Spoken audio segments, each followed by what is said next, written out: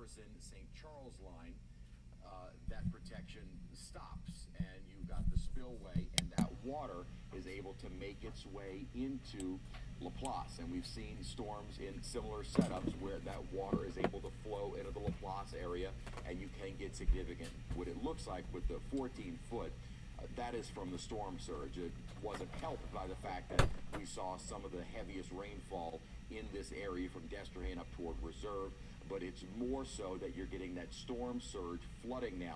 Now, these were the estimated graphics maps produced by the National Hurricane Center to forecast, and we'll be honest that sometimes these are a little bit tougher to more accurately predict. But as that water gets pushed into the Lake Borgne area, again, that all gets funneled, makes its way through Chef Pass and into Lake Pontchartrain, and then it gets kind of funneled really all across Mandeville. We do see the lakeshore flooding all the time, lower Tangipahoa Parish, and then into St. John, St. Charles, St. James. From that push of water, it has to go somewhere. Orleans and Jefferson are protected, so it has to go somewhere, and it usually ends up funneling into the southwestern part of Lake Pontchartrain, into Lake Maurepas, and that's where we get the flooding. We're getting reports of flooding at the Frenier Landing, and that all is connected to that storm surge flooding. So it does look like the storm surge was a bit more significant than the earlier forecasts were. And storm surge flooding is a very difficult quantity to forecast with regards to the impacts. It's very difficult. It has to do with, you have to figure out and know what height the storm surge is going to be, and then you also have to take into account the elevation differences, and then that is kind of able to be computed, and we can get these kind of rough idea numbers, and these are very, very rough estimates. But the initial forecast for these areas in the river parishes, we're looking at, kind of zoom in here a little bit tighter in just to give you an idea. The initial estimates were calling for kind of up to Laplace. Again, as you get a little closer to the river, you do have a little bit more elevation of around 3 to 6 feet, 6 feet right along the lakefront. And then as you approach Laplace, that was going to start to drop off. Well, it obviously looks like we have seen much higher amounts. And again, with the reports of 14 feet, that's very much unofficial. We'll have to see what the actual heights were. Regardless of what the actual heights are, it does sound like there are a number of people that are now taking on water in their homes, and this was something that we saw a lot of in past hurricanes. I think it was Isaac, if I remember correctly, that we saw that same kind of path. It was a slower moving storm, and that surge was able to build up in Lake Pontchartrain and then send that surge into the southwestern part of the lake, and that again has absolutely nothing in between, because this is the spillway, so there is nothing in there to protect those areas from that surge coming into Lake Pontchartrain. Again, the areas that you see highlighted in white, these are highlighted in white because there are no forecasts given for the areas that are within the hurricane risk reduction system. So the assumption is all of the walls hold, the levee systems hold, and so there is not going to be any kind of an inundation from storm surge. However, these areas that we find outside of the levee system usually do flood when we get that strong storm surge coming into Lake Pontchartrain. And the Lake Pontchartrain forecast, again, we'll be looking at the numbers. Sometimes it's difficult to actually get the precise numbers in real time. The forecast were for 5 to 8 feet. That 5 to 8 feet of increase above sea level has to go somewhere, and it all is able to flow into Laplace, and unfortunately the river parishes will get that inundation. So it looks like this is not from the rainfall, although the radar estimates are certainly looking at probably some of our higher amounts around this point in the area. So not only did they see some of the strongest winds, at least across the entire metropolitan area, not only did they see some of the highest rainfall totals, but now they also saw some of the strongest winds. And take a look at this. This is kind of the radar estimate, and you know, this is not helping the problem, but it looks like there is a kind of bullseye, and it may be kind of a combination of storm surge and a bullseye over Laplace of a radar estimate of 12 to 15 inches of rain.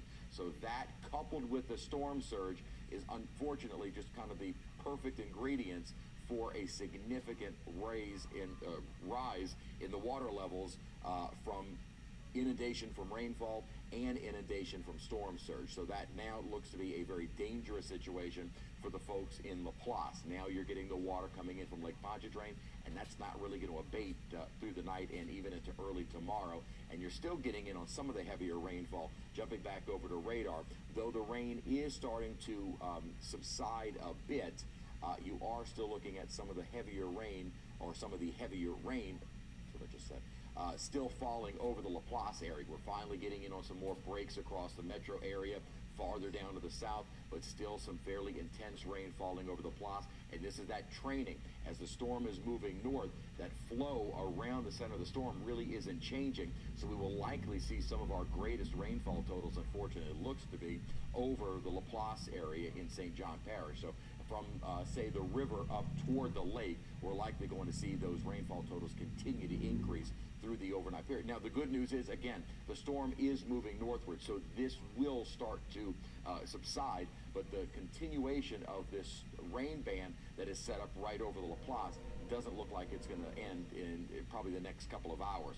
As the storm is moving so slow, it just does not want to let up. So as the storm is still moving almost more due north than anything, this band that we have seen set up across from the Laplace area up into Lake Maurepas is just not going to recede anytime soon, guys. All right, Chris, thank you so much. I do believe we have the St. John Parish President on the line, Parish President Jacqueline Hotard. Can you hear me? We might not have her quite yet.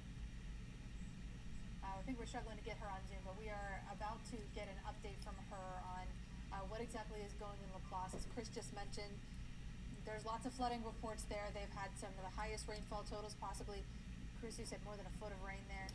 Yes, the radar estimates are about a foot. We can even kind of verify. We have a weather station that is in reserve, so nearby. That was one of the highest totals that we found. Okay, now the observation station in reserve is reporting almost 9 inches of rainfall. Estimates of almost a foot, which is pretty comparable to what we're actually seeing.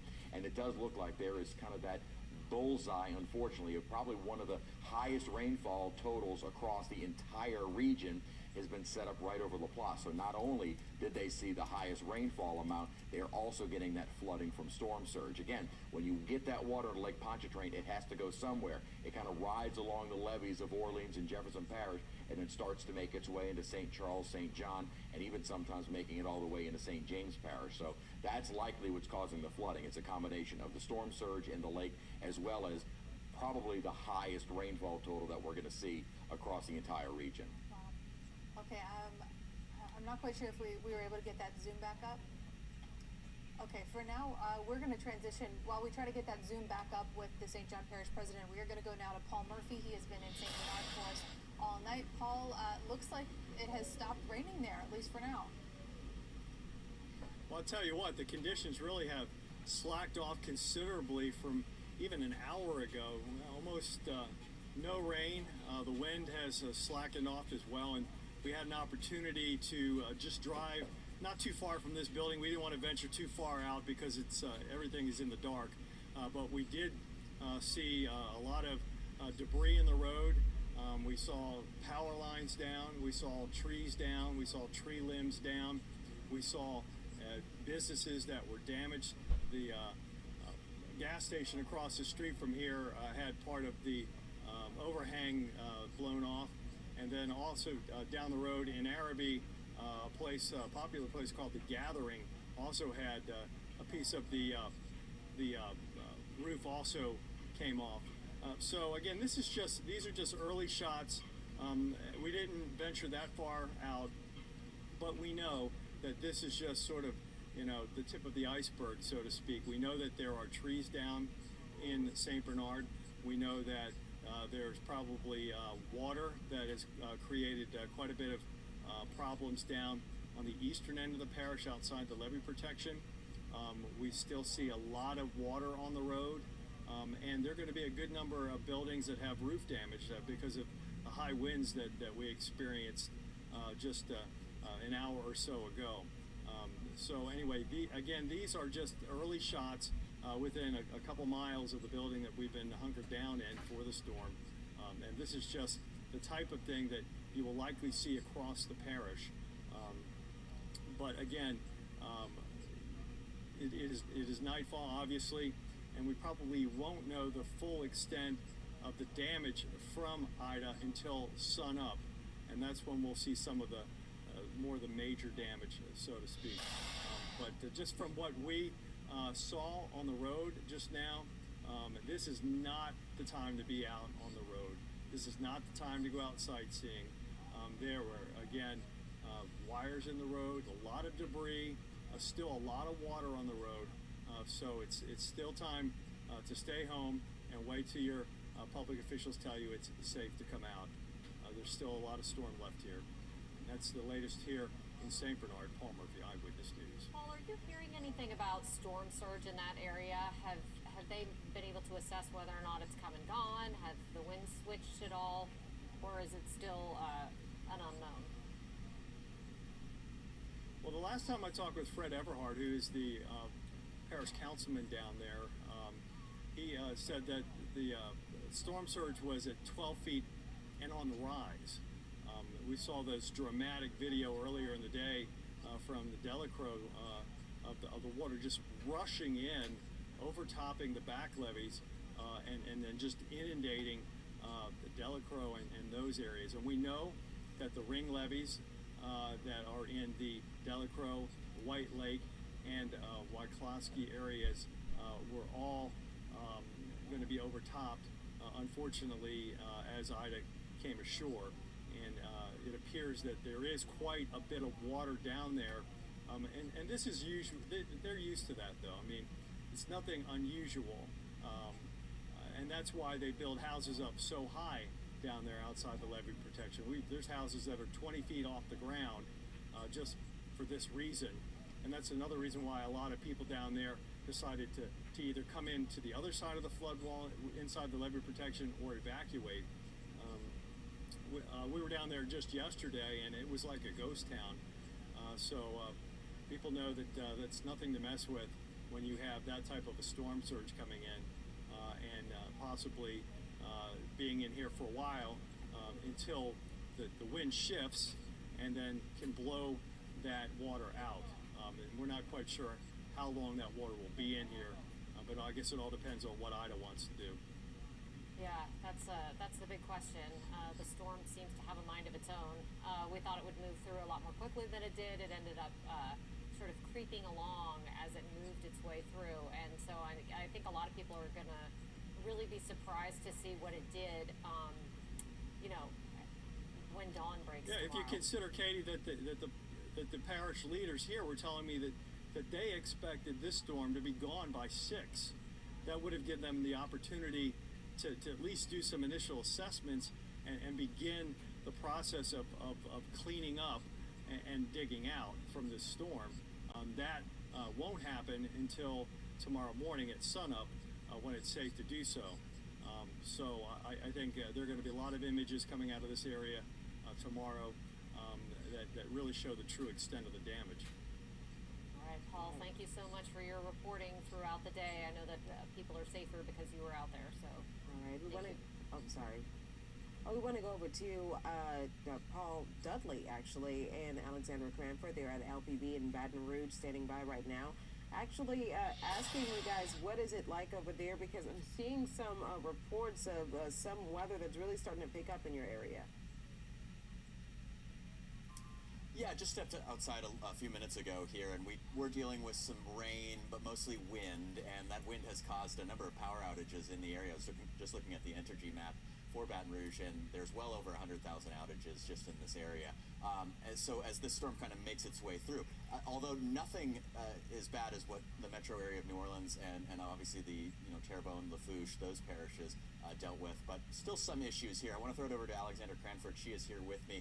can we kind of take a look at what Baton Rouge is dealing with right now? It does appear, if I look at this radar correctly, we're seeing some of the heavier rain and wind still in the area, right, Alexandra? Yeah, Paul, and it's really something that flashed back a few hours ago, and we were thinking that the center of the storm was going to be more over Baton Rouge, and then of course it ended up a little bit farther to the east, and it's just enough really to keep us from some of what's happening a little closer to kind of the Hammond area right now, where some of the thickest and really the worst rain is happening, and the highest winds on the northeastern side of what is sort of detectable as the eye, but notice the eye not so defined anymore. It's a weakening system, and so we're seeing that continue to kind of fall apart a bit. Not that beautiful, well, not beautiful, but that very symmetrical sort of look anymore. So we are seeing it, you can see, not really looking as well constructed or organized as earlier, of course. But in Baton Rouge right now, we do have some rain, and we've been seeing the winds. Winds right now at Baton Rouge are sustained at 28 miles per hour, and we are getting some gusts above 50 miles per hour, 52 miles per hour just in the past few minutes for Baton Rouge. Now, obviously, we're on the fringes of some of the heavier rain again, but really right now, as Doug was reporting a little while ago live out close to the Hammond area, and that's really where some of the heaviest rain is. And again, it's kind of interesting to see some of this rain sort of setting up over this area. So that is unfortunate. We want to see this continue to move, but right now, this band is able to just kind of feed on some of that moisture and sustain itself at this point. So we're going to have to track that closely, because we could easily get some rain there, but some additional rain, some heavy rain there. But notice that this is still moving, and it's 10 o'clock. Usually at 10 o'clock, it's after 10. We're anxious to see the update, and it's kind of interesting that a few hours ago we were, even 12 hours ago, it had not quite made landfall. We were very interested to see had the winds increased and things like that, and it's so strange to get to this part of the storm that all of us know in South Louisiana, where we're sort of transitioning from the what's going to happen, is it going to increase before landfall, now to the after landfall phase, where it's what's happening now, how long is the rain going to continue, how long are these winds, when are they going to subside. And thankfully now I'm actually hearing that around the New Orleans area, the winds are calming down. So at first it was just a big kind of wind event, lots of damage to trees and so forth. Now that is calming down, but there is still some rain, but we're seeing it weaken a lot. So for those of you in the New Orleans area itself, the metro area, that have been asking, when is it going to improve? Hopefully you're seeing that already happen, because we're seeing winds along the South Shore really start to calm down a good bit compared to earlier when it was really rocking for parts of New Orleans. Let's zoom in a little bit and just show you what's happening down here. Now, one good thing I have to say is that the flash flood warning for this area, which was so under the gun earlier today around noon, has now been expired. So you can see not a lot of rain around here anymore. Lots of damage to be surveyed, of course, tomorrow. But right now we're looking at that at least improving. Here is the South Shore, and again, we're seeing the rain lightening up a bit, especially some parts of the West Bank and other parts. For example, we saw Powe over in parts of St. Bernard, really kind of much calmer, drier conditions even embedded within some of these pockets of rain. But we're still seeing moderate rain here at Laplace, and we'll see how long this little portion of the storm can feed off of that moisture. This is really what we're sort of interested in right now. Here is the eye, not so well defined anymore. You can see it's kind of filling in here, and it is moving. You can see I'm tracking it here. It's moving still about 9 or 10 miles per hour, and it's continuing to go north, but actually Hammond is right here in the northeastern quadrant. And I just wanted to show you that really quickly. It's been interesting to see that as Ida has come on shore, right in the northeastern side is where, and especially close to the center, is really where we've seen most of the very extreme sort of catastrophic sort of winds. That's where the surge has been, of course, as well. And then the tornado threat in this case was actually a bit removed from the center. But we always look at this northeastern quadrant as a storm is making its way on shore in our part of the Gulf Coast. For really, this is the more active area. And then note that it's not quite as active off to the southwest, and so we are seeing that change a little bit as well. So just to show you again really quickly before I send it back into the studio, we're just going to go over the 10 p.m. coordinates. 105 mile per hour winds. That's a category 2 storm still. 30 miles east of Baton Rouge is the center. Pressure coming up, still moving north-northwest at 9 miles per hour. But again, still a category 2 storm even now. It's going to be weakening, and once we see it get to about 95 miles per hour, that would put it down to a Category 1 storm, but it's going to be a little while, maybe even the next couple of hours before this drops another 15 or so miles per hour for those maximum sustained winds, and by that point it will be nearing the center, eventually overnight the Louisiana-Mississippi state line, and moving off into southwest Mississippi as a continually weakening storm.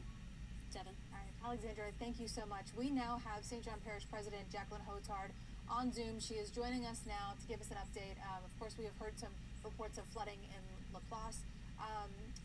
If you wouldn't mind, I guess, just kind of updating us on what the situation is right now in your parish. What kind of things are you seeing overall? Right now, what we're seeing, we still have some strong winds outside, not like what we saw about 2 hours ago where we had, 90-mile-an-hour winds. We still have some heavy rainfall outside. We are receiving reports of people who have flooding in their homes who need to be evacuated out of their homes. We're asking them to call 911, and as soon as the sheriff's office and fire department and first responders are able to get on the road, we will begin to rescue people and bring them to our shelter and to another safe place. So are those, is the sheriff's office and the fire department, are they not on the road right now helping with those evacuations? Are they waiting? They are waiting right now. It's just not safe to be out there in the elements. But we have everyone here at the Emergency Operations Center. We have Acadian Ambulance is here, our fire department is here, and our sheriff's office is here, and many other rescue teams that we've put together are here to get out and assist residents. However, at this particular moment, we can't do that just yet because the conditions outside are still so bad to put people on the road. What kind of things? So we've been seeing a lot of really desperate pleas for help from the LaPlace area. People posting their addresses on Twitter, begging for help. Places like people like the Cajun Navy and some other organizations like that saying that they're going to go out and help. What are you hearing from that area? We have heard a lot of flooding reports from there. We're hearing the same things, flooding reports, and it's sporadic a little bit in the LaPlace area, that in some areas that typically do flood, we haven't received the calls. And then, of course, in some of the areas that we know typically flood when we have events like this, we have received those calls. So are there any particular areas? We've kind of heard off of Woodland Drive, Cambridge Drive, and LaPlace. Those are, the low-lying areas. Once we get closer to I-10, those areas typically take in water because they're closer to the lake. Our drainage system is a gravity system, so as the water comes back from the lake, those low-lying areas that you're getting the reports near Woodland Drive, that's the rear of Cambridge, rear of River Forest, those are the areas that we're receiving the calls from right now. Is the drainage system working as it should at this point? As it should, yes. However, our drainage system is a gravity feed system, so we drain everything into Lake Pontchartrain, which right now is being inundated with storm surge. So it's working as it should. However, there's not the capacity in Lake Pontchartrain right now for all of the water that's coming in through storm surge and rain. However, in the next couple of hours, what we're being told is that the winds are going to shift in our favor and actually begin to pull this water out of St. John. So we did hear a little bit earlier that there was some stuff going on with the 911 center in terms of, you don't want people to call unless this is a really big emergency. Can you just elaborate on that a little bit, please? If individuals need any type of emergency assistance, if they need to be evacuated, we're asking them to call 911. We have additional 911 operators here, and we have individuals answering the phone calls so that we can determine at that time if someone is injured in the home. Obviously, if we have a life or death situation, we are going to respond to a resident that needs life-saving measures. And so our 911 office here is fully staffed, and we have additional people answering those calls. So I would rather people just call us if they do have an emergency, they need to be evacuated. Please call so that we can make sure that we get you to the safety that you need. Okay, but that's not happening right. Just to be clear, that's not happening right now, right? Because there's no one on the road. Correct. Not happening at the moment. Correct. Okay. Is there a message to people? I mean, we've been seeing on Twitter people stuck in their attics begging for, to be picked up. It sounds pretty bad there. Is there a message to those people who are currently stuck? What I'd like to ask them to do is to remain calm.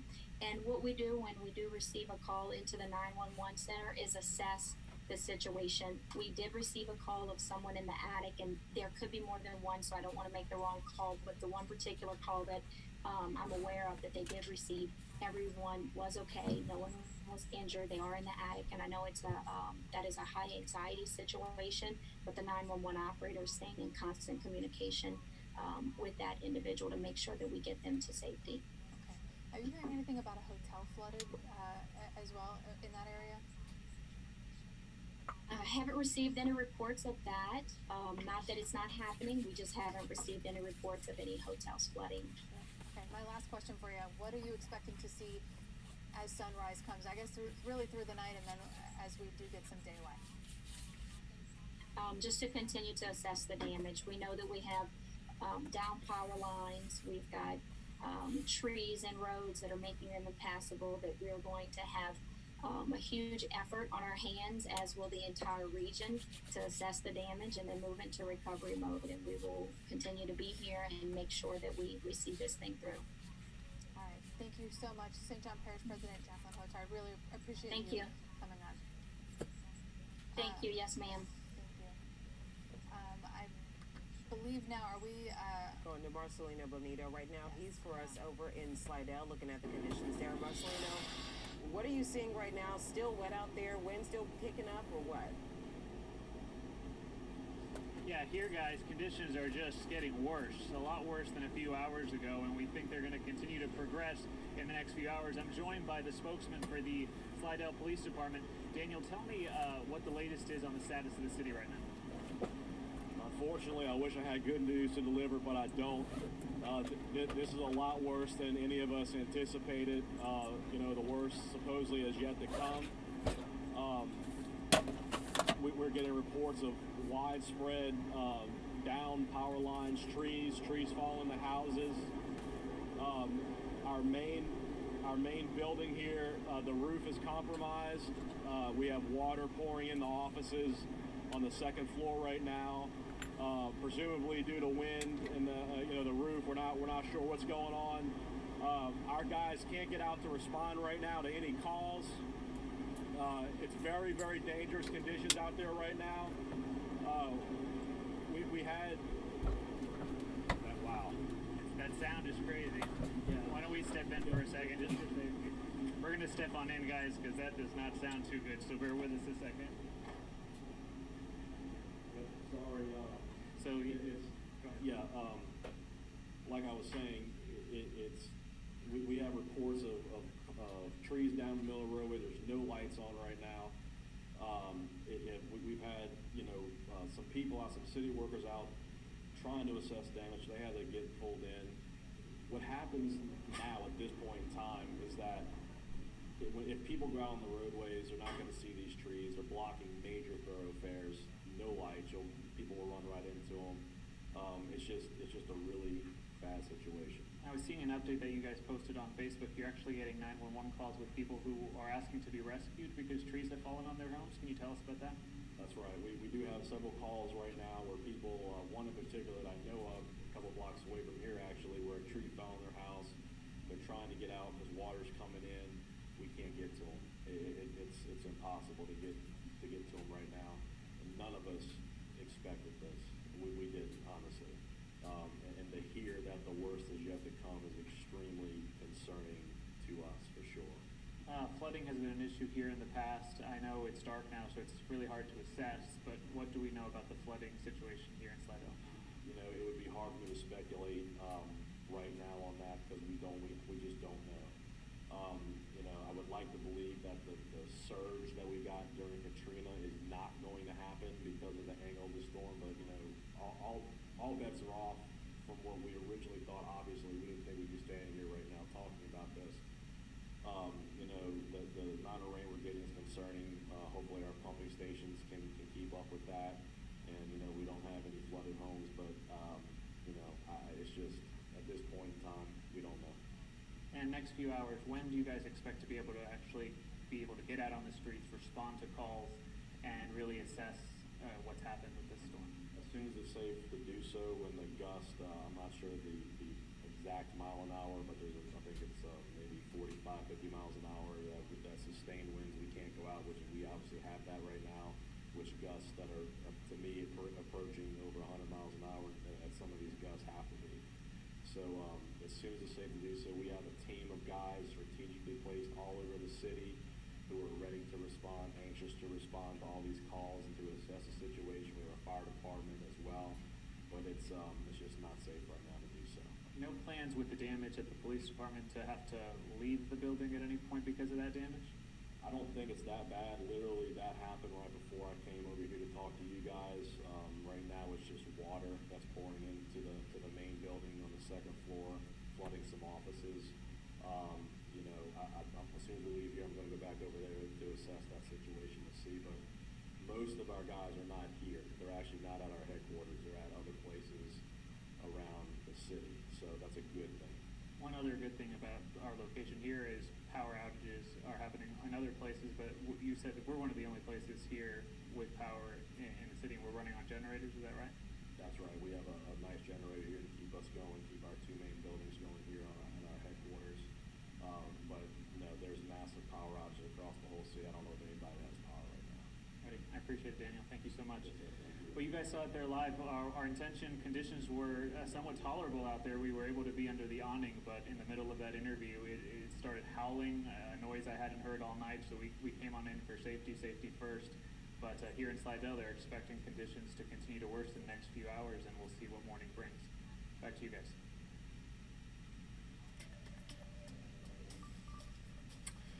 I'm Zach Tawatari, and some big updates from all around the area. Sadly, the first death from Hurricane Ida has been reported. The Ascension Parish Sheriff's Office says a Prairieville man was killed around 8:30 tonight when a tree fell on his home. Lafourche Parish Public Schools will be closed until further notice. The district sent that update around 9 tonight. They say updates will be posted on their website and social media sites. The Louisiana DOTD sent out a reminder not to get on the road. It tells us parts of I-10 and I-12 are impassable. There's also debris, down trees, and power lines on many roads. The DOTD says it will have crews out clearing the roads when it is safe to do so, but that could take a while. And we continue to get photos of damage around the area. This is in the Garden District. The viewer who sent this in says it was taken near Magazine and Napoleon. You can see a tree completely split. And you can follow our coverage of Hurricane Ida on our website and free WWL TV app.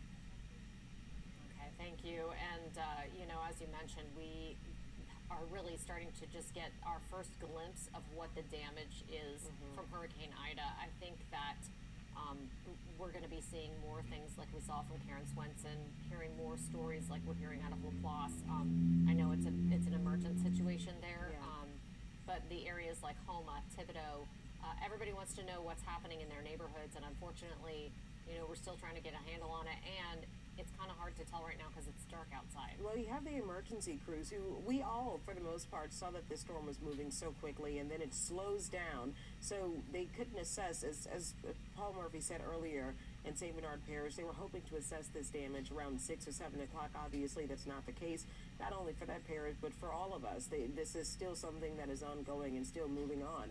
So right now, we have to pretty much wait till daybreak to see exactly how much damage has been left behind for not only for Orleans Parish, but for all the surrounding parishes as well. So we're still waiting to confirm exactly the damage that's done, the flooding that's happened. Right now, we're hearing about St. John Parish. We're hearing about even flooding over in Lafitte, and so hopefully we're going to speak with Lafitte Mayor Tim Kerner in a couple of minutes to give us an update on his area. I've seen some tweets actually from that area. A lot of people turning to social media to get their cries out for emergencies, for any assistance they might be able to get. And I'm sure that there are some emergencies that first responders can respond to. But of course, we heard earlier from Jacqueline Hotard when she said, these are situations where the roads are dangerous, some are impassable. So it's kind of a situation where they have to analyze what's safe for the first responders to get to and how serious this emergency is. Well, and you also think too about how many things that we have heard and that we have reported on over the last few hours that we've heard the beginnings of it and haven't been able to tell you how it ended up. So like in Old Metairie, we saw the roof that was ripped off of the senior facility. We do not know how those people are doing at this point.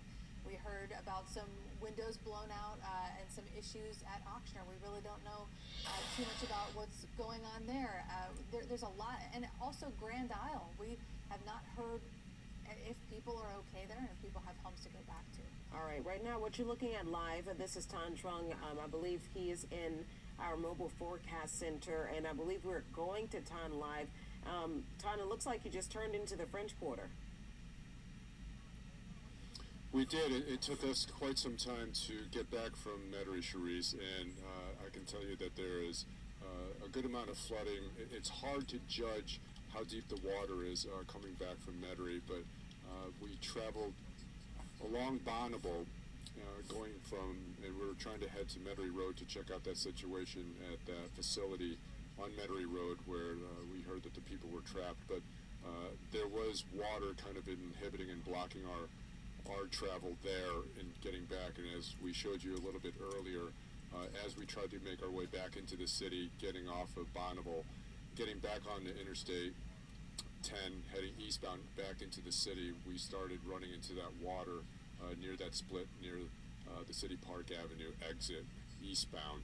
And so we had to turn around and get back down onto Veterans, but as we traversed Veterans and as we're coming up here, this is Burgundy heading towards Esplanade. You can see that down tree. That was down earlier when we left, and that was hours ago. It seems like we've been doing this for quite some time now.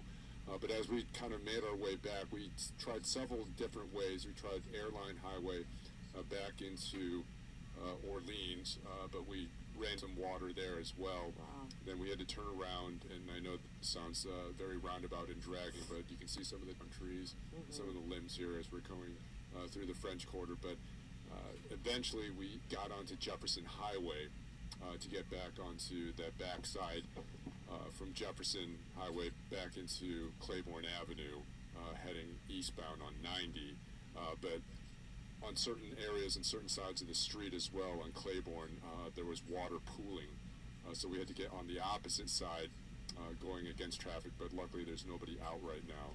So we felt fairly safe doing that. But there is patches of flooding that we saw coming from Jefferson into Orleans. We couldn't necessarily stop and kind of investigate how deep the water was. We just don't think it's very safe at this point. But when we did start running into some water, and as it felt dicey, we just kind of turned around. And, you know, as we always hear during this time, turn around, don't drown. I mean, we definitely have to kind of stick to that mantra at this point. I think it's going to be a very sobering morning for many people for many reasons, but hopefully some of this water will subside. Again, it's hard to judge this because it's so dark in many areas of Jefferson Parish and certainly going into Orleans. That backside going on to Claiborne near the Carrollton Water Plant was definitely dark. We drove by Oxnard as well. There was definitely a good amount of pooling water in front of Oxnard on that one side of Jefferson Highway. We had to go around on the opposite side to get around it. And there also are several down transformers and down power lines coming from from Jefferson into Orleans on Jefferson Highway. So I think, again, this is what was predicted and many people were kind of anticipating. But as we're kind of going and traveling through the French Quarter, you can kind of see the lights of the mobile forecast center, but around here there's very little lights whatsoever. Luckily here, there isn't a tremendous amount of debris that we're seeing, but also there's not much flooding. But again, we did see flooding. The concerning part for us was when we were trying to get back into Orleans coming from JP, and we ran into that kind of pooling water near the overpass, near the Metairie Park and City Park Avenue exit eastbound. That was very concerning for us just because for the most part, the entire day didn't seem to be a rain event. It was more of a wind event.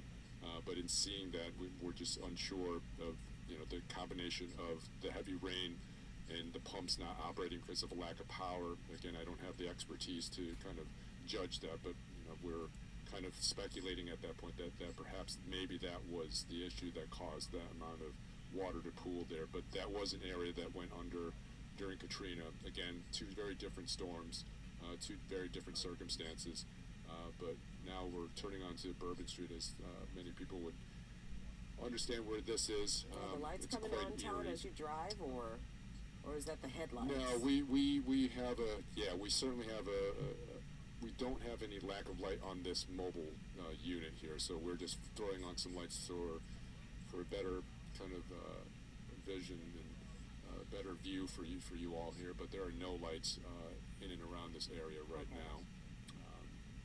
Isn't this, Ton, you've covered you've covered so many hurricanes. Isn't this the weird part? I always think that this is just you get such an eerie feeling, because while we do still have a very active storm situation in LaPlace and on the North Shore, in the city and in Jefferson Parish, it has really calmed down. And that's when you get to that eerily quiet part of this, when you can look around and say, wow, and really get a glimpse of what just happened.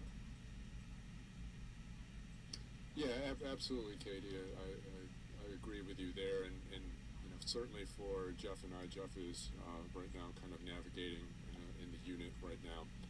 It was very telling in what we were kind of seeing as we were sheltering in place in between these two slabs of concrete in Metairie. But as we started moving back, and then as the storm kind of allowed us to kind of get back onto the road and kind of see a little bit more of what was happening, it was because I think for many people too, and I'm sure you all have kind of experienced it as well, you go through the entire storm just kind of really holding on and just kind of anticipating and kind of wondering and trying to get to that next point and turning a corner of when this can improve, and you're wondering what is going to be in the aftermath of the storm. And we're starting to see that, and for me at least, it was a very sobering moment in seeing that water from I-10 as we're heading eastbound, because for me I was there when the I-10 610 split was underwater during Katrina. That was basically a boat launch that was an area to launch rescues from Lakeview. So that was kind of a flashback for me. And certainly, again, I don't believe it's the same flooding situation, but just seeing that area underwater again gives me a moment to pause to kind of understand that we, at this point, because it's so dark and we just don't have enough boots on the ground, and that's just also going for first responders, we just don't have a good amount of eyes on the scope of the damage of what's going on there. And I certainly don't think we fully grasp on the amount of flooding that is happening there. I hope that some of the areas that we encountered are subsiding. And again, as we are rolling through the French Quarter right now, the positive sign, we don't see a good amount of debris nor water on the street. And this was a similar case to Katrina as well. And I know we keep on going back and forth between the two storms, but I don't think the fact that these two storms happened on the same dates is lost on anybody. But for a point of reference here, again, we're seeing a bit of a tree coming up, and I believe this is Burgundy that we're coming up on. Is that right, Jeff? Or, yeah, this is Burgundy right here. Wow, in the middle of the French Quarter, you have a tree down. We don't see. Yeah, we don't. The positive side too. We don't see a lot of down power lines here or light poles. So that's a testament to and kind of indicative of the power of the storm, at least here. It was very, very rocky, I can say, and very windy for us when we were out in Metairie, in that northern Jefferson Parish area as well, down near Kenner as well. The conditions at a certain point for us has got too rough that we had to kind of pull over and just shelter in place behind a sturdy structure. So we were able to kind of ride it out there. But I think it's going to be very, very eye-opening for many people when we were able to get some daylight on the situation. Certainly in Jefferson Parish, I think the wind damage and some of the flooding that's happening now is going to be sobering when we get to a point that we can get more boots on the ground and eyes on the situation. Yeah, someone on Twitter, I don't know if this is true, if this number is accurate. I imagine that it is close, but with the power situation that we have now and with the transmission lines being out, all of them for Entergy, for all of Orleans and Jefferson parishes, someone said that it took 20 plus days for them to get the power back to Lake Charles. I'm guessing after Hurricane Laura. So the fact that it's dark everywhere that you're driving, it seems like that's going to be a problem for some time to come. Yeah, certainly, Katie. I think that the magnitude and just certainly the scope and the breadth of the power outages here, it's, you know, and to be fair to the whole situation, and we all been in this situation where we're just kind of discovering this together. It's just hard to tell at this point, just a few hours after the storm blowing through this area. And as you mentioned, the storm is certainly affecting other parts of the metro area, certainly north of us as well right now. They're feeling the full effects of it. It's just hard to tell, but certainly just from eyeballing it from Jeff and I's perspective, it was pitch black coming from basically the Kenner area through Metairie, coming up into Orleans. It's just pitch black, and it's hard to kind of fathom like how this is going to be up and running quickly in the next few days. Certainly I have full confidence that there are resources and line trucks and linemen ready to deploy, but again, it's just hard to tell what that situation is going to look like until we actually get some sunlight in, until we get more people on the ground to kind of assess what's happened. The good news, at least for us here in the South Shore in this part right now, is that it seems that the wind is dying down. We're still having some rain, but as we're coming around and trying to assess some of the areas of the French Quarter, Jeff, maybe we can head up towards the river a little bit further. Maybe that's a side that we haven't checked yet. You know, we just haven't seen, at least in the French Quarter, we haven't seen a tremendous amount of debris or damaged structures here.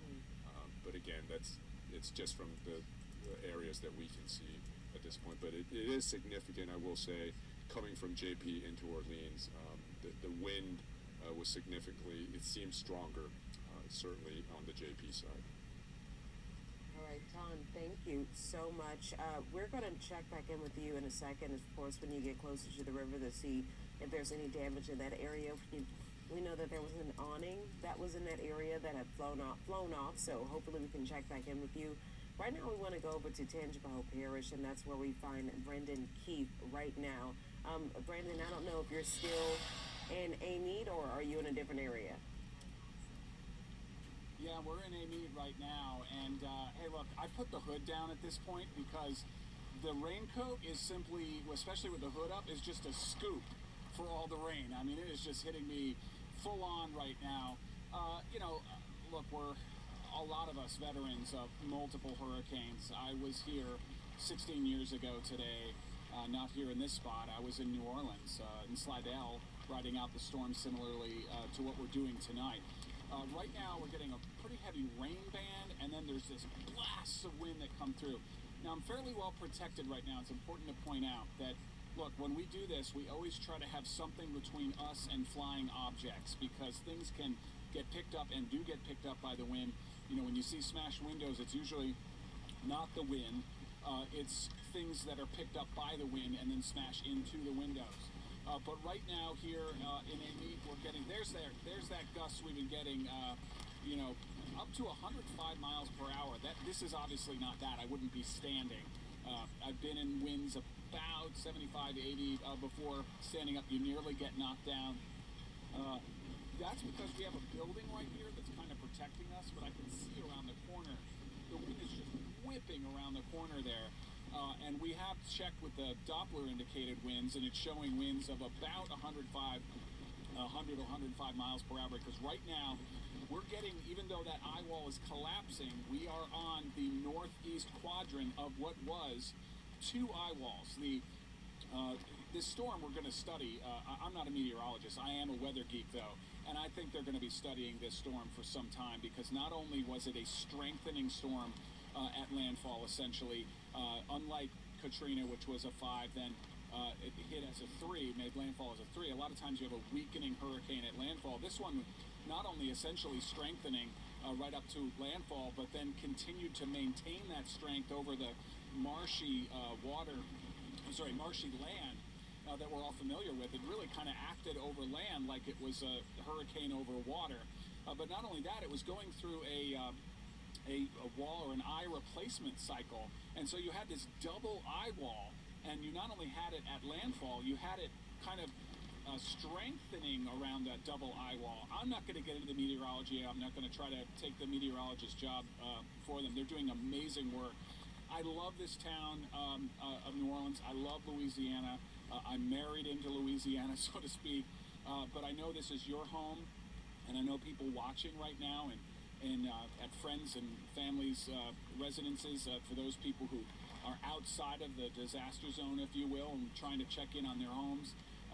I feel for what everybody is going through, certainly, but to see the way the meteorologists in this town, and that includes really all of them, the respect they have for the people here and the weather, and also not hyping, this forecast was one of the best forecasts you've ever seen for any kind of a tropical system, even though it came up and was a surprise from a tropical depression to essentially a landfalling Cat 4.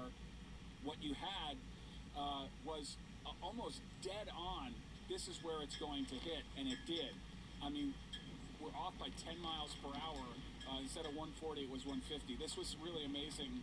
Not to pat anyone on the back, because right now we still have this disaster we're dealing with live, and then, of course, in the morning, waking up to the damage, and we've got a lot more coverage to come. So let me describe the conditions for you right now. The reason I've been able to talk so freely for the last several minutes is because there's been a little break. That's typical. Everybody watching this knows that. You have those bands that come through as a big blast, and a big gust of wind, and a lot of rain, and then you get this sort of little break. We're expecting here for the next hour and a half, 2 hours, to be in the depths of the wind. Now, right now, I'm probably getting a little bit blurry because we're actually shooting through a window. Derek, top-notch photographer, is on the other side of the glass inside the government center. You may see some electric light around here. The power's out here. The power has been out for hours. This is generator power for the Emergency Operations Center for Powe Parish, and they're gracefully letting us stay here. But that's the situation here, where we expect it to actually get worse before it gets better. But now we at least have a storm that's weakening.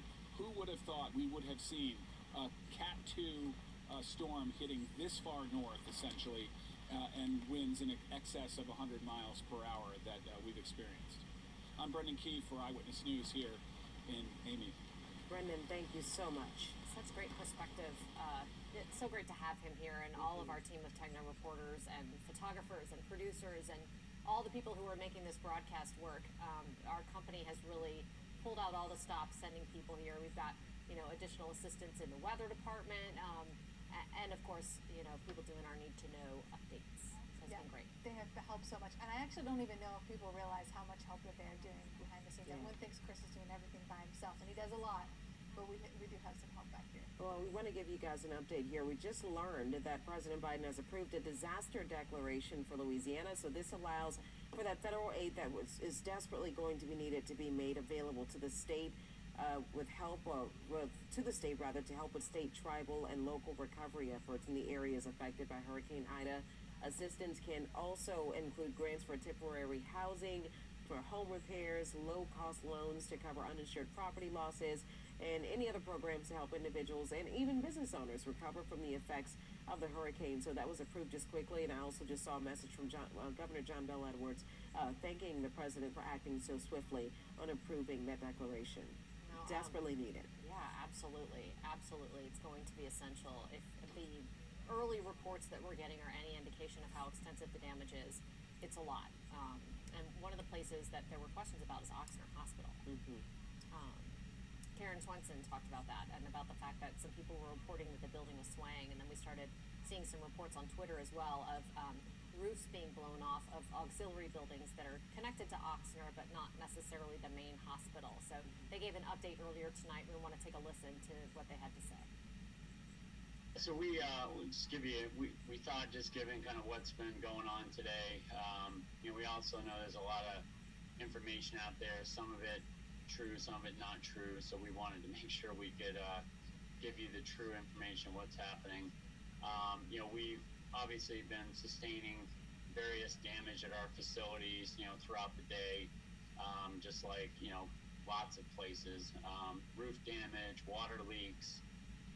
We have, gone to backup generation power in, the Bayou, Baton Rouge, New Orleans, North Shore, etc. I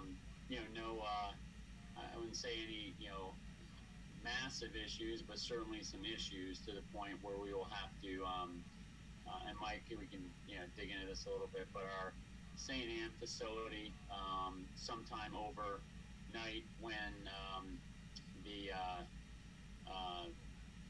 winds die down, we'll probably start moving some patients out of our St. Anne's facility.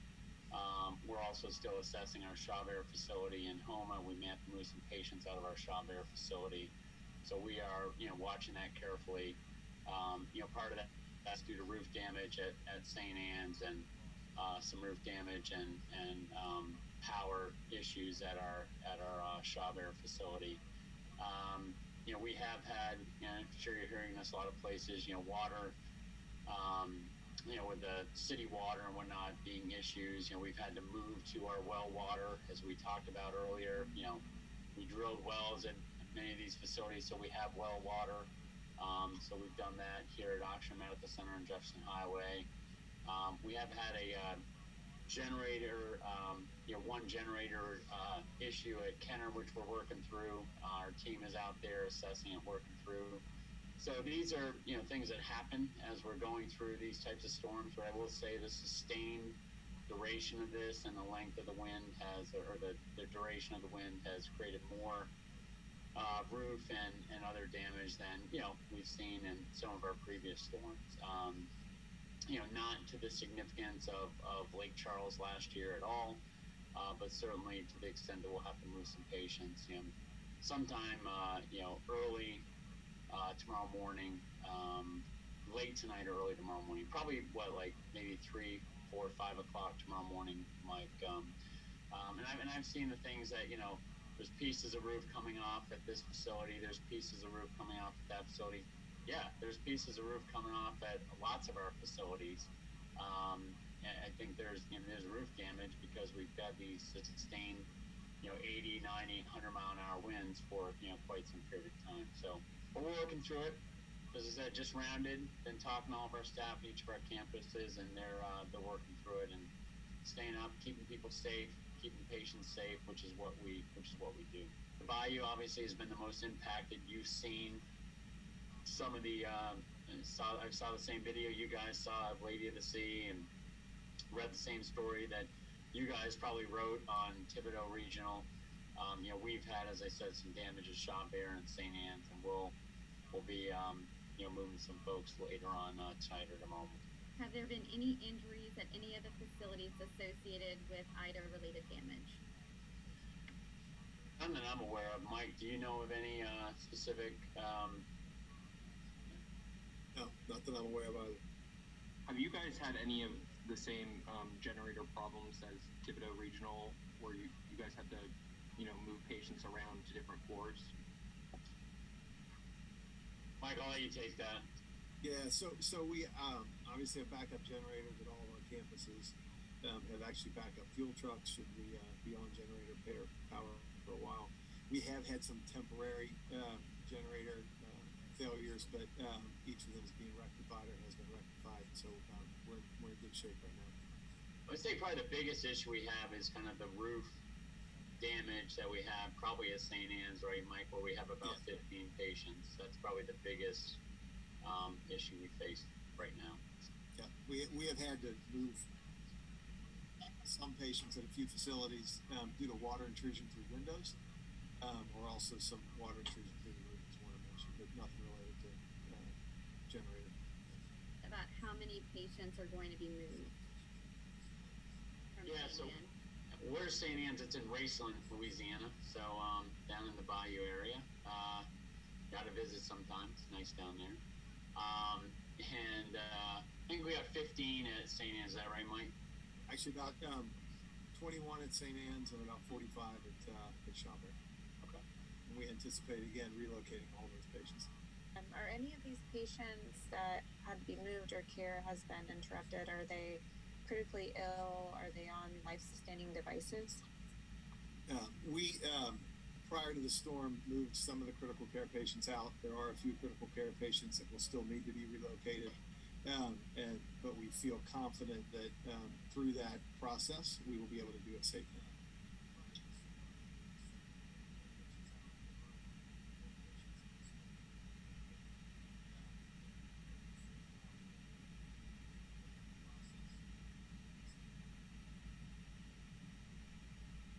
All right, that was what we just heard. There was a facilities update through auctioneer and just about what some of just a little bit about what they've been dealing with over the last few hours. I do believe we have the Jean Lafitte mayor by phone. Is that right? Okay. This is Mayor Tim Kerner. He is joining us by phone, and we're going to talk a little bit about what you're seeing down there. Mayor, what can you tell us just about what is going on right now, and what have you seen in the last few hours?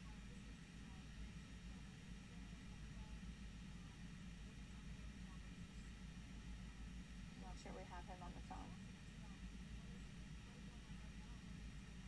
We might have lost him on the phone. This is, yeah.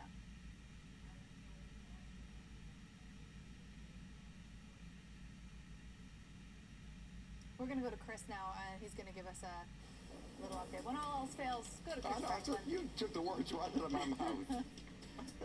We're going to hopefully hear from the mayor in just a bit. We're going to call him back right now. Okay, yeah, one of the things that we do want to talk to him about is that we are getting reports of a significant levee failure for the Jean Lafitte and Lafitte areas that the Weather Service has issued a flash flood emergency, saying that it is a particularly dangerous situation and they need to seek higher ground. Now, I don't know where you really find higher ground in that part of Jefferson Parish, but flash flooding in Jean Lafitte, Barataria, and Lafitte. So something that it looks like the surge that comes up Barataria Bay has perhaps inundated, because a lot of the rain in Jefferson Parish, especially lower Jefferson, has now come to an end. So again, there is light at the end of the tunnel. For some, it doesn't seem like it's coming fast enough, and this storm is still moving at a snail's pace. We're looking at the 11 o'clock advisory. So here's the latest on what is still a strong hurricane with winds of 100 miles an hour, but at least that number 2 has been dropping motion. This is what we were stubbornly seeing, is a north-northwesterly forward motion at only 9 miles an hour. Also notice that as now the heaviest of the rain and strongest winds, including a bit of a storm surge, there is a flash flood emergency for parts of Livingston and southern Tangier Parish, but that does include Hammond, Ponchatoula, due to that water, because the center of the storm, which is still a Category 2 at this point, is now sending that water that had been a little bit more toward the southwestern part of Lake Pontchartrain and inundating Laplace, now is moving up toward Tangier Parish and flooding parts of that parish, as well as the heavy rainfall that they're being inundated now.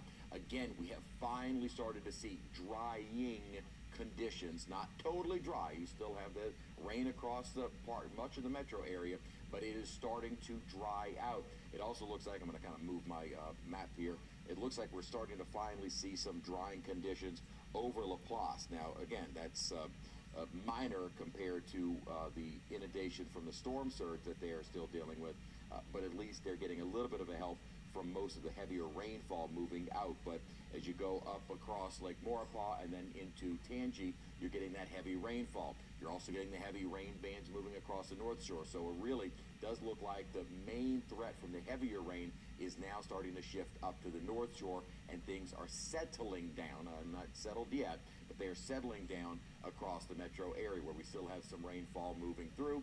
And the rainfall accumulation map, again, a wide swath of 6 to 8 inches of rainfall. Now, that is a lot, but relatively speaking, this wasn't as much, for most of us, as much of a rain event. You do find the pocketed areas of the purple color is 10 to 12. We do find another kind of bullseye, but a little bit more over Lake Maurepas of 12 to 15 inches, and that bullseye was right over Laplace. So not only did they have the storm surge, they saw an area of probably some of the most significant rainfall across the entire viewing area.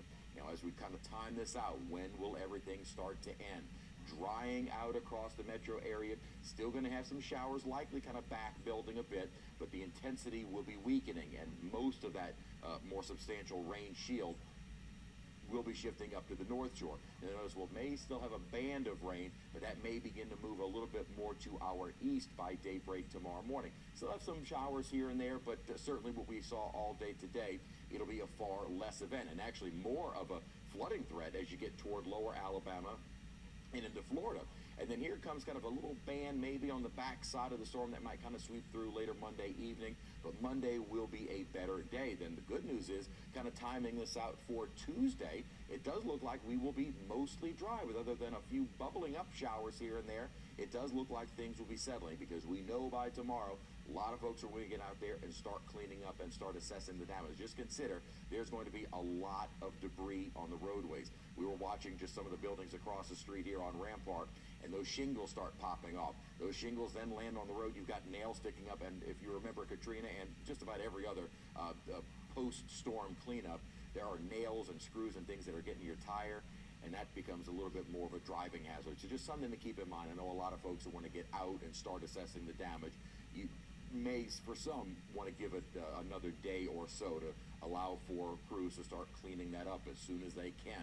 Because again, the winds will also be settling down. Some of the strongest winds right now across parts of the Florida parishes, not as much Baton Rouge. It's amazing. This looked at for the longest time as if it was going to track right over Baton Rouge. And then we started to see that bend toward the east, and then even more so as the storm began moving inland, and we saw that center just kind of moving due north, and that's going to be the trend through the overnight and early tomorrow. The wind field will be shrinking through the overnight period. Those maximum sustained winds right near the center are going to be closing in right near the center of the storm, and that will finally get out of here by early tomorrow morning. Some of the official rainfall totals: almost 9 inches recorded at Reserve, 3.15 at Kenner, over 3.5 inches downtown. We were closing in on almost 3 inches, 2.7. But look at Slidell. Again, Slidell, Reserve, it really depended upon where those heavy bands set up. We all saw a good soaking of rain, but it all depends on precisely where those bands set up. Remember, the initial forecasts were calling for widespread 10 to 15 inches and localized amounts of 20. We didn't see anything close to that. So thankfully, this wasn't as much of a rain event as it was wind, which we're going to assess tomorrow, and the storm surge that was not only along the coast, but in the lake as well. Here's kind of the steering and the reason why the storm slowed down. What had been steering the storm for so long was that ridge of high pressure that was centered over the Carolinas. That was allowing the storm to continue that motion more toward the northwest. Well, that has weakened and kind of shifted away. What we're waiting for is an upper trough, which is deepening across. Deepening means pushing south across the plains. That will continue to sink south tomorrow. That will then start to pull the circulation associated with Ida and move it out of the area. Winds are still pretty breezy, and out of the south at Kenner, 44-mile-an-hour winds still sustained at 60 miles an hour. Now we've lost our sensor at Hammond. This happens all the time. This is the worst parts of a storm start moving, we start losing some of the surface data. Winds are gusting up to 60 miles an hour at Slidell, sustained at 30, so it is still very windy across much of the area, more so on the North Shore as we've started to see things kind of settling down from south to north, but at least the winds have been coming down. The storm surge potential doesn't look like, at least based on some of the initial numbers, that a lot of these verified. As I had mentioned, what we saw in kind of real time didn't really show that high of a range in our southern parishes, but we'll kind of reassess that as we get into the day tomorrow. The Weather Service office locally will begin looking at some of the gauges, and we'll have a much better idea of just how high that surge was. But it was certainly high enough that in the lake, it did send a probably massive amount of water into Laplace, and then also the water that was fed up into Barataria was enough to overtop it, perhaps. Again, this is very preliminary data for what's going on in Lower Jefferson Parish, but perhaps some kind of failure of the levees around Lafitte, Barataria, and Jean Lafitte. So that will be something that we'll have to take a look at through the overnight. It does look like that is a dangerous situation for those folks. river flooding. And in terms of all of the impacts that we have seen from this storm, this almost seems minor compared to the flooding and dangerous situation in Laplace, the dangerous situation in the Lafitte area. Because for the most part, folks, and talk to these residents a lot of times during the spring flood season, we talk about it and it looks like a major situation, and then you talk to some of these folks and they say, oh yeah, I live by the river, it floods all the time, they're built up and they're kind of prepared for these rivers to flood literally every season. And it is a common occurrence during hurricane season. As that water flows into Lake Pontchartrain, it prevents what ends up being a big rain event on the North Shore. It prevents that water from draining back into Lake Pontchartrain, and so you do see several of those rivers literally back up. It has nowhere to go, and so it overflows its banks. And that's what we're looking at, a moderate flood in Franklinton along the Bogachitta, Bogafly at Folsom, and then out toward Robert.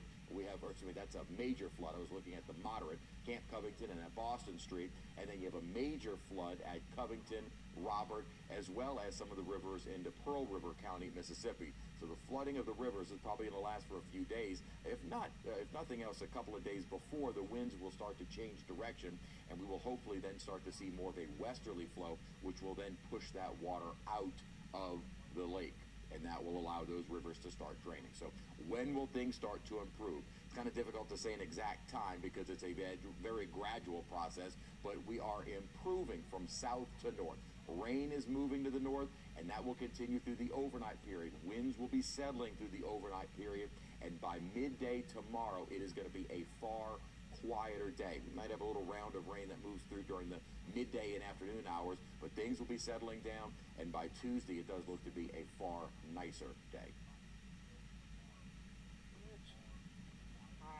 And at this hour, there's still a lot going on. Of course, we're hearing about situations where there are rescues in Laplace, and we will have much more for you in just a moment. From WWL-TV, this is continuing coverage of Hurricane Ida. Welcome back, everyone. We are entering our 11th hour of coverage of Hurricane Ida, and it's not over yet.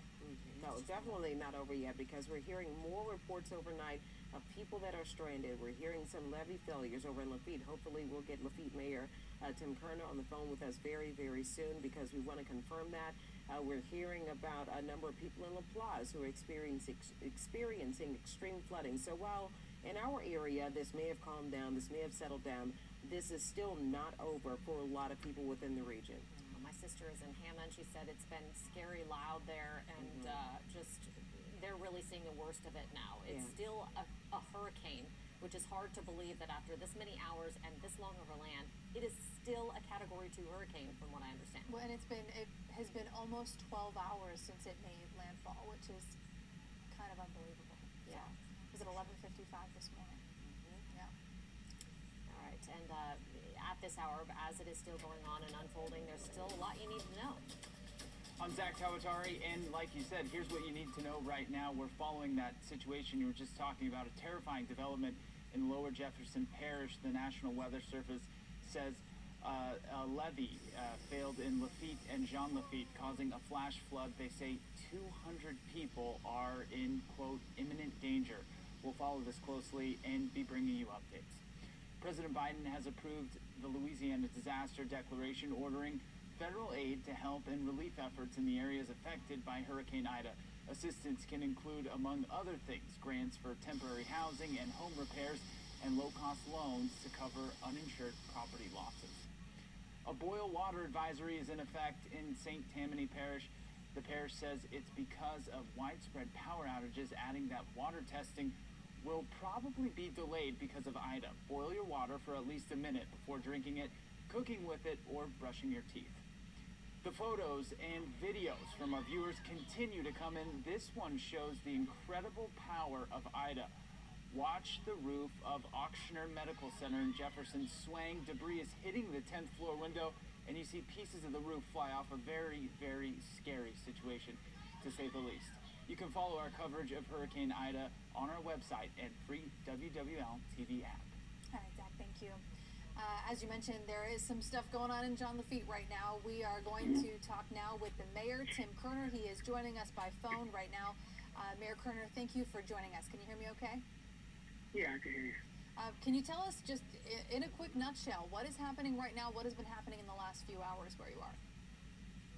Well, look, this storm and the total devastation to our area. Lafitte, Crown Point, Lower Lafitte, even our friends in Grand Isle. I mean, it's total devastation.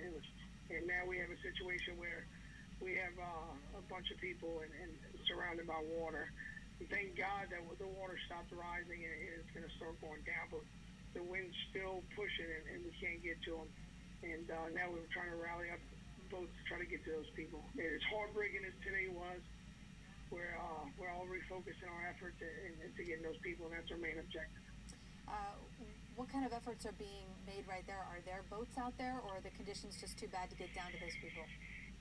Yeah, there's not a captain that would agree to go in the water right now. Trust me, we tried, and we even tried to put our own boats in there. We haven't been successful so far, but they're actually still out there trying to do different strategies to get to the ones at least close by. And we also are reach out to anyone. We have a bunch of phone lines all over, and everyone's telling us who's in trouble, if they're in trouble. So we have a database of already on 150 people and addresses, and we already have about 50 boats that are ready to come here. It's on a moment's notice as soon as the weather breaks. So we're going to try, as soon as the weather breaks, we're going to send an army to get those people. So you said 150 people stranded right now? More than 150, but so far, that has been a list that has sent us addresses that are there. Wow. We know that there were some issues with some levees down there. Can you tell us a little bit about what happened and what areas those were in? And if you were able to reach everybody who needs to know that there's a problem there? Yeah, it was heartbreaking because the levee started overtopping. The levee didn't necessarily fail with its structural integrity. It was overtopped, and 40 minutes later, the tide started going down. So Lower Lafitte, Barrett Tarrier, Crown Point was devastated, and we thought we had a real shot at saving the local school and government buildings, 100 homes in the tidal surge. And we fought like hell, but within 40 minutes left of that surge, we lost it. And it's a heartbreaking day, but we got a job to do. We got to bring those people to safety. You all are very used to storm surge down there. Almost every time we get something in the Gulf, you get a little bit of storm surge at least. Can you, we don't have any pictures right now to see what it looks like, but can you just describe to us how high is the water? What are we dealing with down there? Look, this is the worst storm event surge in the history of Lafitte. This is the worst one. I've never seen so much water in my life. I don't know. The wind was so bad all day. I think tomorrow is going to be more bad news when we go to pick up those people and see what the wind did to our town. But you can't look left, right, back, or front without seeing high water. And Jean Lafitte, Crown Point, Lower Lafitte, and Barrett Tarrier. But we're gonna get those people in the safety, and we're gonna come back stronger. Any reports of injuries or anything that we should know about tonight? No reports of injuries. Look, I'm very scared that when we start going to rescue these people, what we're gonna find. This was extremely strong wind. We had sustained 90 to 110 mile an hour winds consistently, and then we had other parts that was 120, 130 miles an hour. So I mean, we got hit hard and we got hit long, and I know it created a dangerous situation for a lot of people. That water rose so fast. So I pray we don't find anything, but the danger was there. Well, our heart certainly breaks for you, and we are hoping for the best for you guys down there over the next few days. I know this is going to be really tough, so thank you so much, Mayor Kerner. Is there anything I missed that you wanted to mention, or any message that you have for people tonight? Yeah, look, if you're out there, just be ready as soon as that storm breaks, even remotely, a little bit. If we can get a water that's not gonna, if we can get a boat in there that's not gonna flip, listen for a horn. We're going to give them horns, and when they do that, yell at them, and they're going to come pick you up. All right. Thank you so We'll much. do that. All right, thank you. Thank you very much, Mayor. Thanks. Bye. All right, that was Mayor Tim Kerner from John Lafitte saying that this is the worst he has ever seen and that there are more than 150 people stranded right now. Conditions are far too bad. He said not a captain in the world that would get in the water right now to go rescue them. So we will certainly be thinking of them over the next few days and also following through on that story to see what happens down there. You could really hear the desperation in his voice and just the heartache. And, they're only getting a small glimpse of it because it's still dark and it's still underwater. And so it's a desperate situation for sure. Well, we're also following some breaking news out of Plaquemines Parish. Parish officials there are asking people to evacuate. Candace Charles joining us live now with the latest. This is brand new. And how are they doing so, Candace? Well, they really are just trying to send out a message to folks right now, which is really difficult because it's so late. They're asking folks to just wake up and get out. They're asking folks in the Jesuit Bend area to get out as soon as they can. Of course, they can't send out search and rescue crews just right now at this time because it is quite dangerous. The Sheriff's Department is answering the phone at this time, but they just can't come out to rescue those folks. So they're asking up to thousands of folks to get out of that area, as well as a couple of other areas have also had breached levees and just have had some sandbagging issues. Braithwaite also have some folks that I've just been dealing with a lot of water in the area. I've been seeing pictures and videos throughout the day of water being in their yards, coming up to their door. Some even said that they had water in their homes. So it's really just been quite a battle down here, of course, as it has been all throughout the state against Hurricane Ida. And a lot of folks are just waiting to see if they're going to be rescued or get some kind of help. We've been told that emergency crews will be going out at 8 o'clock tomorrow morning to rescue folks. But again, they are asking folks in the Jesuit Bend area to get out now if you can. They will be sending a message as soon as they can. Of course, they're going out as well to try to put some sandbags in the area. It sounds like there may be some water heading over Highway 23 at this time as well. So it really kind of is a bad scene out here right now, you guys. That's why we've mostly been inside the whole entire time. It really is just not safe to be outside. Candace, that is a serious situation there. Jesuit Bend is an area that has been prone to flooding, but if they're saying people need to get up and get out, that means now. Hopefully, they're able to go sort of, you said they're going door to door? Not at this time, no. They're actually trying to send a 911 backwards message to folks right now to try to get them to get out, and hopefully they'll be able to get that message sometime soon. It's something that they're working on right now. As of now, we have not been told if any search and rescue crews will be going out because, as I mentioned, it's just too dangerous to do so. It's just really a difficult situation because it's so late in the night. There are a lot of people that are already sleeping.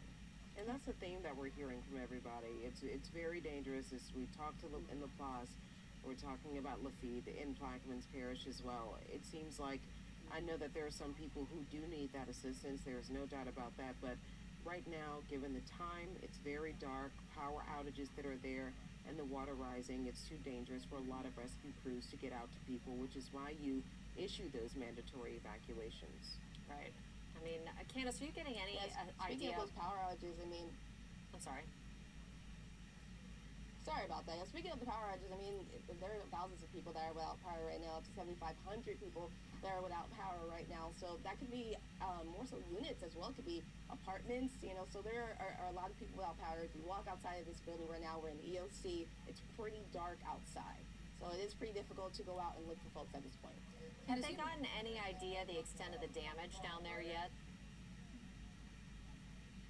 I think it's too early to tell. They haven't been really able to go out and kind of check and see where the damage is really at this point. They have said that the water is already reaching over to Highway 23, as I mentioned, but it sounds like most of that neighborhood in Jesuit Bend is already getting quite a bit of water. Okay. Well, our heart and our thoughts will all be with them in the next several hours, and hopefully people are able to get out and to get people out. So, Candace Charles, thanks so much for your reporting. Appreciate it. Another area where they're really just getting hit hard by this now, as we mentioned, it's still a Category 2 hurricane, and it's still hitting people on the North Shore, especially up in Tangipahoa Parish and Hammond. Yeah, that's where we found Doug Mouton this evening. Yeah, hey guys, Ida is hitting the eye wall. We are just on that northeast side of the eye wall of Ida. It is hitting Hammond, and it's hitting hard. This is by far the strongest winds that we've seen so far, which is why we have this unique setup here. I'm holding the door open of our hotel and just a tiny bit outside. Adam Ney, our photographer, completely inside, just shooting out. We wanted to give you a picture of what it's like in Hammond right now. Look, this is still a Category 2. All the way up in Hammond, you can hear the wind is howling right now behind me. It is too dangerous for us to step back into this, but it's going strong here in Hammond. Now, about 20 minutes ago, I talked to Parish President Robbie Miller, who said there's a ton of trees down in the parish and trees on homes, but he said for now they do not have any reports of people injured in the storm, and he wants to keep it that way. His one message to people is stay put, don't go anywhere, don't try to even if things slack up for you in the next few hours, stay put and don't go outside until it's daylight in the morning before you check on anything. That's a way to stay safe. It's sound advice probably for everyone in our viewing area. We're gonna have plenty of time to pick up the pieces from this. Don't get too anxious and hurt yourself post-storm. That would not be a way to go.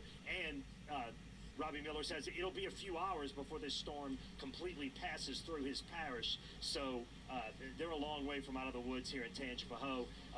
It's howling in Hammond now.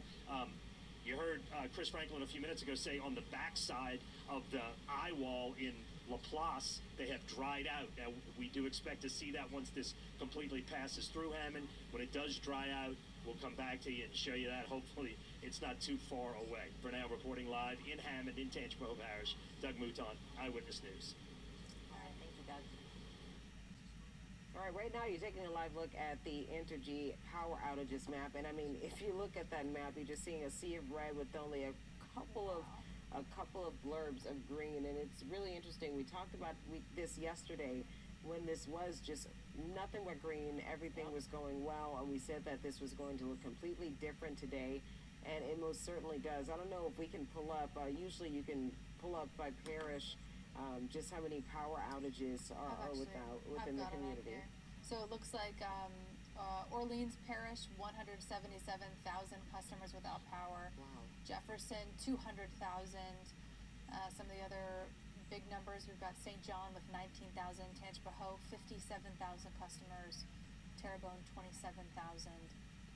And those are some of the East Baton Rouge Parish, 132,000 people without power, and Ascension, just under 40,000.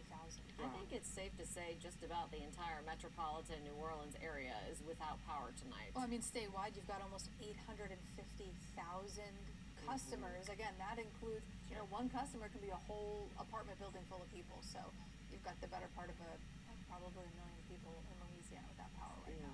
So power outages are something that Entergy, which they talked about this, as Hurricane Ida was approaching, that power outages were going to be a problem, if not for a few days, possibly in some locations for a few weeks. And given what's going on in our area right now with the power outages for the entire city and how it's impacting us, we could also go through that same situation of not seeing as much power probably for the next couple of days, and so you have to kind of prepare yourself for that, which is why a lot of people did decide to evacuate, considering also that this is, New Orleans, and right now, I don't know what the temperature is right now, but in the 70s and 80s, it's definitely not feeling the greatest outside. No, I think we heard elected officials saying that this was going to be a life-altering event, and for so many people, that is exactly what Hurricane Ida is, and so many of them don't even know it yet.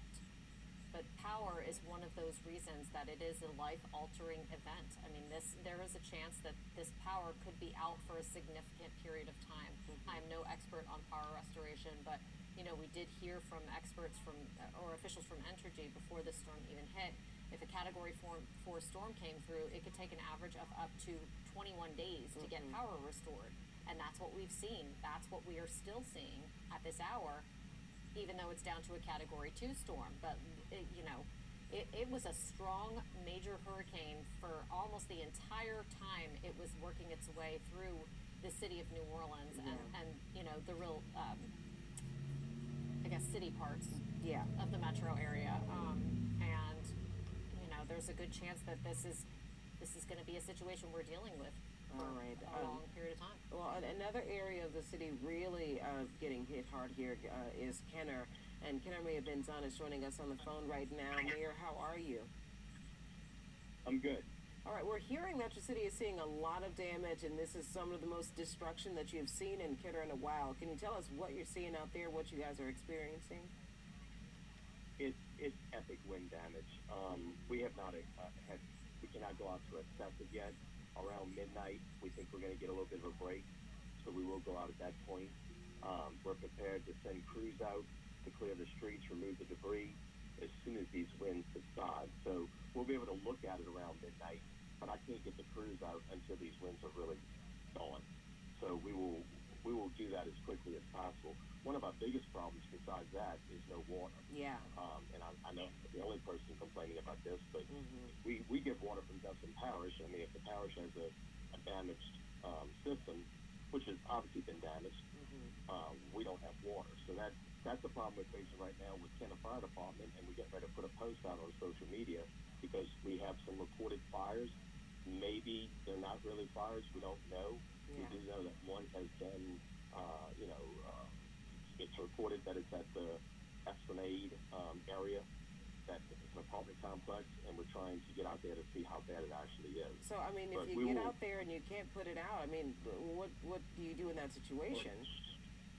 Well, that's the issue, because you cannot put firemen in danger either. I mean, we can't, just like vintage, you can't go on, up on a pole. We can't put a fireman on an aerial truck or a ladder when it's 35 feet up in the air and they get blown off. So, I mean, there's some things that we can't do to our firemen and I will not do, but at the same time, we have some issues. And then we don't have water.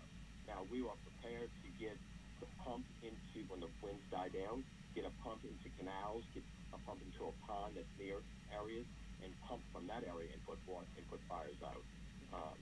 Tomorrow, though, with Kenner Fire Department, our first team, our police department, our wastewater crews, we'll have anywhere from 150 to 200 people on the street assessing damage and getting services restored that we can restore as quickly as possible. We're prepared for that. I'm not worried about that. I'm worried about, concerned about no water. Yeah, I've gotten some phone calls from that area of people saying that they have or asking if the water was out or my water pressure is extremely low. Do you know what's going on? And I said, I think that there is a situation where Hurricane Ida may have damaged something that may have impacted the water in that area. Right, and look, I've stressed, and I will stress this to our constituents tomorrow, to our council, we have some problems here in Canada. We don't have water. We have the wind damage. But my heart goes out to Lafitte and Grand Isle. I just heard my, fellow mayor, Timmy Kerner on the TV. That's got a big look. We talked about epic wind damage. He's talking about epic loss. And we go out, our hearts go out to those guys down there. Are there any situations in Kenner that may have caught you by surprise, situations outside of the water situation, which obviously could lead to an even more dangerous situation when you give that scenario for firefighters not being able to put out possible fires that could be started by down power lines, since you do have wind damage? Is there anything else that you're seeing or hearing from residents out there? We're hearing, and we're hoping it's rumors, and it's just the consistent, Facebook rumors that we try to ignore, but we can't ignore right now, is the, flooding that's going on. We don't have reports from us that there's flooding. I don't believe that there is. I hope that there's not, but we checked all these things out. We've heard, that a levee has breached. We have no reports from the parish, nor the East Upton Levee Board that has happened. I want to calm our citizens and say, until you hear it from us, it probably has not happened. So if you hear these things, people hear something, it moves quickly. I spoke to the owner of Chateau Country Club. It is not on fire. They smelled something, they called 911, and then the rumor just gets started there. So that's not on fire. So if you're hearing that there's flooding, we have not We have not heard that. We have people that work for us that live in the Grand Lake subdivision. I'm hearing that it's underwater. His street is dry except for the water that is falling from the sky, not water pumping, being held in the street. So hearing that the canal by Grand Lake is overflowing. I've talked to people there. It's not happening. So I'm hoping that these things are not happening. I'm not making light of it, but we are confirming or making sure that it's just a rumor, because if it's not, we're going to get somebody out there first thing when we can. All right. Well, obviously, you have to confirm everything. You said you'll have someone. You think you're going to try to assess something in about 20 minutes at midnight? Yeah, I don't have a. What is it, 11:40? Yeah, it's about 11:40. Midnight, we'll get some crews out. At midnight, we'll get some crews out, small crews. We'll put the restoration crews out when the wind dies. Yeah. We're able to send some of the directors, DCAOs out, and the fire chief himself is going out with the midnight wind. But when it dies down more, we'll get better crews out to assess that. Anywhere from 150 to 200 people when you take in police, fire, and all the other crews. Mm-hmm. Okay, so all of those people obviously doing what surrounding parishes are trying to do, assist where they can when the daylight happens, assess all of the damage in the morning, and hope that those things that we see running rampant on social media, which it just so happens to travel so fast, people see one thing and it turns into a totally different situation, and they share it on social media, and then it spreads like wildfire. So hopefully those rumors are not true, and you can pick up the pieces, and the least of the issues that you do have is the water that is not turned on right now. Right, exactly. And look, I'm not going to wait for daylight. Mm-hmm. My crews are ready when the wind dies down around 3, 4, 5 o'clock in the morning, because we have lights that we have already purchased that will go out into the streets to give us daylight, man-made daylight. We don't have to wait for daylight. So I'm not waiting for daylight. I'm just waiting for this wind to die down. Oh, wow. Okay, so you have people that'll be out there moving quickly. Yes, we are prepared. We are definitely prepared to restore any services that we control. I cannot control water, and I cannot control electricity. All right. Well, hopefully you won't have to run into that much damage. This is Mayor Benzon talking to us of Kenner. I know that you have a water situation, and I know that you definitely want to get everyone in your crews prepared to get out there starting at midnight. Thank you so much for speaking with us, and hopefully we can check back in with you. We're going to be running all night long to figure out exactly the extent of the damage in Kenner. Absolutely. I appreciate the time. All right, Mayor, thank you so much. Thank you. You know, Kenner and so many of those areas on the west side of Jefferson Parish really took a beating from that side of the eye wall that we really didn't expect was going to go through that area. We thought that would be far away from, not really far away, but I guess closer toward Baton Rouge. Yeah, we thought that it wouldn't have that much damage, or the extent of that damage. And it's really interesting how every region, we have two different mayors of two different places, and you have some people who are complaining, of course, of wind damage. And just to hear again in Lafitte and in LaPlace, you know, the water damage, the overtopping of the levees, the people who are having to be rescued or making calls to be rescued, that's still a situation that's going to replay in my mind throughout the night. Well, there's such a difference in tone from even 12 hours ago when we were bracing for this storm, and there was so much anxiety, and you could feel that in everyone's energy and in everyone's voice, that there was a lot of unknowns. It was a lot of, hoping that everyone was prepared. And now, at least with these last two mayors that we've spoken with, you can really feel the tension in their voice and how stressed they are, and also how much heartbreak there is out there tonight, and how much we know is going to come with daylight in the morning. Right, it's just the beginning of trying to figure out how much damage this storm has done. And the situation is still ongoing. There are still rescues happening, or people waiting to be rescued. I mean, of course, Devin spoke a little while ago with Jacqueline Hotard, the president of St. John Parish, where people have reported that they are still trapped in attics because their houses are surrounded by floodwater. Hotard said there's only one report that they've received that someone's in an attic, and she said that they have contacted them and that they're talking to them, and that they are safe at the moment in the attic, and that they're planning to get to them as soon as conditions allow responders to get to them. But it's such a disconnect from what we are seeing online. I'm scrolling through Twitter right now. There is now a Google Doc of addresses of people who are looking for help, people begging to send boats in because right now the St. John Parish first responders are not on the road. They are not doing rescues. At least they were not whenever we spoke with them about 30 minutes ago. They said until it was safe to do so, they were staying put. So I'm eager to find out what we're gonna hear in the morning, but also really thinking of those people tonight. Well, even hearing from Mayor Zahn, I mean, what we might find out just kind of overnight, because I think that they're anxiously waiting to get out there, and they said you heard it there, he's not waiting for daylight. He's just waiting for the winds to calm down, and the winds have calmed down. You were listening to it earlier in this area. It was really kind of beating this building up, and we've seen Tan Trung driving around in the Mobile Forecast Center, and you've seen things have pretty much calmed down in our area, but you're thinking about, Kenner, 20, 25 minutes, and it's still picking up and still very strong. So this storm, though it has gone past us, it is still impacting a lot of people in our region. Yeah, absolutely. And my sister just texted me. She lives in Hammond, and she said that the winds from Ida just blew her bolted front door open. Oh no! It's a double door, and it blew it right open. So that's how strong this storm still is, and that's the impact that people are feeling in a lot of parts of our area. So it's far from over. All right. I think the time now is at 11:46. We have been covering this for you all morning and all night long, and this storm is, of course, bringing national attention. CBS News correspondent Michael George has been in the area tonight and brings us this report.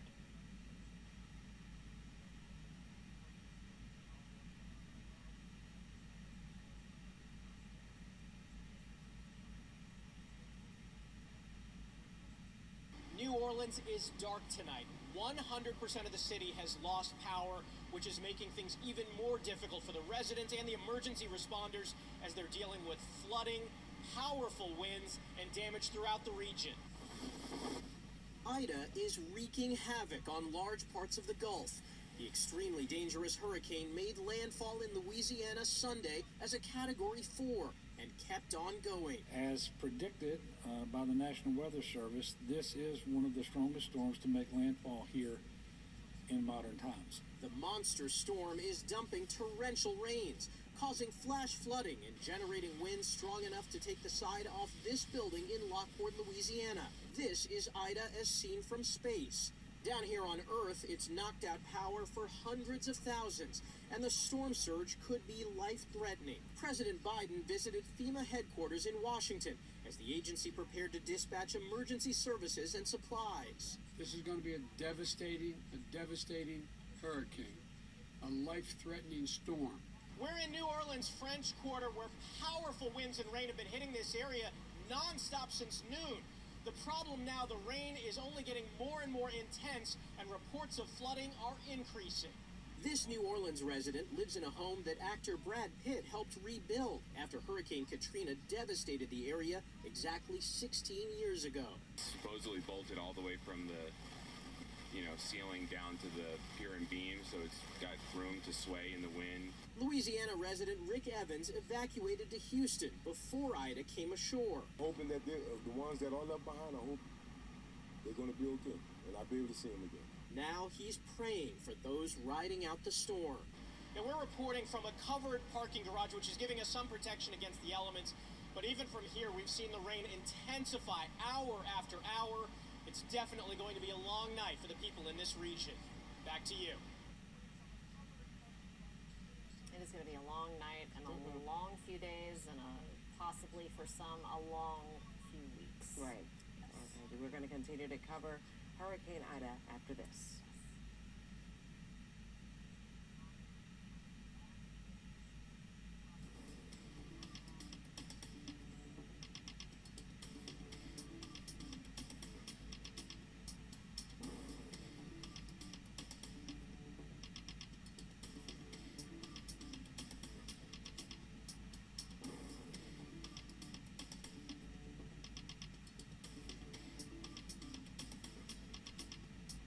Now, 11:46.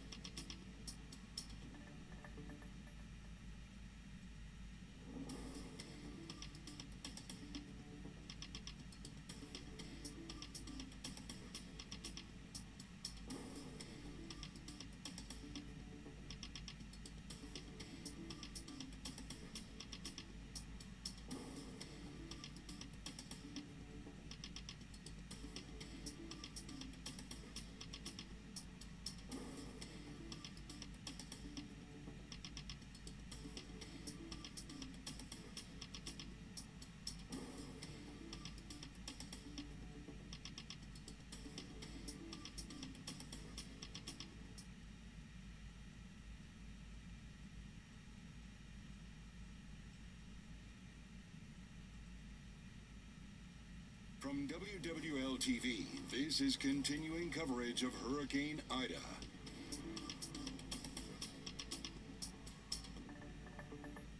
Welcome back, everybody. We are almost 12 hours into our part of our coverage today, and this emergency, this weather emergency, is still very much ongoing. Yeah, it definitely is, and there is a lot that you still need to know. I'm Zach Tawatari, and here is what you need to know. We're following 2 levee breaches right now. The National Weather Service says 200 people are stranded in Lafitte and in imminent danger. A levee failed in Lafitte and Jean Lafitte. The area is now seeing flash flooding. An emergency evacuation order in Plaquemines Parish. Authorities are telling everyone in Jesuit Bend to leave immediately. A levee was breached somewhere between the Oakfield floodgates and the Alliance Refinery. Again, if you are in Jesuit Bend, you're being told to evacuate immediately. The Louisiana National Guard is activated and ready to help in Ida recovery. The Guard tweeting out that they have activated 4,000 guardsmen, staged 195 high water vehicles, 73 rescue boats, and 34 helicopters. FEMA teams are at the ready for after the storm. In a visit to FEMA headquarters in Washington, D.C., President Biden said his administration has prepared resources, including equipment and response teams that will be needed after Hurricane Ida passes. This was earlier today in Lafayette as those urban search. And now we're going to go to Chris out in the field here. We're going to toss to him right now. Chris? The storm center has been moved.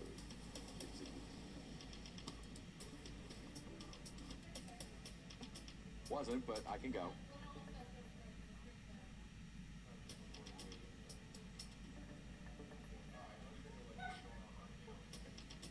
Oh, sweet mother of all that is good and decent. How does he do it? Everybody got booze. Amazing. Devin. All right, let's take a look. I'm on now. Hello? All right, am I good? Recording radio, doing this. It was a little tap dance number. All right, let's take a look. You know, we have to have a little bit of levity. It's a very serious situation for many folks, and as we've been saying, this is going to be something that, again, one of those very much like Katrina. It'll be kind of a before and after. Everything before Ida and after Ida. Now, again, with that said, this is not a Katrina. Now, we have had, obviously, we will assess during the daylight hours of just how bad the storm was. We are looking at some of the heaviest rainfall now across Livingston, St. Helena, and Tangier Parish, as what is still waiting for the midnight update to come in. What is at the moment still a Category 2 with some very strong winds, very heavy rainfall, now pushing across from Hammond up toward Amite and continuing up toward Kentwood. So really, all of Tangier Parish right now getting in on some of the heaviest of the rainfall, whereas you've been relatively unscathed through the earlier part of the day. And the improving conditions kind of starting from the south end, moving to the north, but right now the North Shore getting hammered by some of the heavier rain. Now the rainfall has been weakening by a considerable amount across the South Shore. Still some light to moderate rain even out as you head farther east, but it is improving, and we will continue to see improving conditions. And thankfully, as we have the flooding situation, not only in La Place, but also down toward Jean Lafitte, we are starting to see the at least rainfall letting up, so we can begin to see some drying out, which again, the storm surge, it doesn't really impact that, but at least if we can get some drying of the conditions there from the rain, that does certainly help. So the Jean Lafitte to Lafitte Barrett area under a flood warning and a flood emergency, as well as the La Place area from the storm surge and an inundation of the heavier rainfall. We've been looking at those kind of bullseyes of 10 to 12 and even some isolated 12 to 15. That had been primarily right over the La Place area, but notice as the near center of the storm is pushing to the north, you're starting to find a little bit of pocket of that in parts of Livingston and southern Tangier Parish, south of Hammond right now. Let's hope that that swath doesn't continue moving in the direction of Hammond, but it certainly looks like that may continue over the course of the next couple of hours or so. The storm is just moving so slowly. Now, the circulation associated will be dragging that heavy rain shield northward. May still have some bands feeding in across parts of the city and parts of southeast Louisiana during the early morning hours tomorrow, but that will be generally shifting off to the east as we get into the midday, afternoon hours, and drying conditions will continue through the afternoon and evening. Might have one little band of rain that moves on through late on Monday, but looks like Tuesday is going to be a far nicer day. As far as the wind field goes, that has been shrinking. Right now, kind of centered more over Livingston, St. Helena, Tangier Parish, and that is lifting to the north. So the overall wind field of the tropical storm force winds, which have certainly been sustained and gusting at times, is also lifting up to the north. So we do see improving conditions on the way. That can't be said for everyone right now, but it is certainly getting better. Look at some of the official rainfall totals. 9 inches at Reserve, over 3.5 inches downtown. 2.7 Slidell had already received about 8 inches of rainfall. Here's what water vapor looks like. This is an idea of the steering currents and kind of why we saw the storm slow down today, unfortunately. One thing it was doing is it was beginning more of a northerly turn, so it was going from a northwest to north, and usually the interaction with land, and if it tries to change direction, we'll usually see the storm slow down a bit. What also helped was the fact that the upper steering from this upper high was now moving away, and what we're waiting on is an upper trough to start deepening south. That's what will pull this circulation northward and finally get it out of here as we continue through tomorrow and into Tuesday. Winds, though, have been sustained and very strong, sustained at 40 miles an hour at Kenner and gusting up to 55. As I mentioned, we lost our observing site in Hammond. Winds sustained at 32 miles an hour and still gusting up to 44. But these values have been coming down, so that is great news. The storm surge potential, I really need to pull this graphic out of the show because really the storm surge potential, so far from what I could see from some of the preliminary numbers, really didn't verify. We didn't really see that high of a surge. However, even with that said, we did see significant inundation of water inland as that water was piled up along the eastern facing shoreline moving into Lake Pontchartrain. That's what sent the flood waters into the La Paz area. Then as the storm continued to move to the north, we started to see those flood waters getting pushed into southern Tangier Parish and then eventually into Livingston Parish. So the inundation is still there, and we have heard from the inundation of water down in lower Jefferson and what it has done for points around Lafitte, Barataria, and Jean Lafitte. Those are areas that will now need, as we've heard from Mayor Kerner, rescuing once they can get out there safely. A lot of folks need to be rescued in the Laplace area once again until they can get out there safely. We heard from Mayor Benzon in Kenner. Nobody's stranded, but they're trying to assess certain reports of damage that they've received, but they cannot go out there until conditions improve. And thankfully, they had said at probably around midnight, they would be able to start sending out crews in Kenner. And again, there is no stranded residents of Kenner.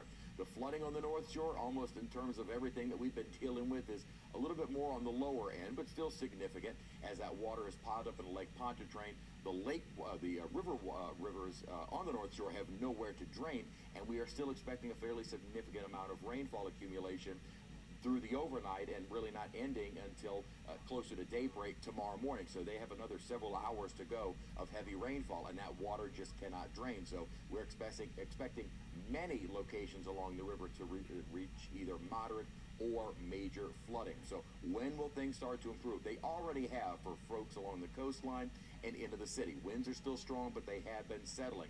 Rain moving north through the overnight. It's on the North Shore now. We'll continue pushing into southwestern Mississippi. Winds have been settling and will continue to do so overnight, and it will be a much quieter day on Monday. So we are seeing that improvement begin. It is a slow process, and I wish this storm would move at a faster clip, and it just has not been doing that. So this is the midnight update, I believe, that has come in. So let's take a look at what the new information is at least down to a Category 1. So that is at least a little bit of good news as we start Monday and now leave August 29th behind us, which for us, a day which will live in infamy. Winds are down to 85 miles an hour. The motion is now due north at 9 miles an hour, and we have continued to see that pressure increase. So the storm is weakening. We're not finding that wind field nearly as large as it was. Still very strong. And again, for a time, we had a Category 2 hurricane moving into basically Hammond. It's absolutely incredible, and it's just amazing that this storm has been so slow to weaken, despite the fact that it made landfall over 12 hours ago. It is unbelievable that we're still dealing with a Category 1 hurricane. Thankfully, it has weakened some, but we are still dealing with a Category 1 hurricane even this far after the landfall earlier today. This again, conditions are starting to improve for many, at least in terms of the immediate impacts from the storms, wind, and rain. The surge always takes much longer to recede, and of course, with the power outages, that may be something that that will be dealt with for a much longer period of time. From WWL-TV, this is continuing coverage of Hurricane Ida. Thank you for joining us for our continuing coverage of Hurricane Ida. This storm is, of course, bringing national attention. I'm Sheba Turk, and thank you for joining us. We are replacing our overnight crew now. That's right. Good morning, Sheba. I'm Leslie Spoon, and CBS News correspondent Omar Villafranca has been in the area tonight and brings us a report. Ida is slamming southeast Louisiana, packing triple-digit high winds and torrential rain. The Category 4 hurricane made landfall midday near Port Fourchon. 40 people decided to ride out the storm in Grand Isle, defying a mandatory evacuation order. Officials have received multiple calls for rescues. Obviously, first responders cannot get to you, so those folks are just going to have to hunker down. This morning, hurricane hunters flew their plane into the eye of the storm and caught this stunning picture of Ida building up strength. On the streets of New Orleans, last-minute preps came down to the wire. I'm just afraid that this could be another hurricane. 16 years to the day after Katrina's devastation, Mayor LaToya Cantrell says her city is ready. Now is the time that we have been preparing for. Ida is the first stress test of $14 billion in upgrades to the levee system. Will it be tested? Yes. But it was built for this moment.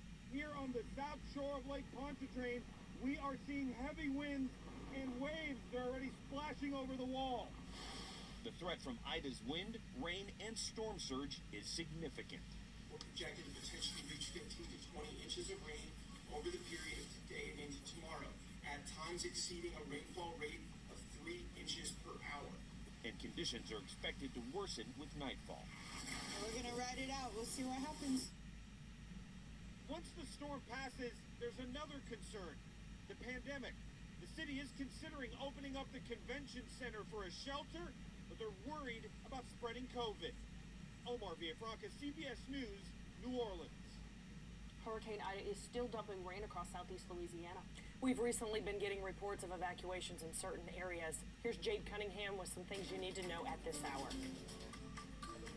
12:04, and here is a look at what you need to know as Hurricane Ida is causing several emergencies. The National Weather Service says more than 200 people are stranded in Lafitte and John Lafitte. They are in imminent danger after a levee failed, and everyone is being asked to seek higher ground. The area is currently seeing flash flooding. An emergency evacuation order has been issued for parts of Plaquemines Parish. Authorities are telling everyone in Jesuit Bend to leave immediately. The levee was breached somewhere between the Oakfield floodgates and the Alliance refinery. If you are there, if you are in Jesuit Bend, you are being told to evacuate immediately. And now let's take a look at the boil water advisories currently in effect. The entire East Bank of Jefferson Parish needs to boil their water due to a loss of pressure. Meanwhile, in St. Charles Parish, a precautionary boil water advisory is in effect for the entire parish due to a number of leaks in the system.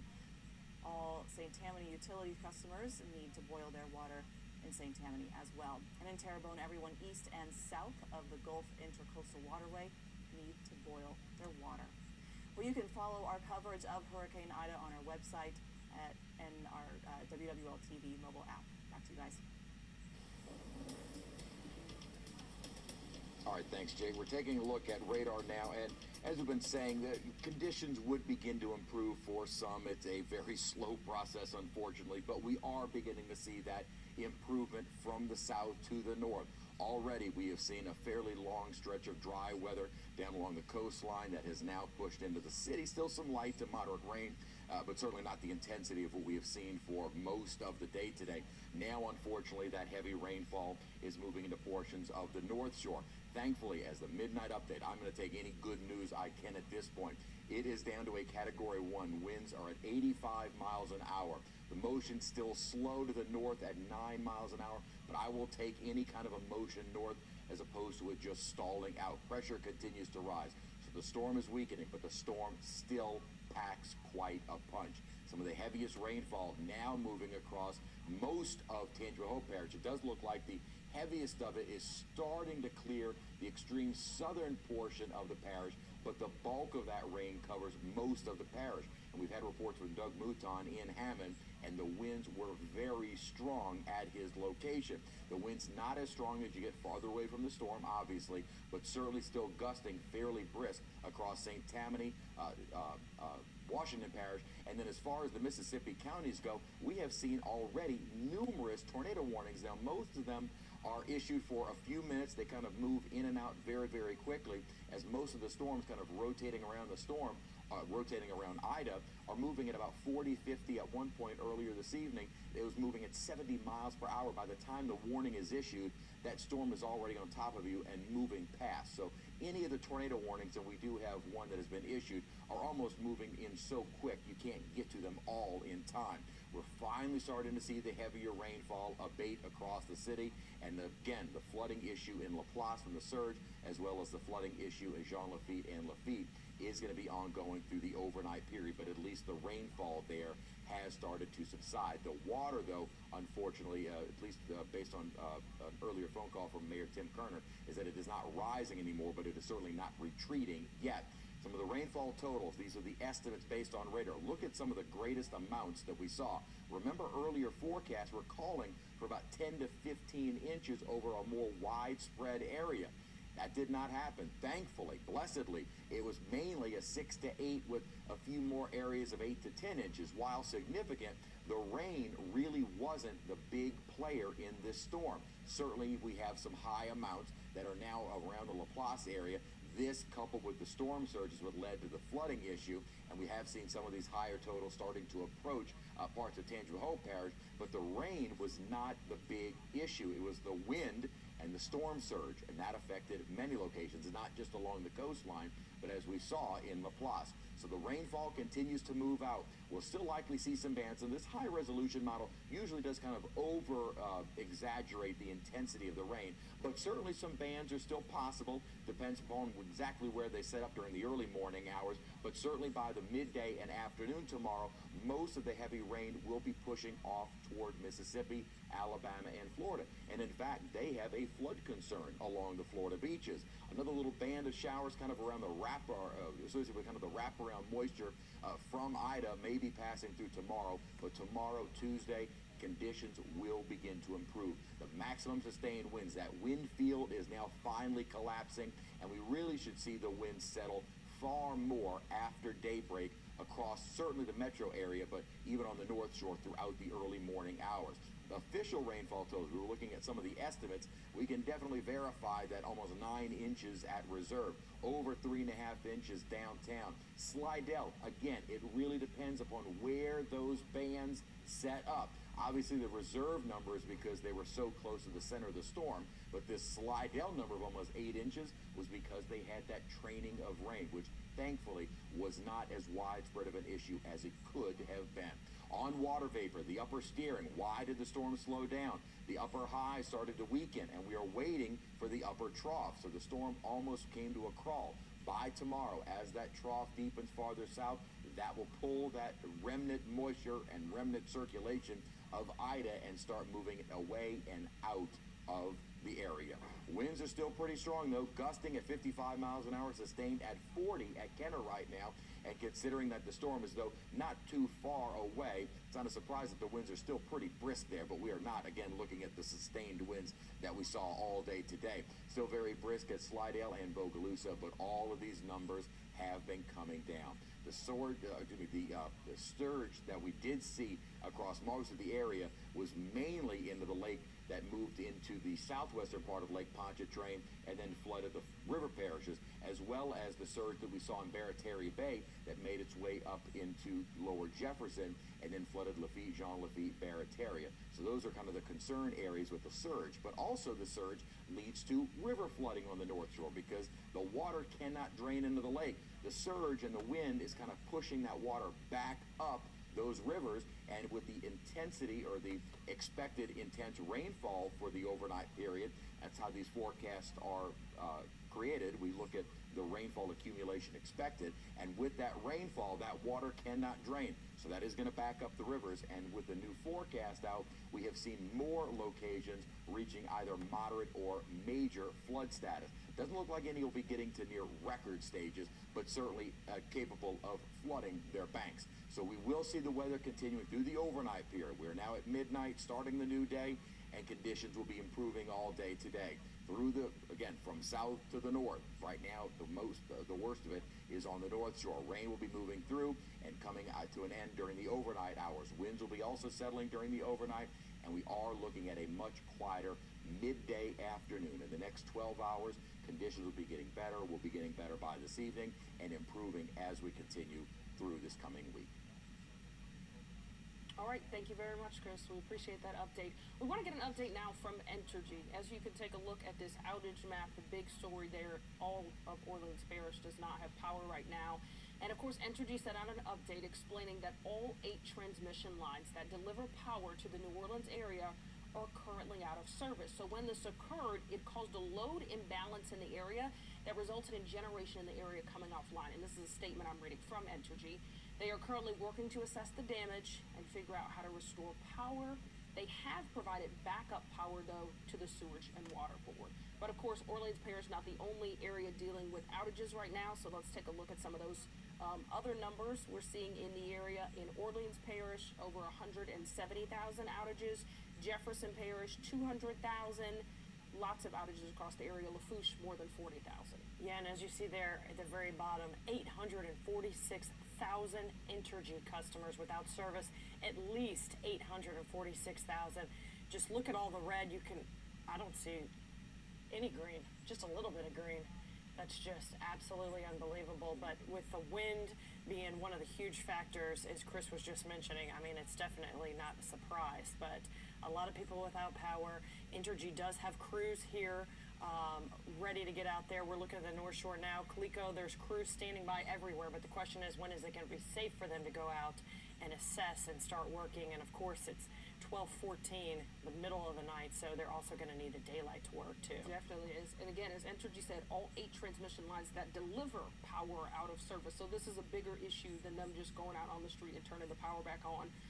We'll try to speak with Entergy as soon as possible to get more details on that situation. But again, more than 800,000 customers, Entergy customers in the state without service. And we just wonder, I mean, how long could the entire city of New Orleans be without power? Definitely, especially with those transmission lines down. All right, guys, buildings across the metro area, of course, saw damage from Hurricane Ida that did make landfall as a 4. We heard from Ochsner Health CEO and President Warner Thomas about damage to those facilities. So we'll just give you, we thought just given kind of what's been going on today, we also know there's a lot of information out there, some of it true, some of it not true, so we wanted to make sure we could give you the true information, what's happening.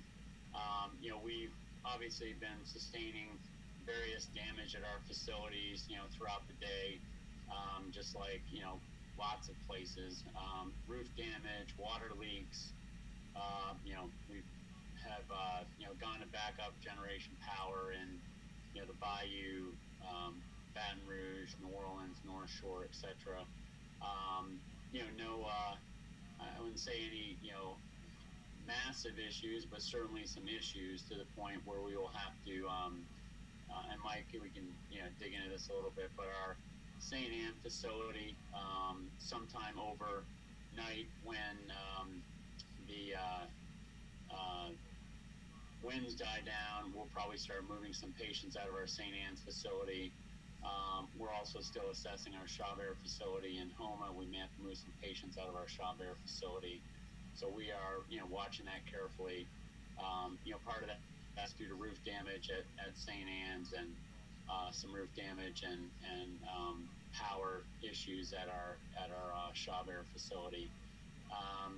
We have had, I'm sure you're hearing this a lot of places, water, with the city water and whatnot being issues. We've had to move to our well water, as we talked about earlier. We drilled wells at many of these facilities, so we have well water. So we've done that here at Oxford Medical Center and Jefferson Highway. We have had a generator, one generator issue at Kenner, which we're working through. Our team is out there assessing and working through.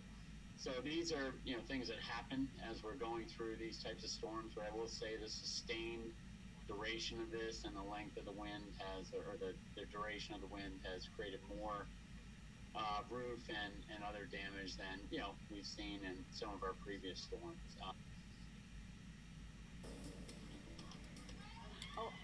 And we want to take a look at video here.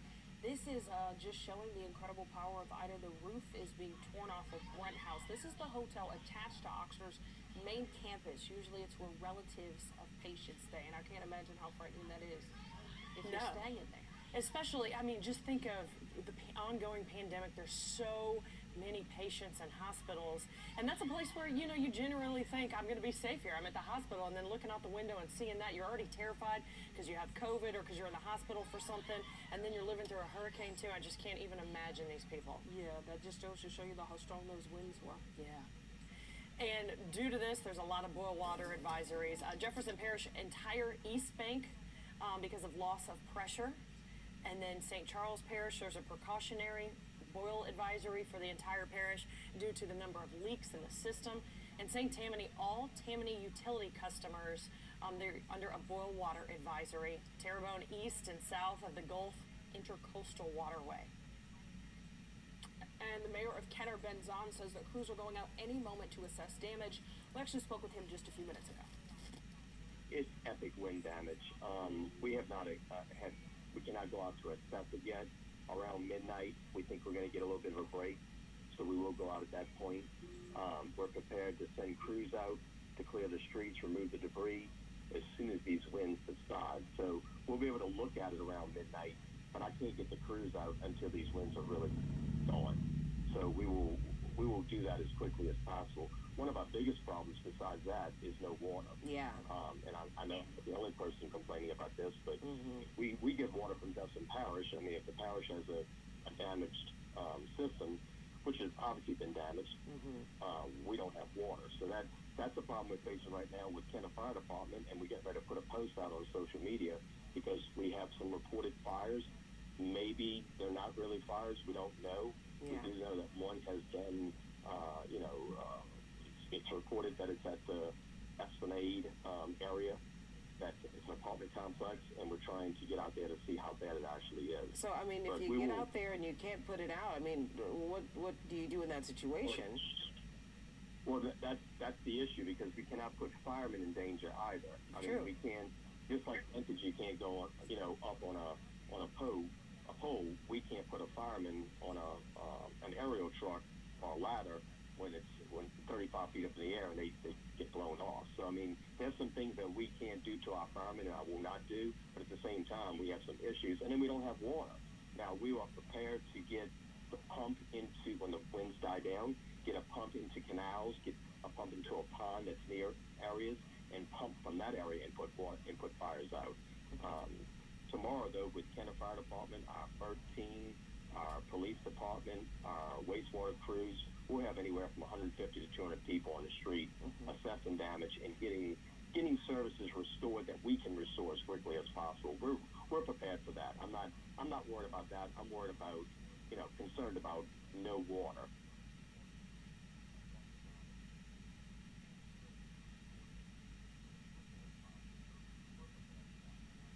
All right, guys, and you heard it there, speaking with Kenner Mayor Ben Zahn. That was our Sharice Gibson speaking with him earlier, saying epic wind damage in Kenner.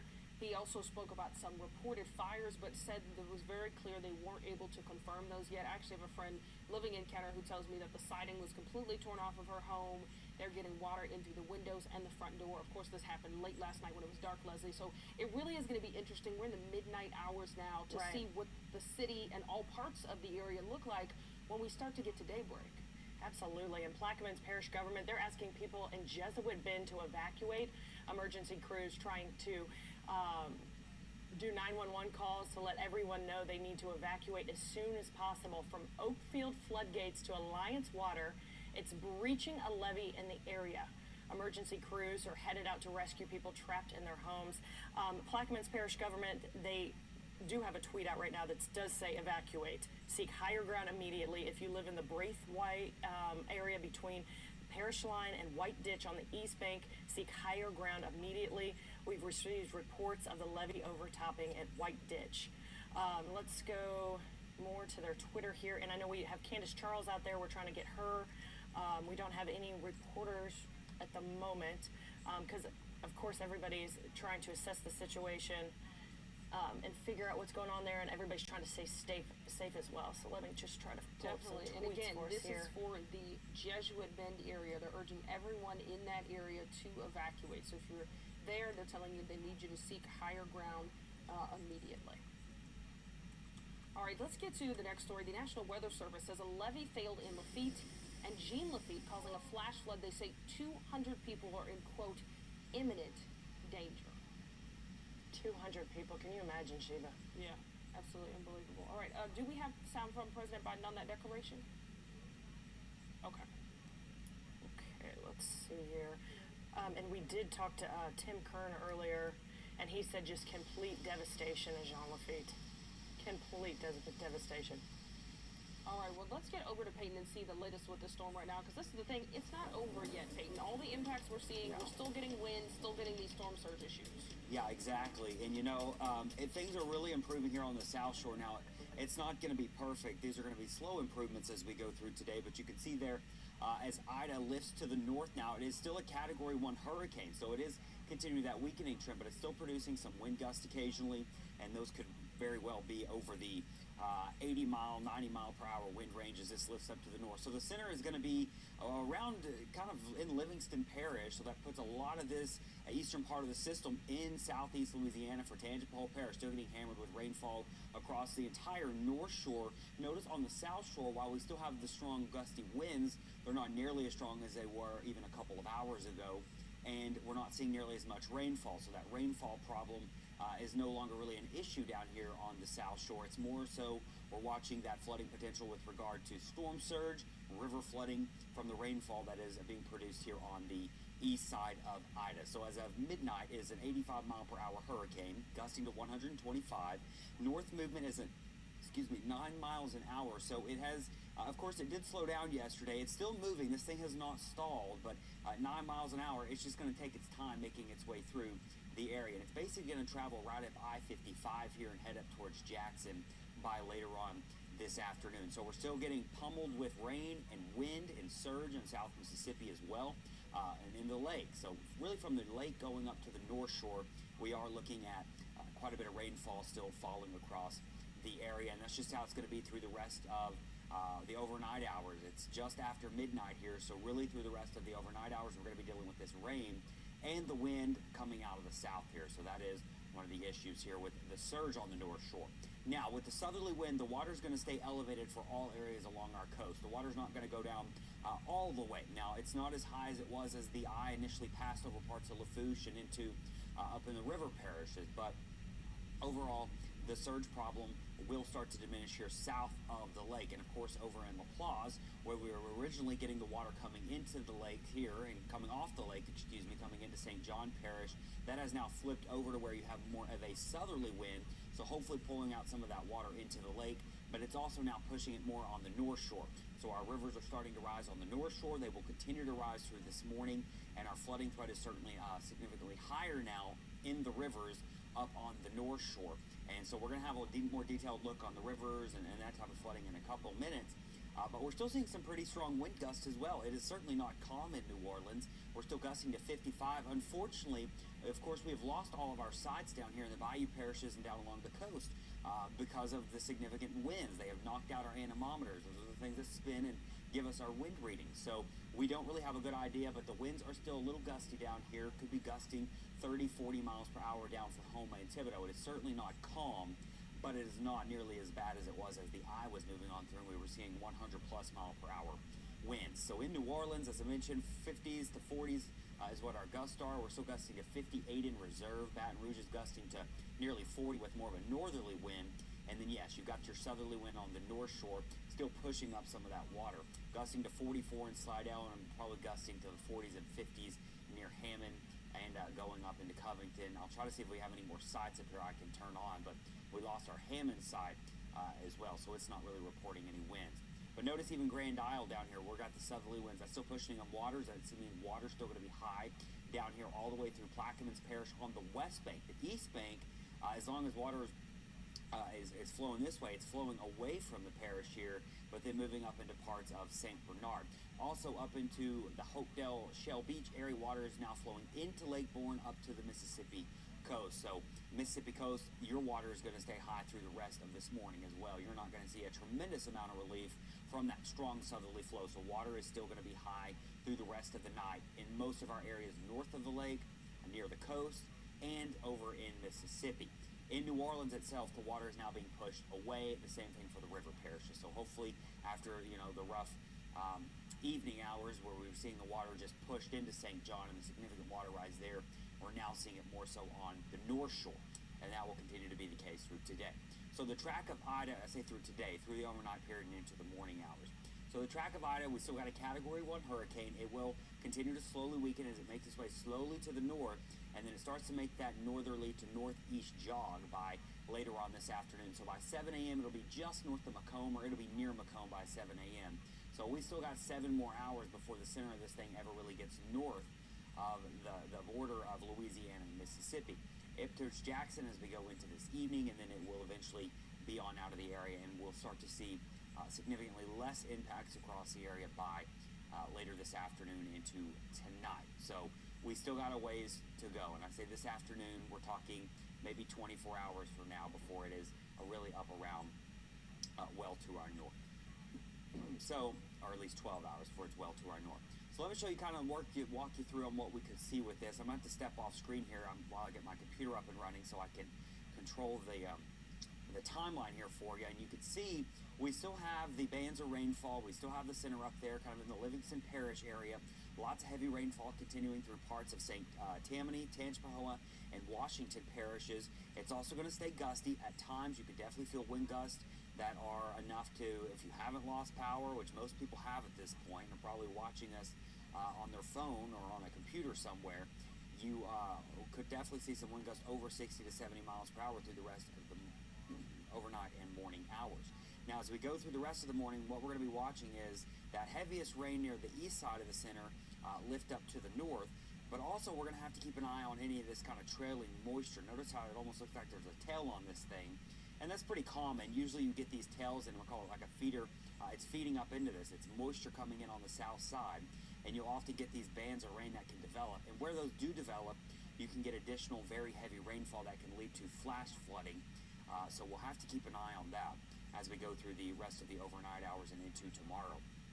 Now, as we head into tomorrow morning, this is around sunrise, or this coming morning around sunrise, 6, 7 o'clock, so in the next 6 to 7 hours, the wind should really start to improve a lot across a lot of the area. We're still going to see some wind gusts 30 to 40 miles per hour through the rest of tonight, no doubt about it. We're still going to see gusty winds through tomorrow morning, 30 to 40 miles per hour, but it's going to be much less significant than what it was even an hour before right now. There you can see, still got the rainfall, still getting pummeled in Mississippi. So Mississippi still got a long ways to go with this. The center as of 7 a.m. is probably going to be up around Macomb somewhere. And then we continue to see this go out in motion here. This is getting closer to the lunchtime hour on Monday, so we're looking at about 12 hours from now. We should start to see significant improvements with regard to wind and widespread rain, but there is still going to be some rain around. This is not going to be a completely, clear Monday. It's going to be a humid Monday. No one has power. It's still going to be pretty warm in the 80s. It's going to feel hotter because of the humidity, but there is still going to be quite a breeze out of the southwest. So you can imagine all of our North Shore is still going to be dealing with really elevated rivers, and our rivers are going to stay pretty high, not only today, but likely tomorrow. It's going to take some time for these rivers to drain into the lake, because it's going to take some time for the lake to drain back out into the sounds, and then the sounds to go on down and everything return to normal. That's going to take a couple days here because we have a southerly wind. That southerly wind is keeping the water high, and that means that's not going to be changing anytime soon. Fortunately, this isn't the case for everyone. We have such a detailed and the wind field really matters here on what you're seeing in your location.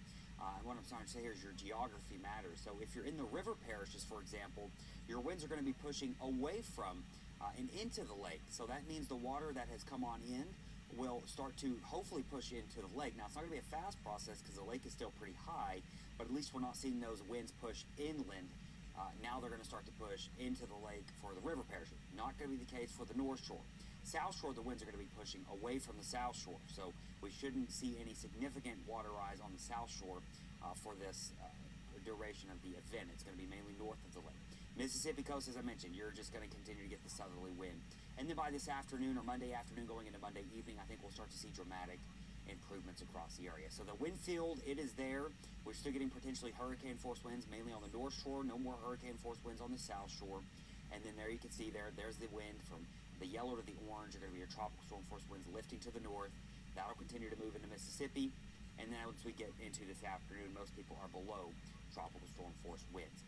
So our rivers are continuing to rise. And I'm going to have to go in and look at the latest data here as they do rise. And this is thanks to not only the heavy rainfall, but it's also thanks to the lakes coming on up. So let me leave you with this really quick.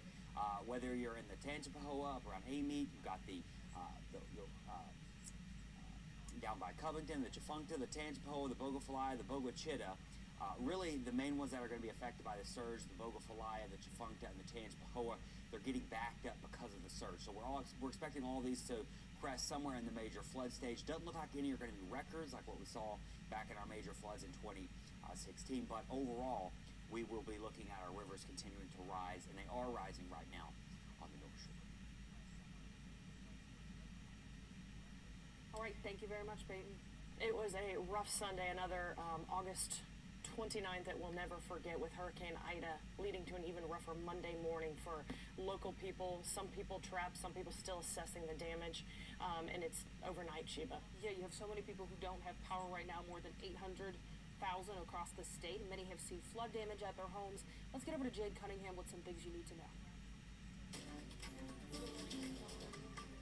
You need to know, as heavy rain is still being dumped by Hurricane Ida. St. Charles Parish recently notified us their EOC phone lines are down due to the storm. In the event of an emergency, residents should call 911. If you need to report something to the EOC or Public Works, you can email it to help at stcharlesgov.net. Entergy is reporting they have more than 846,000 customers without power. This includes nearly 180,000 customers in Orleans Parish alone. Jefferson Parish has the most outages in the state, though, at just over 200,000. Remember to also keep your fridge and freezer closed, as this will help keep the cool air locked in and will help your food stay good for just a little bit longer. The Louisiana National Guard is activated and ready to help in Ida recovery. The Guard has activated 4,900 guardsmen, staged 195 high water vehicles, 73 rescue boats, and 34 helicopters. Arkansas Governor Asa Hutchinson announced he has authorized both civilian and National Guard resources from Arkansas to support the emergency recovery efforts here in Louisiana.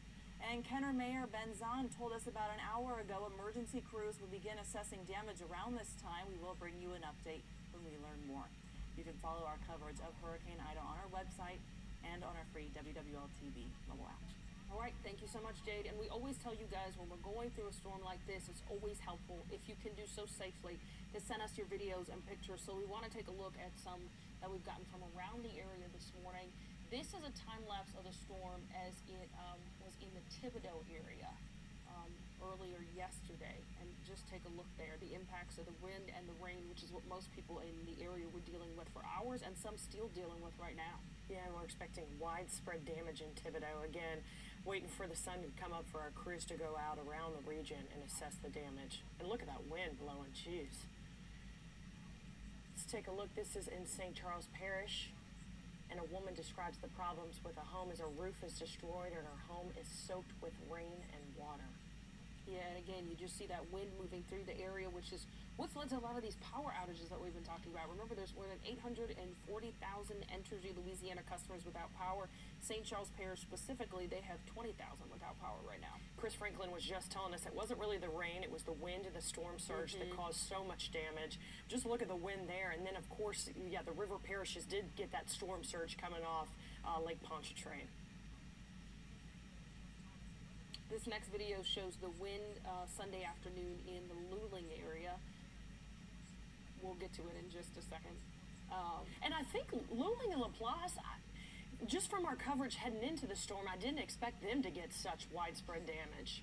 There's a lot of damage in Laplace, a lot of people trapped there, a lot of emergency situations going on there that will continue to follow throughout the morning. Yeah, we've spoken with Jacqueline Hotar, the parish president in St. John, about that area before the storm. She was nervous, and yes, they do have some folks who need to be rescued there. All right, we are going to take a break, but we're going to continue our coverage of Hurricane Ida after that. Stay with us.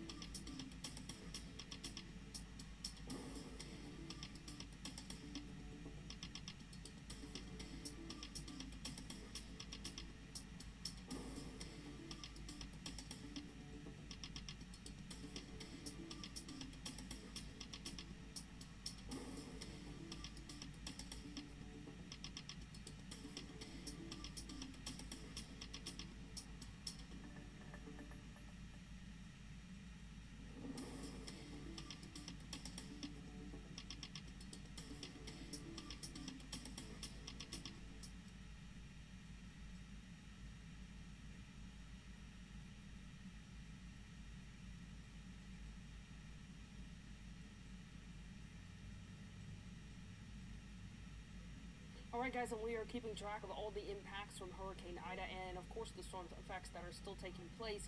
We want to show you some security video that was capturing the storm surge in St. Bernard Parish, which, of course, we've been talking to our meteorologists saying that the wind and the storm surge, not so much the rain, have been the issues with Ida. And just take a look here. This is at the Delacroix Fire Station. Wow, and the St. Bernard Parish government shared that footage on social media from fire station number 12 in Delacroix. The video shows the multiple before and after clips within a 1 hour time span around noon. Several clips show dry land, and that becomes nearly unrecognizable under that storm surge. Hurricane Ida blasted ashore along the Louisiana coast as one of the most powerful storms to ever hit the United States, rushing water into New Orleans and one of the nation's most important industrial corridors. Yeah, as you can see, if we can keep playing this video, wow, you could see some of those, I guess they were maybe like boat docks and then just completely underwater. Yeah, we are seeing so many impacts from this, and again, continue to send videos and pictures when it's safe to do so. Of course, another big story out of St. Bernard Parish, those 22 barges loose in the Mississippi River. They're worried about the impacts there to the water intake system and to oil refineries, but 22 boats. I mean, we're not going to get the clearest picture of this devastation, of course, until daybreak, and we're already hearing of so much devastation in so many areas. And I know people are wondering what those barges that are just loose are going to run into. Hopefully they don't run into any levees, damage anything like that. I can't even fathom that. And St. Bernard, of course, I mean, the storm surge is always just such a major concern. I'm anxious to get over to Peyton, kind of see some of the storm surge numbers. I think they're just kind of still coming in. Chris Franklin was mentioning earlier, and just the wind, just completely unbelievable. It does take some time here with our storm surge evaluation. If you remember Laura last year, a lot of people were thinking, oh, well, Laura didn't produce the storm surge we were expecting, and it takes time because the hardest hit areas or the most significant storm surge was. Think about Grand Isle.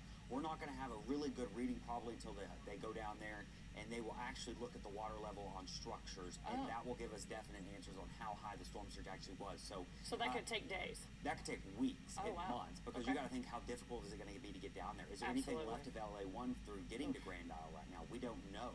And that's the thing about these hardest hit areas, is you generally don't have a whole lot of information coming out of them immediately after the storm, because we don't have eyes down there, or we can't get down there to see it, or we can't hear from the people because the cell service is down. I don't have cell phone service right now.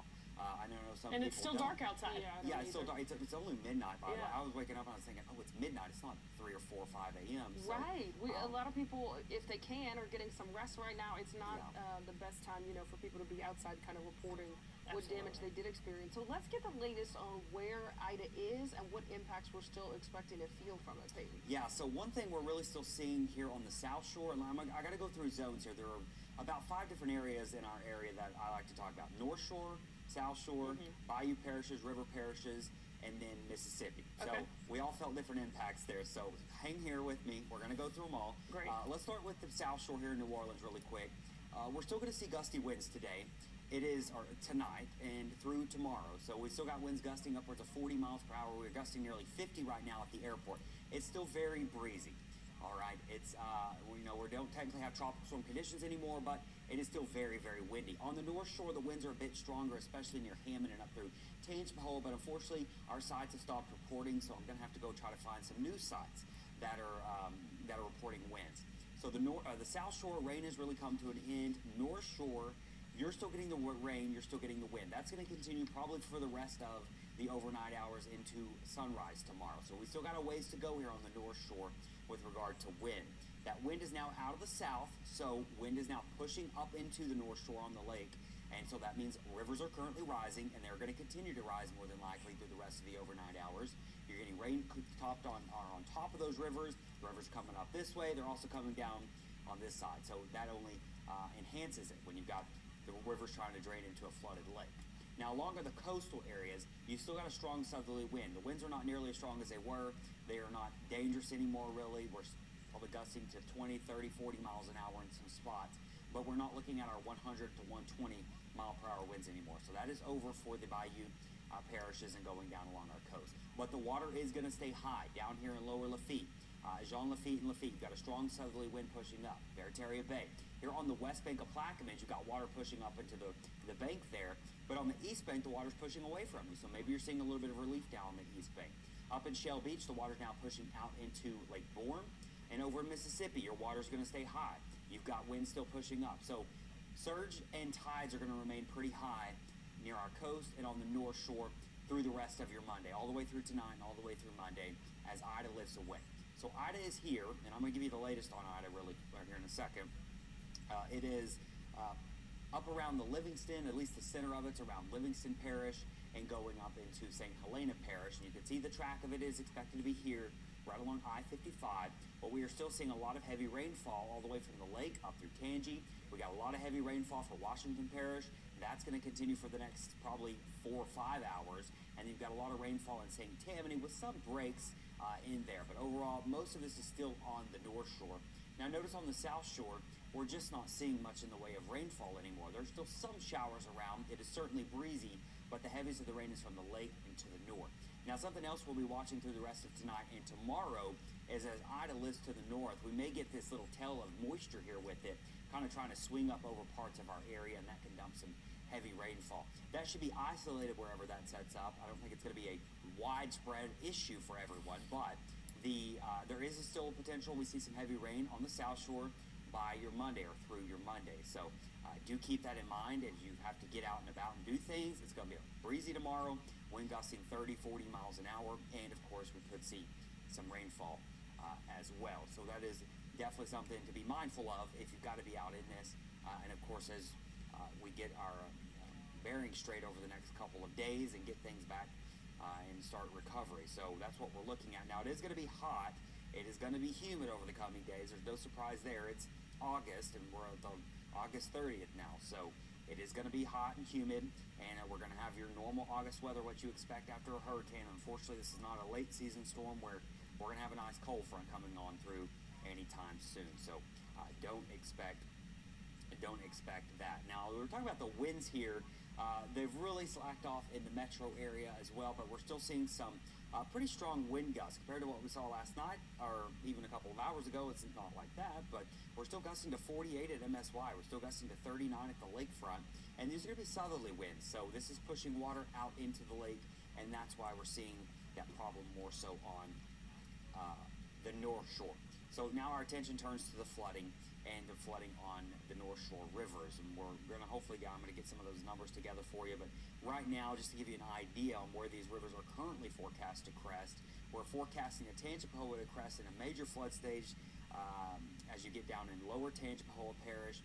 That water is going to stay very high down in, especially down towards Highway 22 in lower Tangi, south of Ponchatoula, going towards the lake. The water is still very high down there. The water is going to remain high along the lakefront in Mandeville, Madisonville, all the way through Lacombe, and the entire North Shore lakefront is going to be high for the rest of today and even through tonight and through the rest of your Monday.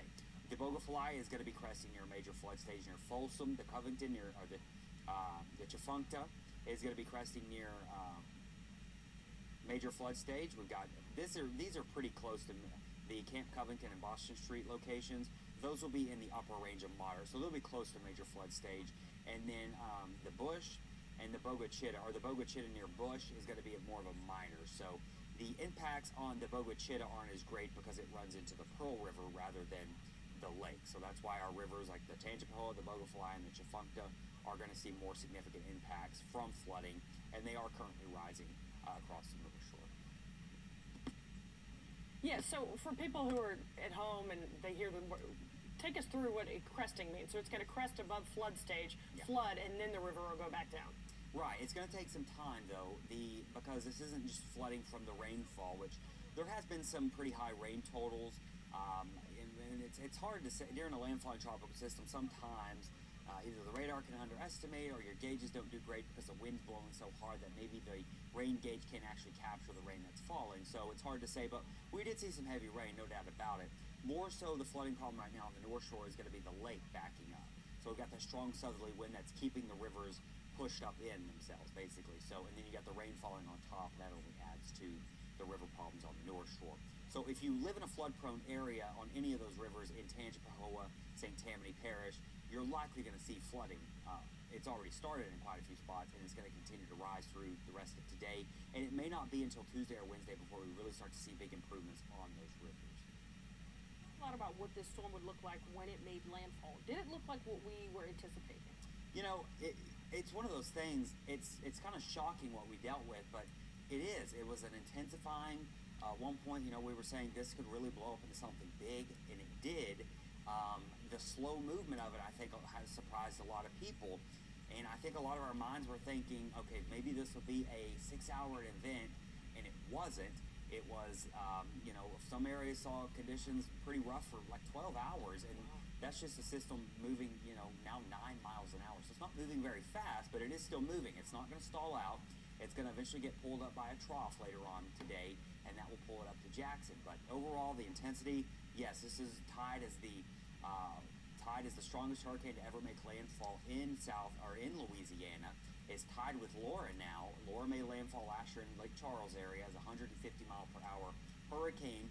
This made landfall in southeast Louisiana, of course, as a 150 mile per hour Category 4 hurricane. And then there was also another 150 mile per hour hurricane long time ago, and that was, so those are the 3 strongest storms we've ever seen in Louisiana. So certainly no one here, at least in recent memory, has gone through a significant storm like this with regard to 150 mile per hour wind. Of course, we've always had, we've had worse surge and things like that, but yeah, for some areas they definitely got hammered. It did stay longer on land than we anticipated as well, right? Yeah, this is one of those things that in Louisiana we've got our marshes, right? And we call it the first line of defense. Well, but it's got a name. I'll have to think of the name here in a second. But essentially what happens here is as the hurricane moves over inland areas, there's still enough moisture in the ground, which is the marsh, so it's not really like land, so it really doesn't disrupt it at all. So the storm didn't really get disrupted until it got up into the middle of Lafourche and got up to the Laplace area. Wow. And that's where we finally started to see that eye weaken, and then it continued to weaken, and now it is a Category 1. So it stayed a hurricane. It made landfall at noon yesterday, and it's still a hurricane. We're 12 hours later, and it is still it's gone from a Cat 4, strong Cat 4, to now an 85 mile per hour Category 1. So it is still weakening, but it is still a hurricane. Do you have a look at the actual track? I mean, it was pretty close to what you guys, you kept saying it might jog a little bit. Did it? It did actually. So it slowed down, and it'll take some reanalysis to go back here and figure out why exactly it did what it did. But the track was a little bit further to the east, and we saw some of those winds and that core of those stronger winds get close to the New Orleans metro and out into the river parishes here. And that's one thing we talked about, and it was a scenario that could have happened, and that is certainly what happened. So it's traveled. It made landfall in Port Fourchon, and originally we had said it was going to go up through about Houma, Thibodaux, and up to Baton Rouge. And currently it's sitting about here. So it did stay to the east of Baton Rouge, and Baton Rouge honestly missed out on the most significant part of this storm, which is great for them and anyone who decided to evacuate up there. Hopefully you have power and you didn't lose any. It's still gusty up there, but they definitely didn't see the worst of it. And so it traveled more like from Port Fourchon. The eye went right over Raceland. The eye also went right over kind of the Laplace area, and then it moved straight north. So instead of being here, it was about here. So there was a pretty big distance there on where the eye ended up going, and that meant that axis of strongest winds did get closer to the New Orleans metro, and it did get into the North Shore more measured. Thank you. All right, guys, we do want to check in on St. Tammany Parish now. Thank you very much, Peyton. Michael Vincento is joining us on the line right now. Michael, can you hear me? Yes, I can hear you. Yeah, kind of tell us the situation there and what you guys are watching. Well, we're still experiencing the effects of Hurricane Ida right now. We had a kind of a brief lull, I guess, and not many strong winds or rain in the Covington area, but it really has picked up again within the last 30 minutes or an hour or so. But I'd say for the past 6 hours or so, we've been dealing with some heavy rain and heavy wind, and it's caused some pretty significant impacts here in St. Tammany Parish, and specifically here at the EOC in the Covington area where we're at. It's hard to tell because it was so late in the day when Ida got to us, where we could see the impacts. It became dark so fast, and nightfall happened.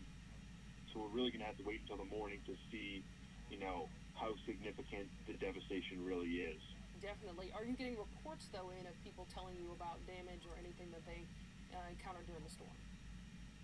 Yes, we have gotten quite a few reports of trees on homes and, some roofs sustaining some damage, the wind ripping the roof off, specifically in one retirement community in the Mandeville area that I believe Erica Ferrando was telling you all about earlier in the evening. So we do have quite a few reports, but I don't believe that that is nearly as many as it will be tomorrow when we get out there and we get a chance to see, once the sun rises, and the reality that we're facing. So at this point, it seems like there's more wind damage than damage from the rain. Yes.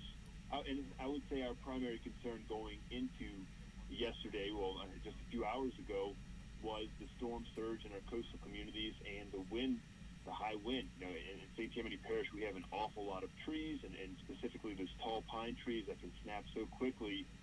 You know, and again, just our primary concern was the wind and knocking down trees and putting trees on the homes and in the road. And of course, our coastal communities that, you know, deal with flooding, unfortunately, frequently. Yeah, have you had any reports on that? Like, how's the Mandeville lakefront? Some of those places that we do know flood every time it rains. Well, when it started to come over the seawall there, we saw some early reports, you know, that it was getting on the Lakeshore Drive right there, facing the lakefront. You know, so we knew there was water there, but unfortunately, as I mentioned before, it started to get dark outside, and, you know, as Mayor Madden said yesterday, they wanted people to stay away from the Mandeville lakefront, so we really haven't seen many pictures yet. Obviously, we know that the water has backed up, and it is into the community there, like it often does. And I'm sure that it's only magnified with the strength of a storm like Ida. And, you know, I keep reiterating, and it's just we're going to have to wait until tomorrow to get out there and to see. And our crews have been placed all throughout the parish strategically to get out there, especially with Public Works and our utilities departments, to go tackle some of these problems and try to make our parish safe again for our folks who evacuated to come home and for our folks who stayed to be able to live normal life again. Yeah, one of the biggest inconveniences to people living normal life right now, Tammany Utilities customers are under a boil water advisory, one of several advisories we're watching across the area right now. Yeah, and that is a precautionary advisory because of the power outages that we face. You know, it caused some of the water pressure to drop, and you lose some of that power. So we thought it was the best decision. President Cooper thought it was the best decision to, you know, order that precautionary advisory so folks can boil the water just to be safe. And I feel like that's something that a lot of parishes here in Louisiana are going to be dealing with now and into the next few days because, you know, with the inundation of the amount of tests and results that you have to wait to get back from the State Department of Health, you know, that could take several days. So we're just asking our neighbors to please be patient if they are a Tammany utility customer. And as far as electricity, we did hear President Cooper's message before the storm hit yesterday's press conference, and he did say that you guys had people on standby to get out there and start fixing all the electrical problems as soon as the storm moves through and it's daylight and people can see. What kind of timetable do you have for that? It could be several days. We have 3 providers for electricity for power here in St. Tammany Parish, being Clico, Entergy, and Washington St. Tammany Electric, and with Clico being one of the biggest, and I think they have something like 99% of their customers are without power tonight at this moment.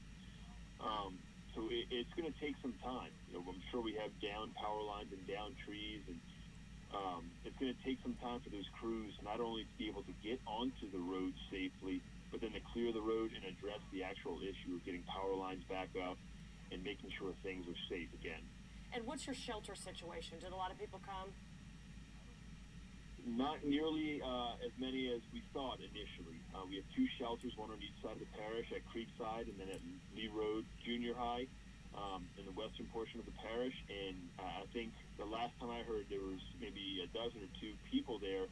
I don't know if the storm, once it worsened, if that increased the number of people that were there, but it was not nearly as many as we initially thought would use that. Okay, and then the reports of trees on homes, do you have emergency crews going out to help people right now? At last check, I believe the emergency crews suspended their operations until you know, they could. I do know that the Mandeville Fire Department went and assisted that retirement community in the Mandeville area, as again Erica spoke about just a few hours ago. But I believe they're trying to keep services at a minimum to make sure that the firefighters and police officers and all first responders are safe. And you've been mentioning those power outages. I wanted to pull up some exact numbers while we had you. St. Tammany outages through Entergy. Right now we have about 3,600 without power. Clico has about 400 without power. I haven't checked in on Washington St. Tammany power right now. But for folks right now who are dealing with the boil water advisory and the power outages, what are you just telling people? Because I think a lot of people stayed as much as we gave them warnings, thinking that they would be just fine, and now you've got a lot of inconveniences to deal with that could last several days. You know, and I know it's a tough ask of people because these are extremely difficult times, so please try to be patient with us we can assure you that we are going to be working as fast as we can with all of our utility providers and anyone that we can work with, our essential personnel, to try to make sure that we get our parish back up and running, efficiently and safely as soon as possible. We know our citizens are going to want to report damages or whatever they may need to us, and we want to be able to assist our citizens, and we're going to do so, but of course when it's safe for our employees, but also safe for our citizens. And before we let you go, once again, you said you were in Covington. What is the condition like right there? Or what are the conditions like right now? We had a bit of a lull, but it has intensified maybe in the past 30 minutes or so, and we could hear some strong wind gusts and some rain, and we are definitely not out of Ida just yet. I think it's something that we're going to be facing for the next several hours until the severe impacts are truly gone. So in the Covington area right now, and I believe in most of St. Tammany Parish, we're still feeling the strong wind and the rain. All right. Michael Vincent with St. Tammany Parish, thank you so much for joining us. We have to take a quick break. We'll be right back, guys.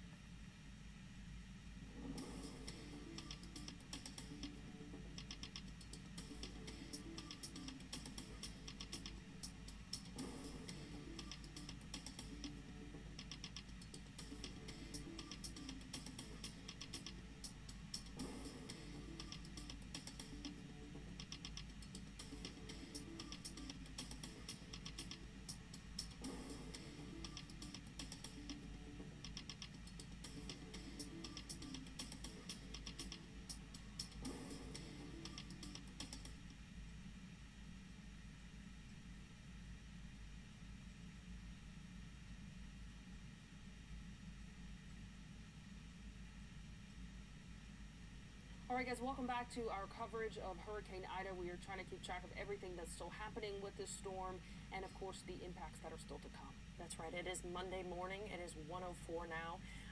It's still hard to assess all the damage because it's dark outside, but we do have St. Bernard Parish President Guy Niko with us, so let's go straight to him.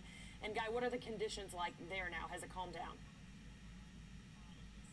Leslie and Sheba, I guess good morning. Good morning. Good morning. Yeah, we're going to have a lot of tough days ahead of us, but right now, we still have trees and power lines down on the road. We just kind of were able to get out and get about the parish a little bit. We got a lot of cleanup tomorrow. We know we're going to have some residents who are going to try to get back in and assess their own situations at their homes. So we're getting prepared to do that in the morning to make it as safe as possible for our citizens.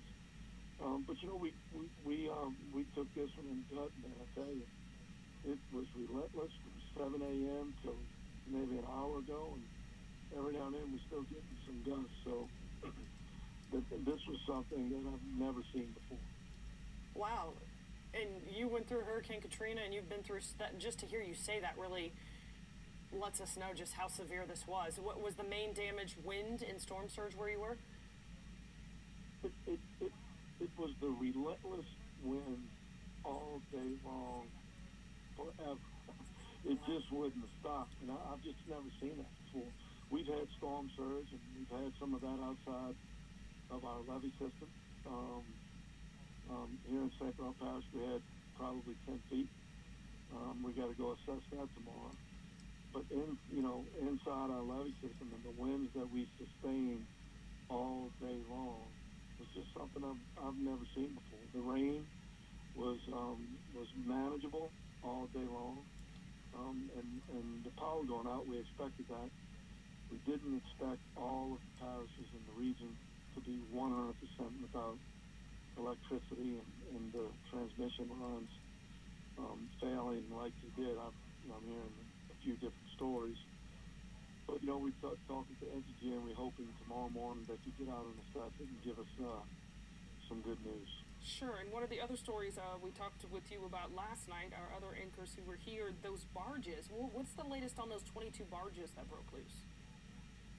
Yeah, we never did get a final disposition of the barges in the river, whether or not they were grounded or secured.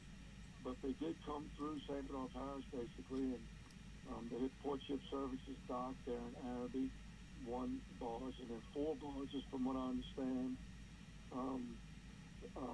damaged the dock at Valero Refinery.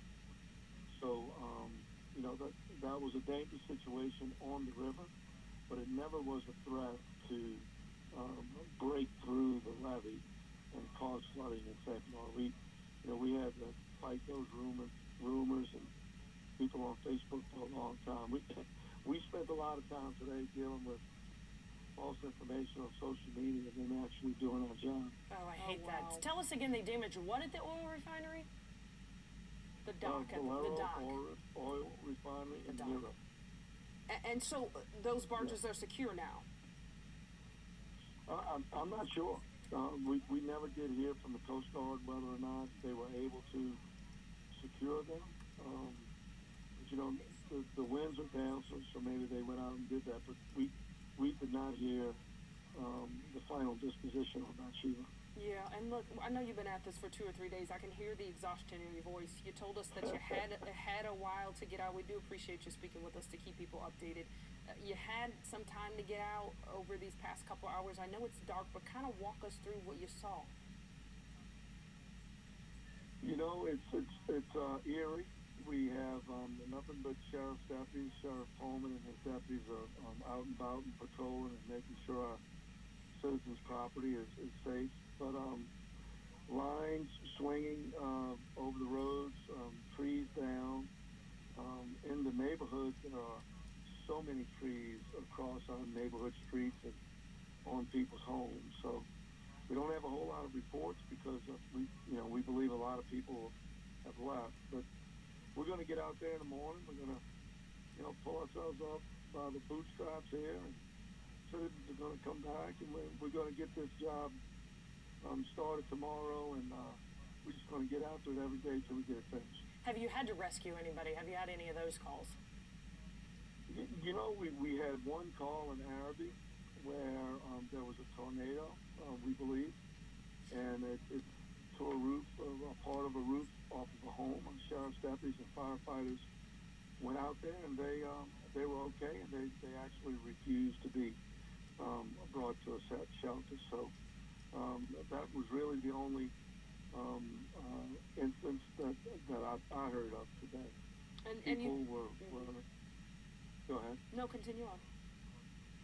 No, I was just going to say, people stayed inside, they stayed off the streets, and for the most part, it seems like they stayed safe. But, deaths occurred post-storm.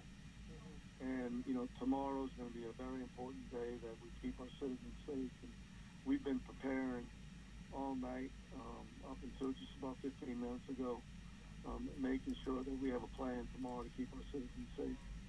You mentioned shelters there. That's what I was going to ask you about. Do you still have folks who are in shelters? No, we don't. We're going to have some assessments tomorrow on people that we know are home and need assistance. So we will assess that in the morning and determine whether or not we need a shelter. But we will be looking at that early in the morning. All right. Again, we hear that you're exhausted. We're sorry for everything that the parish has been through, and we are wishing you the best of luck as you move forward here and finish assessing this damage. If you hear anything from the Coast Guard about those barges or have any other developing situations, please give us a call back. We'll get you on air to get residents updated. Thank you so much for taking the time to talk to us. God bless you, too. All right, let's get back over to Peyton. And Peyton, I'd like to ask you about that possible tornado that Guy McGinnis brought up in Araby. What do we know about that? Yeah, I mean, yesterday there was some spin up tornadoes over there in St. Bernard. That's very much a possibility, and there was a confirmed tornado over in Mississippi, so there were a few tornadoes here and there. So that is definitely a possibility. There's no doubt about it, and it was likely a tornado, especially on that eastern side. Now, Ida this morning, it is 1 a.m. This is the 1 a.m. update here. 75-mile-per-hour winds. So it is still a Category 1 hurricane, but barely a hurricane. So we'll continue that weakening trend. Pressure is up to 972 now, and our winds are gusting to still on the maximum end of things, about 125 miles an hour. But that's going to be a pretty small area. I don't think we're really seeing that in any major widespread areas. Macomb is going to start to get some pretty strong winds pretty soon. So if you're watching us in northern Tangi, if you're up in Amite, that's where you're going to start to see the most significant impacts from this storm right now with regard to wind as it lifts to the north. So you can see the track there takes it up by Macomb. This will be in the next, 12 hours. It's still got a long ways to go. It's only moving at 9 miles per hour. It hasn't slowed down anymore over the past couple of hours. I think it's leveled off on its speed, and then it will start to speed back up later today or later into your Monday and then make its way up towards Jackson. So we got a ways to go. Notice this big tail of moisture that's almost like a tail feeding into this thing is wrapping up into it. This is where your flooding threat's going to be highest through your Monday. This is also a flooding threat, but this is going to be moving to the north. This is what we'll be watching. And right now, this could set up somewhere out in southeast Louisiana. So St. Bernard Parish, Plaquemines Parish, we're going to have to keep an eye on this band of rain to see if we're going to see any additional heavy rain today that could lead to flooding. Now, the flooding from rainfall has been not as widespread or an issue as we initially thought, or as we thought in the forecast. That's great news, but some areas did pick up some quite a bit of rainfall. It's really been a surge problem. It's been a wind problem. And whenever you get a Category 4 hurricane, nearly a Category 5 almost, wind and surge are going to be your main problems. And that wind and surge issues can spread far from the center whenever you get a Cat 4 or Cat 5. And we're certainly saw that, and we're still seeing these pretty big impacts on the North Shore. So that's what we're looking at with that. And a closer look at it, yes, the North Shore all the way from the lake up through northern Washington, Powe, up into Mississippi, continue to get that heavy rainfall. If you're in Baton Rouge, look at that. There's barely a thing going on. It's windy, but you missed out on the brunt of this storm because it traveled just to your east rather than coming right over the city of Baton Rouge. It stayed in Livingston Parish, and now it's moving up into St. Helena Parish. And it's going to travel right along I-55 as it goes up towards Jackson. So yes, still some light showers in New Orleans. There's still some light showers in the bayou parishes, but it is nothing like what we were seeing even a couple of hours ago. So the improvements have started on the South Shore, and the winds have weakened, but they're still pretty gusty, and it is still gusty out there. I mean, Shell Beach is sustained at 45. We still have tropical storm conditions out at Shell Beach and most of eastern St. Bernard, where we are seeing our most significant impacts. What we were just talking about are still seeing tropical storm conditions, so it's difficult to get out in that. And it's late, it's dark, we don't have power, can't go out in these things. So what we're learning right now is still limited. And remember, your hardest hit areas are usually some of the last areas you really learn about after a significant hurricane, because trying to get in there and get the information back out or get information out from people who are there, it's very difficult. You don't have, they're basically cut off, like down here in Grand Isle. It's good, maybe days before we really understand what it looks like down here. Same thing down in parts of Plaquemines, maybe same thing down in parts of, down here into eastern St. Bernard. Same thing for the bayou parishes. I had a lot of people message me yesterday and saying, please talk about the bayou parishes. And the information coming out from down here is really from your viewers, sending messages saying it's doing this at my house, it's doing that. and then people lost power, maybe cell phones have died, so it is limited. It's not like what we would normally see on a normal day with information flowing around the area. In New Orleans, we're certainly still seeing some strong winds, but they are out of the south and over in the river parishes. I know St. John got hammered yesterday. We were pretty concerned about Laplace and up into southern Tangi because we were going to have that persistent, strong east wind throughout most of the entirety of that hurricane lifting to the north. I mean, until it got past this area, we had water piling in here, and we know how that goes. We saw it during Hurricane Isaac in 2012, water piling into the west side of the lake, and you see significant surge rise. That's what we saw with Ida last night. We're going to start to see improvements, and we've already started to see improvements in the river parishes as the winds are more towards the lake now rather than out of the lake. But it's going to take some time for this stuff to drain on out. The lake is still pretty high. Over on the North Shore, your impacts are going to stay there through the rest of Monday. The North Shore, Mississippi coast, and our coastal areas are going to be the last ones to really see relief from these relentless strong winds. And it's probably not going to get come back to normal until maybe Wednesday. Today, going through Monday, is going to be very breezy. You're going to still see flooding and coastal flooding, and you're going to see flooding on the North Shore. That'll last into Tuesday more than likely, and then we really don't start to see those big improvements, I think, until Wednesday. So it's going to take some time as Ida lifts away. Ida will lift away. It's moving slow right now. It'll speed up a little bit later on this afternoon and evening, and then it's up towards Jackson by this evening, and then moving up out of the area. Goodbye, good riddance, and we'll return back to a little bit more typical weather down here for August, which means it's unfortunately going to be pretty hot. So what we're going to be watching for any of these showers and storms to continue to develop down here on this kind of feeder band. And this model is really overdoing it at this point. I don't think we have this heavy of rainfall, and we don't. I'm looking at radar. I was just looking at radar. We do certainly have all the heavy rain on the North Shore. That's going to lift up to the north, and our winds are going to stay breezy today. I mean, we're still gusting 40, 50, 60 miles an hour at times on the North Shore through the remainder of tonight. South of the lake, even through the Monday morning, afternoon hours, we could still see some wind gusts pretty stout.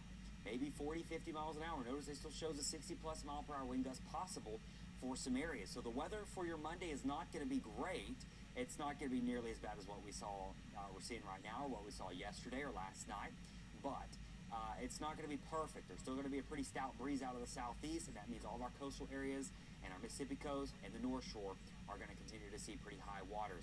That wind field, here's where it's at right now, and here's what we're kind of looking at with our current winds with Ida. It's a Category 1, 75-mile-per-hour hurricane. It is producing some hurricane wind gusts somewhere near I-55 and heading up into northern Tangi, St. Helena, and Livingston Parish. And then the red area is where you're seeing those most significant winds. We're still seeing some pretty gusty winds, though, all the way from New Orleans to the north. Now, Houma, Thibodeau, down through the coastal areas, it's still breezy, but it's nothing that is hurricane force. It's nothing that's going to cause, it certainly doesn't help, but it is not hurricane force. I do want to mention, we do have some structural damage. I was being sent pictures from down in Houma and Thibodeau, and there are literally houses that look like they went through a weak tornado. And roofs, some roofs were halfway ripped off on some of these homes. We had plenty of shingles torn off these homes. I mean, it was a classic look of a major hurricane coming on through that just shredded some of these properties. And so a lot of these things are loose now. You've got loose, shingles. You've maybe got nails. You got things just that typically wouldn't be out there that would be secure in a 40, 50, 60 mile an hour wind maybe that are no longer secure. And whenever we have these gusty winds leading up or following this tropical system, they are more prone to being loose. So be very careful if you're going to be out in there. Make sure you're not near anything that can fly off and hit you via projectile. So keep that in mind through the remainder of tonight. Still just be hunkered down if you can. And, of course, as we go into tomorrow, we'll get some daylight. And I'm afraid, it's going to be shocking, some of the things we see tomorrow. I really do. This is one of the strongest hurricanes wind-wise to impact our area in history of going back over the past 100 years or so. I mean, Betsy made landfall. It was a 140-mile-per-hour hurricane. This is going to be similar to that for some areas. But for other areas, it was probably more devastating than that. Of course, you can't compare it with Katrina with regards to surge because Katrina was a completely different ordeal. But this was definitely one of the strongest hurricanes we've ever seen in southeast Louisiana, and we are feeling the effects, and we're going to still feel the effects. So North Shore, you got a ways to go. You still got the rest of tonight with the winds. You still got the rest of tonight with the rain. The surge. The rivers are rising here. I was just looking at our latest river levels, and these are our live river levels. And I'm stepping off here. I can't show them to you, but I'm going to tell you what they're doing. So the Tangipahoa River at Robert, it is currently getting up to minor flood stage as of, this was as of 12:30, so about an hour ago. It was at 13.7 feet, so it's probably upwards over 14 feet now. The Tangipahoa near Robert is expected to crest up around 22 feet as we go into Monday night into Tuesday morning, and it's probably going to stay pretty high all the way until Friday. It may stay above flood stage in the moderate and major flood stage all the way through the rest of the week. So improvements on the Tangipahoa near Robert are going to be slow, because you got to imagine the lake is so backed up right now, and you get really backed up in here. Tangipahoa south of Highway 22 saw a significant surge rise yesterday afternoon, and it's staying high all the way through tonight and staying high all Monday. It's probably going to stay high through Tuesday, so that river's not going to have until Wednesday before maybe it starts to drain. So the river will continue to rise and stay high through the rest of the week. Keep that in mind. But let's talk about the river. We're going to go through each one of these rivers. This is the Tchefuncte near Folsom. So we're talking to this river icon here. It is expected to get up to around 22 feet. The record flood stage is 25 feet, and it's going to get there probably by tonight as well. So most of our peaks and crests are going to be later tonight, and then they will either linger or start to drop as we go into the middle and end of the week. And then it may not be till Thursday or Friday before the Tchefuncte near Folsom is dropping below flood stage. The Tchefuncte as of 12 a.m. was still well below flood stage. It's a little bit further north, so the surge probably hasn't got up that far or affected that much, but it is expected to rise up to around 22 feet. That is major flood stage. The Tchefuncte near Covington, it is in minor flood stage now. It's up to 20.1 feet. That is minor flood stage. It is forecasted to get up to 28 feet, which is right at major flood stage. That is below the record of 32, so we're not going to look at a record here, it doesn't look like. But this is going to be river flooding, and it's going to be at its highest as we go into probably Tuesday morning through Tuesday. So we still got about 24 hours or so before we really see the Tchefuncte near Covington get at its highest point, and it's going to once again stay pretty high all the way through Thursday. And then two more rivers here, the Bogafalai River at Boston Street in Covington. You're looking at it's rising pretty quickly. It's up to 10.2 feet. It's getting into moderate flood stage right now. It's expected to get up to 15 feet, so it could rise another 5 more feet or so, and it's going to crest tomorrow night as well. So Monday night. So later Monday night and Tuesday morning, and it may not be Thursday until it is back to normal flood stage. And then the Bogafalai near Camp Covington, it is currently at 43 feet. It's expected to get to 56 feet. The record is 61. So it's going to get into moderate flood stage. It'll probably stay a little bit lower because it's a bit further to the north. So a lot of our attention is, yes, we're going to be out surveying the damage today, if people can get on out and it safely, and kind of getting our first picture of what this thing looks like as the sun comes up later today. But we still are going to have significant impacts perhaps for the North Shore near our rivers and where we typically see our flooding. So this is far from over for our rivers up here on the North Shore, as the lake is going to stay elevated probably all the way through Wednesday here. And I do want to show you this. We haven't shown a 7-day forecast in a while, and I want to give you an idea on what we're expecting this week here. I just put this 7-day forecast together, and we're probably going to see these strong wind gusts out of the south thanks to Ida leaving, and we're still got the southerly flow from it. They're going to stick around through probably late Tuesday, and today is certainly, and the rest of tonight and Monday is going to be very, very breezy. We could very well see wind gusts over 40 to 50 miles per hour along the coast. It could be a little bit stronger, but there you see it. We're also going to be watching for a chance of rain today. We'll have some heavy downpours at times. Not everyone's going to see rain, but there will be a few feeder bands, and where those set up, if they do set up, they will produce flooding perhaps. So we'll be watching that. Tomorrow, still a chance for storms, still breezy, and then it's going to get hot and humid. And this is what you expect after an August hurricane.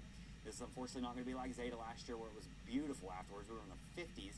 None of that. Plenty of heat, plenty of humidity. The only kind of silver lining here, and we're looking for those at this point, is by Thursday, Friday, Saturday, we might get a push of some northerly wind.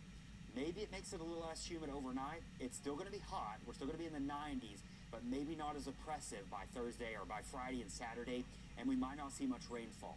So I know we got a long road ahead of us. A lot of us do, and a lot of you do, of cleanup here, and perhaps the weather's not so bad by Friday and Saturday. We might have slightly lower humidity with lows in the mid-70s, low 70s. Not going to be a cold front, but overall things are improving by the end of the week. That's great. I'm glad to see the 7-day back. It means that we're getting a little bit closer to normalcy. Yes. And here's the other thing. We've been talking to parish officials this morning. Of course, it's the middle of the night, so only a few. St. Bernard Parish, St. Tammany Parish. They both are waiting for the sun to rise to go outside. Are conditions in most areas going to be fine for people to go assess damage this morning? It depends on where you're at. So we've got about 6 more hours before the sun starts to come up. And in 6 more hours, the winds will let up a little bit. It's still going to be breezy out there, but these emergency officials should be able to get out there into it and see exactly what they're doing. The only problem is the water is still going to be pretty elevated in some of these spots. So we are looking at just kind of eyeballing some of our values. The surge is dropping in a lot of areas. It's not as significant as it was when the storm was initially blowing through, but it's going to be a slower drop in some of these spots because of the strong southerly winds. So we could still see wind gusts 30, 40 miles per hour throughout Monday. And near the coastal areas could see a little bit higher wind gusts, Sheba. So it's not going to be a great Monday. It's going to be breezy. It's certainly going to be better than what we're seeing now and last night. But it is still going to be breezy. There's still going to be a lot of water that is elevated, and the North Shore is still going to be really dealing with that river flooding problem and the lake remaining high, right there along Madisonville and Mandeville and the lakefront going all the way through Lacombe. And so we're really still going to be concerned about the storm surge until the wind's completely gone? Right, exactly. And sometimes this can take a couple days, especially the way this thing made landfall. Now, if Ida would have made landfall to our west, we would already have a northerly wind, and that would be pushing that water out already. That northerly wind, we're never really going to get a northerly wind, it doesn't look like. And so it's just going to take some days. It's going to probably take until Wednesday before we return back to a more normal pattern for southeast Louisiana. It'll be a little breezy, but Ida will be far enough away to where we really don't feel the effects of the system. I believe we're going to take a quick break. We'll be right back.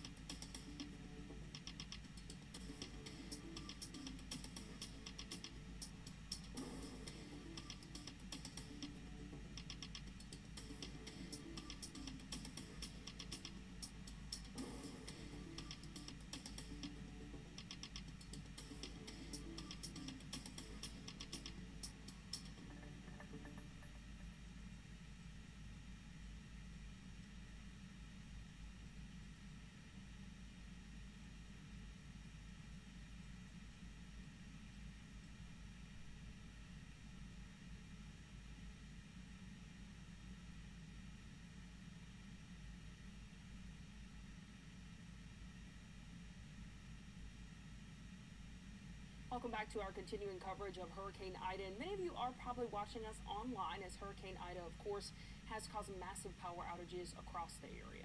And for more information on that, let's get straight over to Jade Cunningham. Well, good morning. It is 1:30 now, so here's a look at what you need to know as Hurricane Ida makes its way further north and away from our region finally.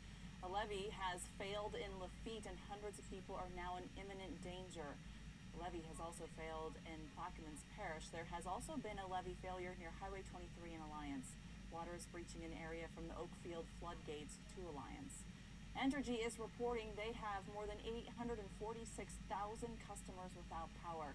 All 8 of Entergy's transmission lines that deliver power into the New Orleans area are currently out of service. When this occurred, it caused a load imbalance in the area, and right now nearly 180,000 customers in Orleans Parish are in the dark. Jefferson Parish has the most outages in the state, with just over 200,000. Meanwhile, Niko is reporting more than 90,000 people without power on the North Shore.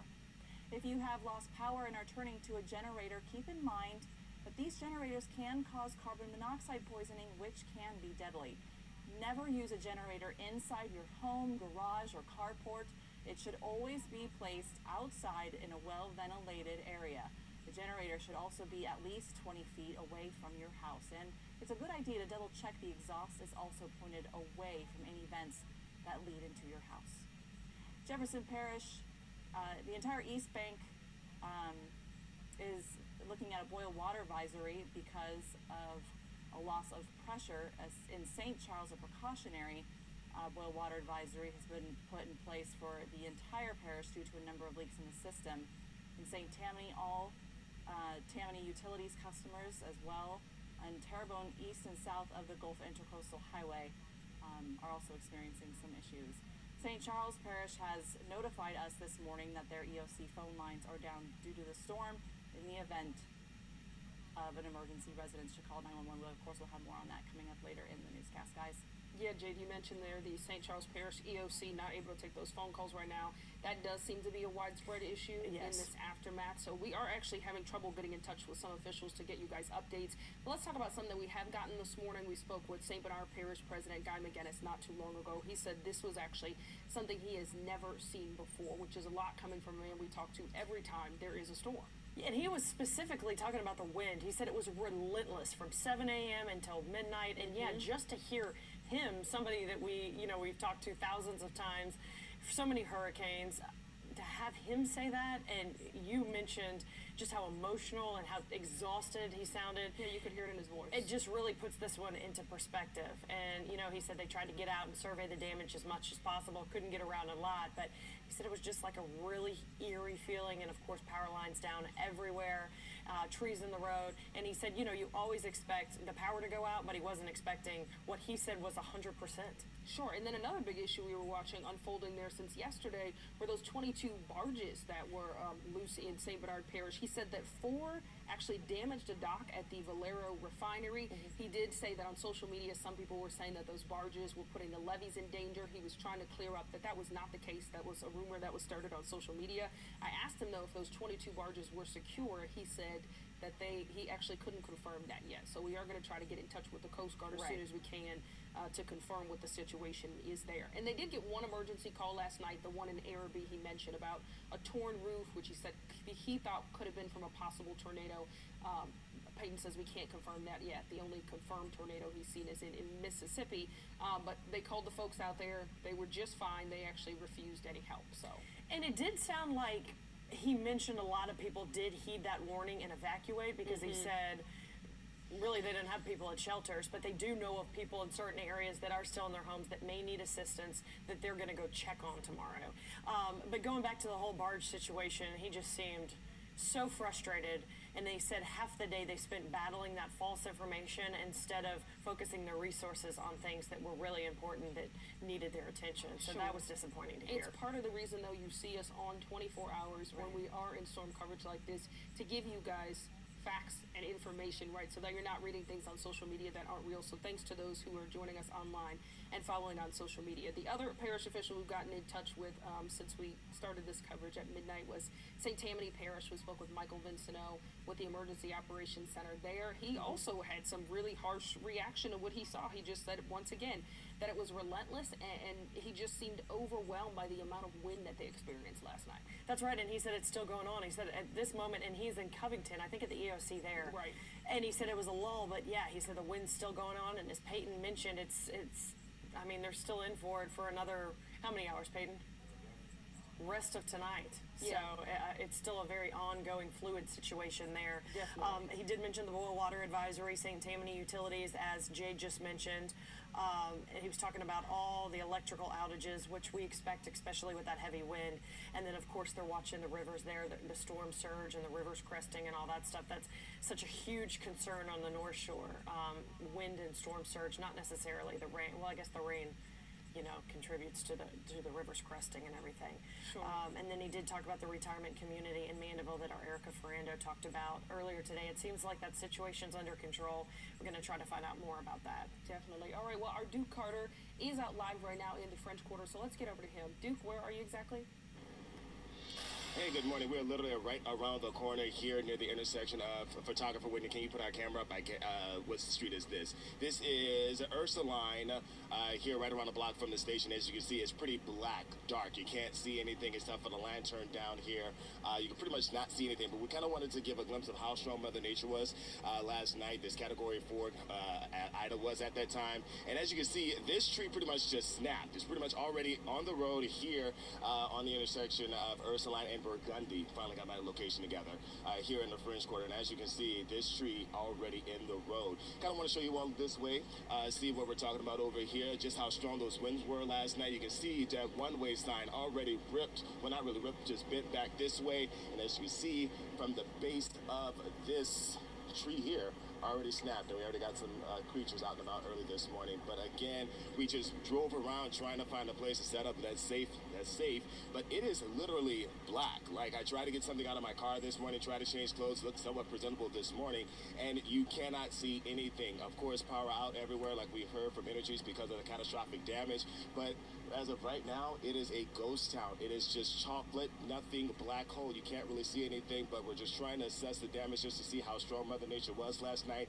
Again, what you're seeing behind me is just a little bit of what happened. Again, a tree just pretty much snapped already here at Ursuline and Burgundy. Some signs already pushed back because of those strong winds. So again, we're just assessing and monitoring the situation. So if we see anything more, we'll definitely come back to you live, back to you all in the studio.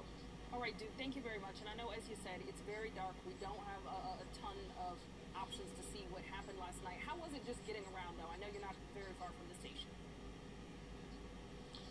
I think when I got out this morning just to try to get some bags out the car, I didn't realize that we didn't really have any significant power. So we had to manually get into the parking garage across the street just to get some changing clothes, just to get some, some personals out the back of the trunk of my car, and then be able to get set up for the day. But literally, we would normally do a live shot out here, and it would be lit. There would be some sort of light, something to work with, and you really just can't see anything. Just to, again, try to give you a glimpse.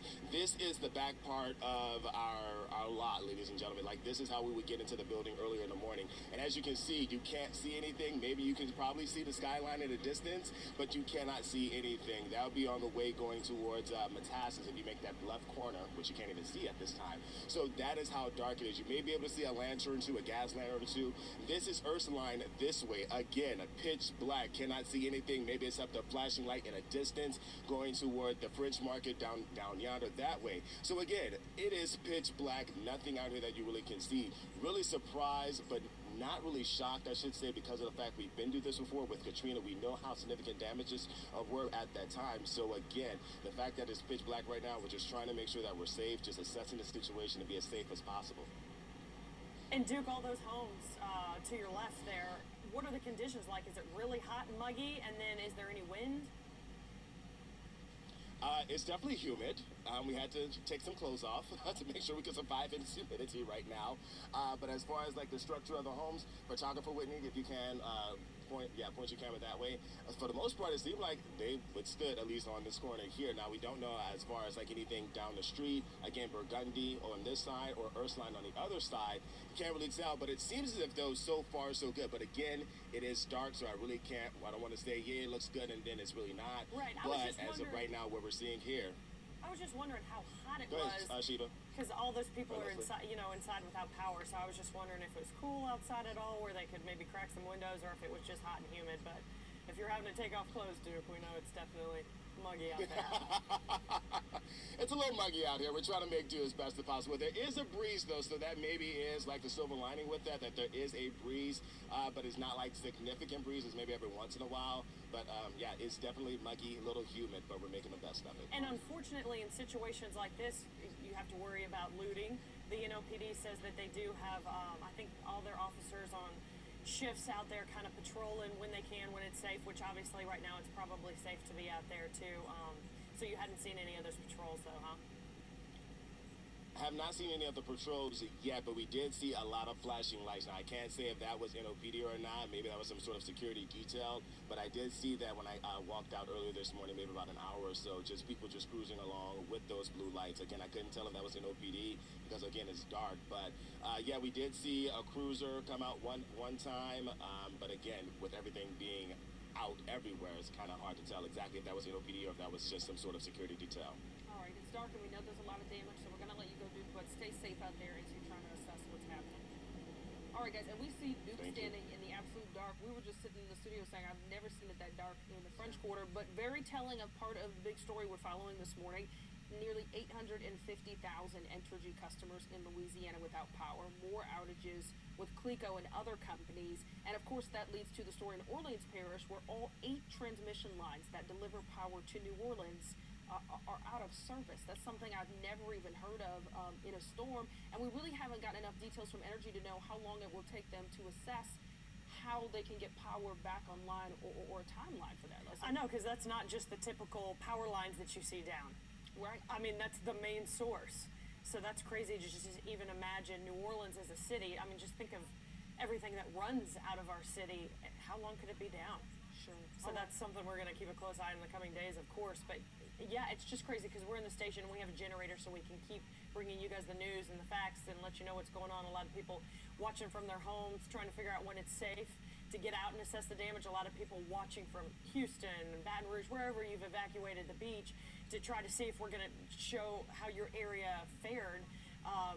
So, you know, we forget until we see Duke out there in the absolute pitch black. Sure, and it is impacting the information we get to you guys. We want to be completely transparent. We're trying to speak to some officials this morning. There seems to be an issue with cell service on my own cell phone right now. I don't have service. I know Peyton said the same thing for his, but we both have AT&T, so we haven't figured out if this is connected to a specific provider.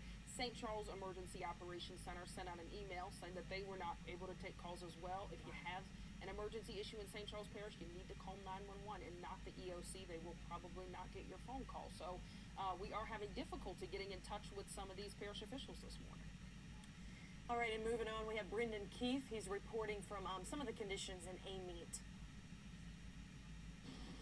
This is it, just after midnight here in Amite, when the remnants of essentially the diminishing eye wall of Hurricane Ida came through here in this part of the parish. Right now there's even just a lull. It's an extraordinary amount of wind and rain, and even though essentially at Cat 2 force, we're talking about just around the corner from this building, more than 100-mile-per-hour winds. We've really seen these sustained winds, and we'll tell you the damage. Not only was the power knocked out hours ago, but also the cell service. We have multiple carriers, 3 different phones, no cell service, can't even text. It lasted for a little while after the power outage. That's because there are generators at the cell tower sites. Once those generators run out of gas, that's it. The cell tower shuts down. In fact, we're feeding this right now, not over our normal cell tower connected system, but actually over Wi-Fi from the Emergency Operations Center. Obviously, we're very wet. What's going to happen now is we're going to dry out, get a little bit of rest, and then we're going to start out first thing tomorrow morning, and we're going to take a look at the damage. There's one of those gusts right there.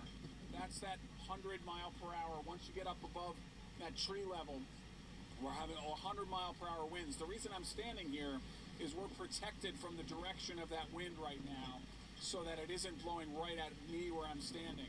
But what's going to happen is at daybreak, we're going to be able to see the extent of the damage, because there's really 3 phases to every storm. The first phase, of course, the damaging winds, the rising water, all of this rain. and then, of course, there's the discovery of that damage, and then there's the recovery, which is going to take some time. That's the story from Amy. I'm Brendan Key for Eyewitness News.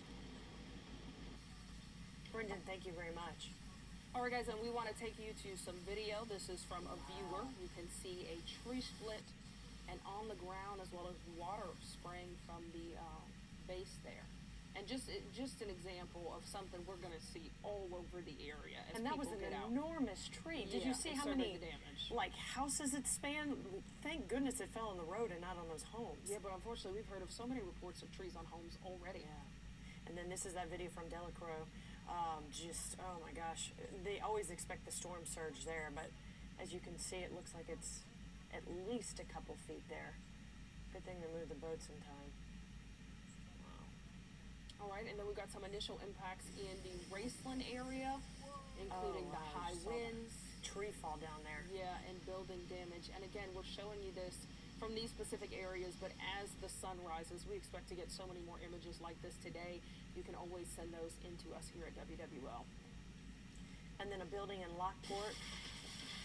Wow, look at that as some of the siding just gets ripped off like it's nothing. And those are the hurricane force winds that everybody's Peyton and them warned us about and told us about, and oh my goodness, look at that.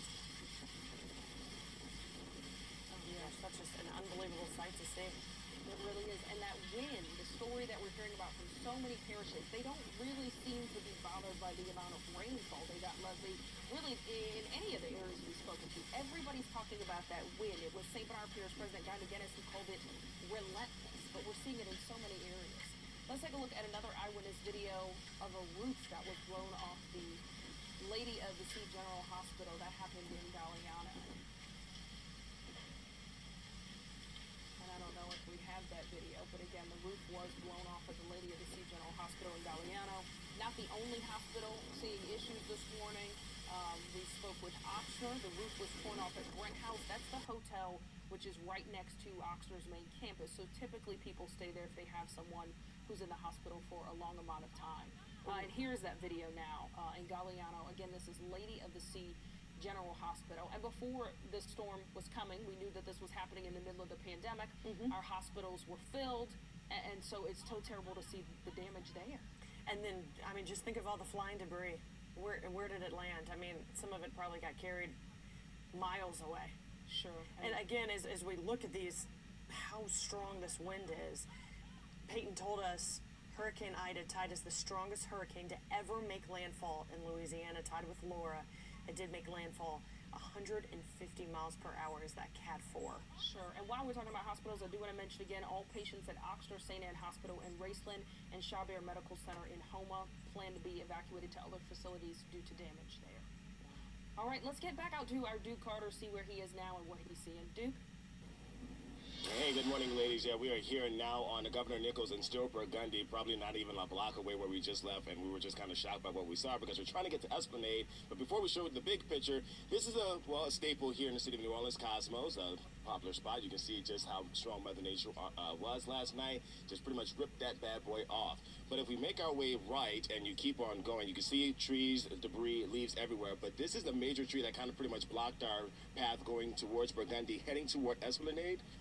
As of right now, you can pretty much see that there is just trees, debris, everything just toppled over cars going towards Burgundy right now. So, we're, again, trying to make our way toward Esplanade, but we got stopped in our tracks because of this here. Not going to go any further because I don't know what's over there right now. But again, you can just pretty much see just how strong Mother Nature was. Now, the good news is that it seems like the structures around this tree snap are in place. I just feel bad for the person who owns this car over here because the tree is definitely on top of this car this way. But again, this is what we're trying to get through. Again, on Burgundy, Governor Nichols, again, trying to make our way toward Esplanade. Again, this is just one part of Burgundy, just seeing how strong Mother Nature was last night. You can pretty much see, again, the tree on top of this car. Now, we also saw some other debris going toward Governor Nichols. Not anything significant, just pretty much some pottery, some clay pots destroyed. But this is probably the big scene right here. This tree that snapped at its base here. on Burgundy on top of this blue car. Again, pitch black, really can't see a lot at this time, but it's just amazing just how strong Mother Nature was with those winds last night. You can pretty much see where the snap happened right here, just pretty much split this in half. And so this is again near Governor Nichols and Burgundy, heading our way to Esplanade, again, trying to figure out and assess the damage. I wasn't even aware there were trees there. I know, right? I was shocked and surprised too. I'm thinking we're going to be able to get to Esplanade simply and then, you know, just describe the scene over there and see what's popping off over there. But we couldn't even get there. So we had to find, well, at least now we have to find an alternate route to see what's going on. But this is going toward Esplanade, and you can see just tree, debris, leaves, sticks And I know everywhere. that the French Quarter doesn't normally flood. That's the highest ground in the city. But are you seeing any sort of water? I know with all the electrical grids down, we were worried about the Sewage and Water Board being able to pump out that water. But it doesn't seem like there's any water in the ground around you. Well, that's the good news. Yeah, I have. Well, we've only driven 2 blocks, but the good news is that we have not seen any water on Governor Nichols, Burgundy, and Ursuline. So that is good news there. Now, if there's water anywhere else, we'll let you know. But as of right now, the good news is that at least here in the French Quarter, we have not seen any water. This is pretty much the big scene, is the fact that you still have this major tree that snapped pretty much on top of this person's car. But as far as water, as of right now, we're good.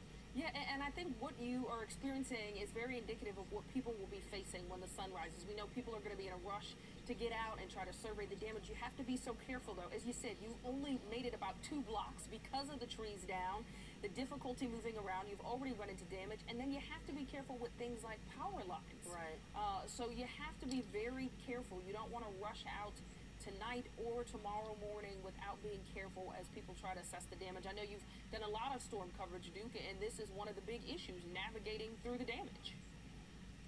Navigating through the damage and not realizing whether or not those power lines are hot or not. And again, that's why a lot of those emergency officials say don't go anywhere until everything is safe, because you don't know what you could be touching. You don't know whether or not if your power is still on and that cord is still hot, and that could be end up into a tragic situation. So that is why a lot of folks are just, or at least a lot of emergency officials are urging folks to wait at this time. We know a lot of people want to figure out what is going on, how long the power will take before it gets restored. Trust me, once we find out those answers, we'll relay that information to you. But as of right now, especially as the day progresses, take your time if you can. Don't come out if you can. We understand a lot of folks want to get out and see what's happening, but as of right now, we don't know, because this is what we've just seen, just literally just going 2 blocks, not even realizing that a tree snapped. What if we were just trying to get to our destination and didn't realize that could have been a tragic situation? And so again, just heed that warning, ladies. Yeah, and I do want to bring Peyton into the conversation here. So Peyton, as we're looking at the damage here in the French Quarter, how high did the winds get here? Of course, we were here all night hearing them howling. We don't, I mean, I don't have an exact measurement in the quarter, but we did see wind gusts approaching 90 over parts of the metro. We were expecting it over 100, so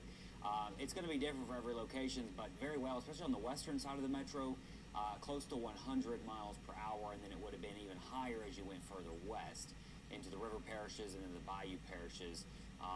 So that's where you start to get into the more structural damage. But we did see, I mean, we've had reports of some structural damage across the New Orleans metro as well out west. And so, Duke, yeah, kind of take people through what we saw through the night in the French Quarter here. Of course, we saw a lot of wind, which I think was the major story.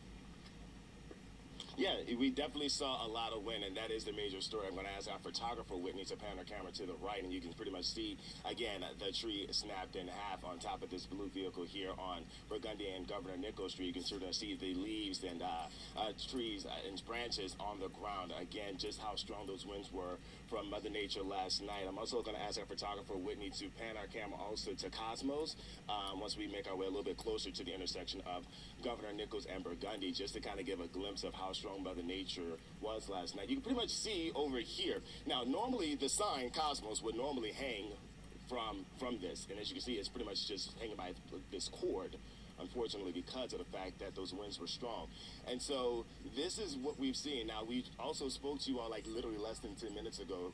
Photographer Whitney, if you can pan your camera to your left this time. We were literally a block away. Now, you can't even see where we were when we told you there was a tree snap. That's how that's how dark it is right now. You really have to take your time and assess the situation and make sure you're taking your take time to get to where you have to go if you have to leave. We strongly suggest that you don't, but if you have to leave, take your time to make sure you get to your destination safely, because not even a block away, you can't even see it because it's so dark. There's a tree that snapped this way. I'm going to ask our photographer Whitney to pan the camera again this way to her left. There we go. This is Governor Nichols going toward the French Market. I want to show you a picture, or at least what's on the ground here, and she pointed this out to me as well, photographer Whitney, that there's some pottery on the ground. It's this red little, I guess, some pieces. Probably from a pot pottery that on the ground. yeah, somebody probably had a potted plant up on their balcony that maybe fell off. Duke, exactly. Some of these trees, that's a problem Go in ahead, downtown with the catch basins. Like that tree, if it doesn't get properly removed and all those leaves we just saw on the ground removed, they're going to clog the catch basins. And that could be a situation that could cause flooding. We've heard those stories as well. We're going to walk a little bit, try to walk and talk. We're not going to go too far because we don't know the situation down here. Duke, as you walk, you just talked with Sheba about, you know, the wind we heard howling all night long at the station. And now that you're walking out there and it is pitch black, I mean, how just is it just dead silent, and how eerie is that? Well, it's definitely something out of a horror film, because normally in the French Quarter you would hear people out and about, whether it's 4 or 5 o'clock in the morning. You know, we work the morning shift.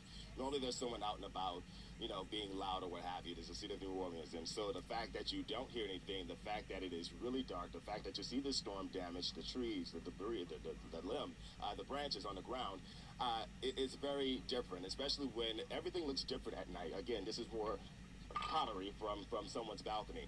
Another tree, part of a tree, I should say, that snapped because of those winds from last night. Again, this is walking down a block from where we were, from Governor Nichols and Burgundy, making our way to the next street over. And so this is the situation here. So again, if this is only the French Quarter, we can only imagine what the rest of the city looks like when we have better lighting and to see what is happening everywhere else. But again, this is a lot. This is a lot, Leslie. And we heard Asha's report.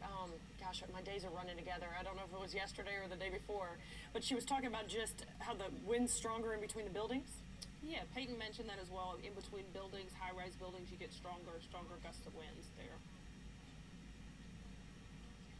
Wow. Yes, yes. Honestly, I didn't realize there were tell. so many trees in the French Quarter, guys.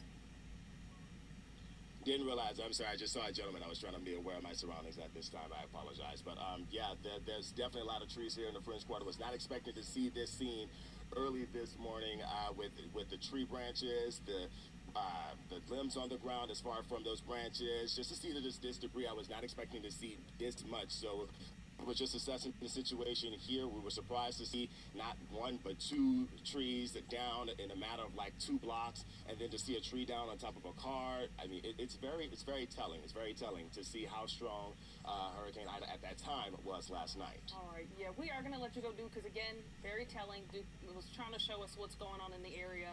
He's only made it 2 blocks. You guys can see all the down trees, even some that have caused damage to some cars there. So, Duke, we're going to give you a chance to get to somewhere else and check back in with us. Thank you so much for your reporting, and remember to stay safe. Thanks. All right, guys, we're going to continue our Hurricane Ida coverage in just a moment. Stay with us.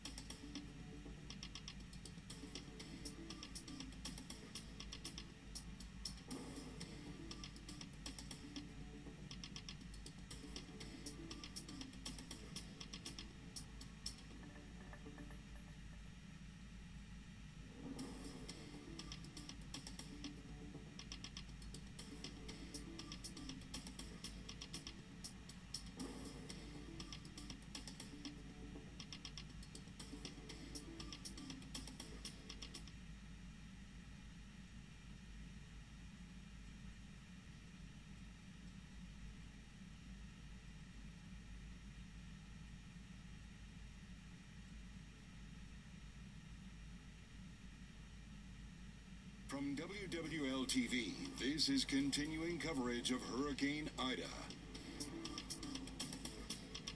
Thank you for joining us. It is now 2 a.m.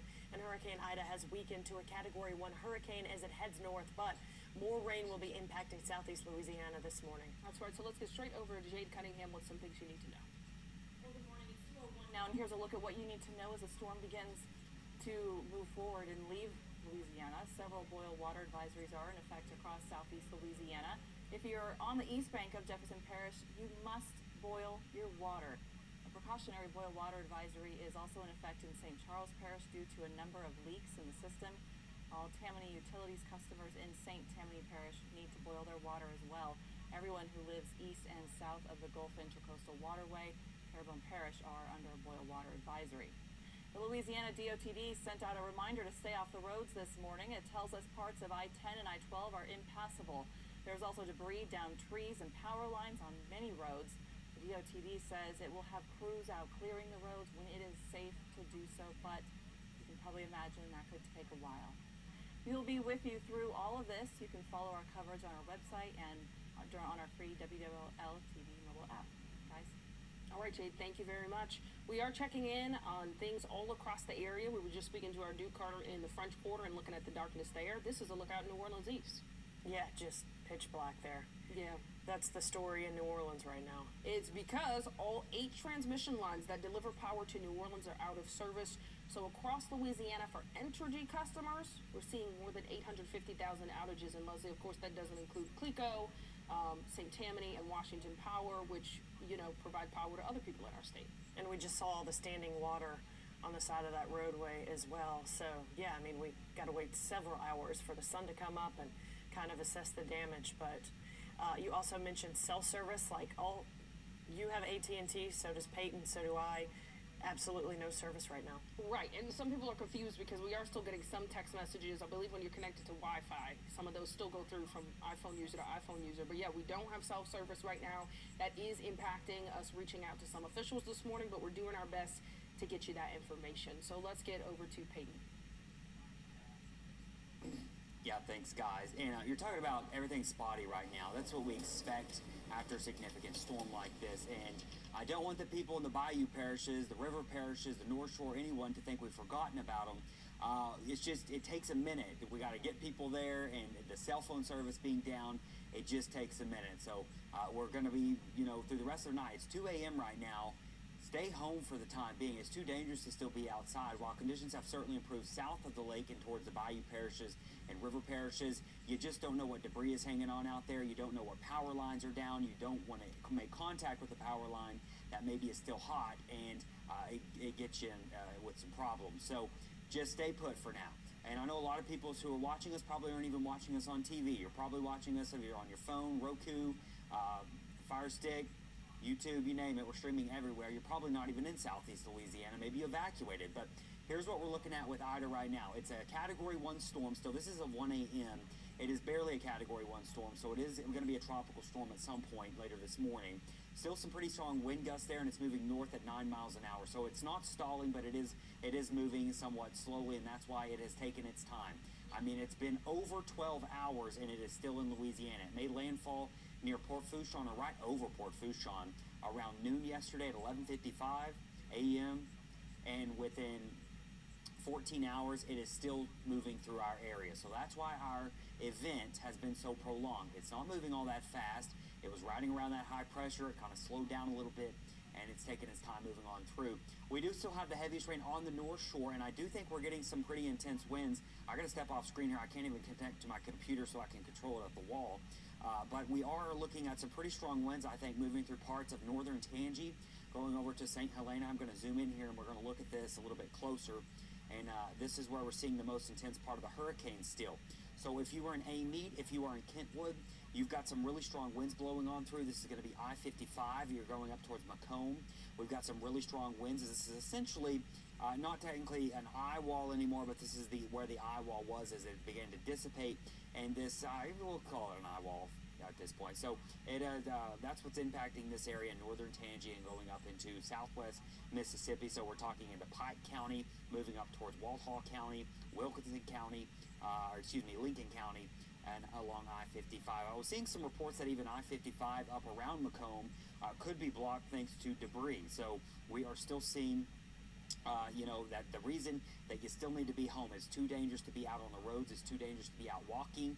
There's just too many things that could cause you problems, and we don't want you dealing with that. Now, as you look further down into St. Tammany Parish, that's still where we're seeing some pretty heavy rainfall, but we are getting some breaks in the heaviest of the rain in parts of St. Tammany. So let me zoom in here, and we've got radars on across the region. Our New Orleans radar is actually down. They are dealing with communication problems in New Orleans, and I believe our National Weather Service out of Jacksonville is currently helping the National Weather Service in New Orleans thanks to those communication problems. So fortunately, we do have other radars, like we're going to use the radar out of Brandon, Mississippi, which is up around Jackson. And you can see there some pretty heavy rain continuing, but we're getting a break from the heaviest of the rain in parts of St. Tammany. Still a pretty good band up from Slidell to Picayune and right along I-59. We still got heavy rain and strong winds over in Mississippi. And the heaviest of the rain is going to start to wind down in Hammond, but it's still pretty breezy up there. We did have a wind gust reported of about 59 miles per hour in Hammond just an hour ago as this, essentially this eye wall moved on through. So the worst of it in Amite, up through Kentwood, from Independence, Tangipahoa included. Osaka is included in this, where the winds are going to get pretty strong up towards Magnolia, and then eventually to Macomb within the next probably couple of hours. Things are really going to go downhill up there with regard to some significant wind gusts, possibly over 80 to 90 miles per hour. Now, south of the lake, and as I mentioned, we don't want anyone to think we forgot about. There's just so much to talk about and cover.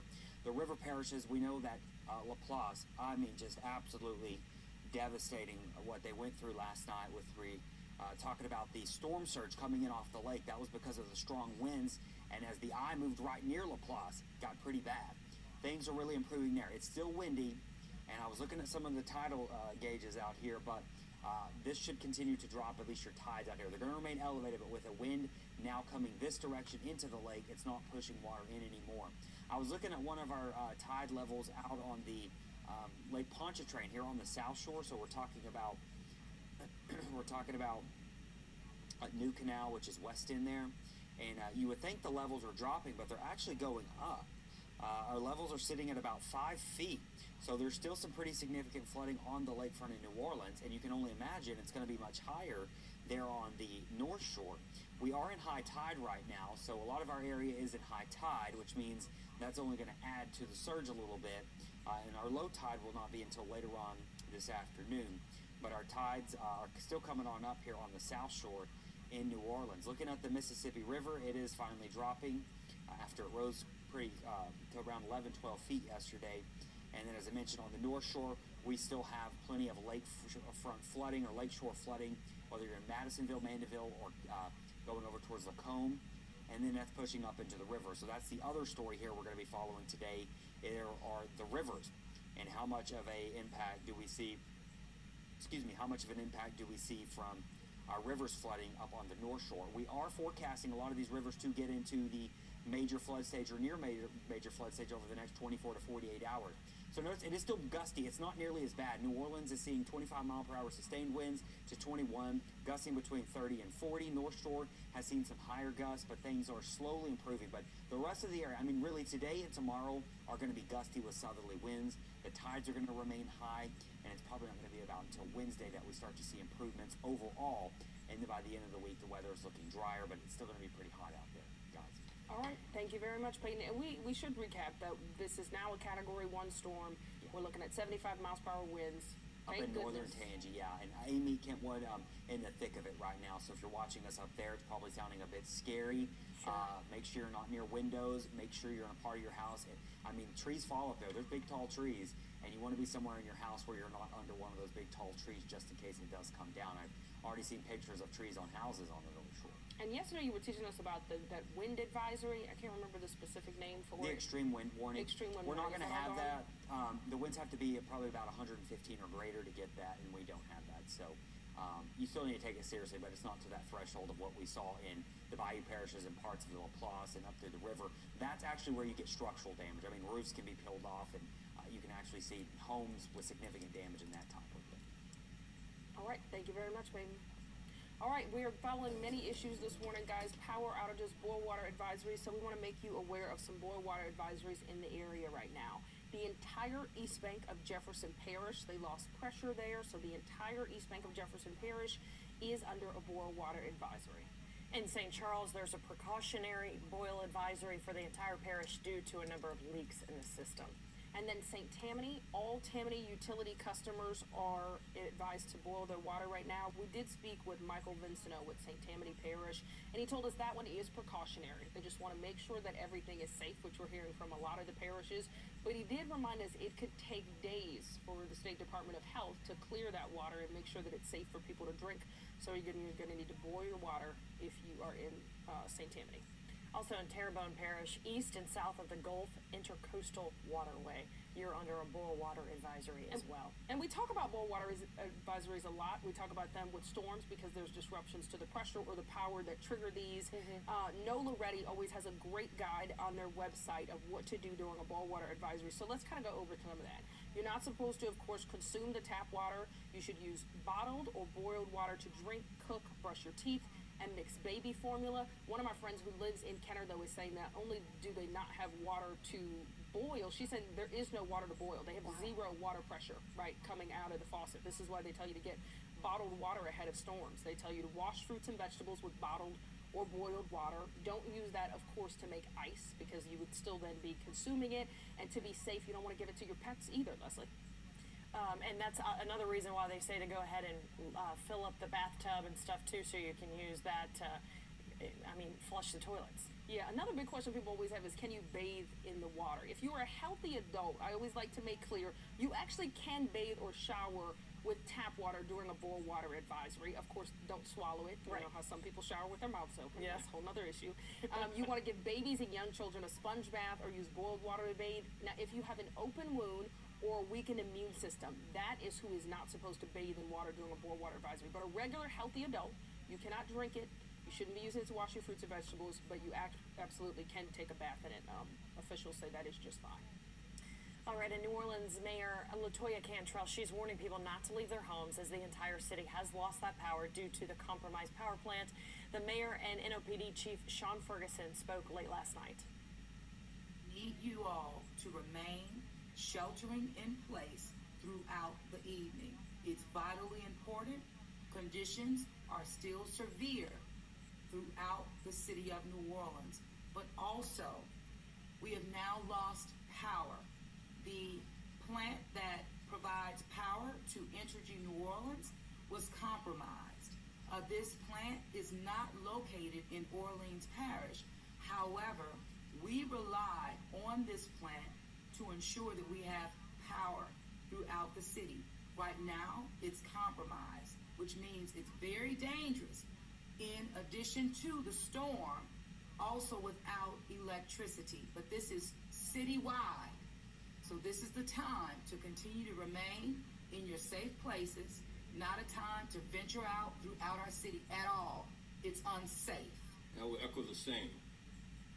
Without power, that creates opportunity for some, and we will not tolerate that.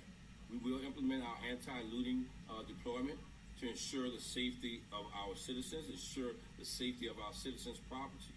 And as the mayor also stated, because it is dark, because we are without power, we need to be vigilant because you are traveling in an area which you will put yourself in danger, which ultimately will put our public safety members in danger. So please, shelter in place and we will get through this together. Chief, I'm going to echo just that. We will get through this together. Remain calm and please sign up for NOLA Ready alerts by texting NOLA Ready to 77295. We will continue to keep you informed as we learn more and as we do more to protect you and your families. Now listen, continue to listen, and thank you so much for all that you've done throughout this very trying time for all of us. But again, as the chief indicated, we're going to get through this better than you've ever done before. Thank you. All right. And Mayor LaToya Cantrell did bring up that issue to the power being provided to the Sewage and Water Board. they were provided backup generation from Entergy, because remember, Entergy lost all 8 transmission lines that deliver power to New Orleans, which is just absolutely unbelievable. It's why all of Orleans Parish, except for those with generators, do not have power. And speaking of which, Duke Carter is still out live in the French Quarter for us. Let's go check back in with him. Hey, Duke, where are you now? Hey, good morning, ladies. Yeah, we are here on Esplanade near the restaurant in Little Dizzy's, maybe a block away from Little Dizzy's. But remember, we were talking to you all earlier about down power lines, and because of the fact that's the reason why people should stay home. Well, this is exactly one here. We were talking, photographer and I were just chit-chatting. We're like, oh, wait, this is one that we can show you exactly. The reason why people need to stay at home is because of the fact that we don't know how many down power lines there are, and because of the fact that she has a good eye in this darkness, she saw this. I also want to bring your attention to another thing that caught our attention as well. Of course, people heeding the warnings, but another tree, shocker, right here on Esplanade that snapped in half because of the fact that Mother Nature, again, those winds were very strong last night. You can see pretty much where it snapped here. Looks like it's near the base. So luckily, at this situation, though, it doesn't seem like it hit anything here except for maybe just a neutral ground. There's a lot of debris here in the road blocking our way going to Ward. I believe that's Claiborne up there near Manchu, trying to give at least a relative location of what is nearby. For me, it's food. But here we're talking about, like, again, a tree that snapped here on a neutral ground. Here on Esplanade near Little Dizzy's restaurant. Again, you can just pretty much see where it snapped here near Esplanade North Village, now I can see the street name. Again, this is just a situation that we're seeing here all around the French Quarter. Here on Esplanade, you can pretty much see that there's just tree limbs, branches just everywhere because of the fact that we're dealing with strong winds. I want to have our photographer pan the camera, actually do a 180 with the camera. We were driving, I should say, up Esplanade from Burgundy. We couldn't get on Esplanade. We had to take another route. But there were some trees that were also leaning because of those strong winds. I don't know if we can see it because, again, it's so dark at this time and we don't have a lot of power. But there were trees that were literally, like, are still leaning because of those strong winds from Ida last night. So, again, this is a way going toward the river here on Esplanade. Just again, you see a lot of branches, a lot of tree limbs here on the ground. That is pretty much the case here, especially when you have a lot of trees in the area. You're going to pretty much see that. So again, we're just assessing the situation. But again, this is one reason why city leaders and officials say, please don't leave your home, because of the fact that you have down trees and especially down lines. That could be hot, and of course that could lead to a tragic situation if you try to move it. Ladies? Duke, be very careful out there. It's interesting, a lot of people parked on the neutral ground to get their cars up higher, and that's where those trees are. So I fear all across the city there's going to be trees on cars. And hopefully it won't be too much of a significant damage, but yeah, that is pretty much the case. Let's actually come walk with me. This is one car that decided to park on the ground, and luckily this tree, I mean, it's touching it, but it's not snapped, at least. Give me some light. There we go. It's not snapped in half. It's just the fact that these branches are just touching it. So it's not a lot of damage here. Maybe a couple of scratches because of from the branches, because of Mother Nature was being a little bit strong last night. You can pretty much see a couple of scratches here. But for the most part, at least it's not like how the other car that we showed you all on Burgundy, the blue vehicle with the tree on top of it. Yeah, and we just want to stress, you really haven't gone far from the station. We all stayed here for the storm, and you've experienced so much damage, so much trouble getting around. It just gives you a sense of widespread how much we're going to see when the sun comes up. And that is the concerning part. Like this, like you just said, Shiva, just to echo exactly what you said, like we really don't know how significant the damage is. This is just specifically just here, just 2-3 blocks from the station, making our way toward Esplanade, and this is what we're seeing. So imagine those other areas that may have gotten those roofs turned off, blown off, those other areas that may experience some other sort of significant damage. So we're just only showing you all a small glimpse of what the entire city is experiencing. And so I think we're supposed to head to another spot off of Rampart. I believe that's another location that also experienced damage. So again, this is just a glimpse of just what we're experiencing so far since we just got out here maybe about, what, 20-25 minutes ago? All right, Duke, well then we're going to let you go to move on to the next destination. We appreciate you kind of showing us what you can. And again, be safe as you're moving around out there. All right, now we want to go back out to St. Bernard Parish, where Paul Murphy has an update, and this was actually from last night and that barge situation. A situation here in St. Bernard Parish that parish leaders are watching very closely. We understand that there are 22 barges that have broken loose and are now in the Mississippi River near mile marker 86. Earlier in the day, we were talking about 2 ferry boats that got loose. Now we're talking about 22 barges that got loose. And just a little while ago, we spoke with the parish emergency operation manager, John Ram, about this situation. John, what can you tell us about the 22 barges in the Mississippi? Yeah, well, this afternoon, President McGinnis asked me about 22 barges that broke loose, so I'm going to contact him. So I called the Coast Guard, the operations desk, and it was confirmed that 22 barges broke loose in the river this afternoon, approximately a half hour or so ago, at mile marker 87, which is downriver from PBF and right near Valero Refineries. They're currently still in the river. They cannot go out to try and secure them with this weather. Don't know what's in them or where they came from or just what the circumstances were that led to them breaking loose. What are your concerns about these barges in the river? Well, the major concern is maybe hitting a levee somewhere. That would be the biggest issue right now. Don't have any idea what's in the barges. But like I said, the biggest concern is whether or not they're going to strike a levee. But at this point, I don't think it's going to happen with the way the river's not moving that fast. I think we just got to get them secured as soon as possible. Your municipal water intake system is also along that side of the river. It's on the east bank, but it's further up.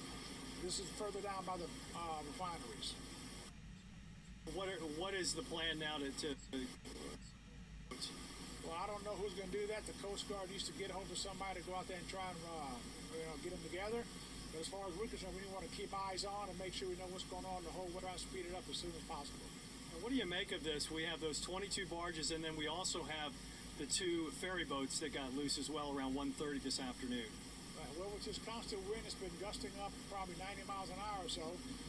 With the moored, if it wasn't moored properly, it'd break away fairly easy. I don't know how the barges broke loose. They should have been lashed all together properly. But with this wind and the rain coming down, anything's possible. I'll tell you, it is going to be a while before they can go wrangle those barges. I can tell you, we are experiencing the heaviest rain and the highest winds that we have so far of the storm. It's even hard to stand up here, and I'm being protected by the parish government building here. I want you to take a look at one thing, if I could get you to zoom in down here. There's this tree that I'm watching at the end of this walkway that is bending over. Looks like the wind is about ready to catch it. We've seen pieces of trees out here that are ripped off the trees. We've seen leaves as well. And you can only imagine what areas in eastern St. Bernard are going through right now with not only the wind and rain, but also the storm surge. We saw some dramatic video a little while ago from down in the Delacroix area that are already experiencing 12-foot storm surge. And I'll tell you, listening to Karen's report, it is just very frightening. And unfortunately, this storm was supposed to be out of here by now, according to the St. Bernard Parish leaders. And it's going to be probably the morning before we really can tell the true damage from Ida. That's the story here in St. Bernard. Paul Murphy, Eyewitness. And again, that was our Paul Murphy showing us the situation with 22 barges that got loose. That was last night, though. We did actually speak with St. Bernard Parish President Guy McGinnis earlier this morning to get an update on that situation.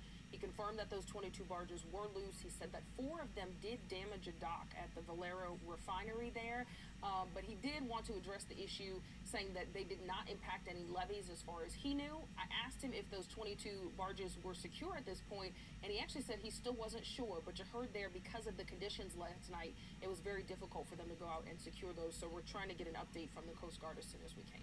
And we heard Paul mention Karen's report on the Metairie Tower condominiums. Actually, that's where we find Meg Ferris this morning. She's going to have an update for us. So let's go live out to Meg and Metairie. Hey, Meg. Good morning, Leslie. So Metairie Towers is a 7-story condominium building. It's in the 400 block of Metairie Road. So we're just 4 blocks from the 17th Street Canal to give you perspective. And going that way a few blocks over is the railroad tracks that go over Metairie Road. So let me show you what's going on here. Of course, everything's pitch dark here, but it looks like if you go all the way up, tilt up Brittany's to the top floor, it looks like part of the roof or part of the building. It's hard to tell. just blew off, and all over the ground is all sorts of debris. And I went up to the doors just to see if I could see anyone. There looked like there was water in the lobby. I don't see anyone being evacuated. Maybe they already did, or maybe people are just in their condominiums right now, waiting till daylight. This place is for anyone of any age, but I would say most of the residents are elderly. Some are not. There are a few families that live here, but so I don't know if they're going to be closing the whole condominium, and all of these residents are going to have to find homes. There's 3 wings of this, so it's 7 floors, but 3 huge wings. So a lot of residents live here. So we're trying to find someone to give us a little more information to find out what's going to happen. Or is it just going to affect the people who are right in that one tower? Either way you look at it, it's hundreds and hundreds and hundreds of people who are going to be affected. So that's what's going on here on Metairie Road right now, and we'll bring you more as soon as we find out more. Reporting live from Old Metairie, Meg Farris, Eyewitness News. Yeah, and another big issue we're following this morning, Meg, I don't know if you're experiencing this, but none of us in the studio have cell service this morning. I'm actually seeing an update right now from Orleans Parish Communications District saying that if someone has an emergency, they actually need to go to their nearest fire station or find an officer because 911 is experiencing technical difficulties. Yeah, oh, you're talking to me? Yeah, sorry, Meg. That's okay. We were just saying. Yes. Oh, no. I'm so sorry. Yes. Yeah. No. I heard what you're saying. I know that because I tried to call some people this morning, and it's saying that there's no cell service. I have cell service for some reason. I don't know why, but yeah, I would imagine the towers,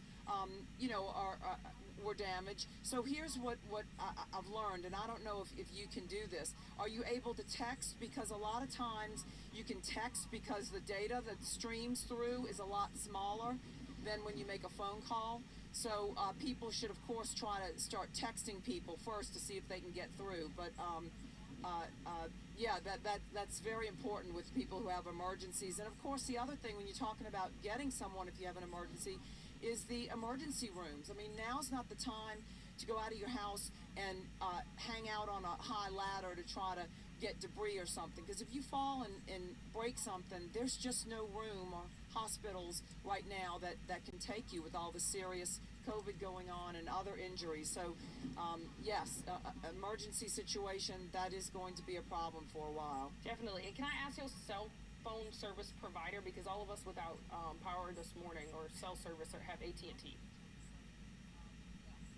Yes, I have Verizon. Okay, so we'll have to figure out, we haven't figured out if it's connected to a specific provider or just cell service in general. Definitely a major issue this morning, but you made a great point. You can still text from iPhone to iPhone, I believe, if you have Wi-Fi, so we are doing that right now. All right, thank you so much, Meg. We'll check back in with you in just a bit. Okay. All right, let's get back over to Peyton now, guys. And the latest on Ida, which thankfully is finally weakening. Where are the winds at now, Peyton? Parts of the North Shore are still getting some pretty significant winds. Just looking at our latest reports coming in from some of our sites here, we had oh gosh, I just lost it. It was a 60-something mile per hour wind gust, 68 mile per hour wind gust as of 2 a.m. In parts of Mandeville. That's going to be close to the lakefront. So we're still seeing tropical storm conditions on the North Shore. It's getting pretty rough up there in parts of northern Tangi, all the way from Hammond going up to the north. Up into Washington Parish, you're getting some strong winds, and that's as the kind of core of Ida is lifting up to the north, about to move into Mississippi. So the worst of it is winding down south of the lake, at least with regards to wind and the rain. The surge is still pretty high in some locations, but the North Shore is still getting quite a bit, of winds this morning. So let me go back here. I want to show you what we've got going on radar with Ida, and you can see there's the center of it, and really the worst part's moving up from around Amite and up towards Kentwood. Kentwood's probably getting some pretty strong winds right now. As of 1 a.m., it was a 75 mile per hour hurricane. I imagine it's back down to a tropical depression. We'll wait and see what the Hurricane Center ends up issuing with the next advisory. They didn't put out at 2 a.m. We'll see if we get a 3 a.m. From them. But there you can see they're going to be moving into Macomb within the next couple of hours. Conditions going to be going down the hill there, and it's going to be dealing with quite strong winds up in the southwest Mississippi. Still lots of rainfall on the Mississippi coast as well, from Hancock County all the way to Harrison County up into Pearl River County. Need to watch for some street flooding. And I will say the rain could be heavy at times and could definitely lead to some ponding on roads and some of that street flooding. So be careful there. It's, of course, adding to our rivers, but also the surge is still coming on in. The center is here, so the winds are out of the south wrapping up into it. So we have southerly flow over the entire area. So we're still seeing onshore flow on the Mississippi coast, on the Louisiana coast, and on the North Shore.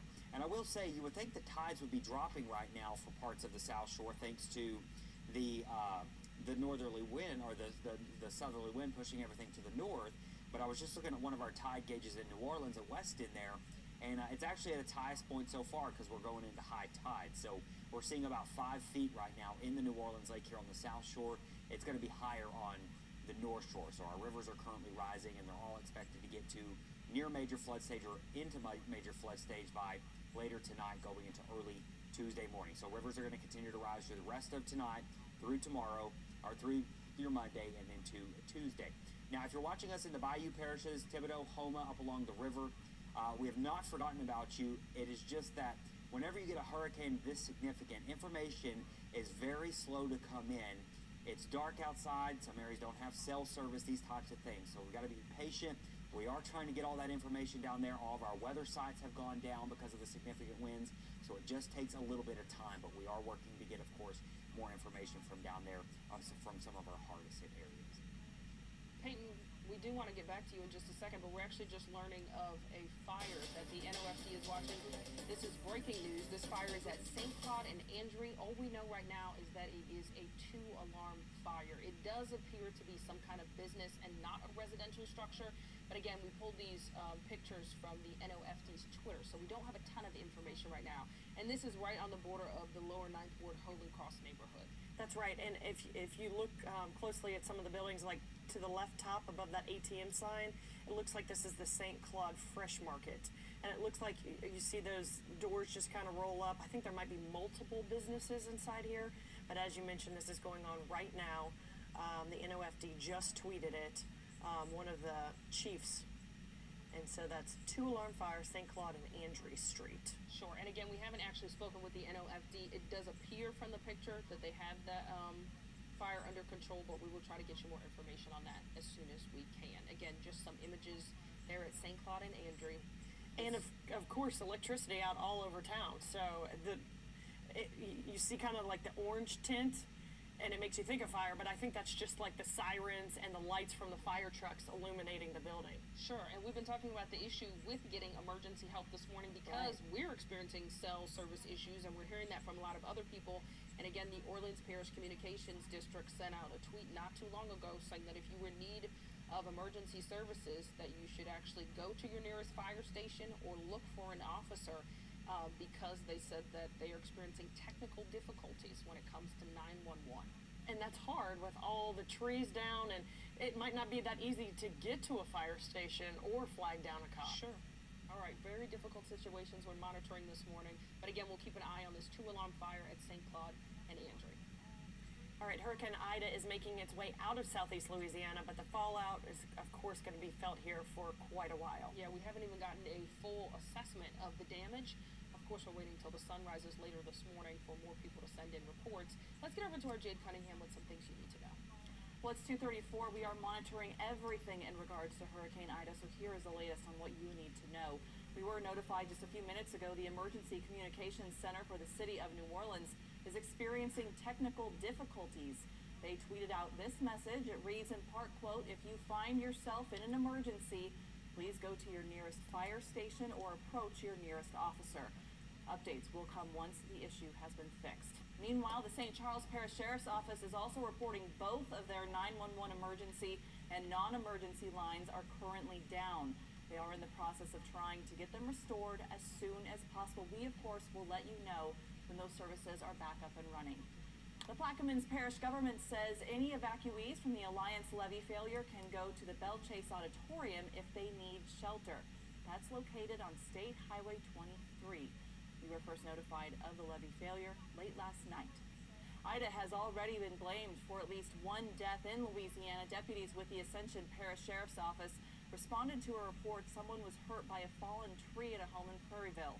Base later said that that person died.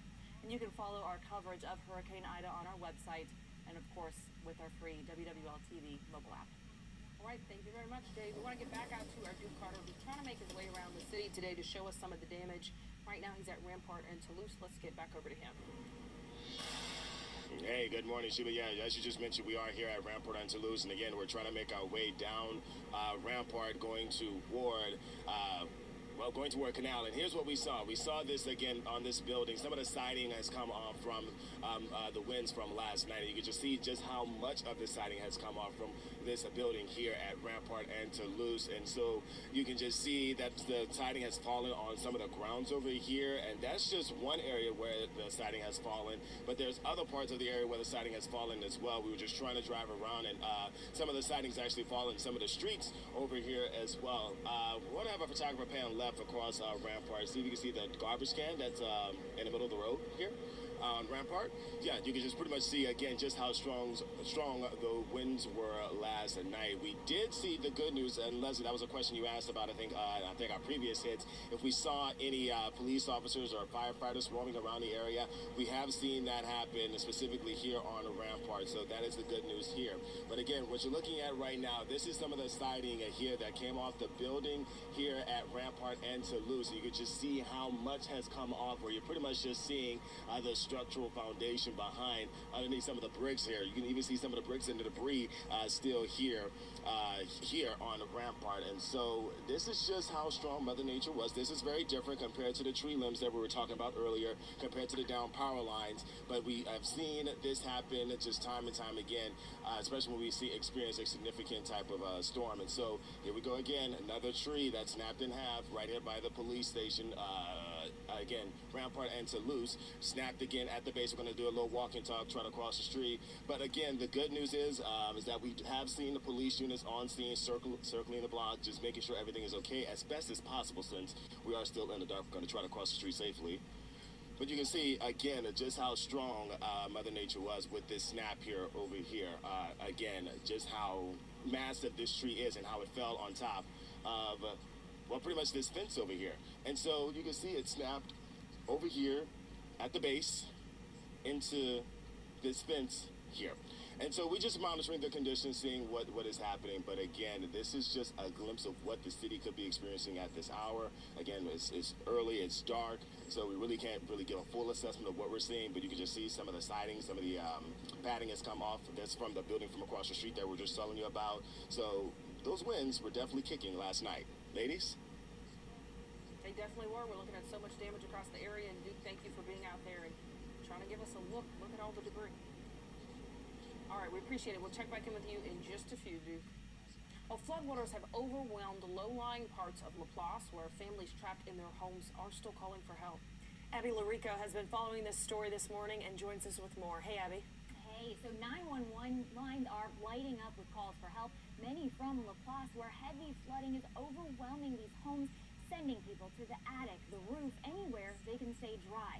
The problem is St. John Parish officials say it's still too dangerous to send out their rescue crews. So people are turning to social media, Twitter, Instagram, Facebook. People are sharing addresses of those needing rescue. I talked to Darian Hudson, who's in Houston right now. She's been all over Twitter tonight trying to get help for her grandparents. I'm doing well. Worried about my grandparents. So what's going on with your grandparents? So pretty much, we were just at home relaxing, and we got a call from my aunt saying that their house was being flooded and that they're being rushed to the attic right now, or a few hours ago.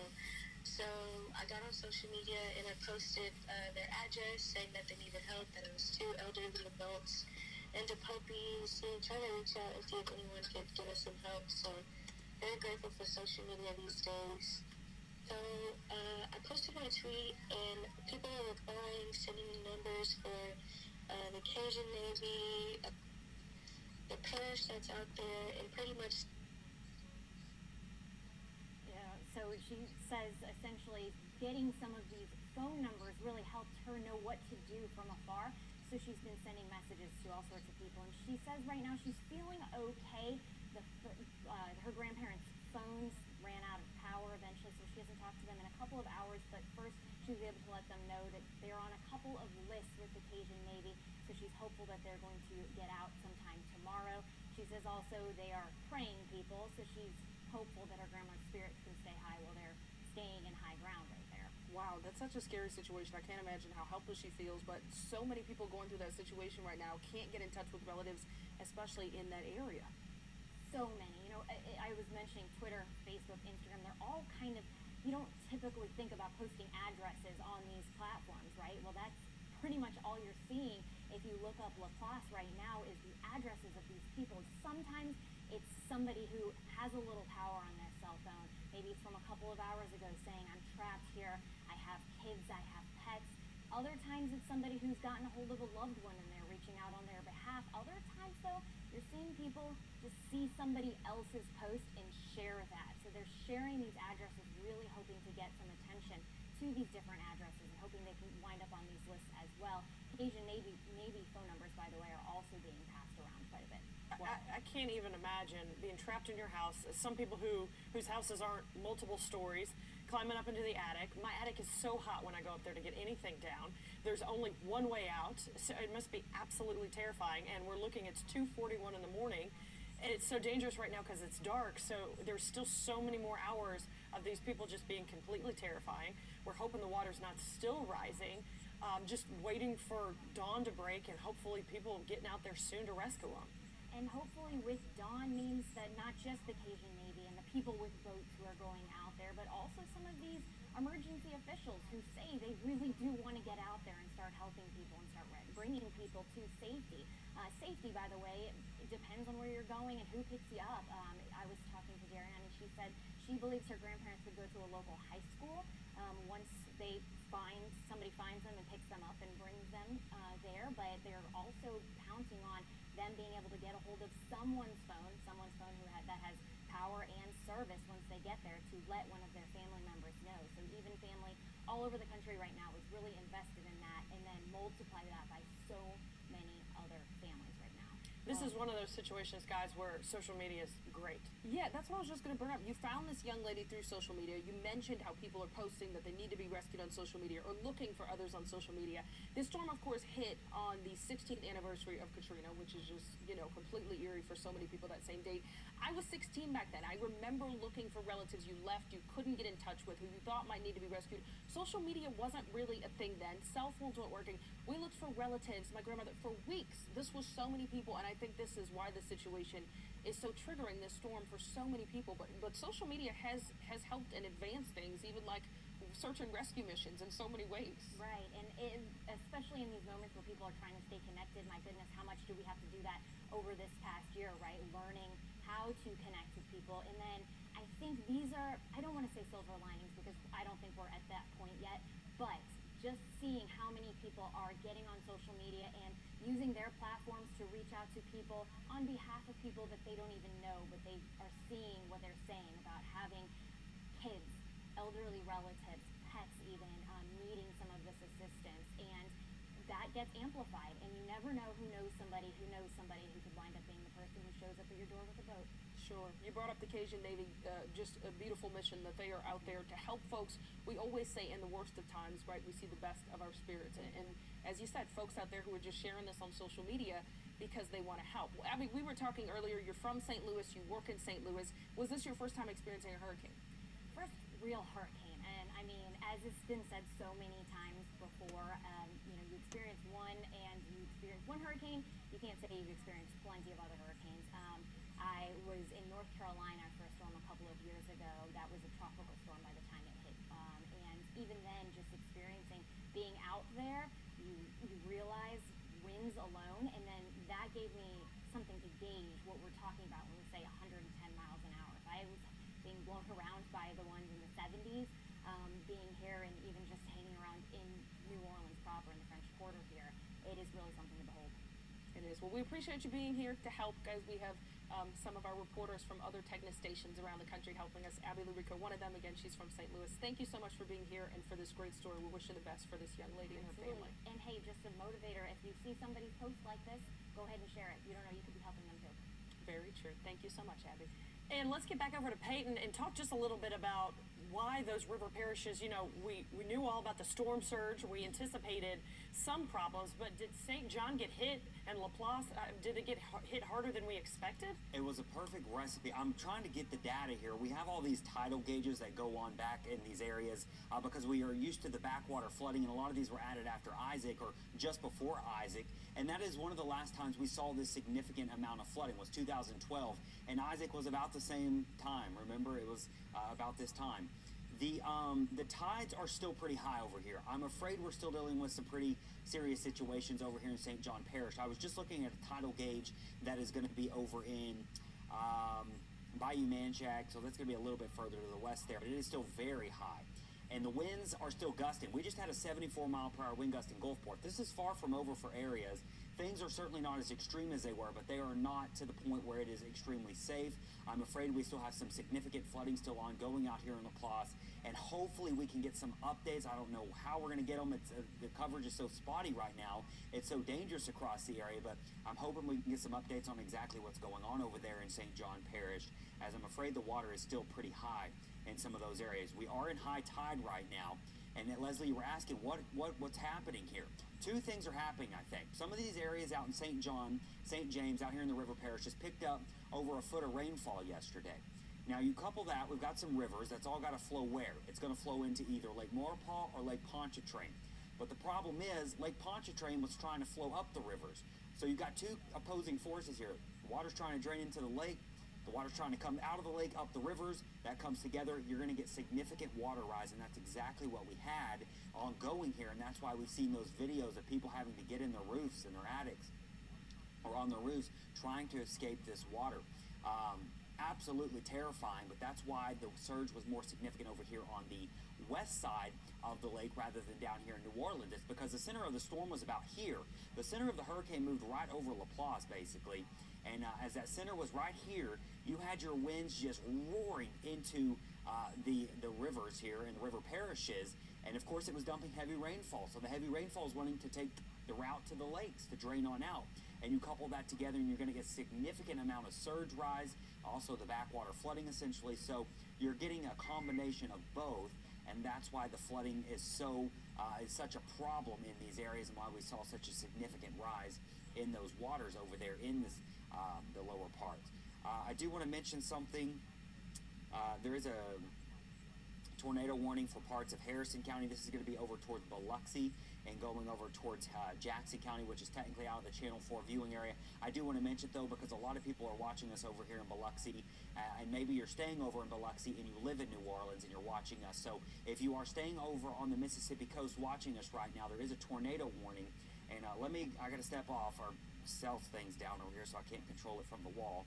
But that tornado warning is going to be including parts of Biloxi and over into Ocean Springs and Jackson County. So if you are staying over there and keeping an eye on what's going on over here in New Orleans, or if you're a local and staying over there, I want to give you a brief update on that tornado warning really fast.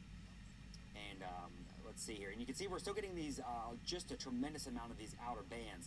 Now our radar is down in Slidell, so I'm going to have to switch to our radar over in Mobile, which is going to be right here. So this is going to be one of those quick moving tornadoes, but you can see there, that's the flashing polygon. That's where you're going to be under, and that does include Gulfport, and it includes Biloxi, and it's going to be including Gulfport east of Highway 49.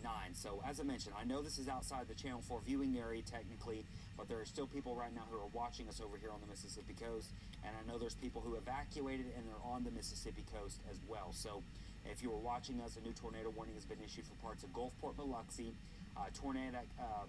Tornado could be produced with this cell. It's going to be near Biloxi at this point, and you need to be in your tornado safe spot. Let me get some information on this warning on when it expires and just exactly how long it's going to go for. The area that is going to be the rotation we're watching with this tornado warning is going to be coming on shore, And we did have a confirmed tornado in Gulfport yesterday. That's what I was just going to ask you. I know we've heard of some officials talk about possible tornadoes. The only confirmed one so far, the one in Mississippi? That I'm aware of. Okay. Now, let me say this. There's been so much information, it's possible I've missed something. That's fair. Of course, we were asleep a couple hours ago. But the only one I've heard of confirmed is the one in Gulfport. That was yesterday. It was quick-lived. There was a video of it, actually. And it just shows you that this can happen really fast. So these quick spin-up tornadoes will remain possible. We do have a tornado watch for parts of the area that are going to go until 6 a.m. And let me see if I can populate that watch for you. And it does include Orleans Parish. It includes most of the area except for the Bayou parishes and river parishes. So there is a chance that we still see some spin-up tornadoes through the rest of the overnight period into tomorrow morning. The greatest chance of that happening is going to be over on the Mississippi coast, but it certainly seems possible. I was just texting a buddy who lives over there in Gulfport. He's a meteorologist over there covering this as well, and he said they are flooding. He said they've got storm surge still. The strong onshore flow, the Mississippi coast floods so very easily, so in Bay St. Louis, which is in the Channel 4 viewing area, you're still seeing your surge. They're also seeing flooding from rainfall. They picked up a lot of rain, and you can see they're in the thick of it, so they're going to continue to get that heavy rain through the remainder of tonight, and even through parts of Monday. So that flooding risk is very much high on the Mississippi coast right now. Now, I want to mention, Sheba, do you see these polygons that are flashing in those kind of red colors towards Hammond and LaPlace? Those are what we call flash flood emergencies. And you hear us talk about flash flood warnings, right? A flash flood emergency is a step above a flash flood warning because it is that dire. They issued these originally because of the flooding from the surge and the rain coming in. So those are still in effect. And I really hope we can get an update on LaPlace because I haven't heard an update. Well, I did want to mention, we did put in a call to Jacqueline Hotard, the parish president in St. John, but because of the cell service down, we're not able to reach her. Right, and that's the problem right now is people are just wanting all this information and we're wanting to give it to you, but in the initial aftermath, and really we're not even in the aftermath, we're still dealing with Hurricane Ida, and the information can really be slow to come out because cell service is spotty. It's also 2 a.m. It's dark. People can't see. It's not safe to be out in this kind of stuff. So the information is very difficult. Fortunately, nowadays we have social media, so we get a lot of information in from viewers via social media. We're seeing videos. We're seeing pictures of just some scary situations ongoing over here in the St. John Parish area, and I'm afraid it's still continuing. Hammond, that flash flood emergency continues. We've still got very high water, especially south of Highway 22. That's where surge usually gets pretty high up here at Tangipahoa Parish. Of course, I haven't heard any updates, but I'm sure the water is still very high. The water's still high on the North Shore. The water's still high everywhere. The winds are still gusting. The wind's still hitting these doors next to our studio. I can hear them rattling. And as I mentioned, we're still seeing wind gusts of 74 miles per hour in Gulfport, Biloxi right now. And Hurricane Ida is now lifting up north of Amite. That is likely where we're seeing our most significant impacts right now is going to be up towards Amite, Kentwood, and Macomb. We could definitely be dealing with some, 70, 80 mile per hour and 90 mile per hour wind gust as that center of the storm moves up there. But yes, everywhere else is still seeing some pretty strong winds right now. And so we continue to watch this tornado warning again for the Gulfport, Biloxi area. Have you heard of any credible reports of what could have been possible tornadoes yesterday? Other than the videos, the radars, they kind of struggle during tropical systems to really spot these, and they move at like 70 miles an hour sometimes. So you drive, they're going faster than you drive on the interstate sometimes. So these are moving fast. They're usually fairly weak and quick-lived, but they can be a bit stronger. We've had significant tornadoes during hurricanes before. LaPlace got hit by that significant. I have 3 tornadoes back in Hurricane Andrew in the 90s. So, and we did hear Guy McInnes in St. Bernard Parish say he thought a tornado did that damage to that one roof in Araby. And as you mentioned, you just can't confirm that right now, but that's what he believed. I mean, it's certainly possible, absolutely. And there was tornado warnings kind of lined up all through here yesterday evening and going into the afternoon and going into the evening. So it is possible. And tornadoes, as I mentioned, will remain possible really from New Orleans into the east. As you go west to New Orleans, it's more so going to be dealing with the aftermath and the continuing problems from surge up towards St. John. So that's a big problem. Now, I want to say a lot of models have been showing that we're probably going to see some showers and storms redevelop kind of on a feeder band later this afternoon. So we could see some heavy rainfall across parts of our area. And, where that sets up, if it sets up close to the metro, we may have a higher flooding threat. That's no guarantee, but it is just one of those reminders that a lot of people are probably going to want to be getting out later today. Keep in mind, the winds are still going to be very strong at times. If you get under a shower, they could very easily gust 50, 60 miles an hour. When it's not raining, they'll be gusting probably 30 to 40 miles per hour. So the winds are going to stay strong. The tides are going to stay pretty high all the way through Monday, all the way through Tuesday, and it may not be until about Wednesday, guys, that we're looking at conditions returning back to kind of more normal around here. I have a question, and it might be dumb, so I apologize. But, you know, you said the river parishes and down on the coast don't need to worry about the tornadoes right now. Is that because it's so wet? What generates a tornado? It has to do with the circulation. The winds are out of the southeast over here. They're over the northeast over here, so you don't have the right rotation to get tornadoes on that side of the storm. But on this side of the storm, imagine there's a line drawn here. The winds on this side of the line are still out of the south. The winds on that side of the line are out of the north. So it's just a simple fact of how the winds are rotating, and it's more likely over here on the east side of the system. And then what about for, Leslie mentioned St. Bernard Parish President Guy McGinnis saying that he thought this could have been a possible tornado. The winds were so strong, though. Is it possible they're only saying that because the damage looks like what a tornado would leave behind? It's possible. You know, when we issued that extreme wind warning yesterday, which they weren't included. It's similar. The damage can look like a tornado. It's hard to say because a lot of times during a significant hurricane like this, the debris is so flung out everywhere that it's hard to go and survey it and say it was a tornado. Anyway, you look at it, it's significant winds, whether it was a tornado or a hurricane or the hurricane force winds, it can cause significant damage. And so that's why, you know, whether you're dealing with tornado or hurricane, they're both, you know, their own threats. And we are still watching this. Tornado warning is still in effect, right? Yeah, I'm just looking at the latest. They just updated the warning. Okay. Pretty capable. This is radar indicated, but this is going to be moving over Hurley. This is over. Oh, that's a new tornado warning. Okay, so this one's further off in Jackson County, closer to Mobile. Okay. Yeah, that tornado warning still continues for Biloxi. I think Gulfport's going to be okay from this one. It's mainly going to be Biloxi and up towards the Iberville, if you're familiar with the area. Once you get above the Back Bay into the Iberville and heading through Harrison County. So if you're staying at any of the casinos here, the Beau Rivage, these areas are under that tornado warning and is lifting now to the north of that. So you need to be away from windows and things like that if you're staying at any of the casinos over here in Biloxi near the beach, or if you're staying maybe at the Scarlet Pearl in the Iberville, you need to be in your tornado safe spot, interior part of the room, away from windows, in the hallway, that type of thing.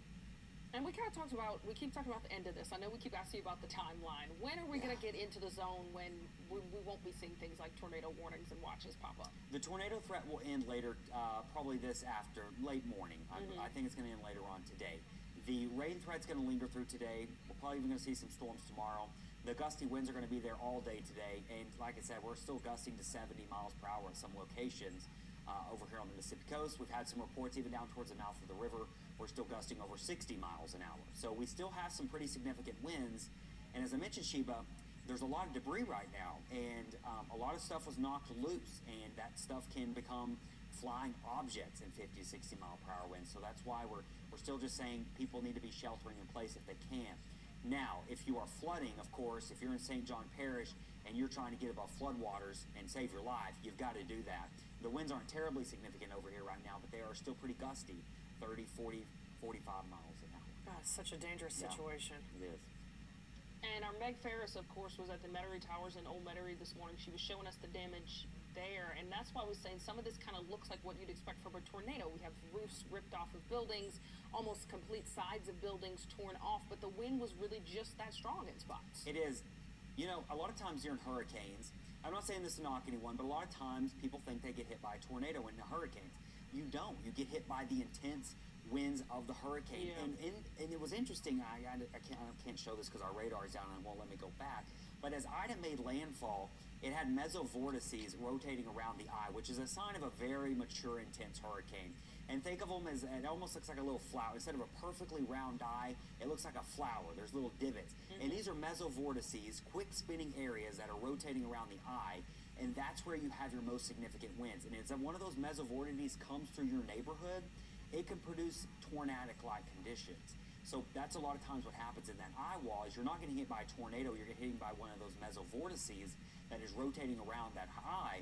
and that's what can produce the 150 plus mile per hour wind gusts that seem like a tornado because it's almost instantaneous. It happens very quickly. Right. So it's one of those things where you may not have been hit by a tornado, but the damage is certainly like a tornado. And is it the whatever you just said, Mesovortices. Is that sporadic like a tornado? You know, you see a tornado hit here and then it jumps across town. I mean, or is a hurricane going to be more? You're going to see the same kind of damage on the whole streets. Yeah, it's more predictable because we can see it on the satellites and radar, and we were watching it. And you can actually, if you're watching radar, you could say, oh, I bet that mesovortice area is about to hit this part of the area. So you could see them, but that's just a sign. That's what we were looking at yesterday, and that was a sign that we had we had a very mature major hurricane here. And that's also why people have been sending in pictures. They've been showing us that we have seen major structural damage, and we know this, but major structural damage down in the Bayou parishes, home of Thibodeau. I've seen pictures of roofs peeled off. I've seen, it looks like tornadoes have hit some of these houses, and people have sent videos, and the winds, oh my gosh, were they howling. Saw a video out of Grand Isle. I've never seen anything like it. And just the roar, the winds are almost whistling. They're going so fast. And, you know, we did have some reports of perhaps 150 plus mile per hour winds clocked in Port Fourchon on one of the vessels. Someone stayed on one of their boats. And, of course, they have some pretty good anemometers that can detect those winds that strong. And they did clock about 100, I think it was 154, 153 mile per hour wind gust. It's hard to fathom a force like that. I mean, a lot of people have never experienced wind like that. Yeah, I think that was part of the hard thing. We were telling people how hard and high these winds were going to be. People didn't have any reference point for how strong that was going to be, and now that they're waking up and seeing some of this damage, they're really getting a picture of entire trees knocked down. Yeah, and like we said, Sheba, this is the strongest hurricane to make landfall in Louisiana since last year. Laura was a 150 mile per hour category 4. Ida was a 150 mile per hour category 4. And then before that, that record had stood for decades and decades and decades. It's unbelievable to think two of the strongest hurricanes that have hit Louisiana made landfall basically a year apart. Laura made landfall, what, a couple days ago? The year anniversary was just a couple days ago. I remember doing the story on Channel 4 here. And so it is rare to get a hurricane this strong. We've had a 150 mile per hour hurricane make landfall here back in the 1800s. But since then, it's been, Betsy was 140. The Great Hurricane of 1915 was 145. This hurricane, 150. They'll go back and do reanalysis, and they may find stronger winds. We'll wait and see. They may upgrade it. They may downgrade it in the end. But right now, you know, this was an extremely significant event for most people. Most people don't have power. I'd be surprised if you do have power right now across southeast Louisiana and South Mississippi. I'm sure we're seeing a lot of power outages there as well, as those winds are still roaring right there on the coast. Storm surge is still significant on the Mississippi coast. We still have our watches and warnings for the area, and storm surge is continuing to be a problem for a lot of areas right now. You guys just mentioned the anniversary of Katrina. Yesterday was the 16th anniversary, and Sheba described it as eerie. But Sheba, you know, Peyton's from Texas, I'm from Shreveport. I was in college in Georgia when Katrina hit, but you were here and you lived through it. Are you having any kind of PTSD? You know, I left for Katrina. There's a lot of things that obviously trigger emotions when it comes to Katrina. I was 16 years old, so I was in high school then. I was a junior at Dominican. My family evacuated the day before the storm. I could relate to all the people who were going to stay. I remember my dad did not want to leave. Like so many New Orleanians, we had been through so many evacuations that ended up really being a waste of time and money, right? And then you leave, nothing happens, and you come back. And so fortunately, our family really encouraged us to leave, but literally the night before the storm, Katrina hit hours later and devastated the home we would have been in. We would have been in the attic of this home in Gentilly where water literally completely filled the first floor. The upstairs was just one room. We actually left my dog home that I'd had for many, many years, thinking that nothing was going to happen. I remember filling up the bathtub because I was like, I want my dog to have water. Of course, the dog died. We lost everything in the home. So yeah, it brings up so many memories, painful memories for people, Katrina. But I'm always so grateful that my family left. I know so many people who went through so much worse. We actually walked through those floodwaters. So I'm grateful for the experience I had. But yeah, you hate this date, right? And so now we have another storm that we're going to have to remember on top of this one. It's a very difficult day for so many people, not to mention those who lost their lives. And, you know, we were talking to was it Guy McGinnis? He was talking about this is the worst storm he's ever been through. Yeah, that's and unbelievable to hear. That's St. Bernard Parish, which took, I mean, everywhere took a hammering for Katrina, right. but especially St. Bernard, where the eye literally passed over eastern parts of the parish. Now, that tells you something about the significance of this storm. And there are a lot of areas that saw impacts from Ida and seeing impacts from Ida that were far worse for this storm than Katrina. You're talking about towards Houma and Thibodeau. The wind here was a much, much bigger threat for areas. Whereas on the Mississippi coast, of course, it's a different story. Yes, they're seeing significant impacts, but this is not a Katrina for them. And it just is a reminder that every single storm is different. Katrina was a 3 at landfall.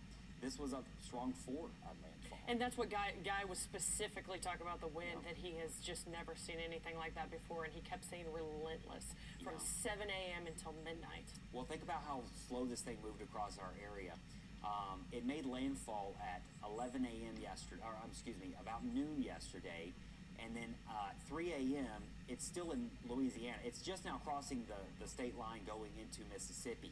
So this thing took 15 hours to go from the coast to the North Shore going into Mississippi, and in that entire time, it was just slowly scraping and causing all of its problems. And that's slower than you anticipated pre-storm. Rephrase that, or I'm sorry. Is that slower than you guys anticipated it was going to be? No, it's actually, I'm going to be honest, this is one of the best forecasts I think I've ever seen for a major hurricane in my life. That's fantastic that we're getting there. It is. The Hurricane Center, and you hate to applaud this because it's just a terrible situation, but the Hurricane Center, 3 days before it was even developing anything, we were all saying, oh my gosh, this is going to be a major problem for someone more than likely. And the forecast followed closely. We said it was going to slow down a little bit as it made landfall. We knew it was going to be somewhere in South Louisiana for at least 12 hours, and maybe it was a little bit longer than that. But anyway, you look at it, it's just, for some people, it was worst case scenario. And for a lot of people, it was worst case scenario. I know in New Orleans, there's it could have been a lot worse here. It really could have been. But for our friends out towards the bayou parishes, river parishes, this was absolutely devastating. It is still devastating. They're still doing ongoing problems. And there's a long road to recovery for some of these, communities and parishes. Sure, and we're going to be getting updates on the storm, of course, for today and several days. We just got some news in about the West Bank, so I want to give you guys some updates there. We're hearing that General de Gaulle is flooded as soon as you get off the off-ramp there. So we're seeing some water in the Algiers area. General Meyer is accessible via Whitney to Newton, and then Terry Parkway is partially blocked by flood waters. So Peyton, we are getting some reports of some flooding in the Algiers area, which we haven't gotten a ton of flooding reports, so that's interesting. And it hasn't been raining for a while. Right. I don't know when those reports came in. Yeah, we're not sure. You can see, once again, we have our flash flood emergencies. The red areas are the places that are dealing with the surge problems. St. John, St. Charles is under that flash flood emergency. That flash flood emergency, I believe, is for Lower Jefferson towards Lafitte, because and y'all have to clarify the information on what happened with the levees down in Lafitte. But that's a flash flood emergency, and then we had that flash flood emergency for the what is it, Braithwaite? That was yesterday. Yeah, Plaquemines. Yeah, and Plaquemines. So those were our flash flood emergencies, but the West Bank area, I'm not sure if there was a pump issue. I don't know. I can't say, but we haven't seen much rainfall recently. I don't know if it's just lingered through the overnight or through the morning. So maybe we'll try to find out exactly maybe what's causing that. But as we mentioned, information is a bit spotty. And as we continue to mention, you don't need to be out driving around the roads right now anyways, unless it's a dire emergency. We're still in that hunker down phase of this. I mean, some areas are still seeing 70-plus mile-per-hour wind gusts near our coastal areas. We're still seeing pretty strong wind gusts in New Orleans. We've been talking about there's a lot of trees down. We've seen structural damage even in the metro.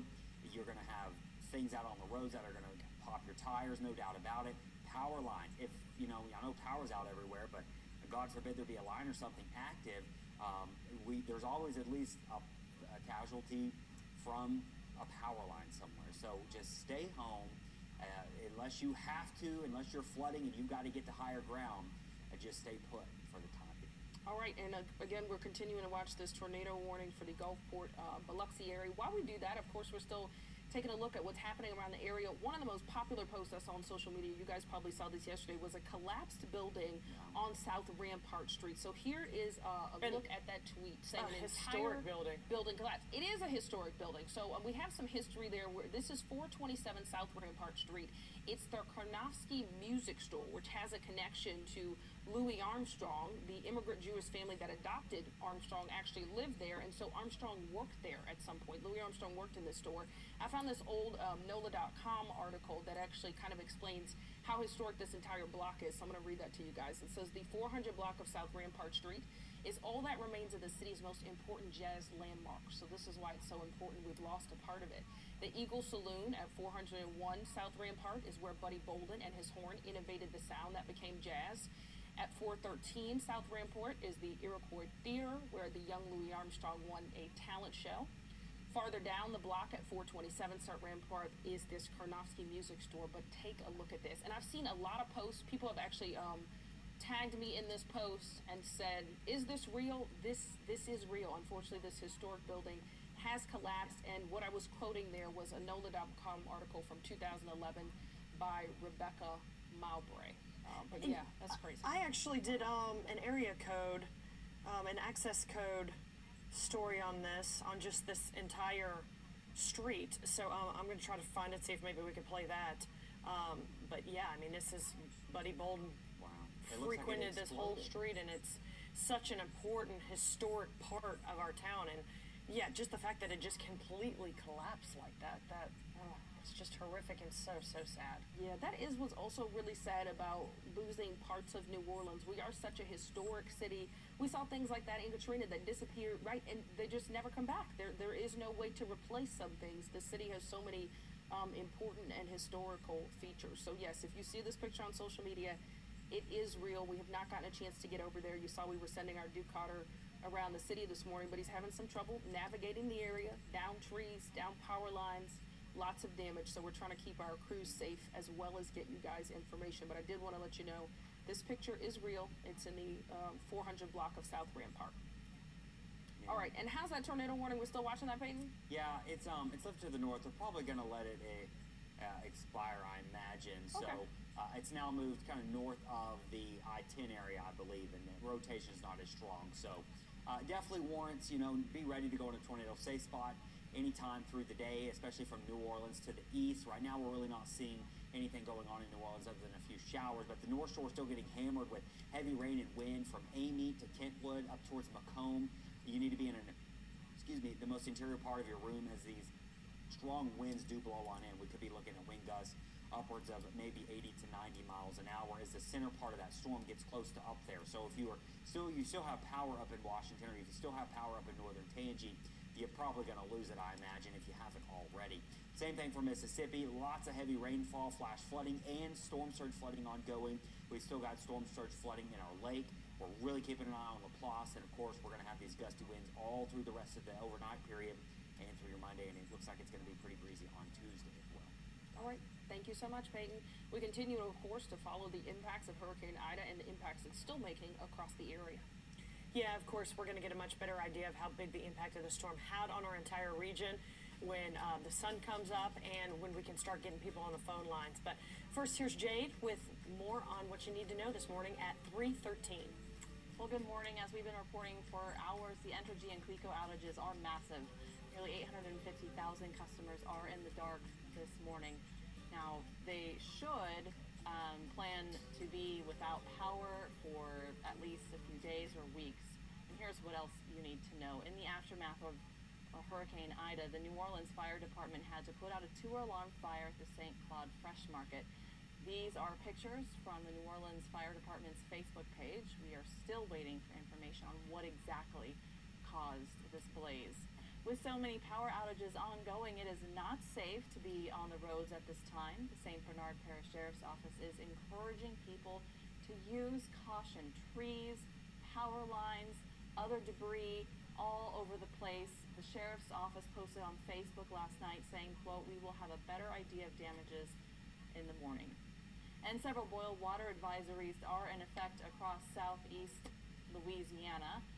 If you're on the east bank of Jefferson Parish, you must boil your water, so just keep that in mind. A precautionary boil water advisory is in effect in St. Charles Parish due to a number of leaks in the system. All Tammany Utilities customers in St. Tammany Parish need to boil their water as well. Everyone who lives east and south of the Gulf Intercoastal Waterway in Terrebonne Parish are under a boil water advisory. And you can follow our coverage of Hurricane Ida on our website or, of course, using our mobile app. All right, thank you very much, Dade. Well, floodwaters have overwhelmed low-lying parts of LaPlace, and we told you earlier this morning some families are trapped in their homes and still waiting for help. Abby Larico has been following the story and has more. I'm doing well. Worried about my grandparents. So, what's going on with your grandparents? So, pretty much, we were just at home relaxing, and we got a call from my aunt saying that their house was being flooded and that they're being rushed to the attic right now, or a few hours ago. So I got on social media and I posted their address saying that they needed help, that it was 2 elderly adults and a puppy. So trying to reach out and see if anyone could give us some help. So very grateful for social media these days. So I posted my tweet and people are replying, sending me numbers for the Cajun Navy, the parish that's out there, and pretty much saying that if I contacted them, saying that they could put my grandparents on the wait list for them to be able to get some help. So, and now at this point, we're just waiting to see what's going on. It's been about 2 hours. We got in contact with them right before their phones died, so we're just hoping for the best. When you talked to your grandparents, how'd they sound? What'd they have to say about what was going on there in LaPlace? They were a little concerned, but they're hopeful. I have a praying grandmother, so if anything, she's going to rely on God to get her through everything. I would say for everyone to just keep posting on social media, keep trying to spread the word. Somebody's going to reach out and help them eventually, but at this point, all we can do is just pray for the best and keep spreading everyone's information out there. Tell me about your grandparents' house. Have they lived there a long time? It's our family home, so they've been there for quite a while, and this isn't the first storm that they've been through, and it's probably not going to be the last, but hopefully after this, they've learned a lesson, and we can try to get them out to Texas after this. Did they not want to evacuate? Well, my grandparents wanted to evacuate, but by the time it was too late, it was so much traffic going on, so they just decided to ride out the storm. So have they ever had to go to the attic like this? For the last storm, I think they had to go to the attic, but they woke up and it wasn't as bad as this storm. The last storm, they woke up, the water was up to their waist, and my grandparents aren't that tall, so the water was up to their waist, so they just had to ride it out and get some help. Are your grandparents otherwise healthy? They have underlying health issues, but I'm pretty sure they thought to take their medicine and stuff with them, but hopefully we're just waiting to hear back from them. Once they're picked up, if their phones are dead, how are you all going to keep in contact with them? Our family has been on this app that's been going around. It's kind of like a walkie-talkie app, so we've been trying to contact everyone through there because the Wi-Fi is out and cell towers are down, I think. So we've been contacting them through the walkie-talkies, but hopefully once they get rescued, they'll give us a call through somebody else's phone. Do you know where they're planning on going? The rescue centers that they're sending them to is a high school, a local high school around their house. I think it's called Luxor High School. Seeing that 911, the emergency crews were saying it's too dangerous to go out there. When you heard that it was going to have to be a while, possibly, before they could get some help, what was your family thinking in that moment? At that point, my family was ready to drive down there and go get them themselves. But instead, you had social media. Yes, we had social media. We found people through social media to go help them. I've been contacting people from my school, and they've been saying that there's boats going around in the neighborhood, and also the Cajun Navy is going out there to help a few people, help as much as they can. I know you said when you talked to them they sounded a little nervous, but they were just going to be doing some prayers. Do you know what their plan is? Like where they are? Are they on a roof? Are they on in an attic still? The last time we talked to them, they were still in the attic, but we heard that there was boats going around in the neighborhood. So hopefully we'll get a call from them soon or something. And the last time we talked to them was at 10:30, so hopefully we'll hear something back soon. You really are just waiting. Yeah, at this point, it's just a waiting game. And do you say they have a dog, too? Yes, a little puppy. So was the puppy able to get in the attic with them?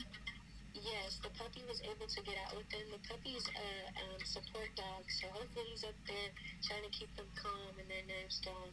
Oh, yeah. Did they say anything about their neighbors, if there were other people they knew in this situation, too?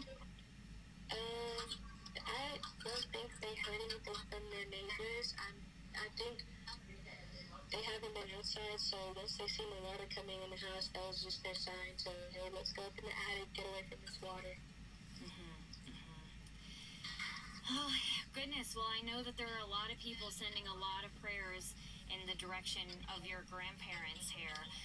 For the people who are, the ones who are in the boats, the Cajun Navy, the volunteers, the people who are just using their own equipment to go out there and try to provide some help. I'm very grateful for those people that are out there helping them. If my family was out there right now, we'd be doing the same thing, trying to help as many people as we can. But I'm praying for everyone's safety who's still out there.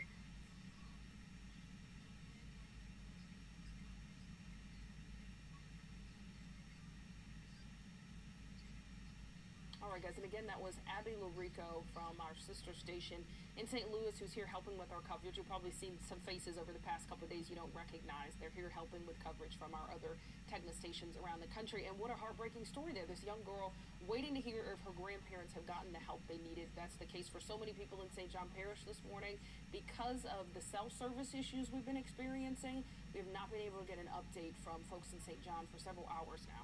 And Laplace has all this flooding, so many people, they say the water's rising and they need help. And so that is an ongoing fluid situation. Hopefully we'll get more updates on that.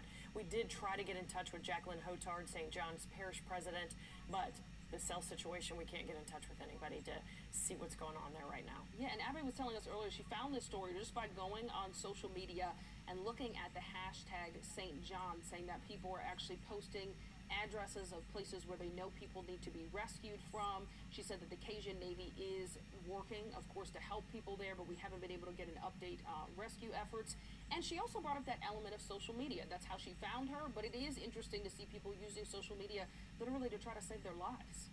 I love this granddaughter was just sitting at home feeling devastated, feeling helpless, and yeah, she was like, I'm going to do something about it. So she got online and reaching out for help, and we hope this is one of those success stories where somebody sees that and does go and help and save her grandparents. And as soon as we hear from officials in St. John Parish, we will get you guys an update on the situation there.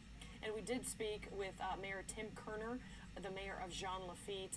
He says as soon as conditions improve, he's going to send an army to get the people that are stuck. So let's hear more on the situation in Jean Lafitte. There is some stuff going on in Jean Lafitte right now. We are going to talk now with the mayor, Tim Kerner. He is joining us by phone right now. Mayor Kerner, thank you for joining us. Can you hear me okay? Yeah, I can hear you. Can you tell us just in a quick nutshell, what is happening right now? What has been happening in the last few hours where you are?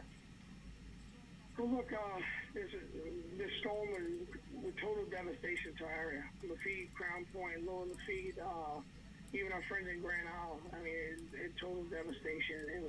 And now we have a situation where we have a bunch of people and surrounded by water. And thank God that the water stopped rising and it's going to start going down, but the wind's still pushing and we can't get to them. And now we're trying to rally up boats to try to get to those people. And as heartbreaking as today was, we're all refocusing our efforts into getting those people, and that's our main objective. What kind of efforts are being made right there? Are there boats out there, or are the conditions just too bad to get down to those people?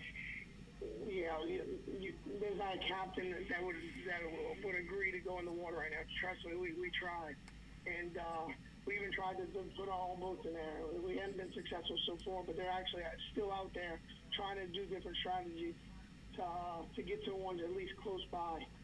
And we also are reaching out to anyone. We have a bunch of phone lines all over, and everyone's telling us who's in trouble, if they're in trouble.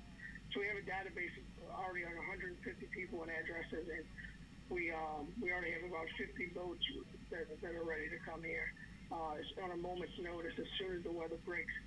So we're going to try, as soon as the weather breaks, we're going to send an army to get those people. So you said 150 people stranded right now?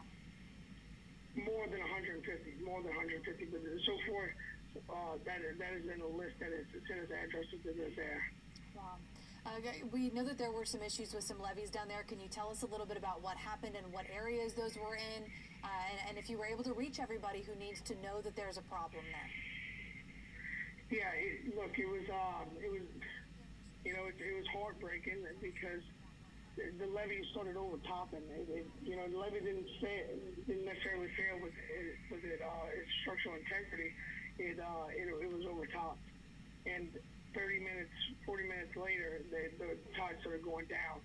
So Lower Lafitte, Barrett Tarry, Crown Point was devastated, and we thought we had a real shot at saving the local school and government buildings, 100 homes in the tidal surge. And we fought like hell, but within 40 minutes left of that surge, we lost it. And it's a heartbreaking day, but we got a job to do. We got to bring those people into safety. You all are very used to storm surge down there. Almost every time we get something in the Gulf, you get a little bit of storm surge at least. Can you, we don't have any pictures right now to see what it looks like, but can you just describe to us how high is the water? What are we dealing with down there? Look, this is the worst storm event surge in the history of Lafitte. This is the worst one. I've never seen so much water in my life. I don't know. The wind was so bad all day. I think tomorrow is going to be more bad news when we go to pick up those people and see what the wind did to our town. But you can't look left, right, back, or front without seeing high water and Jean Lafitte, Crown Point, Lower Lafitte, and Barrett Tarry. But we're gonna get those people in the safety. We're gonna come back stronger. Any reports of injuries or anything that we should know about tonight? No reports of injuries. Look, I'm very scared that when we start go and rescue these people, what we're gonna find. This was extremely strong. When we had sustained 90 to 110 mile an hour winds consistently, and then we had other parts that was 120, 130 miles an hour. So I mean, we got hit hard and we got hit long, and I know it created a dangerous situation for a lot of people. That water rose so fast. So I pray we don't find anything, but the danger was there. Well, our heart certainly breaks for you, and we are hoping for the best for you guys down there over the next few days. I know this is going to be really tough, so thank you so much, Mayor Kerner. Is there anything I missed that you wanted to mention, or any message that you have for people tonight? Yeah, look, if you're out there, just be ready as soon as that storm breaks, even remotely, a little bit. If we can get a warning, it's not gonna. If we can get a boat in there, it's not gonna flip. Listen for a horn. We're gonna give them horns, and when they do that, yell at them, and they're gonna come pick you up. All right. Thank you so much. We'll do that. All right. Thank you. Thank you very much, Mayor.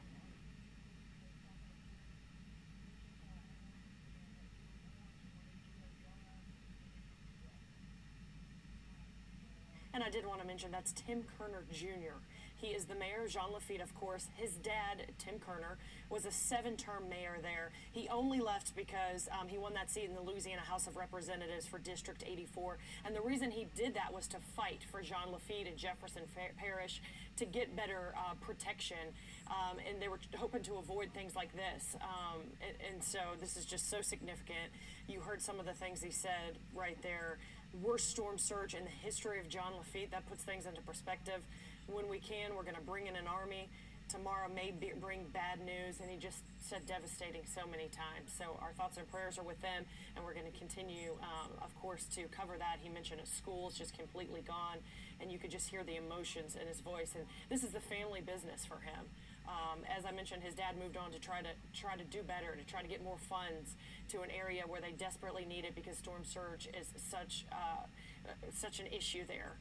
So we'll check back in with them as soon as we can. Of course, we've been mentioning all morning cell service and getting in touch with some of these officials has been a problem. We have to take a quick break. We'll be right back with more on Hurricane Ida. From WWL-TV, this is continuing coverage of Hurricane Ida.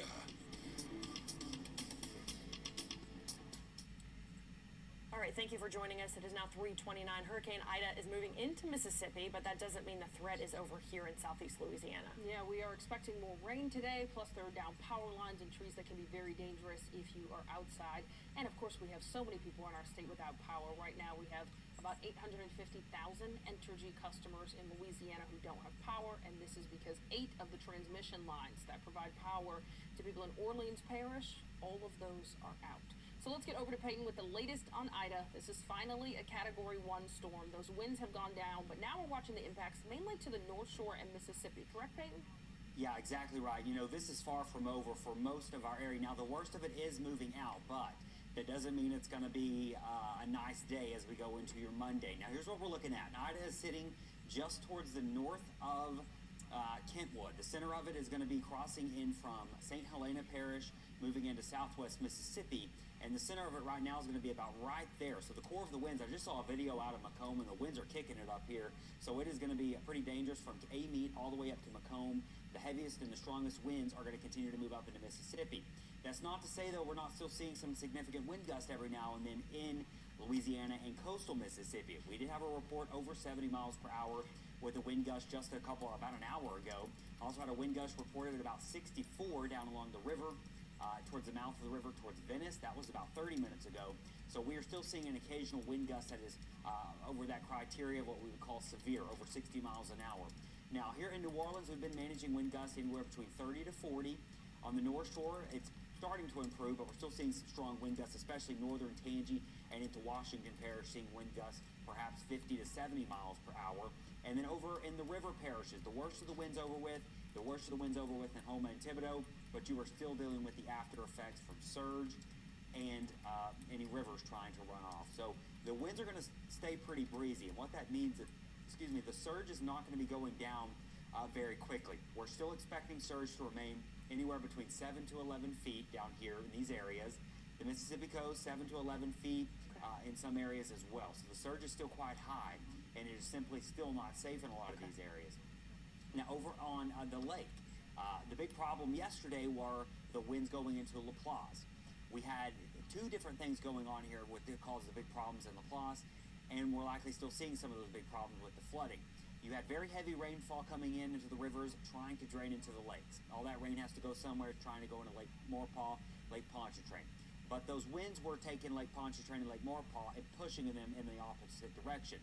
So those two were clashing with each other. The water is rising, and that's why we have significant flooding problems and people with having to get on in their attics and things over there in St. John because of the storm surge coupled with the heavy rainfall as that eye moved on through.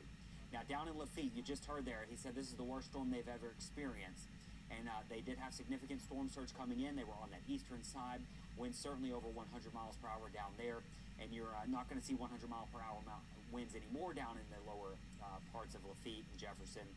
But you are going to still see some pretty strong winds in that surge. It's going to stay pretty elevated through your Monday, even through Tuesday. It's going to slowly start to drop, but it's not going to be a fast process. Houma and Thibodeau just completely took a big brunt of this storm with regard to the eye wall. Houma, Thibodeau, Raceland, I mean, anywhere down LA1 here through Lafourche Parish, a lot of damage, a lot of structural damage. It's going to take a minute. You got to remember, a lot of the infrastructure is down, a lot of cell service is down. I don't have cell phone service. Sheba doesn't. So a lot of times the communication is a bit spotty right now. It's the middle of the night. It's still not safe to go out. So we're trying to work to get more information, but it's hard right now.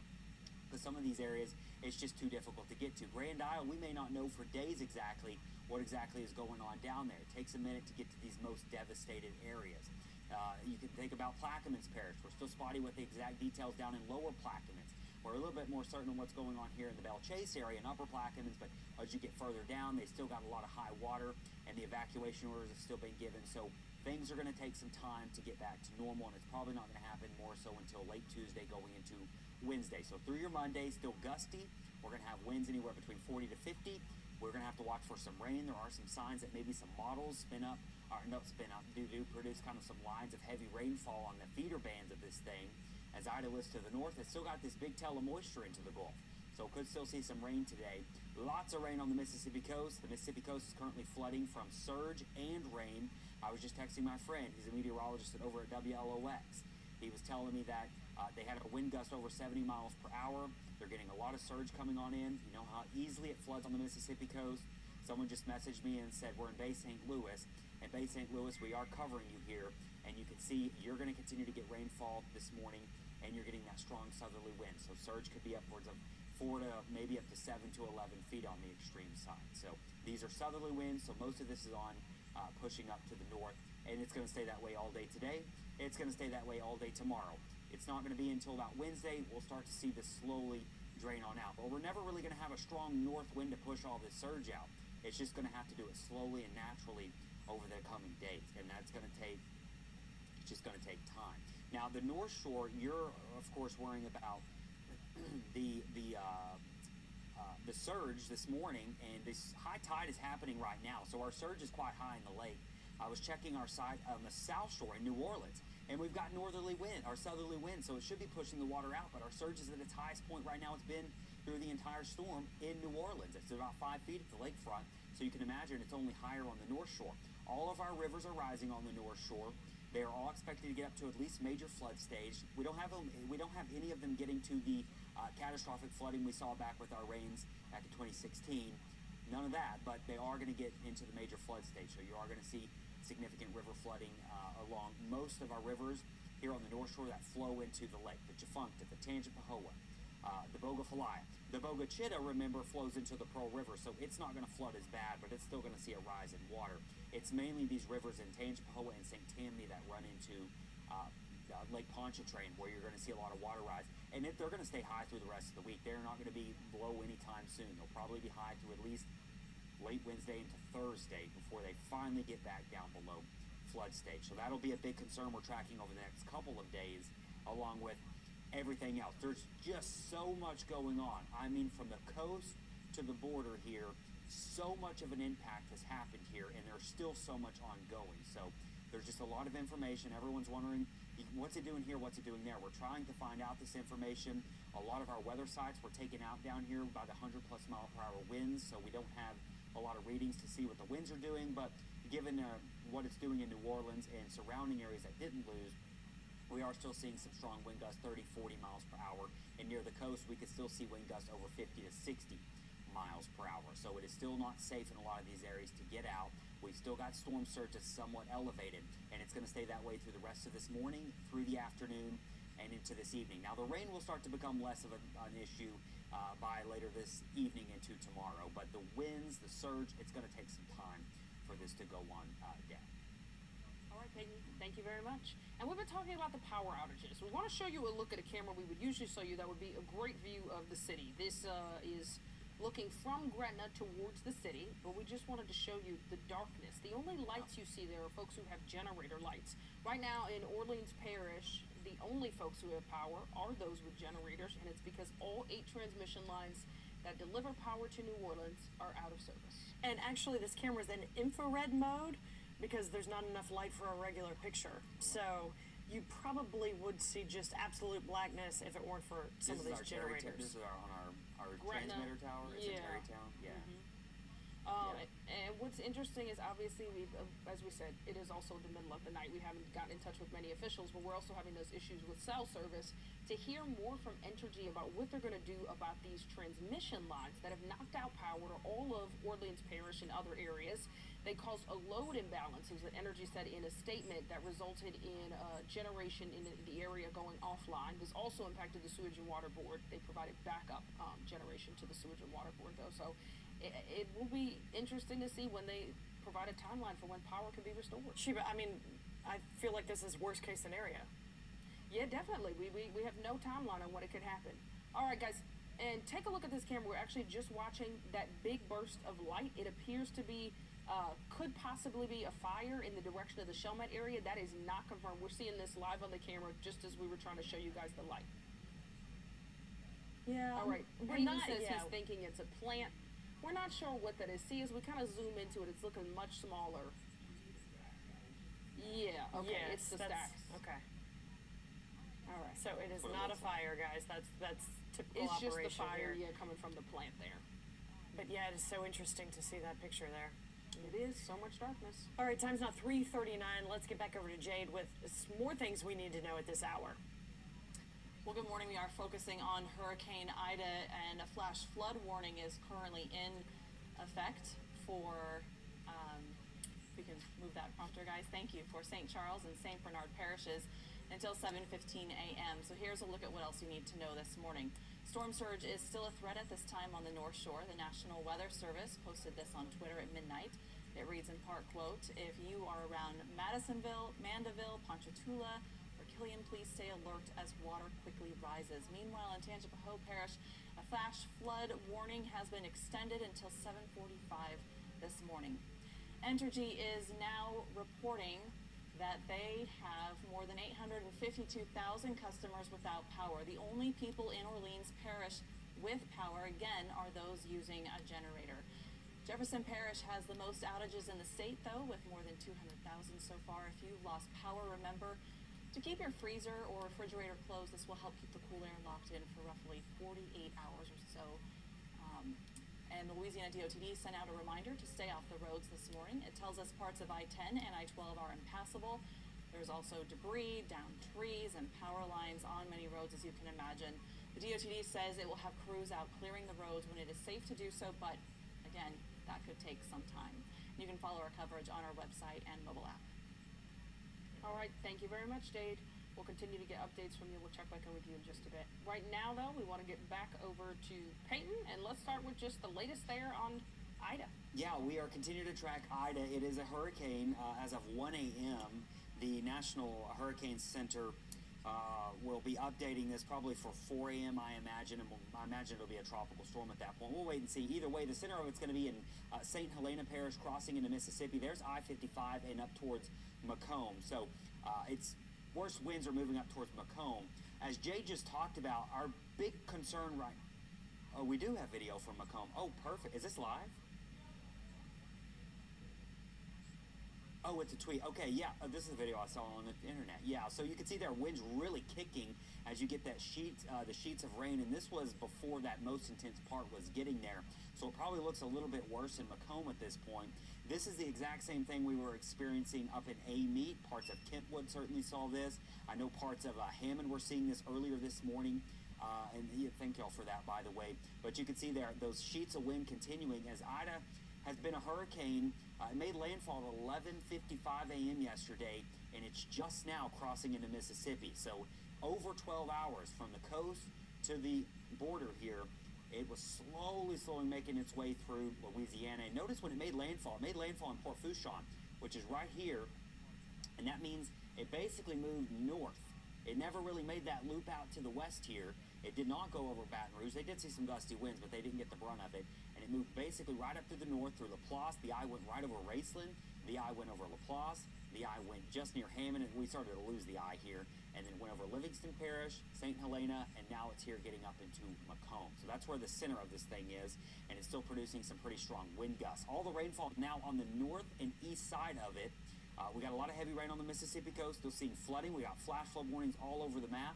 Pretty much everyone at this point on the North Shore needs to be hunkering down still. Hopefully you're prepared for this. Expect the flooding, not only from rain, but the rivers are rising. And the rivers are rising for two reasons. Yeah, some rain, but the big part is that surge is coming on up. We got strong southerly winds going up into the center there. Remember, the winds wrap around the center counterclockwise, so they're doing this. So they're coming down from the north to Baton Rouge, but then they're wrapping around here through Laplace, and then they're coming up back here on the north side of the North Shore, and they're coming up in and backing up our rivers. So the rivers are rising. They are expected to continue to rise, and a lot of these are going to peak tomorrow night,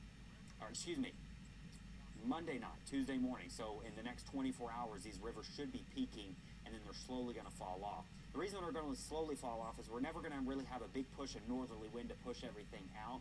It's just going to be a slow process as we go into around the late Tuesday, Wednesday time frame. So it doesn't look like we'll be dealing with any significant quick improvements anywhere through today. It's breezy. We've still got a lot of high water out in St. John Parish. Hopefully we're working to get information, but remember, things are spotty right now. There's a lot ongoing across the entire area. Power's out for most people. Cell phone service isn't working for everyone. We don't have service for a few of our phones. I know we're all AT&T, but I've heard that some Verizon phones are working. So who knows at this point, but just be aware that we're trying to get information. It's just difficult. Winds are still gusting 30 at the lakefront, 38 at Kenner, and no, the winds are not calm in all these places. We lost all of our sites, meaning either the power went down or the anemometer was destroyed. They have a threshold. When you start getting up in that 100 plus, 120, 130, 140, you start losing your data because the information, our tools just can't handle that type of wind. But it is still windy in some spots. Look at Shell Beach, still gusting to 51. I will say the tides are now going down in Shell Beach, but they're still pretty high. The tides are still running high in Bay St. Louis and all of Mississippi coast, as you still have a push of water out of the south. And then the same thing for the west bank of Plaquemines. The water's still going to be high. Water's still going to be high in lower Lafitte. Of course, we have that flash flood emergency in Lafitte where they were told a couple of hours ago to get to higher ground if you were down there. Same thing down here in Terrebonne Bay. You still got water being pushed in. So Cocodrie, Chauvin, outside any levees, the water is still going to be very high, and it's still going to be being pushed in through the rest of this morning and through the rest of today. So there's the track of it. This was as of 1 a.m., but it's moving to the north. It's up around Macomb within the next 3 to 4 hours, and then up around Jackson later on this afternoon, later on this evening. So what we're going to be watching today, and this model is not doing the best job. It's a little too far west with the rain right now. That's more over Mississippi, but it is possible we see a few of these feeder bands feeding up into Ida, produce some heavy rain over our area later on today. That's something we'll definitely have to keep an eye on, as any of these will be the training effect, where it means it moves over the same area, and anywhere that happens could see some flash flooding. You couple that with winds are going to still be pretty gusty. Notice on average 30 to 45 miles per hour through the day, but near the coast could be 40 to maybe 50 miles per hour. And if you do get a shower, it could be a little bit higher than 50 miles per hour. So today is still going to be pretty breezy. The surge is not going to go down very quickly today. There's your wind field. Most intense part is moving up into Macomb near Amy, Kentwood, and up along I-55. You don't need to be on the road up there. You don't really need to be on the road anywhere. There's just too much damage. There's too many things down. There's trees down. There's power lines down. There's probably nails in the road. There's debris. You're going to lose your tires. Just stay home for the time being. We're kind of still in that hunker down phase at this point across most of our area. Flooding. What if a road is washed out? You don't know. What if there's a flooding you run into and you don't know how deep the water is? It's the middle of the night. There's just too many things that could go wrong. So don't get out on the road unless you absolutely have to. And if you're fleeing from water, that's the only way you should be doing anything outside, is if you're trying to get to higher ground this morning and you're fleeing from any rising water. As I mentioned, our rivers are all going to major flood stage. The Tangipahoa, the Tchefuncte, the Bogafalia, all are going to be rising through the rest of the next 24 hours, and then they're going to stay pretty high.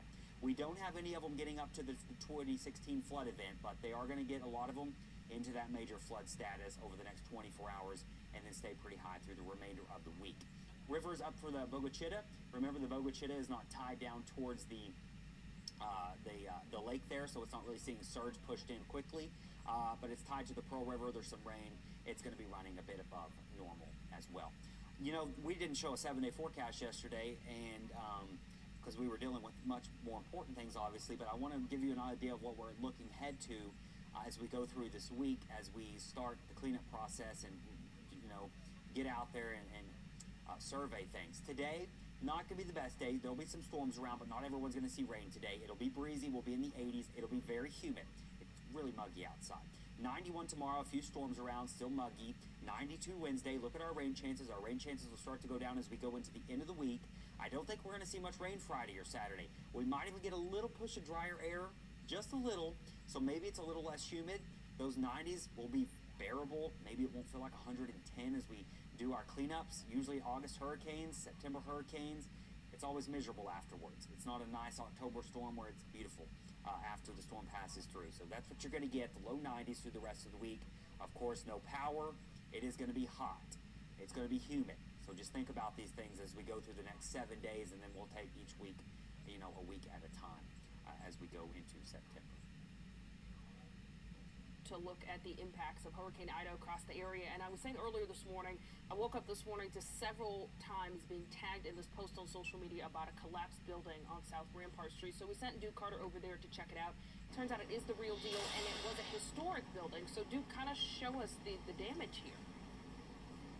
Hey, good morning, Sheila. Yeah, we're here on South Rampart, where pretty much the 400 block of South Rampart is affiliated with jazz, whether it be a musician or whether it be a birth of an instrument. And so what you're seeing right now, this is for the 427 South Rampart, and the historical significance behind this building that is no longer there, as this is the Karnofsky music store. This music store, we know, is affiliated with Louis Armstrong. This is a music store where well, this family worked at, and so this music store is no longer there. And unfortunately, because of the wrath of Mother Nature last night, this is what you're currently seeing right now. You can just pretty much see debris, bricks, rocks, wood, just pretty much just torn apart. This is no longer in existence, and unfortunately, this was a historical landmark here in the city of New Orleans, this entire block. And unfortunately, there is more damage as well. So we're going to do a little bit of walk and talk.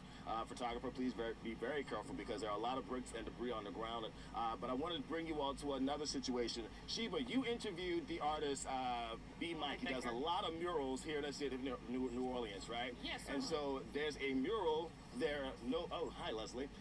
There's a lot of murals that B. Mike, the artist, has done, and we're going to keep walking this way. I kind of want to get you all a glimpse of what we're talking about here. There's a big mural that was full of a lot of musicians, a lot of jazz musicians here, and because of the wrath of Mother Nature, that is no longer there. You can pretty much see, watch yourself, you can see, yeah, this is no longer there anymore. Sheba, you interviewed B. Mike many a times, and so this was beautiful. Beautiful mural, and it's no longer here. I think it was no four musicians. You see the debris. And Buddy Bolden is one of the main ones from that street there. The innovator of jazz there. Yeah, you brought up B. Mike. I mean, a very popular artist in this city who's now gotten international recognition for his work. His latest gig, he did Will Smith's book cover. He drew Will Smith for his upcoming memoir, so that's pretty cool. But yeah, that's terrible to see that destroyed. Again, destroying something historic, but then also the art and culture that's so important to this city is what you lose when we have storms like these that cause damage in New Orleans. And actually, I'm looking at a picture just on my computer of that mural. It was 6 musicians, 4 were standing, 2 were sitting, and to the right of it, it said "one time in New Orleans." I cannot believe that's gone. And then the building to just completely collapse like that. Yeah. We've seen a lot of damage. It's so sad, ladies, yeah. But it's a lot of damage indeed, a lot of damage indeed. And so as you just mentioned, yeah, like you just said, to the right of it, you can see "One Time in New Orleans." That is pretty much the only thing that is remaining with this mural. But as far as the music store, the Karnofsky music store, that historical landmark, photographer, we're going to have you pan that way. I know we got another crew that's trying to set up. But this music store, this is pretty much gone. You can see just how significant the damage is here. Like, you can just see just the remains. And unfortunately, this is a reminder for a lot of folks who've experienced Hurricane Katrina, those who may have lived in the 9th Ward. It's a flashback, sort of kind of like you get that reminder of what those homes look like back here. And this is just a reminder, again, just how strong Mother Nature can be, how powerful Mother Nature can be, and just what she can leave behind. Just look at the debris, just completely gone, demolished, torn to the ground. And so now something of historical value, unfortunately, no longer there. Do you have a picture of it? More pictures up on social media. But ladies, we're going to toss it back on the studio. Sure. And well, of course, we want you to stay safe, Duke. But if you can stay out there and just kind of walk down the block, I'm going to tell people some more of the historical significance to that block. And of course, we'll have to give crews and engineers time to assess the damage here and figure out, was this a specific one that was that strong to make this building fall? We know it was a historic building. Was it old and had some structural issues? We're not really sure there, but this is Duke Carter. He's live right now in the 400 block of South Rampart Street. And the entire block there is very historical and tied to many jazz landmarks. So the Eagle Saloon is also in that block. It's where Buddy Bolden and his horn innovated the sound that became jazz. This is some information I'm getting from an old NOLA.com article. 413 South Rampart is the Iroquois Theater, where the young Louis Armstrong won a talent show, and then Karnofsky Music Store. That's the completely collapsed building we're looking at, 427 South Rampart Street, where the family that adopted Armstrong lived. and where he worked at some point. Yeah, I think he used to, he was kind of an errand boy, but they said just fun. I talked to a historian about this for a story I did in the past, and he said, you know, he would Louis Armstrong would sit down at dinner with the kids and sing to them, and it was just such a great, this family treated him like a son. Wow. And Duke, I don't know how far you guys can walk and still stay safe. Can you go a little bit past that building on the other side to show us, does the damage only seem to be to that one building? As far as the significant damage to this one building, which shows you about the one with artist B, right. Mike, the damage with that building. But I want to show you all, come on, we're going to go walk and talk. So, of course, this is the Karnofsky Music Store. We saw the front of where, watch yourself, there's a lot of debris over here, of the front of the former music store. We're going to take a walk back around the back end of it, just again, give a glimpse of what it was and how significant this damage is. You can pretty much see the wall was there, and now it's just hanging by a thread or whatever it is, just holding it up, trying to support it right now. You can just see there's some metal remnants of whatever was inside this building still here.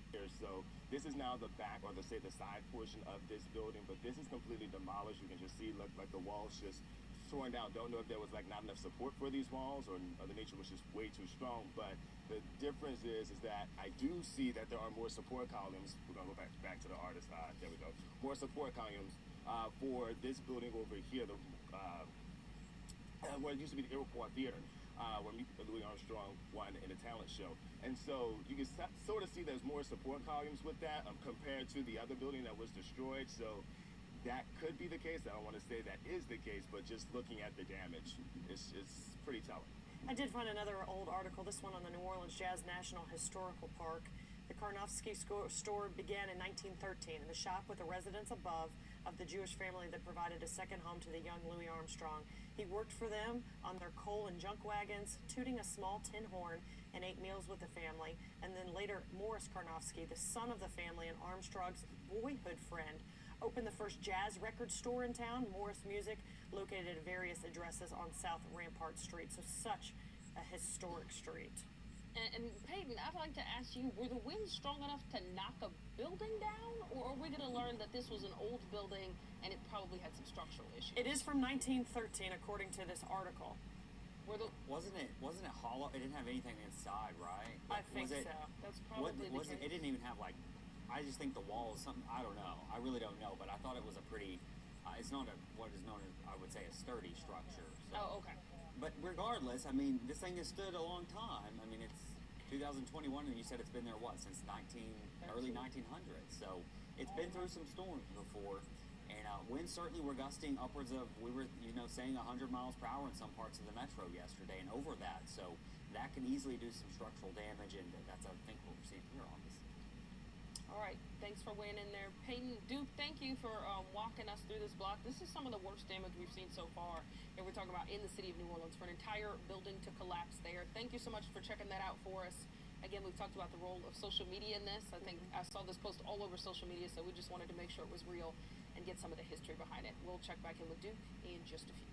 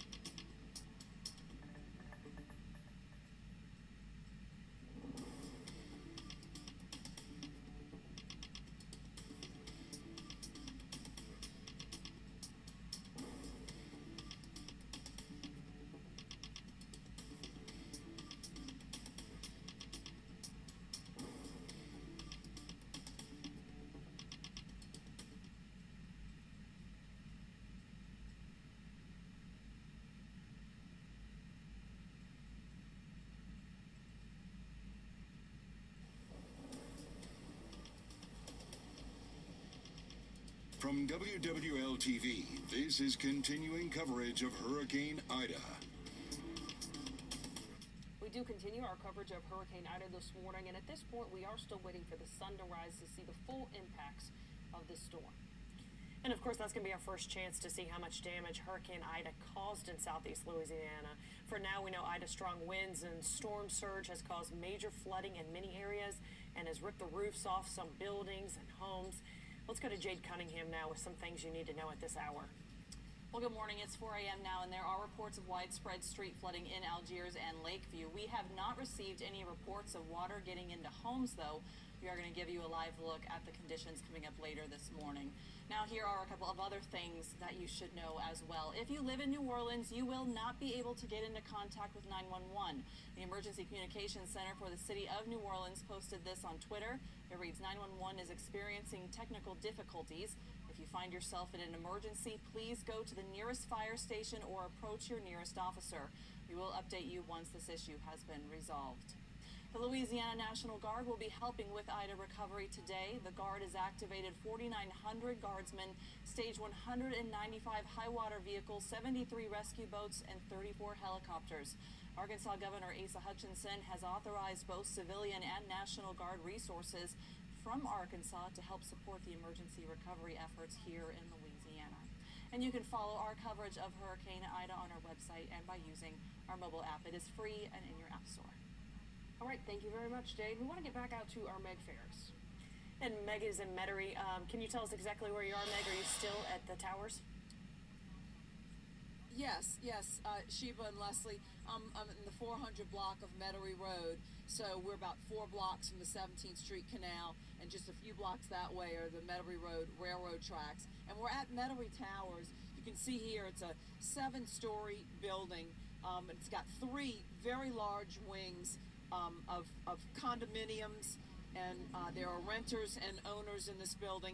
And last night I'm told that about 9 o'clock water started pouring in. I thought it was just roof damage to some of those condos at the top, but I just talked to one of the assistant managers who said the water was pouring in the whole building, and the lobby does have water in it.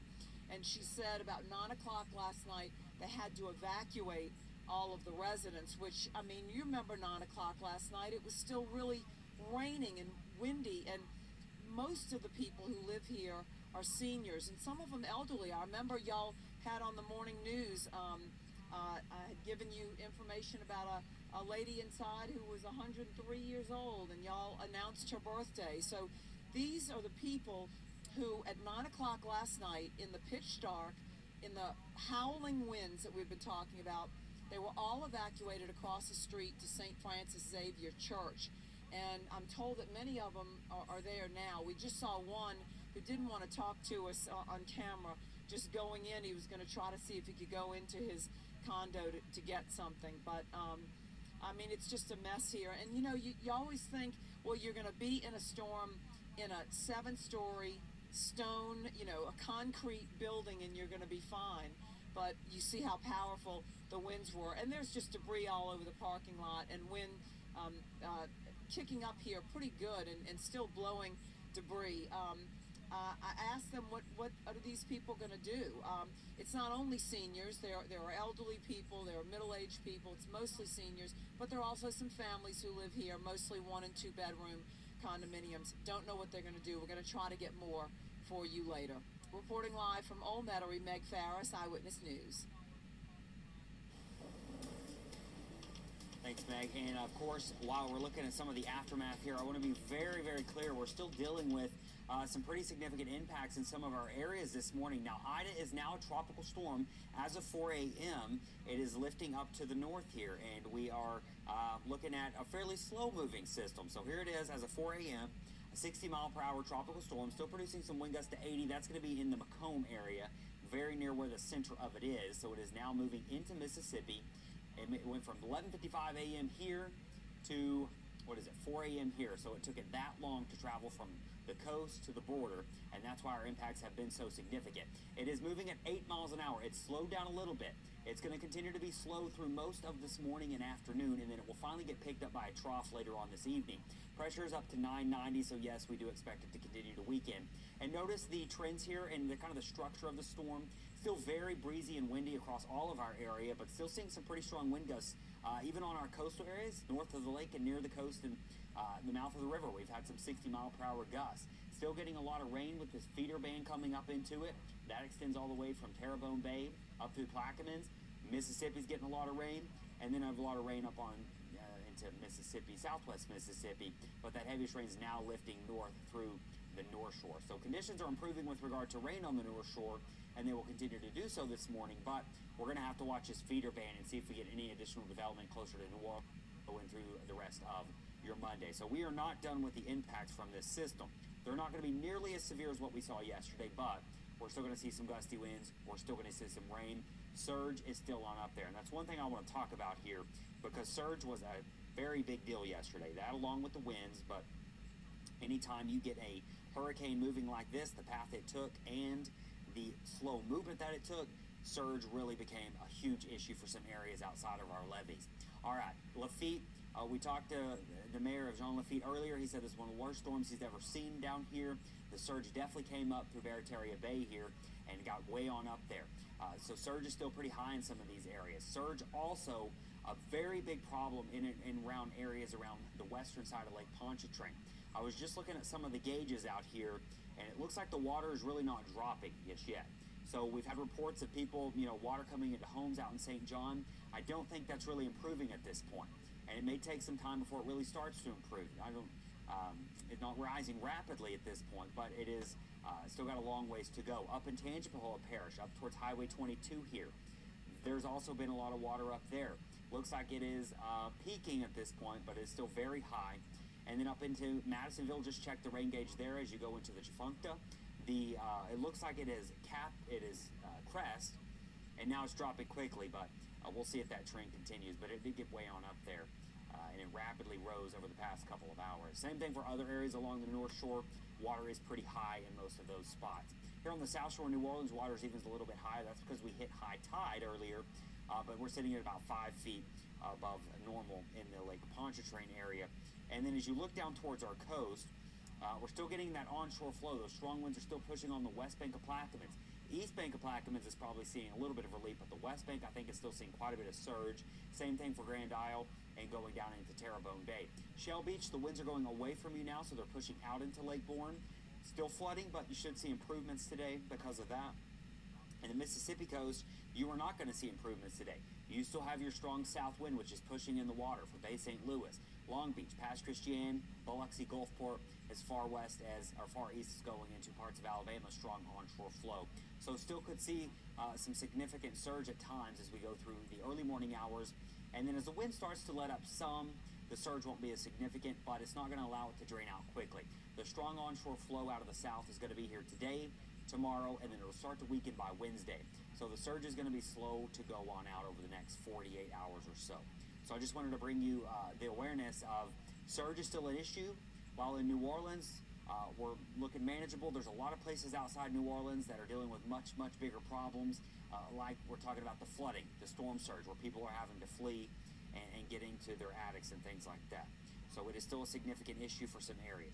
Winds are not as strong, obviously, but we're still having some strong gusts. We're gusting to nearly 40 at Grand Isle, 33 at the lakefront, nearly 40 at the airport, 60-mile-per-hour wind gusts at Shell Beach. Winds are still strong enough you don't need to be out in them in some of these spots. We gusted up to 74 earlier in Gulfport. They're sustained at 21, but they are having some higher gusts. We're still gusting over 30 to 40 near the mouth of the river. I wish I could give you reporting sites down here. We haven't forgot about you. All your sites got knocked out. Either you don't have power to them or they were destroyed by the winds. Either one's plausible.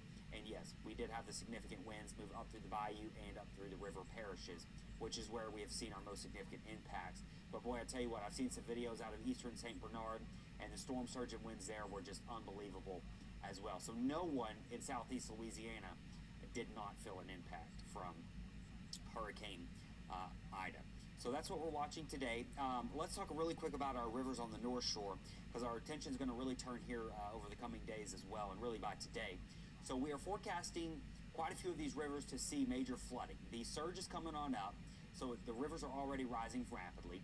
The water that you picked up this morning from the rain is trying to drain in these rivers, and they're going to back on up. So these are expected to go into major flood stage by tonight, and a lot of these areas are going to be highest tonight going into Tuesday.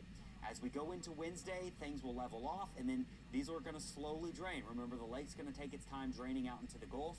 These are going to take their time draining into the lake. So this could be somewhat elevated and in flood stage through the rest of the work week. It may not be until about Thursday or Friday until we see our rivers on the North Shore improve, guys. Thank you very much, Peyton. We talked about getting some reports of flooding in Algiers. That's right. Asha Stables is live in that area now. Asha, let's take a look at what it looks like there. Oh, wow. Yeah, it's still really very dark, obviously. So hopefully once we get a little bit of sunlight later on this morning, we'll be able to see a better picture. But if you can see a little bit behind me, there is some water underneath this underpass of the interstate. Now, from our understanding, when we were trying to get to this area, the off-ramps are open. But of course, with this flooding underneath the underpass, the on-ramps are not accessible. So there has been some police presence in this area to try to monitor things, make sure people aren't trying to get through this water. We have seen some folks try to make it through, but then they quickly realized they couldn't see how deep the water was, so they quickly turned around.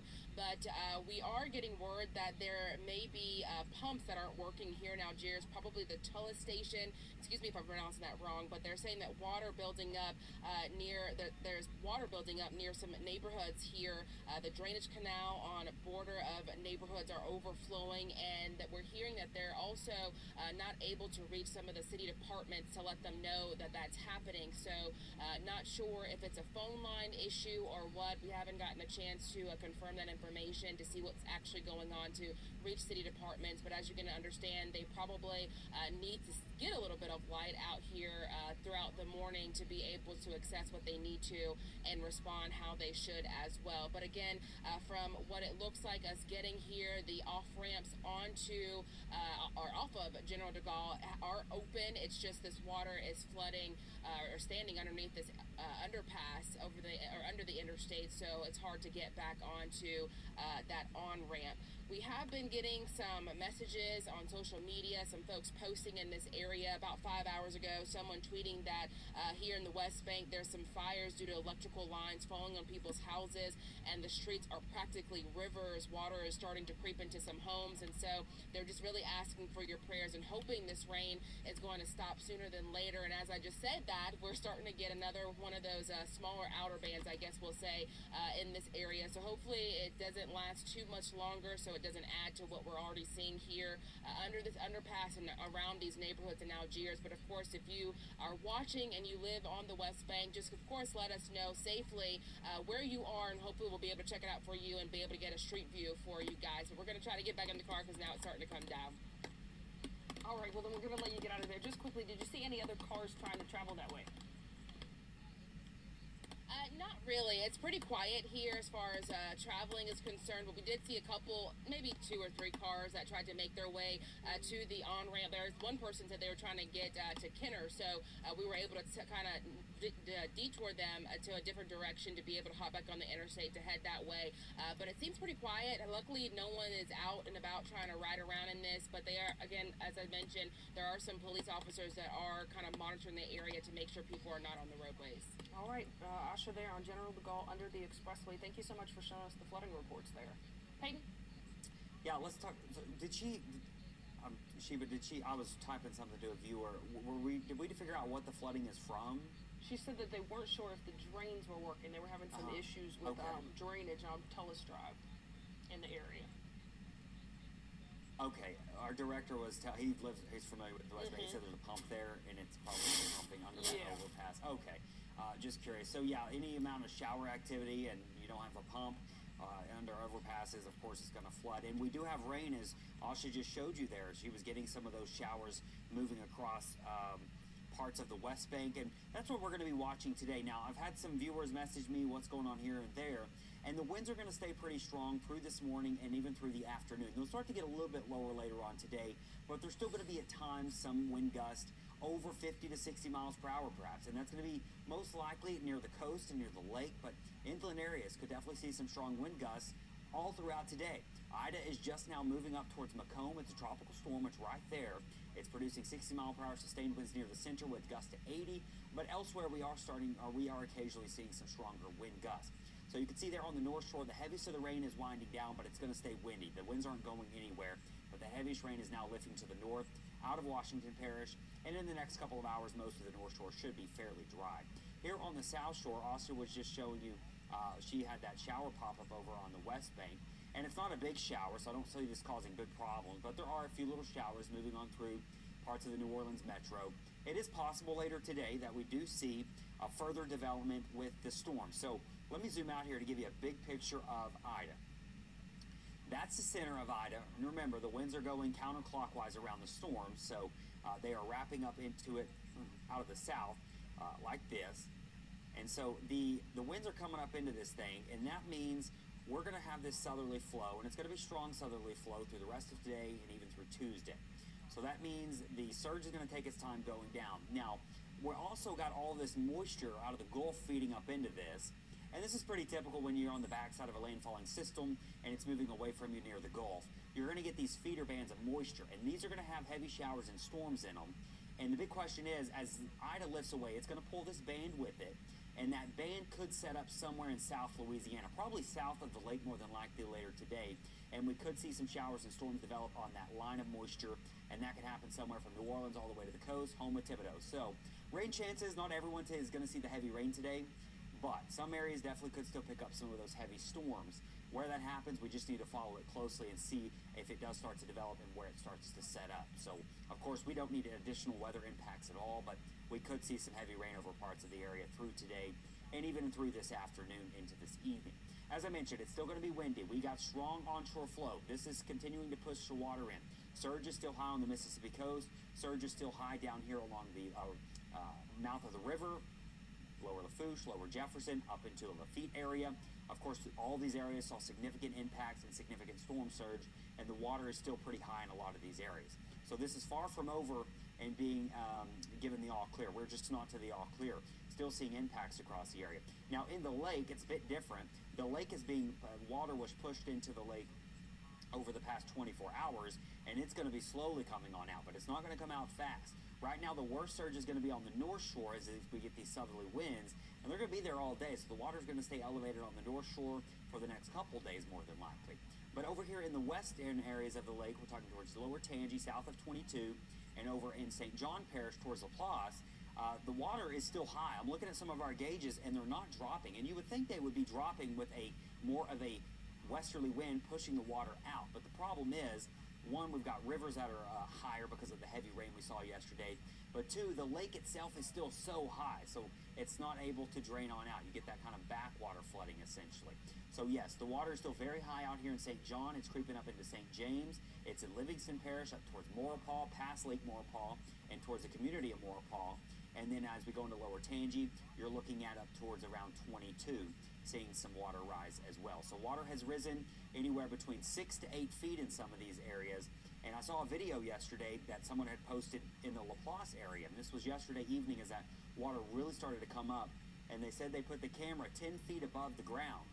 And the water got all the way up to the camera. So we saw significant storm surge and flooding come on into St. John there. And that's, of course, why we've seen just the terrible situation unfolding over there. It was just the worst case scenario for track for that area and the movement and the speed of the storm. The storm really slowed down. It went from 15 miles an hour here to 8 miles an hour. That was expected, but as it made that turn and it slowed down, boy, it took over 12 hours, about 15 to 16 hours for it to get from the coast all the way to the Macomb area.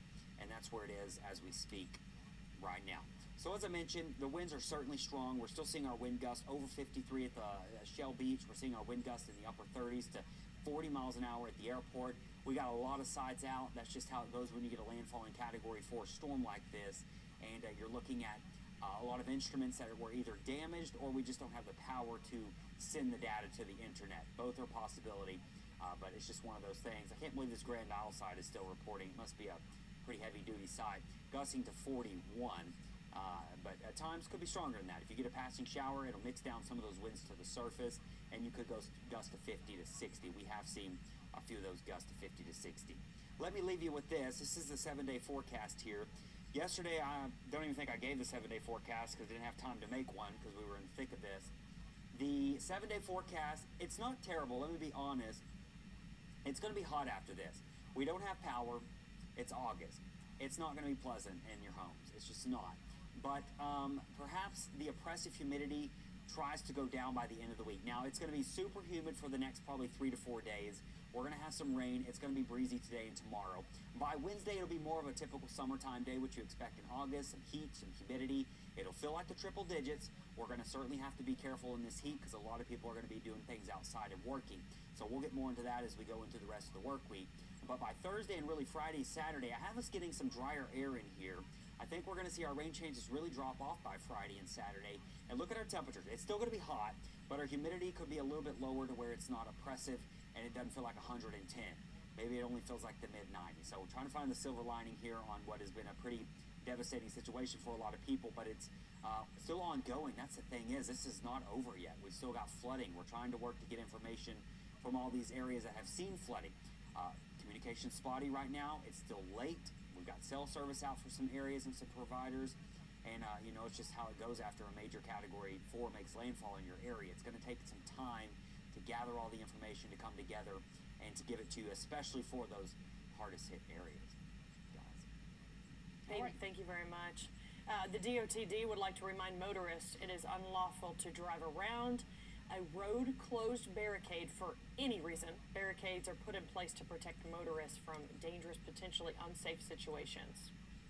That's right. So check the website 511la.org, or you can dial 511 for up-to-date closures in the area. And again, they're saying that because we are going to see many barricades put up today, whether it be for floodwaters like we saw on General de Gaulle under the expressway if you're in Algiers, or many of the areas we haven't even been able to see impacts and debris on those roadways. And anytime we have a heavy rain event in New Orleans, we see those underpasses and we see motorists still every time trying to drive through it. You have no idea how deep it is. Not only is it bad for your car, people drown that way. So turn around, don't drown, especially if those barricades are up. But DOTD is also not able to get to some of those areas to put up the barricade. So if you see standing water in the road, don't drive through it. And if you do happen to be driving through it in a neighborhood and it looks low, still remember to drive slow because you don't want to push any of that water into houses and businesses. Yeah, definitely. And we also want to talk about the boil water advisories that we're watching this morning. We're watching several because of issues either with power outages or a drop in water pressure. Jefferson Parish, the entire East Bank of Jefferson Parish needs to boil the water this morning, and until further notice. St. Charles Parish also has a precautionary boil water advisory for the entire parish. St. Tammany, all Tammany utility customers under a boil water advisory, and Terrebonne, the east and south of the Gulf Intercoastal Waterway, you are under a boil water advisory. All right. And we want to take a look at some pictures from downtown Macomb. This is some of the damage there. A power line across I-55 northbound. This is near the Delaware exit in Macomb. A transformer blew up. They say the cops are blocking the interstate there. And this is from WJTV in Macomb. And as we heard Peyton just mention, this is where Hurricane Ida is right now in Macomb, Mississippi. And so this particular reporter's been tweeting out some stuff. This is the strongest winds yet in Macomb, he tweeted out earlier. We saw Peyton took that picture full so we could see it pretty big, and you could just kind of see the rain whipping. Just look at the water on the ground and you can tell how strong the wind is. Definitely. And Ida, of course, is now a tropical storm. We got in the last update almost a half an hour ago now, but still watching impacts today, especially for the North Shore now in Mississippi. The North Shore still having some winds, but mainly the river levels there are what we're going to be watching. And in Mississippi, as you can see, they're dealing with the rain and wind impacts. We also have been mentioning and telling you guys this morning that cell service has been impacted. This seems to be a big issue. I posted about it on social media. Many people saying they reached out to relatives, not realizing that this was an issue and that the phone is either going straight to voicemail or they're not able to get through. So we don't have a clear picture of how big this issue is yet, but there is something going on with cell service. And this seems to be impacting impacting emergency response services. The Orleans Parish Communication District tweeted out earlier this morning that 911 is experiencing technical difficulties. They said that if you have an emergency, you should actually physically go to the closest fire station or find an officer, because they're not sure if you're calling 911 that those calls are going through. And that's a terrible thing to hear in a situation like this when we still have flooding and debris. People are dealing with so many emergency situations. And when I think of an emergency situation, it's normally when you can't get in your car and go find help. You need somebody to come to you. So that's just devastating to hear that. All right, and take a look. This is NOLA Ready showing some street closures. This is due to debris. So just look at how many points there. And you can always go to NOLA Ready. I know sometimes it's hard to read the specific streets when we put them on the screen like this, but you can go to nolaready.gov on your phone and pull this up if you want to zoom into your neighborhood and see some of these streets. And these orange dots are debris, and the blue is flooding. Yeah. And let's go back, or let me just mention, as we're looking at this map, you're talking about the cell phone service. So much anxiety, so high, of course. There's a lot of people trying to reach their family here. There's a lot of people who evacuated. They're just trying to reach neighbors to see if their house is even still standing. Sure, people in the city in 2 different locations. You're just trying to check on everybody. I wanted to correct that website. If you want to look at this map, it's streetwise.nola.gov, again, for flooding and debris closures on the roadways. All right, guys, and Entergy's latest update last night, of course, we're watching hundreds of thousands of power outages across the state. It's another story that we're following after all 8 transmission lines that deliver power to the New Orleans area are currently out of service, and that's, again, just for Orleans Parish. We're talking about the entire state, though, facing power outages. I know, and we are seeing some green on the map, but we're not sure if Entergy's updating this map. You know, one of the central green areas you see there is the French Quarter. If you have a generator, that's really the only people in Orleans Parish right now who have power, so there probably shouldn't be that much green on this map. And we haven't been able to get in touch with Entergy officials this morning to find out if they're updating that map or a timeline on this. That's the scary part, right? Even without those transmission lines being down that provide power, it usually takes some time after a storm to restore power to this many people. So it will be interesting when we finally get to speak with them to understand the extent of this damage and a timeline for it. All right, time's now 4:27. Let's take a quick break. We'll be right back. Don't go away.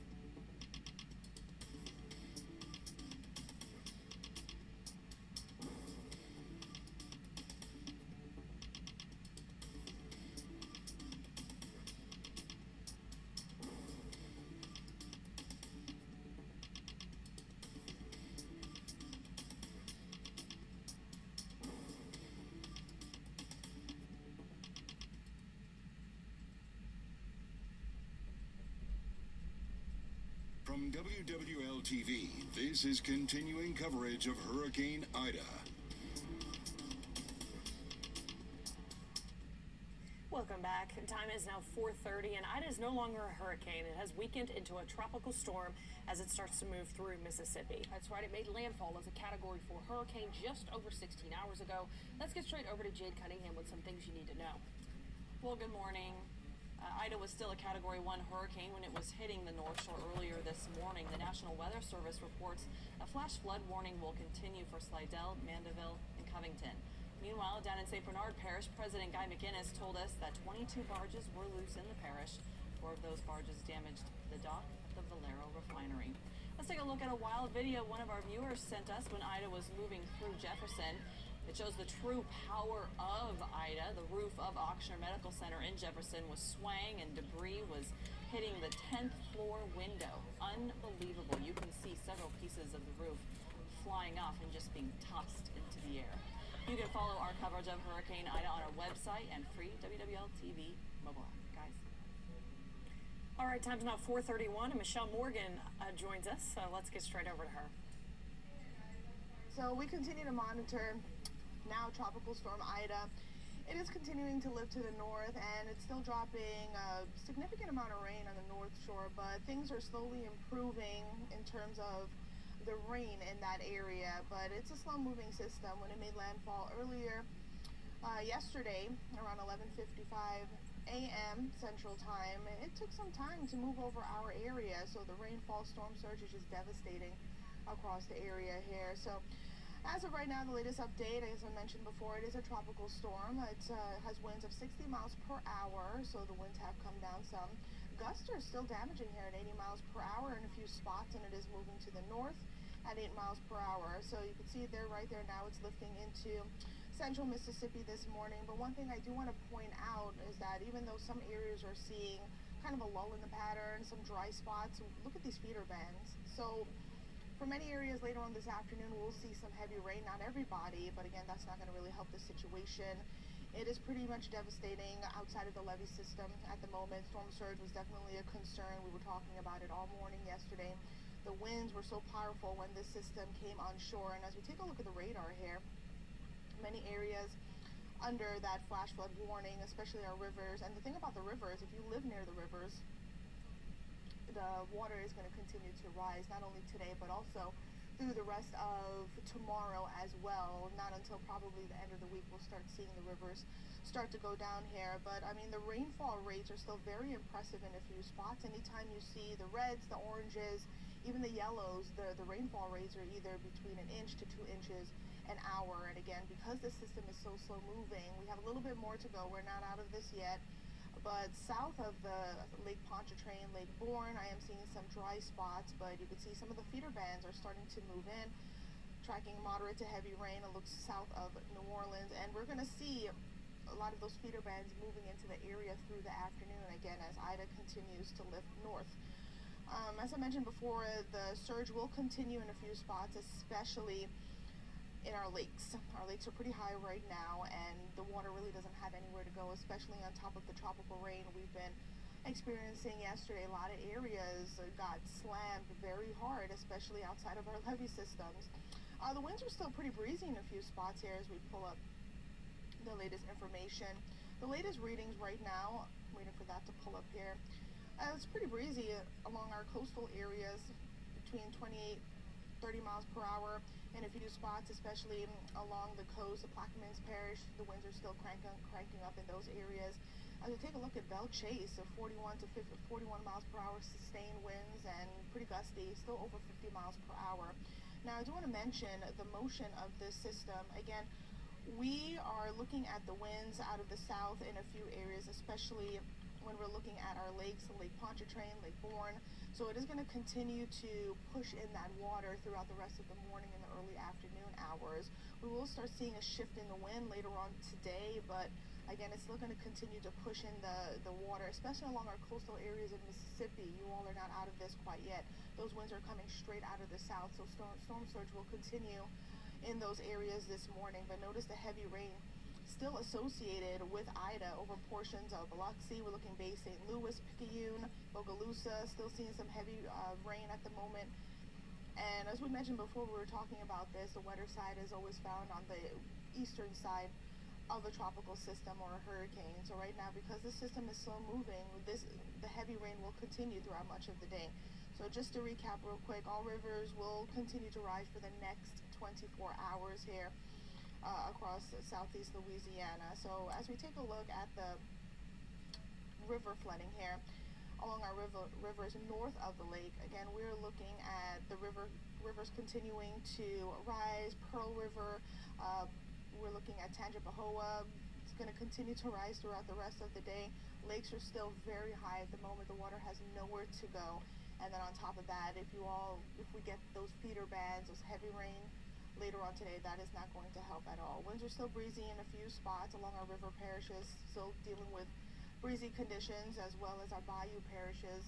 And we'll see the aftermath when the sun comes up shortly, but as of right now, we are getting a lot of reports of the water very high in a few spots and structural damage, trees down. Obviously, the power is out for many of us here across southeast Louisiana. Cell service is non-existent at the moment. We're trying to get more information for you all, but it's hard at the moment because we just can't get any contact, can't contact anybody at the moment. So if you're now joining us, and now Ida is a tropical storm. It has weakened some. It made landfall yesterday near Port Fourchon at 11:55 a.m. as a strong Category 4 hurricane. It was packing winds of 150 miles per hour, and it took a long time. Now it's starting to exit the state, heading into Mississippi, central Mississippi, but later on today, we do think that some areas will see even more rain because we'll be dealing with the heavy rain bands or the feeder bands that's outside of the system or the tail end of the system. But yesterday, as we mentioned, or today, we didn't get a chance to show the 7-day because we didn't have a time. We were really in the thick of things. So today we're gonna see some heavy rain in a few spots because of those feeder bands, and it's gonna be hot and it's going to be muggy. Remember, we had that tropical moisture over us for some time. The atmosphere is soupy, juicy. It's gonna feel humid out there. And tomorrow, we're still going to be dealing with breezy conditions. Temperatures are going to rise into the lower 90s. A lot of us, we're out of power right now, and we'll be in the cleanup process throughout the rest of the week. Still looking for a few showers, but I do think that will dry out. Dry air will push in. Some drier air will push in as we head into the weekend. Temperatures will be in the lower 90s. But again, if you're out of power, you're working outside, cleanup process, just make sure you're being very careful, and I'll have another update in a few minutes. All right, thank you very much, Michelle. We are taking a look from our mobile forecast center now and just driving around seeing the darkness, which is really what there is to see right now. And it looks like they're parked. It looks like there's an underpass ahead, and look at that water in front of the car. It looks like the car's parked, huh? And do we know where they are, guys? Okay, this is actually some older video, so we should make that clear. This is not current right now. Let's talk about power outages across the area right now. One of the big stories we're following this morning, Entergy, taking a look at this outage map. We have more than 850,000 Entergy customers in Louisiana without power, and everyone in Orleans without power unless you have a generator, because all 8 transmission lines that deliver power to New Orleans are out of service. It caused a load imbalance in the area that resulted in generation in the area coming offline. That's one of our big stories, and again, we're waiting to hear from Entergy about more details on what this entails and how they'll get power back online. Yeah, right now it's saying Orleans, 175,530 customers without power. Jefferson, over 200,000. Yeah, so as you mentioned, we're hoping to speak with somebody from Entergy just to see if they have any news as to when those can start to be fixed. Yeah, and this is a map from streetwise.nola.gov. You're looking at streets that are closed either for flooding, the blue dots there, or debris, those orange dots on your screen. And I know we can't zoom into all of them here. That's why I'm telling you guys the website is streetwise.nola.gov. You can check in on either the debris or flooded streets. We saw some flooding in Algiers earlier at General de Gaulle Drive under the expressway. We're still trying to figure out exactly what's happening there. We do believe it is a pump that's not working in the area. I don't think that's typically a low-lying area that would flood. But if you have any reports of flooding, you can also email those to us and we can check them out. And 3 underpasses are, can you guys tell me that in my ear one more time? Are closed. Carrollton, Press, and Dowman. Carrollton, Press, and Dowman. Those are the 3 underpasses that we know of right now that are closed. Sure, and as we've been saying, we're really waiting for the sun to come up to be able to get a good look at the damage. Most people aren't out and about right now, which, so they're not reporting the flooding and debris because they don't know about it, and that is a good thing. You definitely want to wait till the light comes up. Our Duke Carter's been driving around the city. He had a lot of difficulty really just moving 2 blocks away from the station. He ran into a ton of downed trees, many that have fallen on cars and caused damage. Yeah, so dangerous to even attempt that at night. But as we heard the mayor and Police Chief Sean Ferguson say, there's no reason to be out right now unless it's a dire emergency. Stay where you are, continue to hunker down because it's just a dangerous situation out there. All right, and we heard from Mayor LaToya Cantrell and NOPD Chief Sean Ferguson yesterday, so let's hear what they had to say. Need you all to remain sheltering in place throughout the evening. It's vitally important. Conditions are still severe throughout the city of New Orleans, but also we have now lost power. The plant that provides power to Entergy New Orleans was compromised. This plant is not located in Orleans Parish. However, we rely on this plant to ensure that we have power throughout the city. Right now, it's compromised, which means it's very dangerous. In addition to the storm, also without electricity. But this is citywide. So this is the time to continue to remain in your safe places, not a time to venture out throughout our city at all. It's unsafe. I will echo the same. Without power, that creates opportunity for some, and we will not tolerate that. We will implement our anti-looting deployment to ensure the safety of our citizens, ensure the safety of our citizens' property.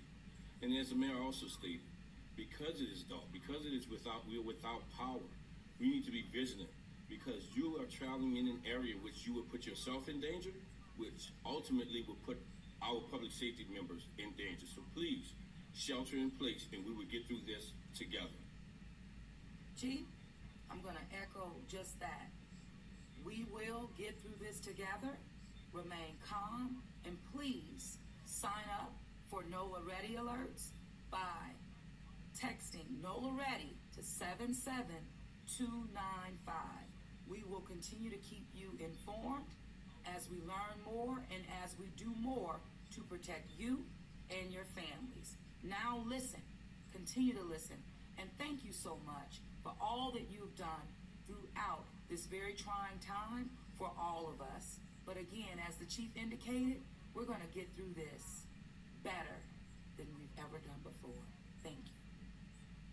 All right, guys, and the mayor making a great point there. NOLA Ready is a great thing to sign up for to make sure you're getting alerts from the city. One of the most important alerts we got this morning from the Orleans Parish Communication District saying that 911 is experiencing technical difficulty. So if you have an emergency, they actually want you to find an officer or a fire station near you. All right, and now we want to check in with St. Tammany Parish. All right, we spoke with St. Tammany Parish earlier this morning, talking about the impacts they were feeling in the Covington area. And Leslie, for the metro area right now, people actually might not be getting any rain or winds for the North Shore and for Mississippi. That's where those impacts have moved on to. That's right, and Peyton did mention that some of those outer bands will come back and maybe whip Terrebonne, and New Orleans will continue to see some rain. But yeah, I think the North Shore is still getting some of the heavy wind as it moves up through Mississippi, and it is now a tropical storm. Right, so earlier this morning when we first came on just after midnight, we spoke with Michael Vincenot in St. Tammany Parish. He spoke about the conditions then. We're really going to have to wait until the morning to see, how significant the devastation really is. Definitely. Are you getting reports, though, of people telling you about damage or anything that they encountered during the storm? Yes, we have gotten quite a few reports of trees on homes and, some roofs sustaining some damage, the wind ripping the roof off, specifically in one retirement community. in the Mandeville area that I believe Erica Ferrando was telling you all about earlier in the evening. So we do have quite a few reports, but I don't believe that that is nearly as many as it will be tomorrow when we get out there and we get a chance to see, once the sun rises and the reality that we're facing. So at this point, it seems like there's more wind damage than damage from the rain. Yes. And I would say our primary concern going into yesterday, just a few hours ago, was the storm surge in our coastal communities and the wind, the high wind. In St. Tammany Parish, we have an awful lot of trees, and specifically those tall pine trees that can snap so quickly. And again, just our primary concern was the wind and knocking down trees and putting trees on the homes and in the road. And of course, our coastal communities that, deal with flooding, unfortunately, frequently. Yeah, have you had any reports on that? Like, how's the Mandeville lakefront? Some of those places that we do know flood every time it rains. Well, when it started to come over the seawall there, we saw some early reports, that it was getting onto Lakeshore Drive right there, facing the lakefront. So we knew there was water there, but unfortunately, as I mentioned before, it started to get dark outside, and as Mayor Madden said yesterday, they wanted people to stay away from the Mandeville lakefront. So we really haven't seen many pictures yet. Obviously, we know that the water has backed up, and it is into the community there, like it often does. And I'm sure that it's only magnified with the strength of a storm like Ida. I keep reiterating, and it's just we're going to have to wait until tomorrow to get out there and to see. And our crews have been placed all throughout the parish strategically to get out there, especially with Public Works and our utilities departments, to go tackle some of these problems and try to make our parish safe again for our folks who evacuated to come home and for our folks who stayed to be able to live normal life again.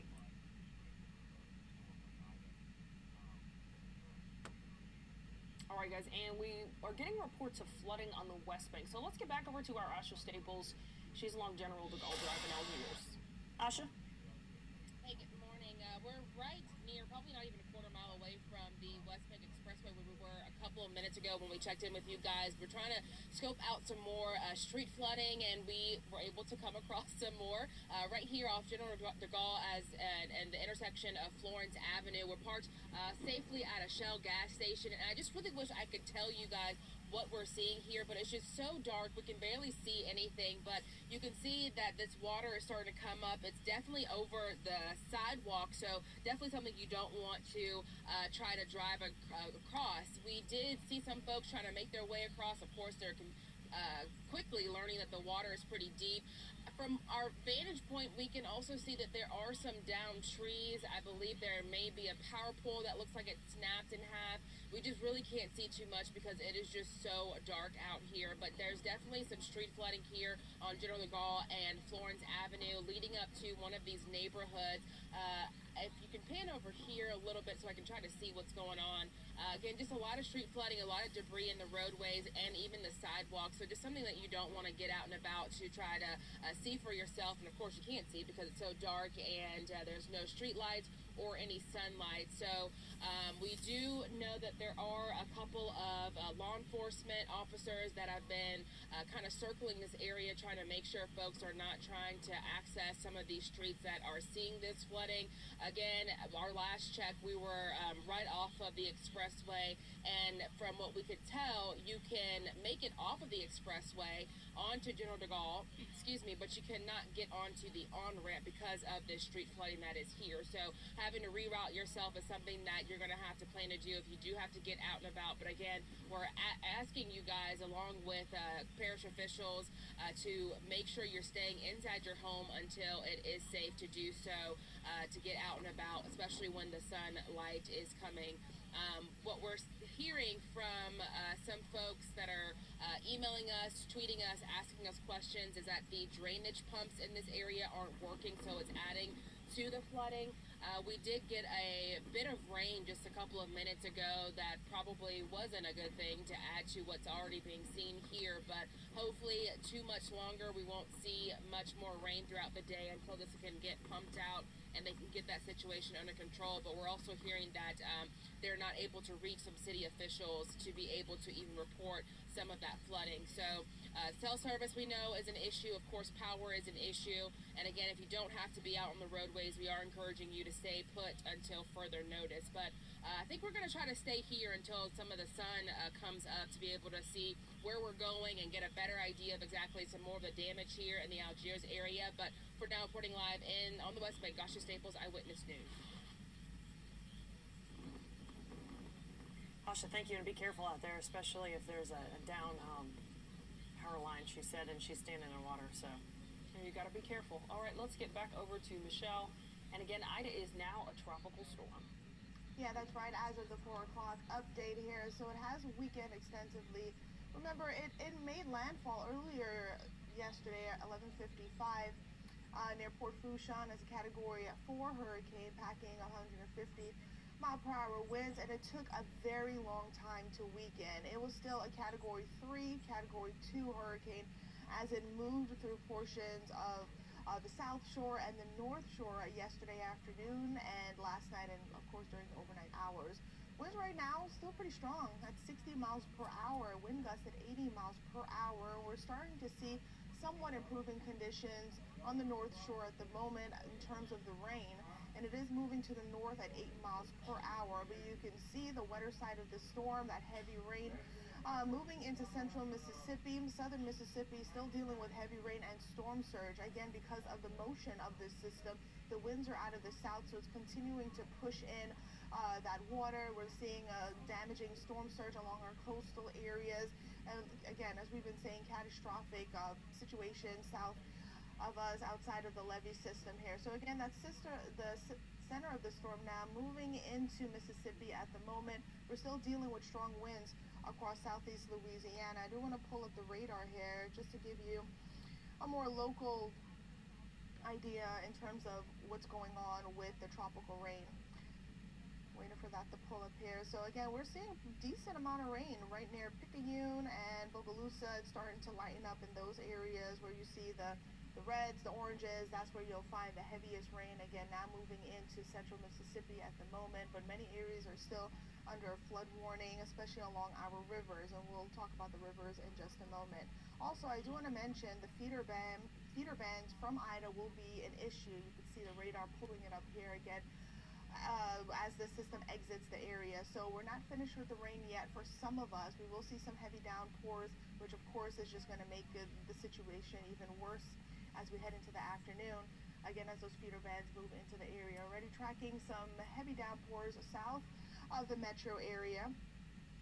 And again, we're looking at some areas kind of drying out in terms of the rain, but the water is very high along Lake Pontchartrain and also Lake Bourne, and the water will continue to rise here. Again, many rivers are at that flood stage or major flood stage at the moment. We'll take a look at that in just a moment here. So again, the rain is still going in portions of southeast Louisiana, and when we're looking at the winds, it's still breezy in a few spots at the moment, especially along our coastal areas. Now, because of the winds, it did knock out some of our sources here, but you get the picture. Many areas are still seeing winds sustained between 20 to 25 miles per hour with stronger gusts, and you can see the motion of the winds out of the south, so that's continuing to push in that water.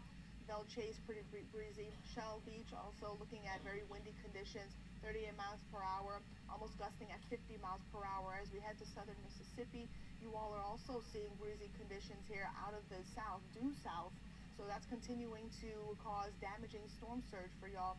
Gulfport, 26 mile per hour winds and 38 miles per hour. Again, many of us, we don't have cell service, so it's hard to get more information. We're just looking at the current information right now. So again, pretty breezy conditions.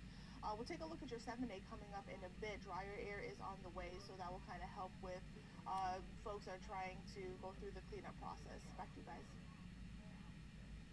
Very much, Michelle. St. Bernard Parish President Guy McGinnis talked to us earlier this morning about what conditions look like there. Let's check in with him. Try to get back in and assess their own situations at their homes. So we're getting prepared to do that in the morning to make it as safe as possible for our citizens. But you know, we took this one in the gut, man. I tell you, it was relentless from 7 a.m. till maybe an hour ago, and every now and then we're still getting some gusts. So This was something that I've never seen before. Wow. And you went through Hurricane Katrina, and you've been through that. Just to hear you say that really lets us know just how severe this was. What was the main damage? Wind and storm surge where you were? It was the relentless wind all day long, forever. It just wouldn't stop, and I've just never seen that before. We've had storm surge, and we've had some of that outside of our levee system. Here in St. Clair Parish, we had probably 10 feet. We got to go assess that tomorrow. But inside our levee system and the winds that we sustained all day long was just something I've never seen before. The rain was manageable all day long, and the power going out, we expected that. We didn't expect all of the parishes in the region to be 100% without electricity and the transmission lines failing like they did. I'm hearing a few different stories. But, we're talking to Entergy, and we're hoping tomorrow morning they could get out and assess it and give us some good news.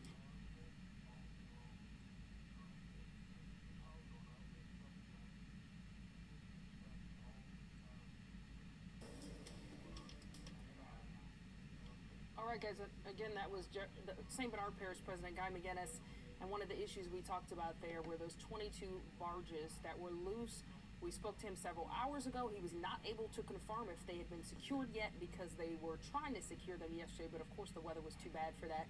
He did say that 4 of those barges damaged the Valero refinery. We've been telling you guys about issues with cell service this morning. This does seem to be more widespread than we initially thought. I was telling you guys that the Orleans Parish Communication District tweeted that 911 was experiencing some technical difficulties, and if you had an emergency, to go to your nearest fire station or find an officer. We're now getting an update from the Jefferson Parish Sheriff's Office. They say if you need assistance, dial 504-227-1400. Multiple cellular service providers are currently having difficulties routing calls to 911 through their systems. As the providers work through this, residents can try the administrative number for the 911 center. That number again, 504-227-1400.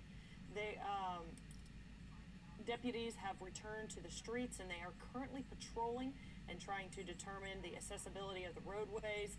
So they encourage everyone to remain sheltered at this time, as unnecessary travel is dangerous given the current roadway conditions. So again, in Jefferson Parish, if you need assistance, don't call 911, call 504-227-1400. We have to take a quick break. We'll be right back.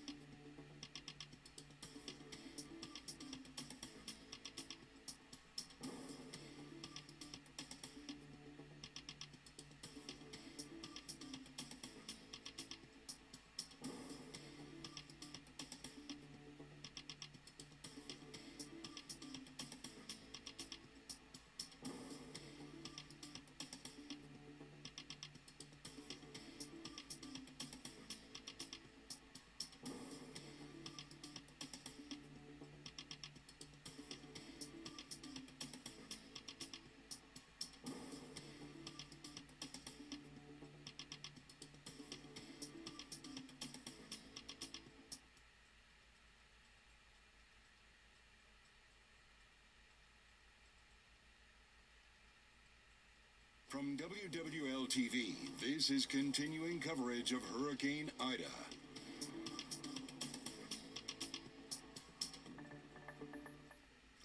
Yeah, we don't even know where we are. Good morning, Eric. Good morning, everybody.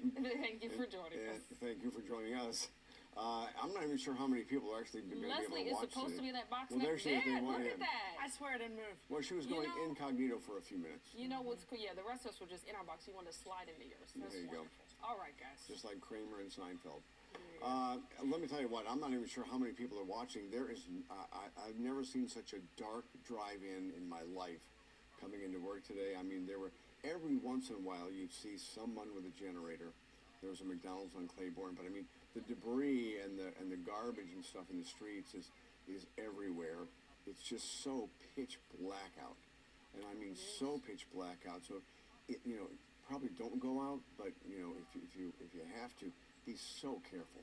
I mean, it is just so bad, and the wind damage. We didn't see flooding here in the city, but boy, that wind damage was just incredible. And Peyton was telling me that they had real problems over in Laplace.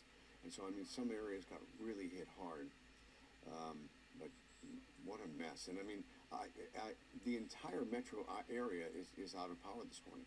Yeah. Unless you have a generator, you are not, you don't have lights, you don't have TV, you don't have anything, so. Yeah, Entergy dealing with a major problem with their transmission lines. We'll get to more on that in just a And second. phones are all down. I mean, I have no cell service. I've heard some folks with Verizon seem to still be able to use their phones, but all of us in the studio have AT&T, and our phones are not working. It's just down. Thank goodness for things like WhatsApp and things like that. Otherwise, you could not get a call out. And this is just a look at downtown because Eric was mentioning how dark it is. As you can see, it just looks like there's some NOPD police cruisers out, just trying to make sure people are staying safe. Maybe this. Yeah, they're just showing us how dark it is. It's so dark out, and except for some of those lights, the only thing that was lit up on my way into work was the McDonald's on Claiborne. Okay. I don't think it was open. But, at least the lights were on. Yeah, well, we should tell folks who are just joining us the latest on Ida. It is finally a tropical storm now. That happened about an hour ago after making landfall near Port Fourchon around noon yesterday. So it spent about 16 hours over the state. Its slow movement is why the fallout from the storm is so severe. So let's get straight over to Jade Cunningham with some things you need to know right now at 5:03. Well, good morning. As most people wake up in the dark this morning due to power outages, it's still unsafe to travel on the roads. There are down power lines and down trees, which can be very dangerous. Of course, we heard Eric talking a little bit about his drive into the studio. So let's take a look at how many streets are seeing problems in New Orleans. Most of those dots represent either debris on the roadway or street flooding. 911 is also still not available in New Orleans. It's been down now for about 3 hours or so. The Emergency Communications Center for the city of New Orleans says this is due to, quote, technical difficulties.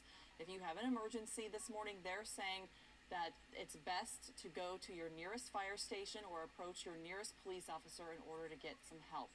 The Jefferson Parish Sheriff's Office is also reporting their 911 line is down. Instead, you can call 504-227-1400. You're asked to stay sheltered in place at this time.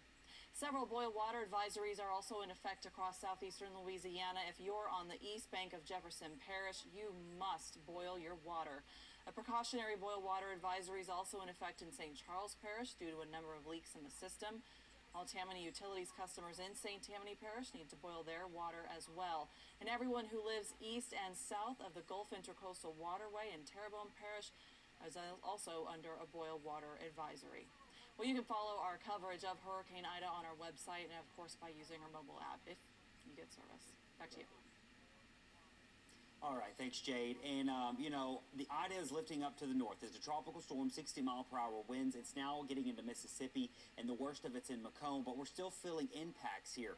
And, we started off with that picture in New Orleans, and, New Orleans is dark. We got damage here and there, but to put it in perspective, if you are in New Orleans, the impacts just to our west, down in the river parishes and down in the bayou and down towards the coast, are magnitudes more than what we saw here in New Orleans. So parts of our area, absolutely devastating impacts from this hurricane that made landfall about 11:55 a.m. yesterday over Port Fourchon, and it made a secondary landfall just towards the west of Galliano, up to the northern part of Terrebonne Bay as it moved through kind of the parish line of Terrebonne Parish into Lafourche, and then boy did it just slowly make its way across the area, just tearing a path all the way towards Mississippi. Notice we still have lots of heavy rain on the east side of this. This is streaming up through Mississippi here. This is coastal Mississippi. There's Macomb for southwest Mississippi, and it's going to continue to lift off to the north. It has slowed a little bit more, 8 miles per hour. So it went from 15 before landfall to 14 to 13, and it gradually slowed down all the way. And it did take more of a northerly track. It moved, instead of going right over Baton Rouge, it moved over Raceland, moved right over Laplace, and then moved up through Livingston and St. Helena Parish, which left every single location in southeast Louisiana on the east side in the eye wall or near the eye wall. And that's why nearly every single person, really every single location in southeast Louisiana did see significant impacts from this storm. Others more than others. Others saw more significant impacts than some others did in locations. So in New Orleans, it was mainly a wind event for areas outside the levee protection system, big time wind event, and a storm surge event. That slow movement really did a number on our storm surge prone areas, which are quite a few areas. So what we're watching this morning, we've still got an ongoing situation here because the rain has really winding down for most areas. We still got some showers, but the rain is not so much an issue for a lot of areas at this point, except for Mississippi. You're still getting a lot of heavy rain. Still some heavy rain for Picayune to Slidell as this band lifts to the north. Our storm surge continues to be pretty high. I was just looking at some of our gauges here, and we are still seeing some pretty high water in all of our areas.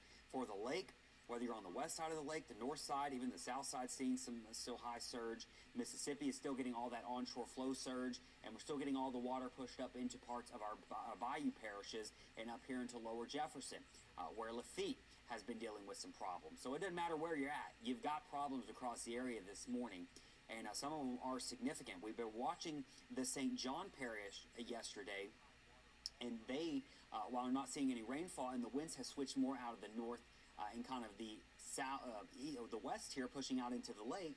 The water is still very high out here in St. John Parish and going into St. James Parish. I was just looking at a gauge, and it's all still elevated. So we were having reports of significant flooding just because the track of this thing moved right here. You had the water screaming in from the lake into St. John. You had all the heavy rainfall trying to flow into the lake, and it just created that really big problem for areas in St. John last night and still this morning.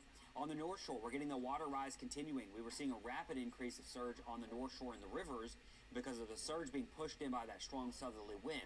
It looks like some of that has is more steady now and kind of capped off or crest, but we're still seeing very high water on the North Shore up through Lower Tangi as you go up towards Highway 22, water inundation, and then water inundation near the lakefront there in Madisonville and Mandeville. And it is creeping up the Tchefuncte, the Tangipahoa rivers on the North Shore.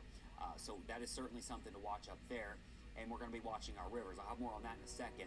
There's that band of rain. It's trying to lift to the north, and something we'll be watching today. Now, Monday today is not going to be the beautiful day. There's still going to be lots of breezy conditions. Tropical storm warnings are still in effect for portions of the area from Orleans up to the north in Mississippi. So that means we're still going to see wind gusts today, maybe 40, 50 miles per hour, especially if you get some showers or a shower or two. Another thing we're going to be watching is this kind of feeder band. Anytime you have a tropical system moving over the Gulf and moving north of you, it's going to have this long fetch of moisture wrapping down into the Gulf, and as this lifts to the north, it's going to lift this band up with it. So the big question is, where does this band end up setting up? It is possible it's near the city. It's possible it's further down near the coast. It's possible it's down here in Plaquemines. Any of those are possible, and we'll need to keep an eye on that. And you can already see there is one of those bands. So that would be a flooding threat. Now, I will say the flooding threat, some people did pick up some heavy rainfall, but when you throw on the surge and the extreme wind part, that would just kind of surpass what we were looking at with the flooding potential. Notice flash flood warnings for all of South Mississippi, flash flood warnings for all of the North Shore, and all the Florida parishes are included in flash flood warnings. Even those flash flood emergencies, which were issued for the surge that was coming up last night, whether you're down in Lower Lafitte or over in St. Charles or St. John Parish, that's where we were, seeing the most significant surge. So that's what we'll be watching today. This morning, we are still seeing the strong wind gusts. Now, they're not as strong as they were just a while ago, but we're still gusting to 46 in Shell Beach, The only good part about this for Shell Beach is now it's moving into Lake Borgne. So instead of winds coming out of Lake Borgne into eastern St. Bernard, they're pushing out. So hopefully your water's coming down there. And it looks like it is coming down, but it's still pretty high out here. East bank of Plaquemines, I think you're going to see some relief, but still pretty high. The west bank of Plaquemines is going to stay pretty high today because it's still pushing that water inland there up to the levee on the west bank of the Plaquemines Mississippi River. Down in lower Lafourche, lower Jefferson, you still got water being pushed up in their area. This includes going all the way up towards Lafitte, creeping up into Barry Terre Bay here. And then as you go towards Port Fourchon, Terrebonne Bay, you've got water still pushing on in. So the water's going to stay high along our coast today, and it's going to stay high tomorrow. These winds are going to stay fairly strong over the next 48 hours, and that just means you're going to see a prolonged period of storm surge. Now, it's not going to be as intense as it was in the height of the storm, but it's going to be pretty high. Let me leave you with this really quick. We're going to be keeping an eye on our rivers. Over the next couple of days, they are going to crest. They'll probably crest tonight and tomorrow morning, and we are expecting the Bogafalai, the Tangipahoa, and the Tchefuncta, all the rivers that flow into the Lake Pontchartrain, they are going to go to major flood stage. They're already in minor flood stage as they continue to see that surge inundation. The water's going to start to come down from the rain, and that is why we're expecting them to go into major flood stage. Not so much a problem for the Bogue Chitto because it runs into the Pearl River, but overall, this is going to be one of our big stories over the next 48 hours, or at least keeping an eye on our rivers over the next 48 hours, and also keeping an eye on any lingering surge, guys. All right, thank you very much. Let's get over to our Duke Carter. He's been traveling around the city this morning trying to show us some of the impacts here. Duke, where are you now? Hey, good morning, Sheba. Yeah, we are here on Canal Street at the foot of Canal near Harrah's Casino. Pretty much kind of giving a glimpse of what we've seen so far, and pretty much been a wash and repeat where we've said that it's pretty much pitch black. You get the wind gusts as well, but it's pretty much pitch black. Now, this is, of course, not normal. Eric pretty much hit the nail on the head where it was so dark, how he said earlier, maybe just about 10 or so minutes ago when he drove in this morning from his house. But this would not be the case any other day here on Canal Street. You can see the only lights you would see would be the police, and they've been out and about. That's pretty much why we want to show you all, is that they've been out and about just to make sure that everything has been good to go. They've been driving around, making sure that in essence, not many people out been looting. We were at the other site on South Rampart Street, the historical site that's unfortunately no longer there. Police again were out and about, just I guess, looking to make sure that people were not doing things that they shouldn't be doing. Technically, they shouldn't be out and about at this time, but they came, approached us, asked us if we were okay, made sure we were good to go, but they're out and about just making sure that people are inside their homes and not looting it. So this is what the scene has been all across French Quarter, all across other parts. Downtown Porches is pretty much the exact same way. It is dark, it is black. You really cannot see much of anything at this time. We've shown you all broken tree limbs, broken branches, down lines, and so as of right now, of course, people just, leaders at this time, urging folks to stay at home if they can. We're going to toss it back to you all in the studio. And Duke, it is kind of an eerie feeling when, I know you're downtown, but as I said on the drive-in, it's just so dark. I don't recall ever seeing it this dark, even during Katrina.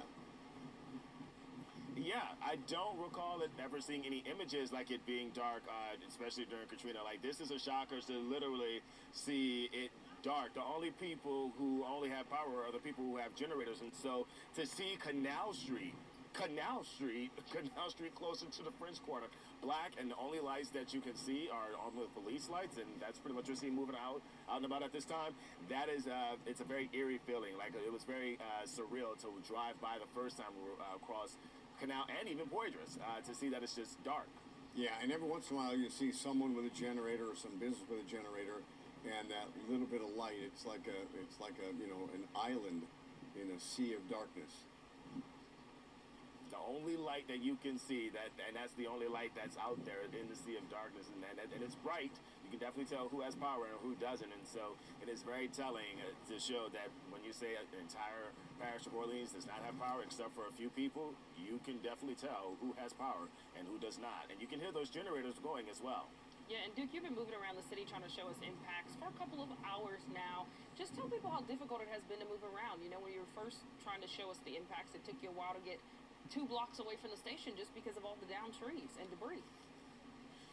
Yeah, you're exactly right. Yeah, as soon as we got off of Burgundy and Nichols, we definitely saw Burgundy and Ursuline, we saw down a tree there, like literally a block away from the station, and so we had to detour and go down further. We were trying to get to actually Esplanade, and at Burgundy and Governor Nichols, we couldn't get through because of the fact that there was a downed tree on top of a vehicle. So our photographer and I had to find another route to get to Esplanade, and it was just very eerie. Like you could still see like some of the trees like were uprooted. Some of the trees were actually still leaning because of those winds from Ida. We're still kind of feeling right now with those wind gusts right now. It left a very surreal feeling on Esplanade. It was very eerie, very quiet, something that's not normal here in the city of New Orleans. Of course, yeah, you don't have that many people walking about in the morning, but you definitely do not hear or at least there's nothing that you would never hear.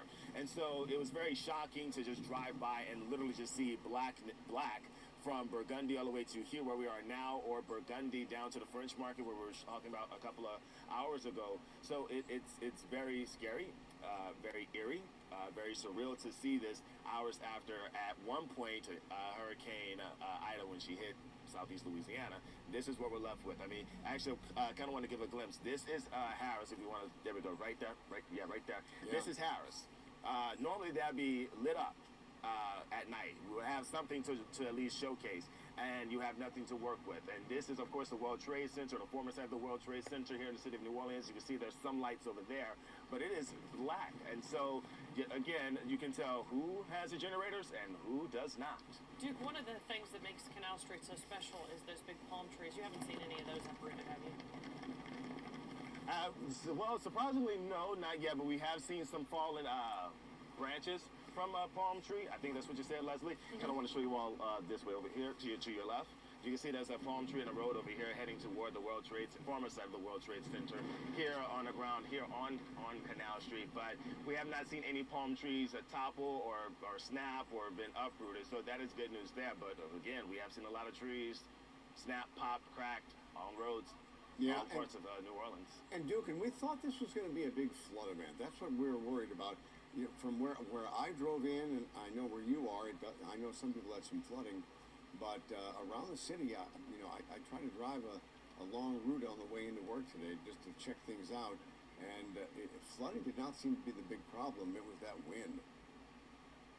Yeah, that's what the police officers were telling us as well, that flooding is not an issue. Well, at least that's what they told us. We got to get that confirmed through the officials. But the police officers on the streets that we were just chit-chatting it up with, they said that they have not seen any significant flooding. Yes, are there pools of water? Of course, but as far as like something compared to Katrina, nothing like that at all. And so the big thing is that they were telling us is that, of course, that wind damage from Ida. And so much debris in the road. I mean, just so much debris, whether it's tree limbs, garbage cans, whatever. I mean, it was like, driving through a battleground this morning. You're trying to just get around stuff. And you have a Jeep. Did you have to drive over anything? I did. Yeah. We are showing the darkness, guys, and we've been talking about this for hours, but for some folks just waking up and joining us, we want to give some context to that. We are seeing power outages all across the state. Entergy has more than 850,000 customers in Louisiana right now without power. This is the darkness you're looking at in New Orleans. Orleans Parish, there's no power to anyone unless you have a generator, and that's because Entergy is really dealing with a catastrophic situation. All 8 transmission lines that deliver power to New Orleans, they are all out of service. Yes. And again, because we're having cell service issues this morning, we haven't been able to get in touch with Entergy and get an update to understand really how difficult that situation is going to make it for them to restore power to everyone. Yeah, and that is one of the big problems. There's so little communication. I've not been able to get a text out till we got here. Right. And we have an actual working Wi-Fi here at the station. Mine wasn't working at home. I couldn't send any messages out, couldn't get any messages. I mean, it was just awful. Sure, so we definitely like to be transparent that is impacting us, trying to get some updates from parish officials this morning. Yeah, so I assume a lot of people who are out of town, because I know I got so many, and I'm sure you guys did too, messages from people last night who were watching us online from around the country. Yeah, just checking on you. Yeah, just checking on us to make sure everything was okay, but everything's not okay this morning. And let's get back out to Metairie to Meg Ferris, who's been reporting on the conditions out there. Meg? Hey, Leslie and Eric, yes, I remember right after Katrina, there were parts of the city that had no electricity, so it was pitch black, but then you could see certain parts that did. With this, you're right, there's absolutely nothing, and it's the same here in Metairie, and trying to go somewhere that's 5 minutes away can take you 20 minutes because you're going up a street and then you hit water or you hit a tree and then you have to go back and then you have to zigzag like through different, side streets to get somewhere because, as you said, there's just so very much debris. But we've been reporting here from Metairie Towers in Old Metairie. It's the 400 block, so we're about 4 blocks from the 17th Street Canal, and we're a few blocks from the Metairie Road railroad track. And what happened about 9 o'clock last night, Metairie Towers, which is a huge condominium building, mostly seniors live here. They said about 9 o'clock, all of a sudden water started pouring in, and there's lots of debris all over, lots of construction debris everywhere. I don't know if it ripped part of the roof off, but the water was going all the way down the 7 floors, and the lobby has water in it.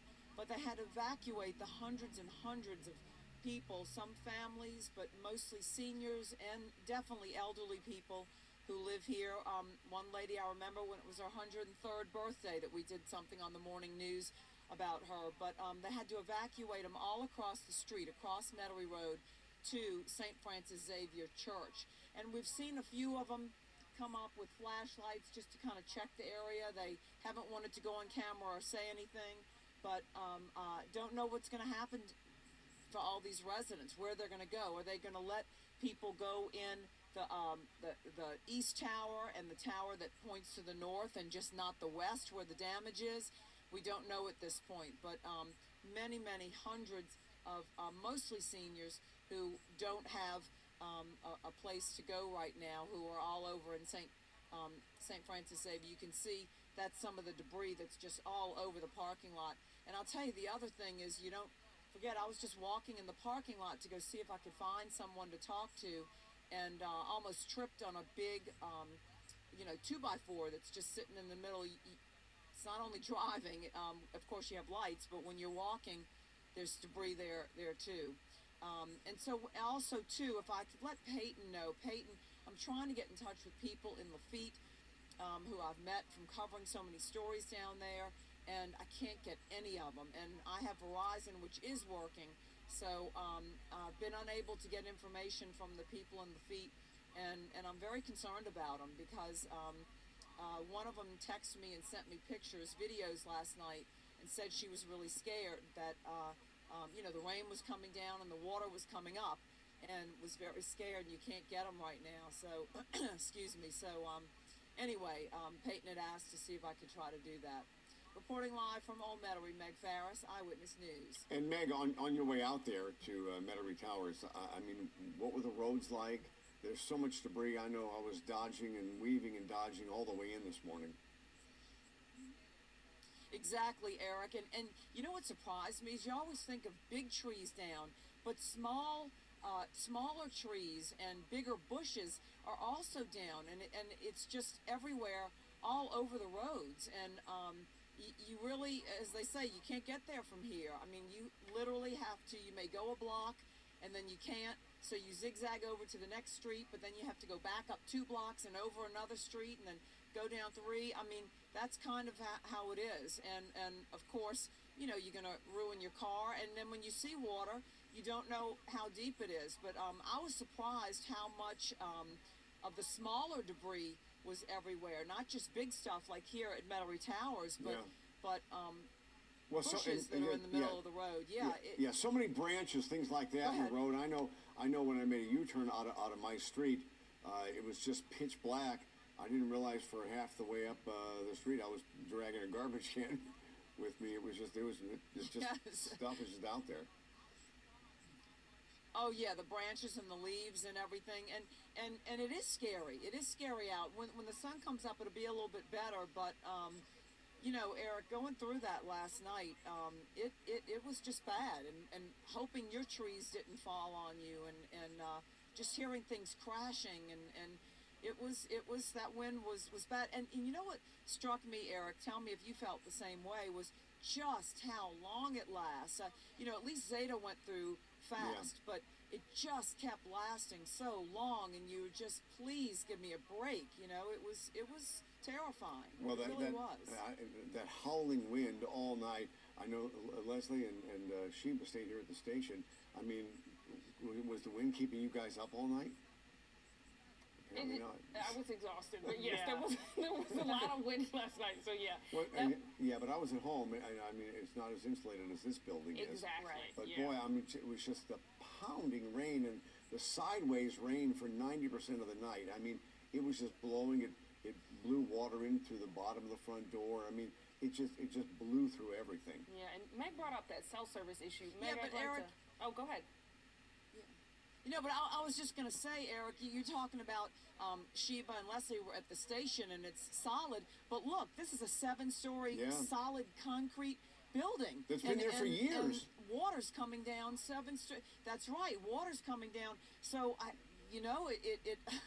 solid concrete buildings don't necessarily mean you're okay, but Sheba, you were going to ask about the cell phones. Yeah, I was just saying, you were talking about how difficult it was to reach those folks in Lafitte to try to get an update. This is also impacting emergency services and responses to emergency situations, like the folks who had to be evacuated there. We've gotten word from Orleans Parish and Jefferson Parish Sheriff's Office this morning saying that if you need to call 911, that's actually not working because of the cell service issue. So if you're in Orleans Parish, they're telling you literally go to the fire station, go find the police officer. Jefferson Parish Sheriff's Office has offered an alternate phone number to call, 504-227-1400. But Meg, just the gravity of that this morning, if you wake up and have an emergency, you literally can't call 911.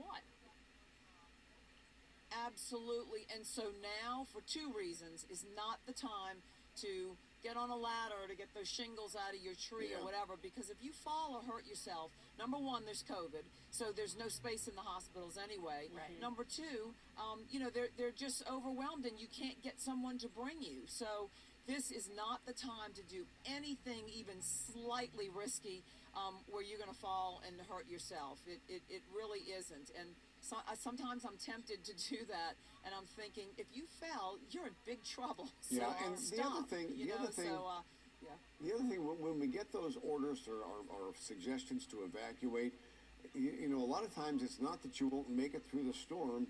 You're just going to hate life after the storm, and unless you have a generator or whatever, even if you have one, I mean, it's miserable out. It's just miserable and it's out. so hot for so many people. Spoken just like Eric Paulson, you're going to hate life after the storm. But yes, it is going to be very inconvenient. Yeah, really I did hot. know a lot of people. Yeah, I knew a lot of people who evacuated just because they didn't want to deal with the power outages. They felt that their home was going to be okay. But I don't know, Eric. I always think, okay, maybe I could do something if I'm home to stop a leak or put buckets or whatever. But then, if I'm away from my home, I am just as anxiety-ridden, worrying about what's happening to my home at least and my you're friends safe. and that type of thing. So, Meg, were you able to go home? Absolutely. Were you able to life go? over property. I'm sorry, Meg. Were you able to go home and check on your house? I did. I did go home rather than going to the station because I just felt like we were closer and it was easier for me to be there than to drive all the way to the quarter and then all the way back. So yes, I was there, and I have a text thread with my 5 brothers, and boy, I don't know what I would have done without them all night long. Just we were keeping each other, company and talking to each other all night long. So, and my next door neighbors were great. So I knew, they were there. But and all the animals, all the 4-legged children too. So yeah, but I had a lot of roof damage. All I heard all night long was pounding, and shingles everywhere, and things in the backyard crashing, and trees, as Duke was talking about, leaning that used to be straight up. So it's not pretty. There's going to be a lot of people with a lot of roof damage after last night because that wind, it was relentless. And I talked to a friend this morning. The house he's in, there's leaks all over the place because half the roof got torn off.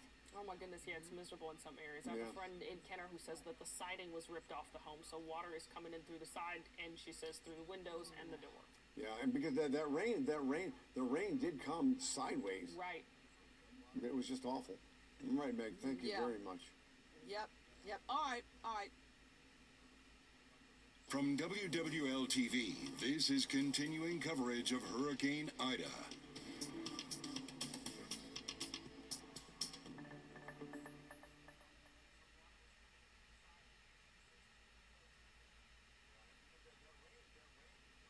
Well, yeah, I'm sorry. I was just going to say thank you for joining us. It is now 5:30. I'm in all 4 boxes now. All right. All right. We can't get enough Leslie. Hurricane Ida, that's sweet.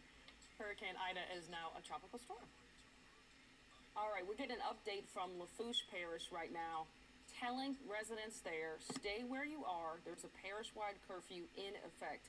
And this is because of the issues we were just talking about. Debris on the roadway, it's dark outside, they want you to stay in place. And they are enforcing this too. Yes. Because they want people off the streets, and the thing is, unless you absolutely have to be, you do not want to be outside. And Peyton, we were talking earlier, this was not as much of a flood event as we thought. It was such a wind event. I mean, some people did get flooding, obviously, but boy, the wind was just relentless.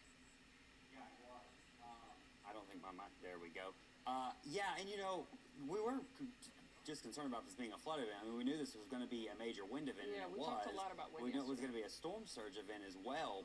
And we were talking about New Orleans this morning and how we've got branches down, and we do have some structural damage, but I think a lot of people are going to be surprised on how significant this damage is when we get daylight today for the bayou parishes and for the river parishes. I mean, some of these places and some structures were destroyed, and especially near the coast, and it may take days for us to actually get down to Grand Isle and get pictures.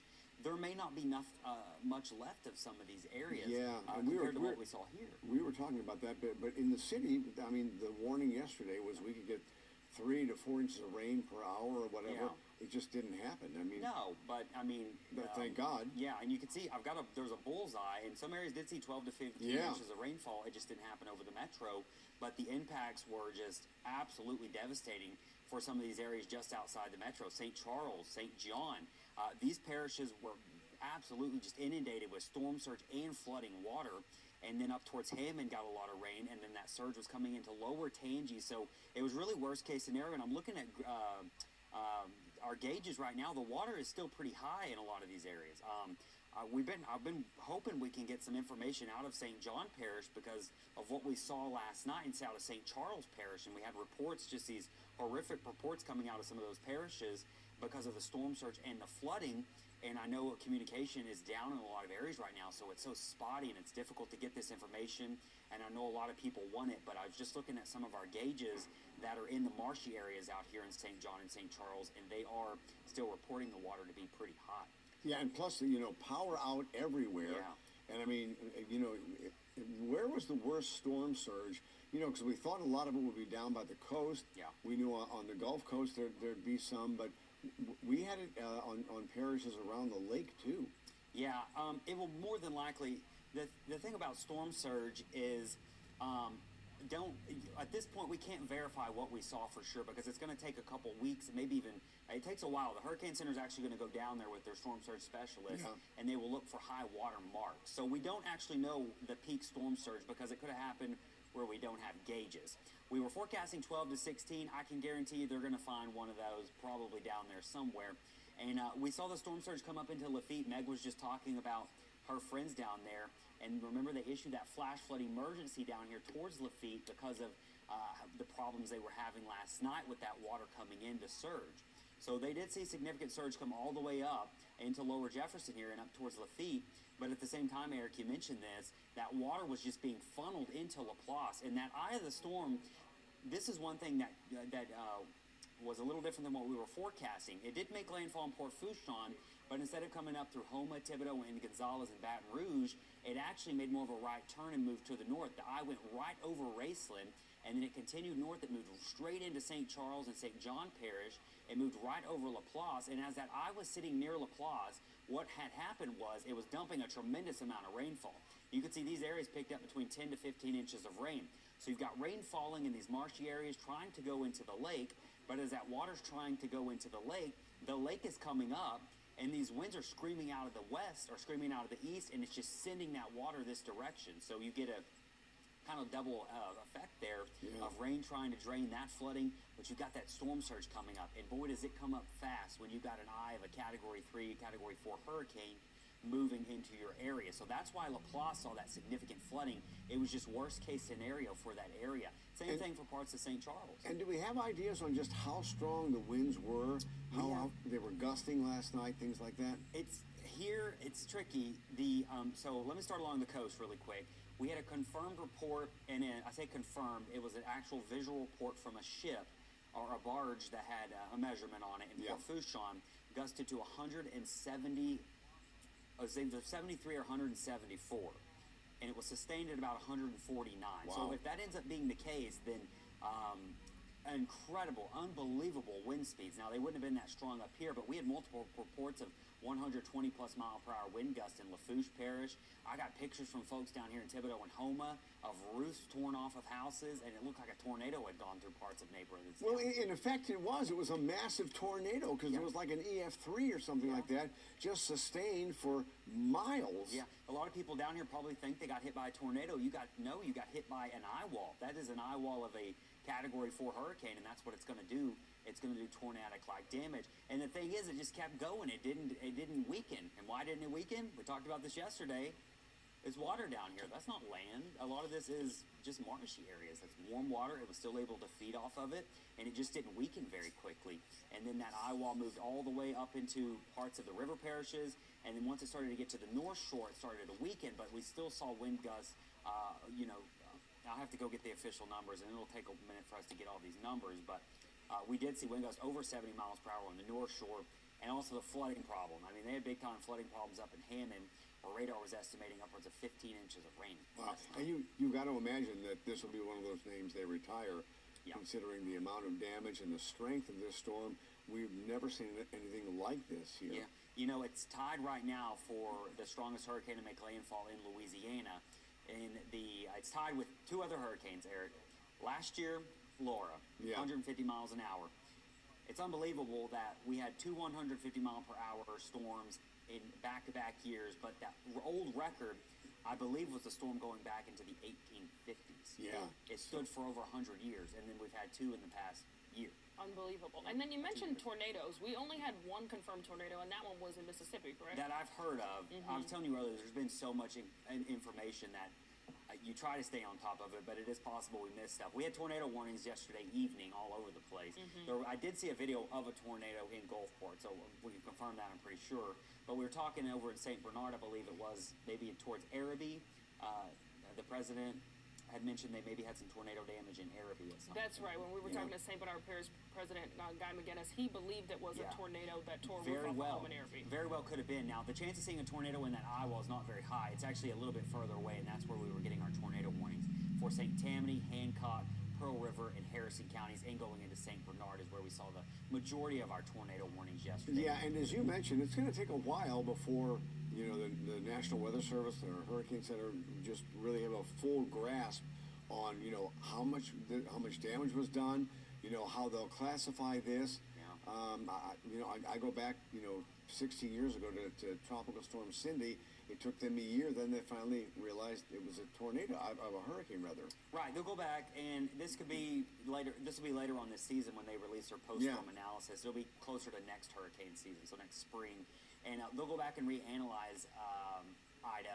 And they'll see if there were actually any better instruments or indications that this was stronger or maybe weaker, but if it was probably stronger. Maybe someone got a reading and it was confirmed and a reliable reading that this could have been a hair stronger. We'll just wait and see. That's probably, that's less than a year away. It's going to take a while to get all this power back on, and there's so much roof damage. I mean, roofers are going to be in high demand, and I assume, or at least I'm hoping, that the FEMA will come in again and have those blue tarps for people.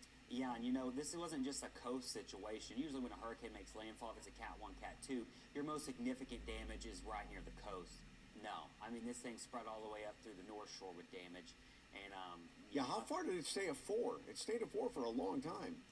Yeah, it was up, oh gosh, you're testing my memory of yesterday now.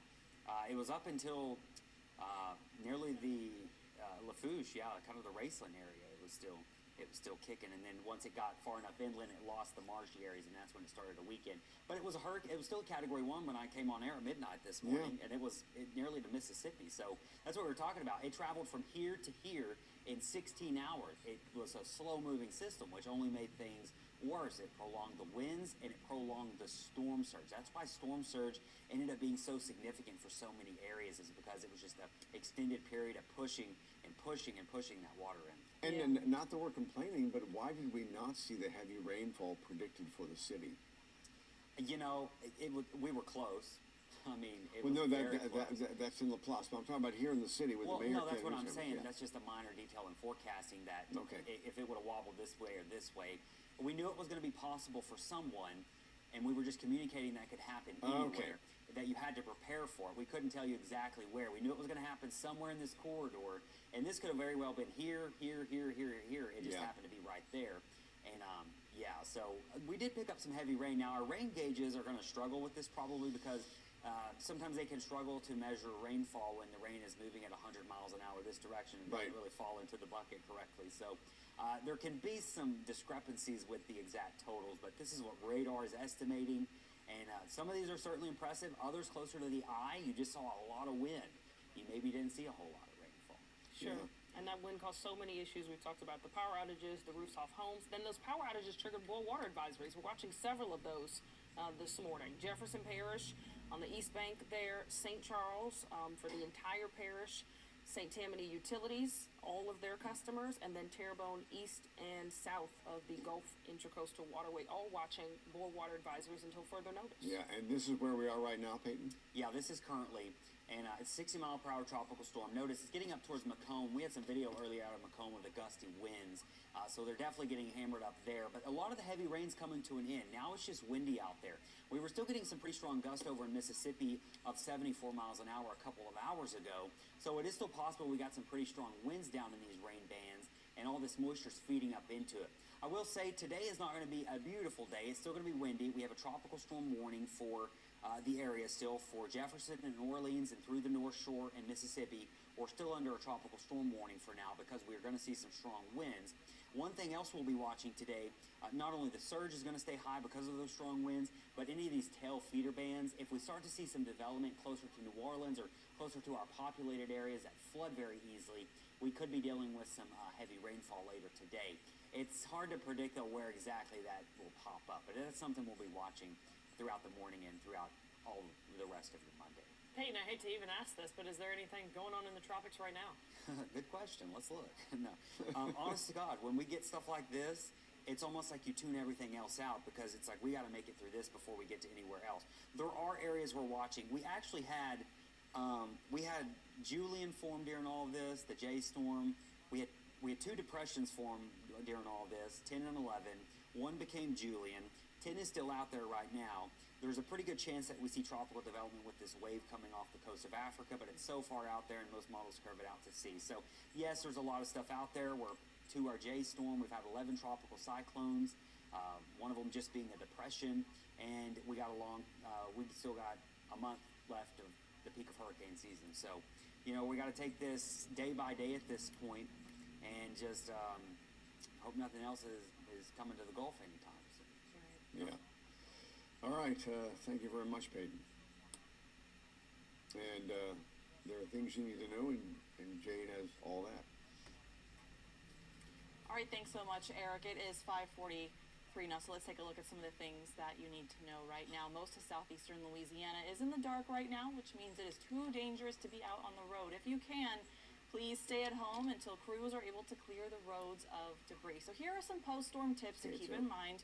Do not drink or prepare any food with tap water until officials announce that it is safe to do so. Also make sure if you're using a generator that it is placed at least 20 feet from your home. The Jefferson Parish Sheriff's Office is unable to take 911 calls at this time. This is due to multiple cellular service providers having difficulties at this time. Less than an hour ago, the Sheriff's Office posted on social media their 911 line is currently down, so if you have an emergency this morning, call 504-227-1400 instead.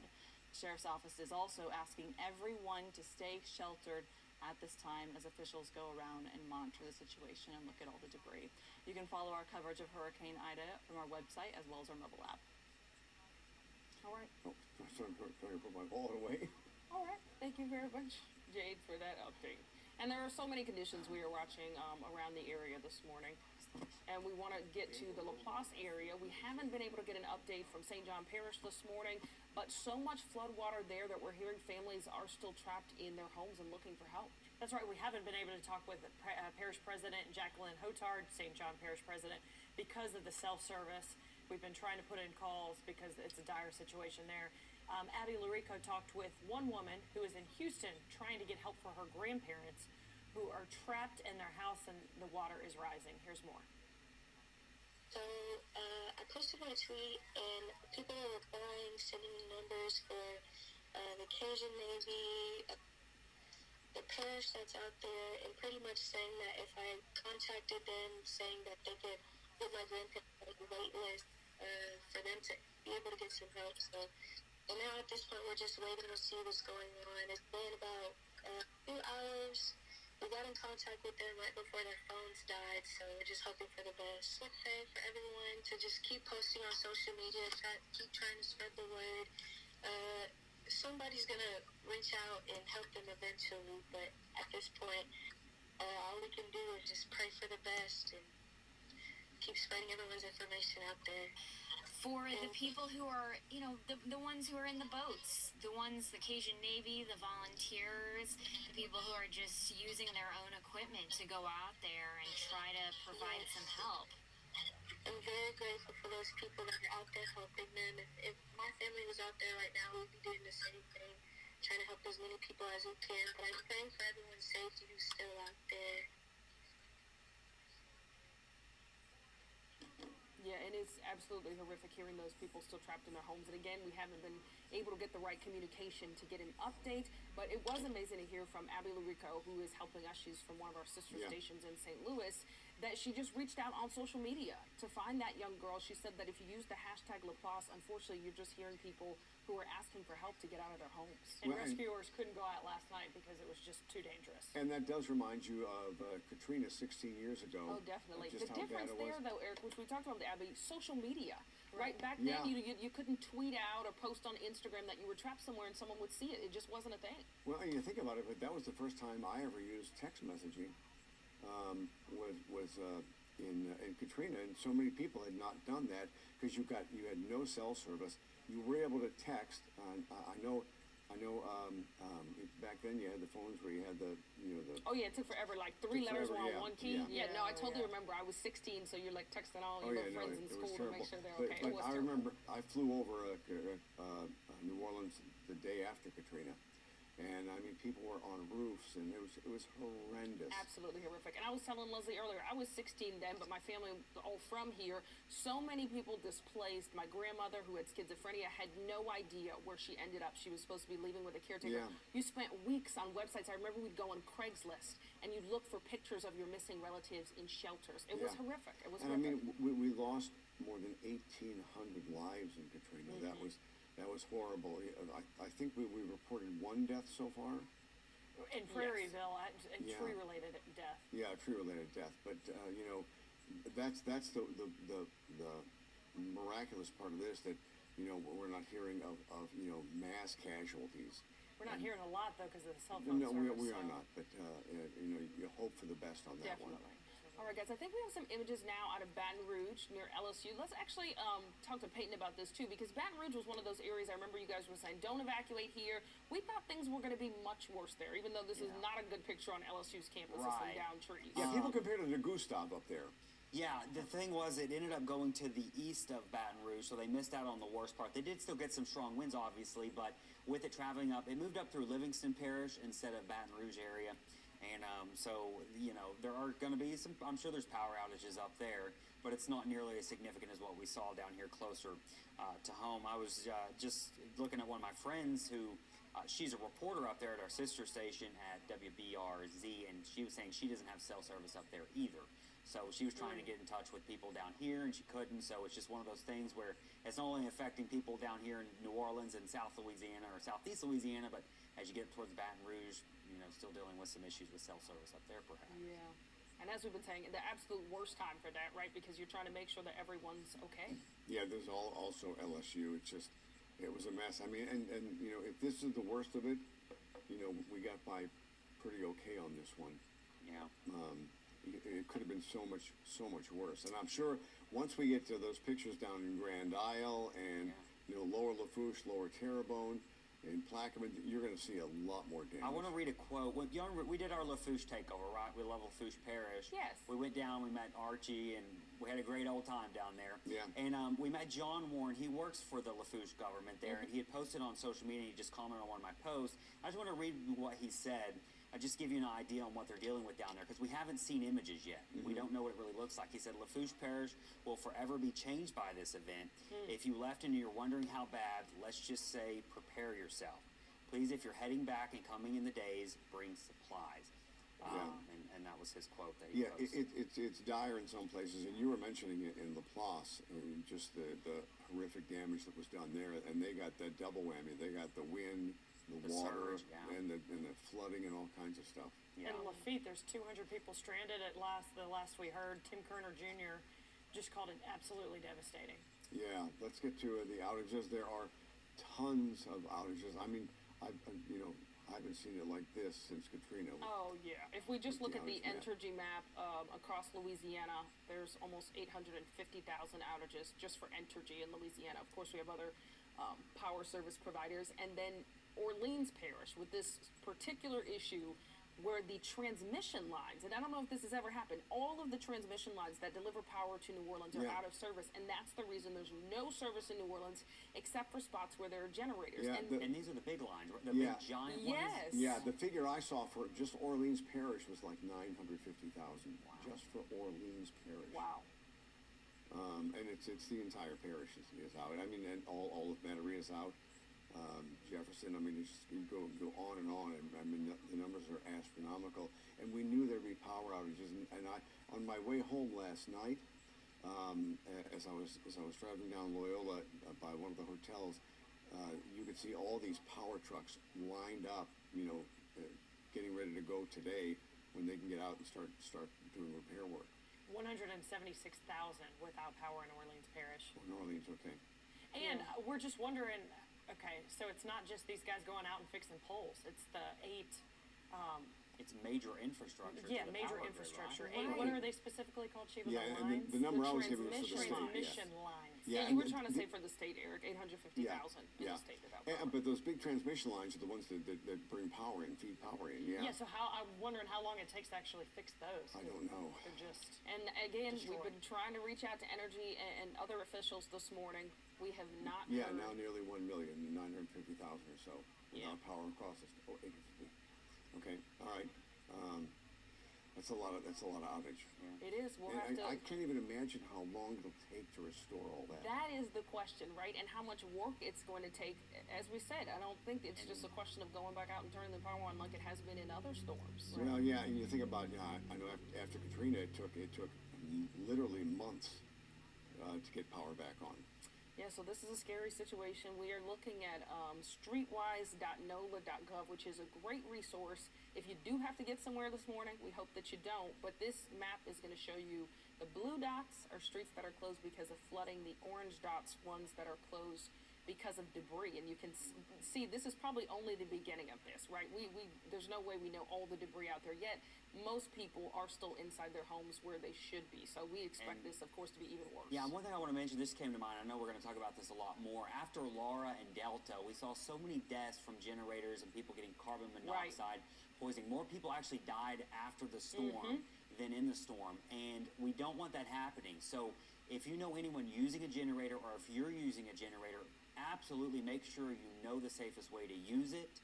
Make sure it is not in an enclosed area. You know all the general rules, and make sure if it's, if you're looking and it's got all the instructions, just make sure you're using it so we don't have any tragedies following this storm. And the difference in, we're talking about generators, some people have whole house generators.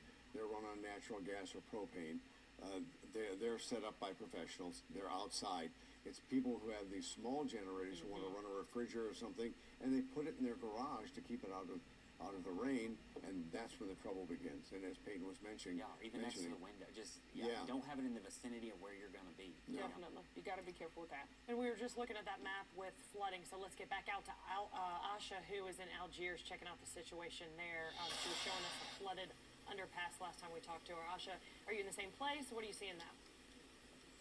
Yeah, we are staying put for right now, just because it's just so dark out here. We can't really see anything from what we're standing here off of Florence Avenue in Donegal. We can see as far as we can that the road is still flooded. You can kind of see, I'm not sure if the camera's picking it up, but where the roadway and the sidewalk meets, it's completely underwater. So we're kind of just staying put in this parking lot to be able to be a little bit safe and dry until we see the sun. When the sun comes out, we can be able to kind of maneuver our way around here. Again, there have been police presence out trying to make sure people are staying safe, and probably about 30 minutes or so ago, maybe 45 minutes ago, we did see some crews coming down the street. I'm not sure if there's a lot of damage, structural damage, tree damage, or anything like that on the roads where they're trying to, set up prior to the sun rising so they can get straight to work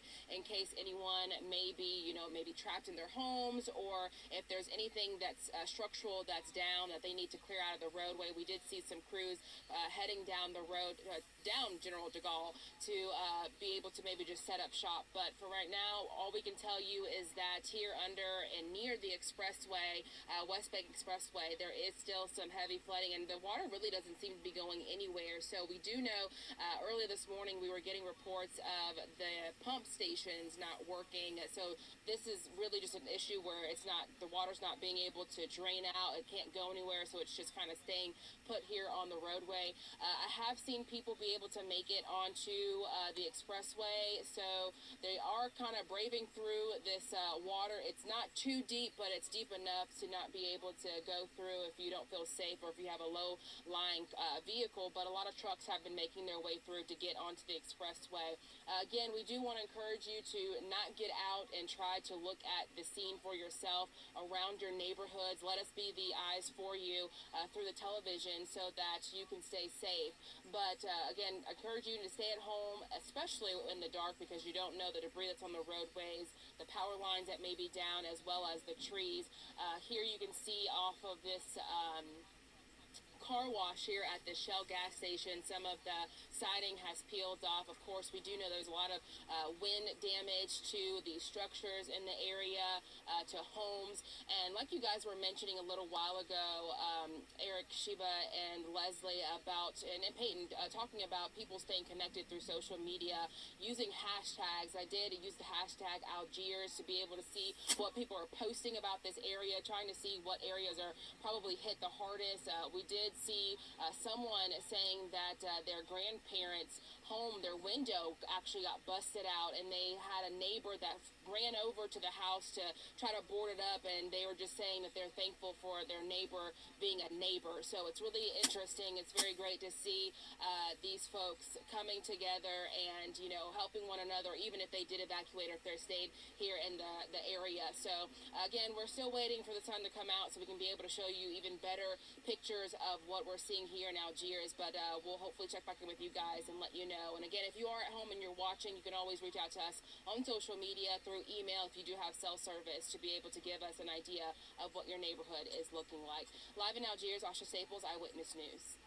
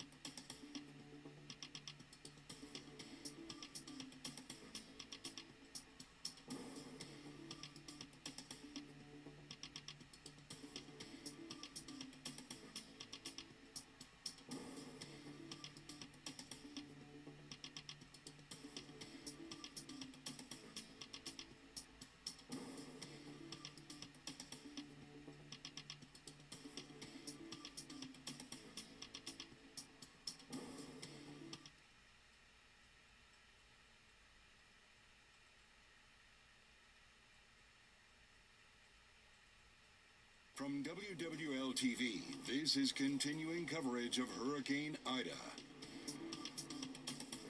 All right, it is Monday, August 30th. Meteorologist Pete Malone here. We continue to track Tropical Storm Ida. It has weakened finally to a tropical storm after making its way as a Category 4 hurricane from our coast all the way through Louisiana.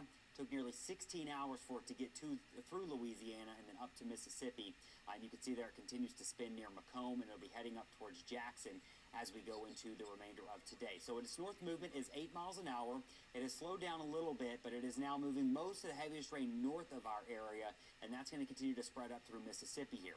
Winds sustained at 65, gusts to 80. Those are going to be very close to that center, kind of like Macomb, and traveling right up the interstate towards Jackson, and that'll be moving in there throughout today. Now here back home in Mississippi, we still got a lot of heavy rainfall here. We still got some feeder bands going on down in the Gulf of Mexico, and something we'll be watching today. We're still going to feel impacts from this today. They're just going to be far less intense, but we'll be watching for some rain in this feeder band. It may set up somewhere on the South Shore that could dump some heavy rain.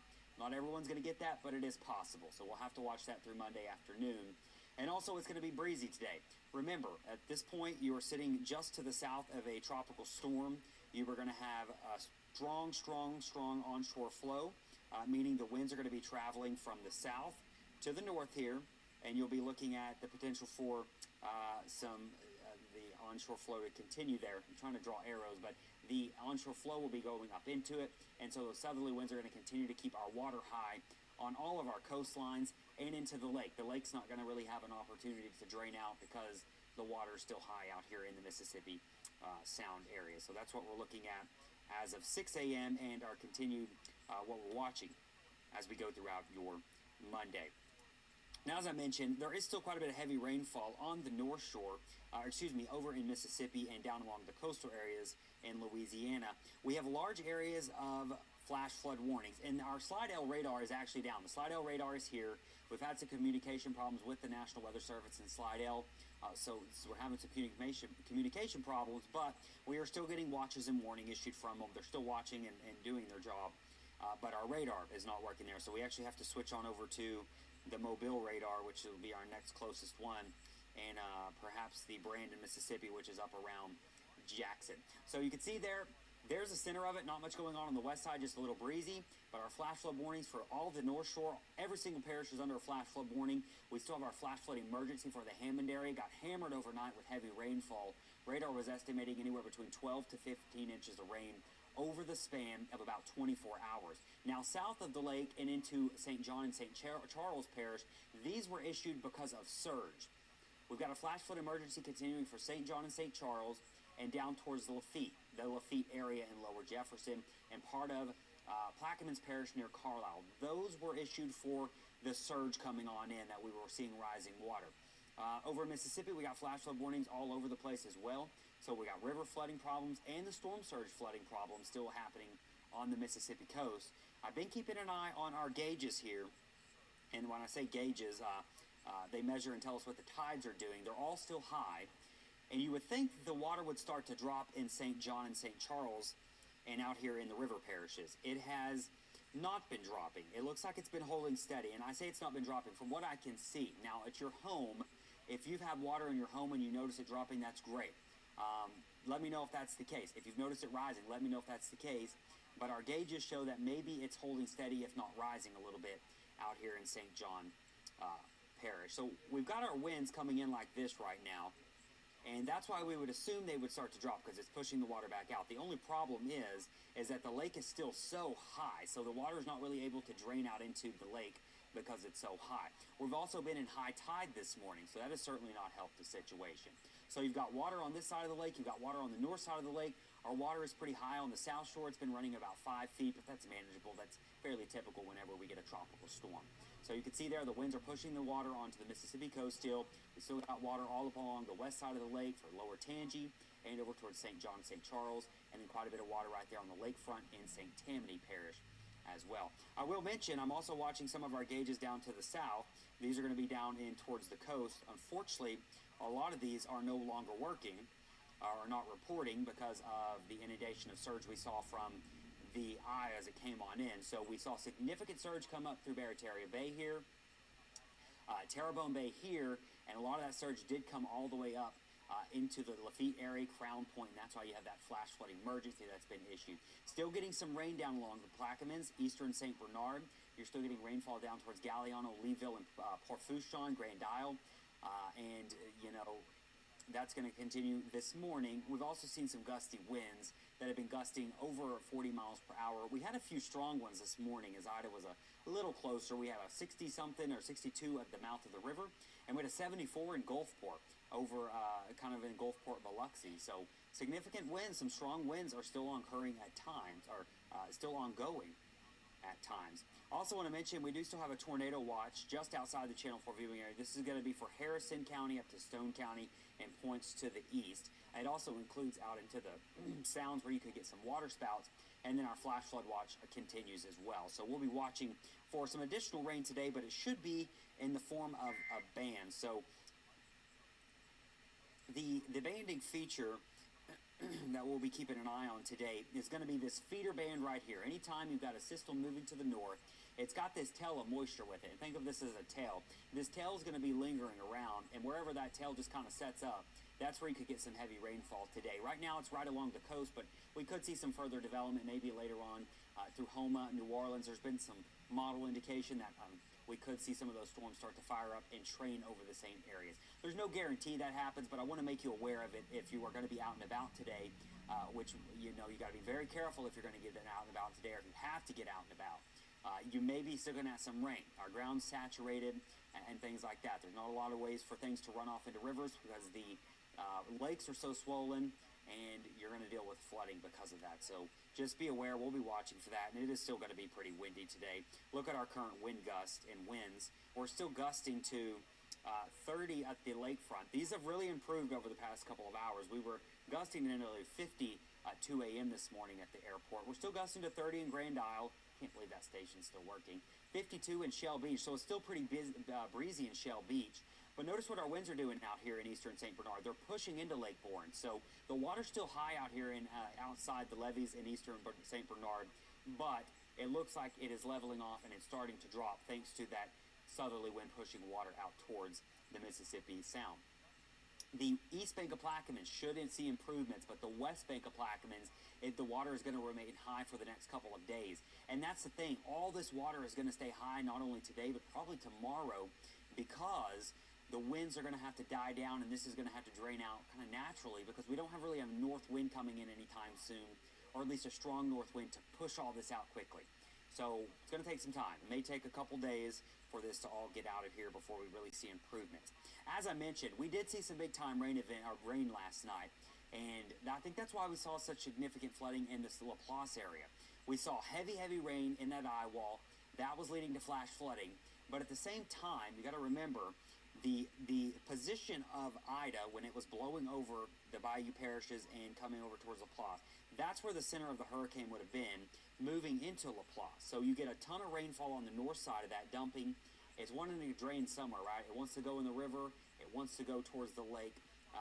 It wants to go to the lake. But at the same time, you've got winds screaming around this over 100 miles per hour that were just piling water into the parish here in St. John.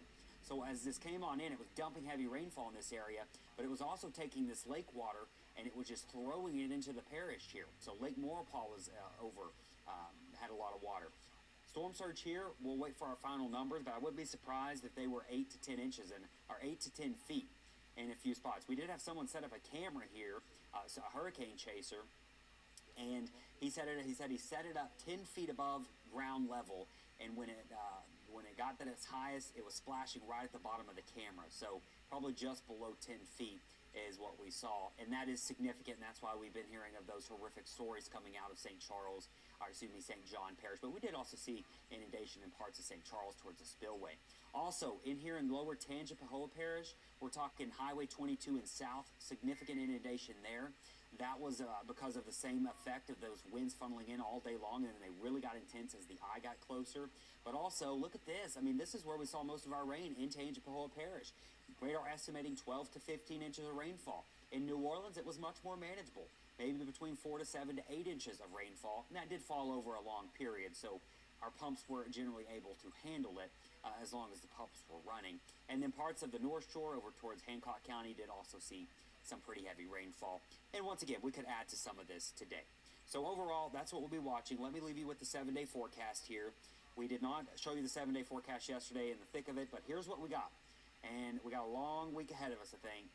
I mean, I know we do. And the weather, it's not going to be the best over the next couple of days. It's going to be what you expect after a hurricane, hot and humid. There's going to be a lot of humidity. It's going to feel like the 100s. It's going to be muggy and stagnant. It's just not going to be nice out there. And that'll continue through at least Thursday. The chance of rain will be dropping, and then by Friday and Saturday, I still have us hot in the low 90s, but we may get a little push of dry air, and that'll help our temperatures feel not as hot. It's still going to be hot, and we might be a bit drier, so not a lot of rain Friday or Saturday. And that's the worst forecast you can have for people who don't have power. Yeah, just hot. And you were talking about the rain. We did have some flooding in New Orleans, but not the massive flooding we feared. So yeah, at least there's that. All right. All right, we have Captain Brendan Mathern from the Lafourche Sheriff's Office on the phone with us right now. Lafourche took a big hit yesterday. What kind of damage are you guys hearing down there? Yeah, good morning, Eric. Yeah, definitely not loving that forecast. No. We're going to be without power for several weeks, just like many in your viewing area. Look, we've had pretty much catastrophic damage throughout, especially central area and obviously the southern area of the parish. Yesterday, I was stationed in Galliano for the storm at the Port Fouchon Administrative Office, and we were able to watch the camera systems as it winds started coming into Port Fouchon. Yeah. Once Ida got to Galliano, we had hoped to get a reprieve attempt. Kind of took a jog to the west, and we got the eastern eye wall of the storm. Yeah, you guys got for hammered. What felt like 6 hours. Yeah, you got hammered yesterday. It was definitely a nightmare, and so the Golden Meadow and Galliano area for sure. We have no idea really what the damage looks like. We know that it's going to be catastrophic damage, probably upwards into the Cutoff and LaRose areas. When the eye came back over Lafourche Parish, over the central area, in mainly Lockport, people were able to get out. We had some people with drones and taking footage, some of that. Catastrophic damage. Yeah, we're watching the building just fall apart here. Yeah, and so more specifically, we had two hospitals. The one in Galliano, Lady of the Sea General Hospital, where you saw most people have seen the video now of the roof flying off there. There was also significant damage to the hospital at Osner St. Anne in the Matthews area. So two hospitals. The good news is that they were able to stabilize the patients there, but they will be looking to move those patients out as soon as possible today. Most notably, last night we did get a report in Bayou Blue. There's some levee issues at this levee, were causing flooding. I don't have all the specifics because this is something that occurred late yesterday evening, but I do know that that's one of the areas where we do have flooding, significant flooding in Lafourche Parish. Thankfully, the levees in the southern area did hold up once again. The South Lafourche levee system did hold up, and we did not get water inside the levee system. But again, the wind damage is catastrophic for most areas inside the levee system. Yeah. But like you said, we won't have power for weeks, and we don't even have running water from Raceland on south. Yeah, and you guys got a triple whammy. You got the wind, you got the torrential rain, and then you got the surge with the flooding, and so you got it all. Yeah, and again, to your point, that the surge was one of the things that we were most concerned about. I mean, the wind we knew was going to be horrible, and when we knew we were going to have significant wind damage, the surge was the biggest question mark because it was right at the level that we knew the levee system would be tested in South Lafourche, and it passed the test. Oh, good. Okay. So it kept the water out of that area from LaRose all the way to Golden Meadow. How much rain did you guys get? I haven't seen estimates this morning, Eric, but I know it's significant. We had some damage here at the port administrative offices. The roof, parts of the roof had blown off, and it was raining in the office here. And I know that, just based on what we have inside, I know that it has to be a significant amount, but I haven't looked at those specific numbers this morning. And you said you rode out the storm in Galliano. You know, that's right on the bayou. I mean, did you guys get any flooding there? No, again, inside the levee system, no flooding from storm surge. Now, again, we're going to be venturing out this morning. Deputies are already on the road, starting to help clear roadways, starting to respond to calls for service. So we're going to inspect the area. We know that near the Intracoastal Canal in LaRose, we had that canal come up, and may have come over. It's just hard to know because we're really going by what we've seen off of social media because, frankly, our deputies have been off the road since yesterday morning. And do you know if there are any reports of injuries or deaths or anything like that? At this time, there's no reports of deaths. Yesterday, at the height of the storm, at a time when we had pulled deputies off the road, we did get a call that a tree had fallen on a man in the central area or in the lower area, of Lafourche, and our deputies were able to risk it and get him to the hospital. So they were able to rescue him and get him to the hospital. That was the only injury after a tree fell on him. That was the only injury that of note. We did have a house fire in Galliano that Lafourche Fire District 3 was not able to respond to at the height of the storm. We had no injuries reported from that as well. Obviously, we're going to be really focusing on the flooding in Buff area this morning, which is just east of Thibodeau, to make sure that there's no one there. And certainly parish-wide. I mean, with the damage that we're seeing in the southern area, we're going to be looking for people that, lost everything and their whole house collapsed. And we're hoping that for the best and not for the worst. Yeah, and how did Thibodeau and Niko State fare?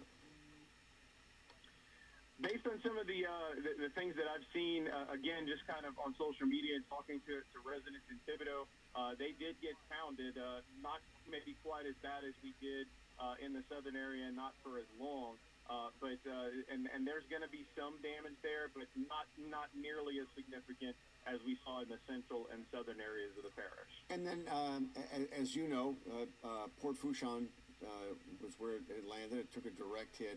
Do we know how much damage was done to that? Because that's vital for the oil industry. Based on looking at camera systems that were in the port from the office here, we did see the water rise quite a bit. We don't have estimates of that yet, but just kind of looking at cameras, they assume that it could have been as high as 15 feet of water at one point in the port. Now, again, that happens. We do get water in the port for any storm. But that's a significant level of water, and that would be in combination with the Category 4 hurricane wind. So again, once the water goes down and the light comes up, and we're actually able to venture to Port Fourchon, I think we'll get a better idea, and hopefully, as the sun comes up, we'll get those camera systems online and be able to inspect some of the damage as well. And quickly, you still have the curfew in effect. You are telling people to stay in their homes. Yes, we know people are going to, obviously go outside and check on their property as the sun comes up today, and obviously that's fine. And look, if you want to check on your neighbor, we certainly encourage that. That's what we expect in Lafourche Parish. As this goes forward, we can't wait to get people back to the parish because that's our lifeline. They're going to come in, they're going to start cleaning up, and they're going to help us. But we know that we have to make it a safe environment before they come back. So if they're evacuated, we're asking them to sit tight and be patient, and I know that's tough, but that's what we're asking for right now. We're going to go out today and assess, make sure everyone that stayed is okay, and get them where they need to be, and then we'll be able to bring people back and start rebuilding and have people check on their property. But yeah, if you are here, again, check on your property, check on your neighbors, but do not get in your car and start driving around. A lot of people. And once we get to have daylight, get out and assess, and please get back to us and let us know. We definitely will, Eric. Thank you. Brendan, thank you very much. Guys, last night we did have reports of people trapped in their homes, the rising surge water in La Place, and so Meg was trying to get to St. John, but she's had some issues getting there. Yeah, tell us what kind of problems you're having, Meg. Just had someone tweet us, can you please go see what's happening in Laplace? We are trying to get an update, guys. Yes. Yes. Okay. So, first of all, just getting out of the Old Metairie area in the pitch dark, you come up on a wire that's hanging, you don't see it till it's right on you. And it's scary because you don't know if it's a cable wire or a live electric wire. So when we finally wound out of the neighborhood and we got on I-10, we were going on I-10 and huge electrical power lines, I mean several of the big metal kind, not the smaller kind of black rubbery ones, were across the interstate. And there was a state trooper there, and a bunch of us just slammed on our brakes because we didn't know if that was going to be safe. I got out of the car, I asked the state trooper, and he said, no, they're not hot, you can roll over them. So we came up and we got this far. We got to where the Williams exit is, and we see the state police and deputies putting out all these flares, and they had several more cars with the lights there, forcing you to get off at Kenner. And we asked him what's going on, and he said, you cannot go past this. You are not allowed to go toward Laplace. Couple of reasons, or up on 55. He said, first of all, there are power lines down, hot power lines that are down. That's number one. Number two, he said, we don't even want people going in that direction because you're going to hit the flooding, and then you really can't turn around. Think about it. You're on the elevated spillway. Once you get, past Loyola, you go down that way once you get past 310. So they don't even want people as far as going to 310 past here. So right now we can't get there. We have no idea if there are other routes open. We asked the state trooper, were other routes open, like Airline or River Road or something? He said he has no idea if they're even open. So that's where we are right now, and he allowed us to pull over. And when it was interesting because we said, is it okay if we stop and get out and do a live report here? He said, please tell people, do not come this way. He goes, I want you to tell people, don't head this way. And so that's what's going on here. Back to you guys. I think once we see daylight and people get a bigger assessment of this, we're going to realize the damage is far greater than we can imagine. Yeah. Hey, Meg, this is Peyton. Yeah, I have to tell you, Eric. Go ahead. Oh, go ahead, Peyton. Meg. No, go ahead. Go ahead. I want to hear what you have to say. I was just going to say, I have to tell you, I was going to tell you that when he was saying that they're down wires, and of course then there's flooding, I got to tell you, when photographer Rick Neese and I came up on, I think around Clearview, maybe a little past Clearview, those huge electrical wires just lying across the interstate, and you don't know if they're hot or not. We slammed on our brakes, and it is scary because, you don't know. Is it, you're going to roll over them, and that's it. I mean, and the other people around us jammed on their brakes, too. And so anyway, go ahead, Peyton. What were you going to say? Well, we're talking about, you said those power lines. I mean, I don't know the strength and what type of wind it takes to bring those down, but we were forecasting 100 over 15 miles an hour out there. And the big question I had this morning was what type of flooding we were still seeing in Laplace. Was it still rising or was it falling now? It's hard to say for sure, and I was trying to get that information, but I'm not sure if you heard anything about the height of the water. Yeah. No, I didn't, but I'll be glad to see if I can ask someone. I mean, I think, Peyton, you were calling it well before it happened that with the direction that the winds were circulating from Ida, they were going to push all that surge from Lake Pontchartrain, from Lake Maurepas into the Hammond and Laplace area. It was pushing all that surge in there. So I'll try to find out. We'll go see if the state troopers know any more, but we're trying to make phone calls to get more information. But again, he asked us, when we were worried he was going to say, no, get off the road, you can't be here to do this live shot. He goes, no, I want you to tell people, do not even head in this direction right now. Yeah, and daylight's coming up, and And Peyton, you said aside from the surge in Laplace, they just got pelted with tons of rain. Yeah, I mean, it was like a double whammy for them. The eye literally was moving towards Laplace, so they were getting all that heavy rain beforehand, but there was nowhere for it to drain because the lake was backing up due to those intense winds off the lake. So it was just a double impact for them. Yeah, and Meg, we were just talking to Brennan Mathern from the Lafouche Sheriff's Office. He was saying they think it'll be weeks before they get power back. And Meg, well, you did. Erica, I'm concerned about I was going to say, I'm concerned about the reports in Orleans as well, when they're saying this isn't just a tree hit a line and your neighborhood's out. This is major power grid problem. So I'm worried that all of us, it's going to be a while. Yeah. Go ahead, Leslie. Well, I saw a car go behind you there, and you mentioned earlier you slammed on your brakes, and so did the people around you. You're seeing a lot of cars on the road right now? Not a lot, but I would say when we slammed on our brakes, there were maybe 4 other cars around us who all slammed the same time, and then we all looked at each other through the windows like, oh my God, did we almost die? What are we going to do? Is this live? Is it not? And everyone just kind of sat there, and I said, let me get out of the car and go over and ask the police. So I saw JP deputy, and he goes, I don't know, I just got here myself. So we saw a state trooper, so I walked across the interstate and asked him, and he said, no, I'm sitting here because we know these are not live. And I said, officer, my life right this minute is in your hands. I can drive across them and make it to the other side. He goes, yes, these you can. But look how far we just got to Williams, and that's when they said, no, you wouldn't make it if you went past here. So, had they, yeah, it's scary. Had they been to Laplace? I mean, do you know if the state troopers had been to Laplace and they knew the extent of the flooding there when you get off, especially if you're going on the I-10, then you get off into Laplace, and then, you come off the elevated portion and go down on the road.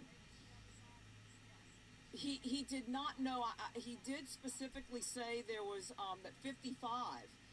Like if you were to go past 310 and then go across the spillway and then get to 55 just to start heading north, he also said that was closed too because of wires down and flooding. So we'll see if we can find out more from. I'll make a call to state police and see if we can find out more. This was just the officer on the scene who was putting out the flares. All right. Thank you very much, Meg. All right. It's quite a scene to see there, and there are probably live wires all over the place, and that's why authorities are advising people just don't get out. Sure, it is very telling that you cannot go any further right now than I-10 Williams if you're trying to head west. Yeah. All right, guys, we'll be right back. From WWL-TV, this is continuing coverage of Hurricane Ida.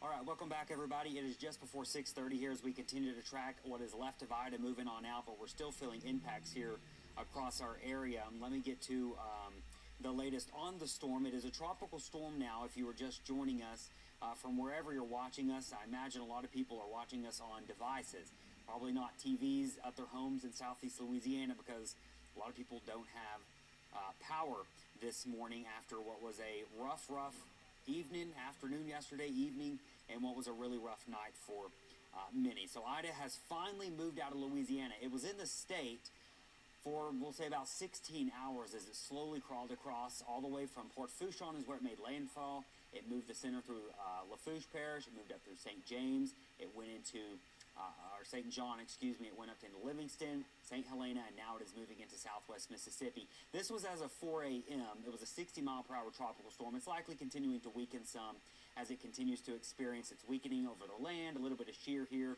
and you notice it's a much more lopsided east heavy system. We are not seeing a whole lot of rain in the southeast Louisiana area anymore, except for near the coast, but still getting quite a bit of rainfall in Mississippi. That tornado threat also continues for Mississippi as well. There's a tornado watch for Harrison and Stone counties and going to the west, or east rather, and you can see there in parts of Hancock County still some rainfall, but that tornado threat looks much lower. All right, let's get over to Jade now and what you need to know as you start your morning.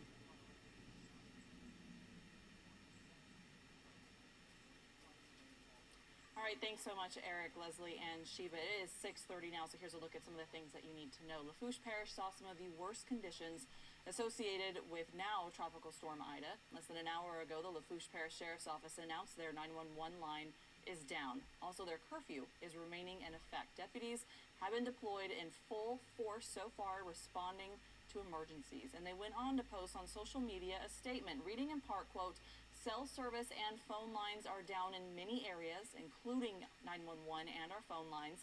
If you are able to call, emergency calls can be made to 722-4810 or 772-4824 with the area code 985. We ask you restrict calls to us to known emergencies so as not to tie up our lines. Americans are stepping up to help Louisiana. This was posted by the Orlando Fire Department this morning. They're one of the many units that will be helping with recovery from Ida. And you can follow our coverage of the fallout from what was Hurricane Ida on our website and with our mobile app. All right. Thank you, Jade. We want to get over to our Duke Carter now. He's been driving around the city since midnight, just trying to give us a picture of the impacts. Duke, last time we talked to you, you were on Canal. Where are you now? Hey, we were just driving around. We're here in the French Market again, just getting a glimpse of what happened. And so normally this area would be full of like people selling items or people just coming by and getting some things. Well, we kind of drove by, heading our way up to Esplanade, and this is what we saw here. The question is, how did that happen? The question is, whose car is it? There's a lot of questions that remain. The thing is that no one is currently inside this vehicle at this time. But again, it's just one of the things that is just after this lot of rain that's starting to hit here from Ida. But this is what we're seeing here again at the end of the French Market. Again, just debris. Well, in this case, the car's just hitting up one of the poles here. And so the big question remains, how did this exactly happen? And so again, we were just driving by, saw a lot of trees, a lot of tree limbs on the ground, a lot of debris, a lot of lines down. So again, it is just not best to come out at this time, but of course we know people are going to go out and about. Now, I kind of want to bring your attention to what we're seeing here at the French Market. Again, this is empty. There's nothing here, which is good news, but we did see someone be a very good Samaritan, actually give clear access to this. One of the barricades, or I should say most of the barricades, they were in the street, but again, we did see one gentleman come through and move some of those barricades over so that way people can come through if they need to get to their necessary locations. And so as you can see, this is pretty much empty over here. We're just going to walk and talk and just chat and look and see what's happening over here at the French Market. Again, this normally would be filled with merchants, people selling items, people coming through the area. But as you can see, it is empty. Here's a little bit of damage here. Some of the fans came down from a little bit of Ida over here, so you can see just how strong those winds were. Seeing exactly where did it fall off of? But at this point, you can see two of the fans came off the ceiling here. So this is just some of the damage here at the French Market. The good news is it seems everything is still intact. So that seems to be the good news here. But for the most part, the car into the pole, that seemed the most significant damage here at the French Market. Maybe a little bit of like trash and debris. You can see a little bit of some of the lampshades. Maybe some parts of the ceiling fan came off on the ground. Some of the debris over here as well. We did see a Good Samaritan also put looks like a canoe over there as well. So it seems as if though everything as far as the structure itself here at the French Market is good, but some of the small minor things like lamp shadings as well as ceiling fans may need to be replaced. Ladies, Eric? And Duke, while Ton Trong was driving around the French Quarter yesterday in the thick of the storm at Toulouse and Decatur, there was an awning that had fallen off the building, and I wonder how much more damage you've seen as you drove through the French Quarter. That was the big one in the French Quarter, the awning off of Decatur and Toulouse. We definitely saw a lot of media out there. It looks like a lot of networks when we drove by were out there setting up shots over there. But we know that Ton kind of did that yesterday, so that's why we just kind of kept going and just wound up here at the French Market and was like, whoa, there's a car in a pole. And so we just set up shop here. Yeah.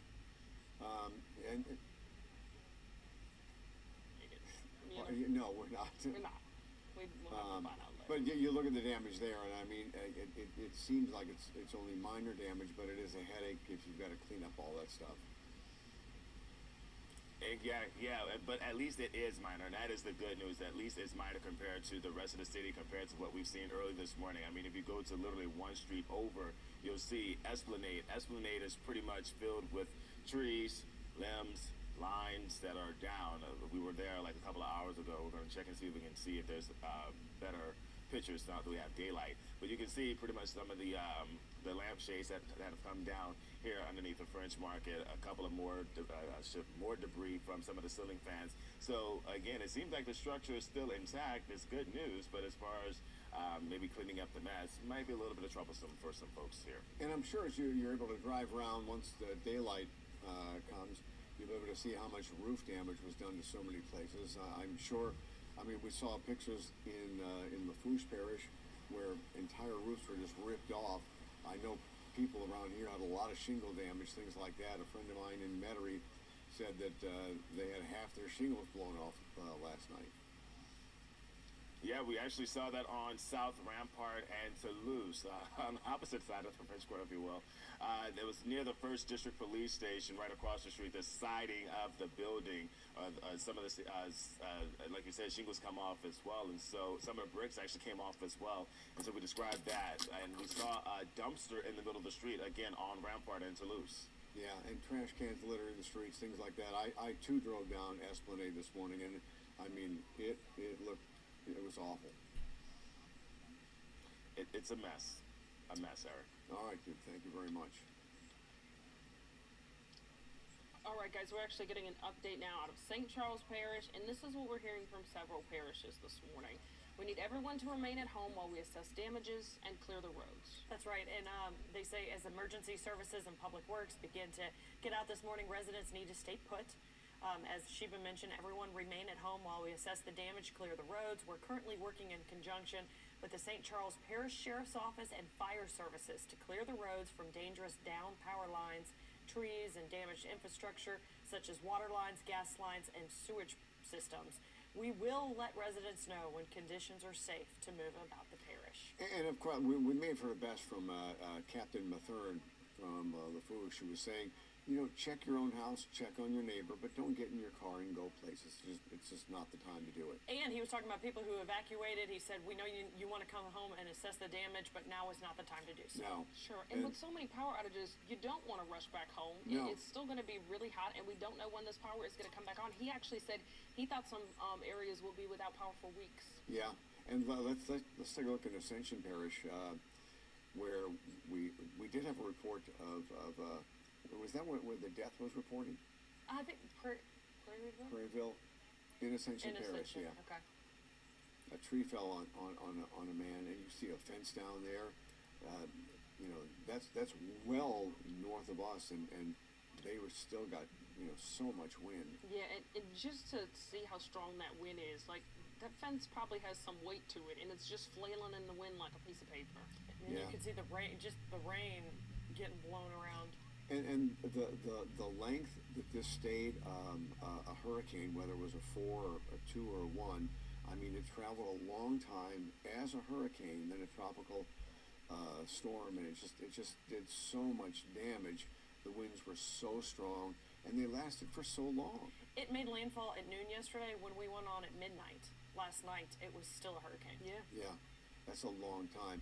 And when you think of the power it came in at Port Fourchon at 150 miles an hour, you know, and this is the result. I mean, nobody, it looks like, has power. You see a couple of green little spots, but for the most part, the entire metro area is without power right now. Yeah, and we're even wondering, we haven't been able to speak with Energy, and we haven't gotten an update from them in hours, if this outage map is correct, because according to Energy, no one in Orleans Parish has power because of those transmission lines. Yeah. All 8 transmission lines that provide power to Orleans Parish are out of service. So only people with generators in Orleans Parish have power. So that map may not even be reflective of what's going on. Across the entire state, Entergy has 850,000 outages. And I did want to mention in St. Tammany Parish, there's 3 different providers. Yeah. Entergy, Clico, and Washington St. Tammany, and I'm on Washington St. Tammany Electric Co-op yeah.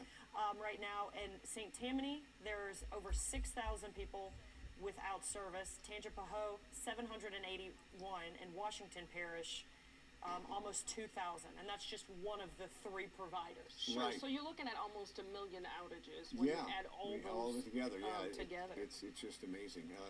And I don't remember when there were this many outages from just one storm. Sure, and we haven't gotten word from Energy for details about this transmission lines that deliver power to the area being out. What that's going to take for them to be able to start restoring power and to get those transmission lines back in effect. This, of course, impacted power to the Sewage and Water Board. They had to use backup generators there.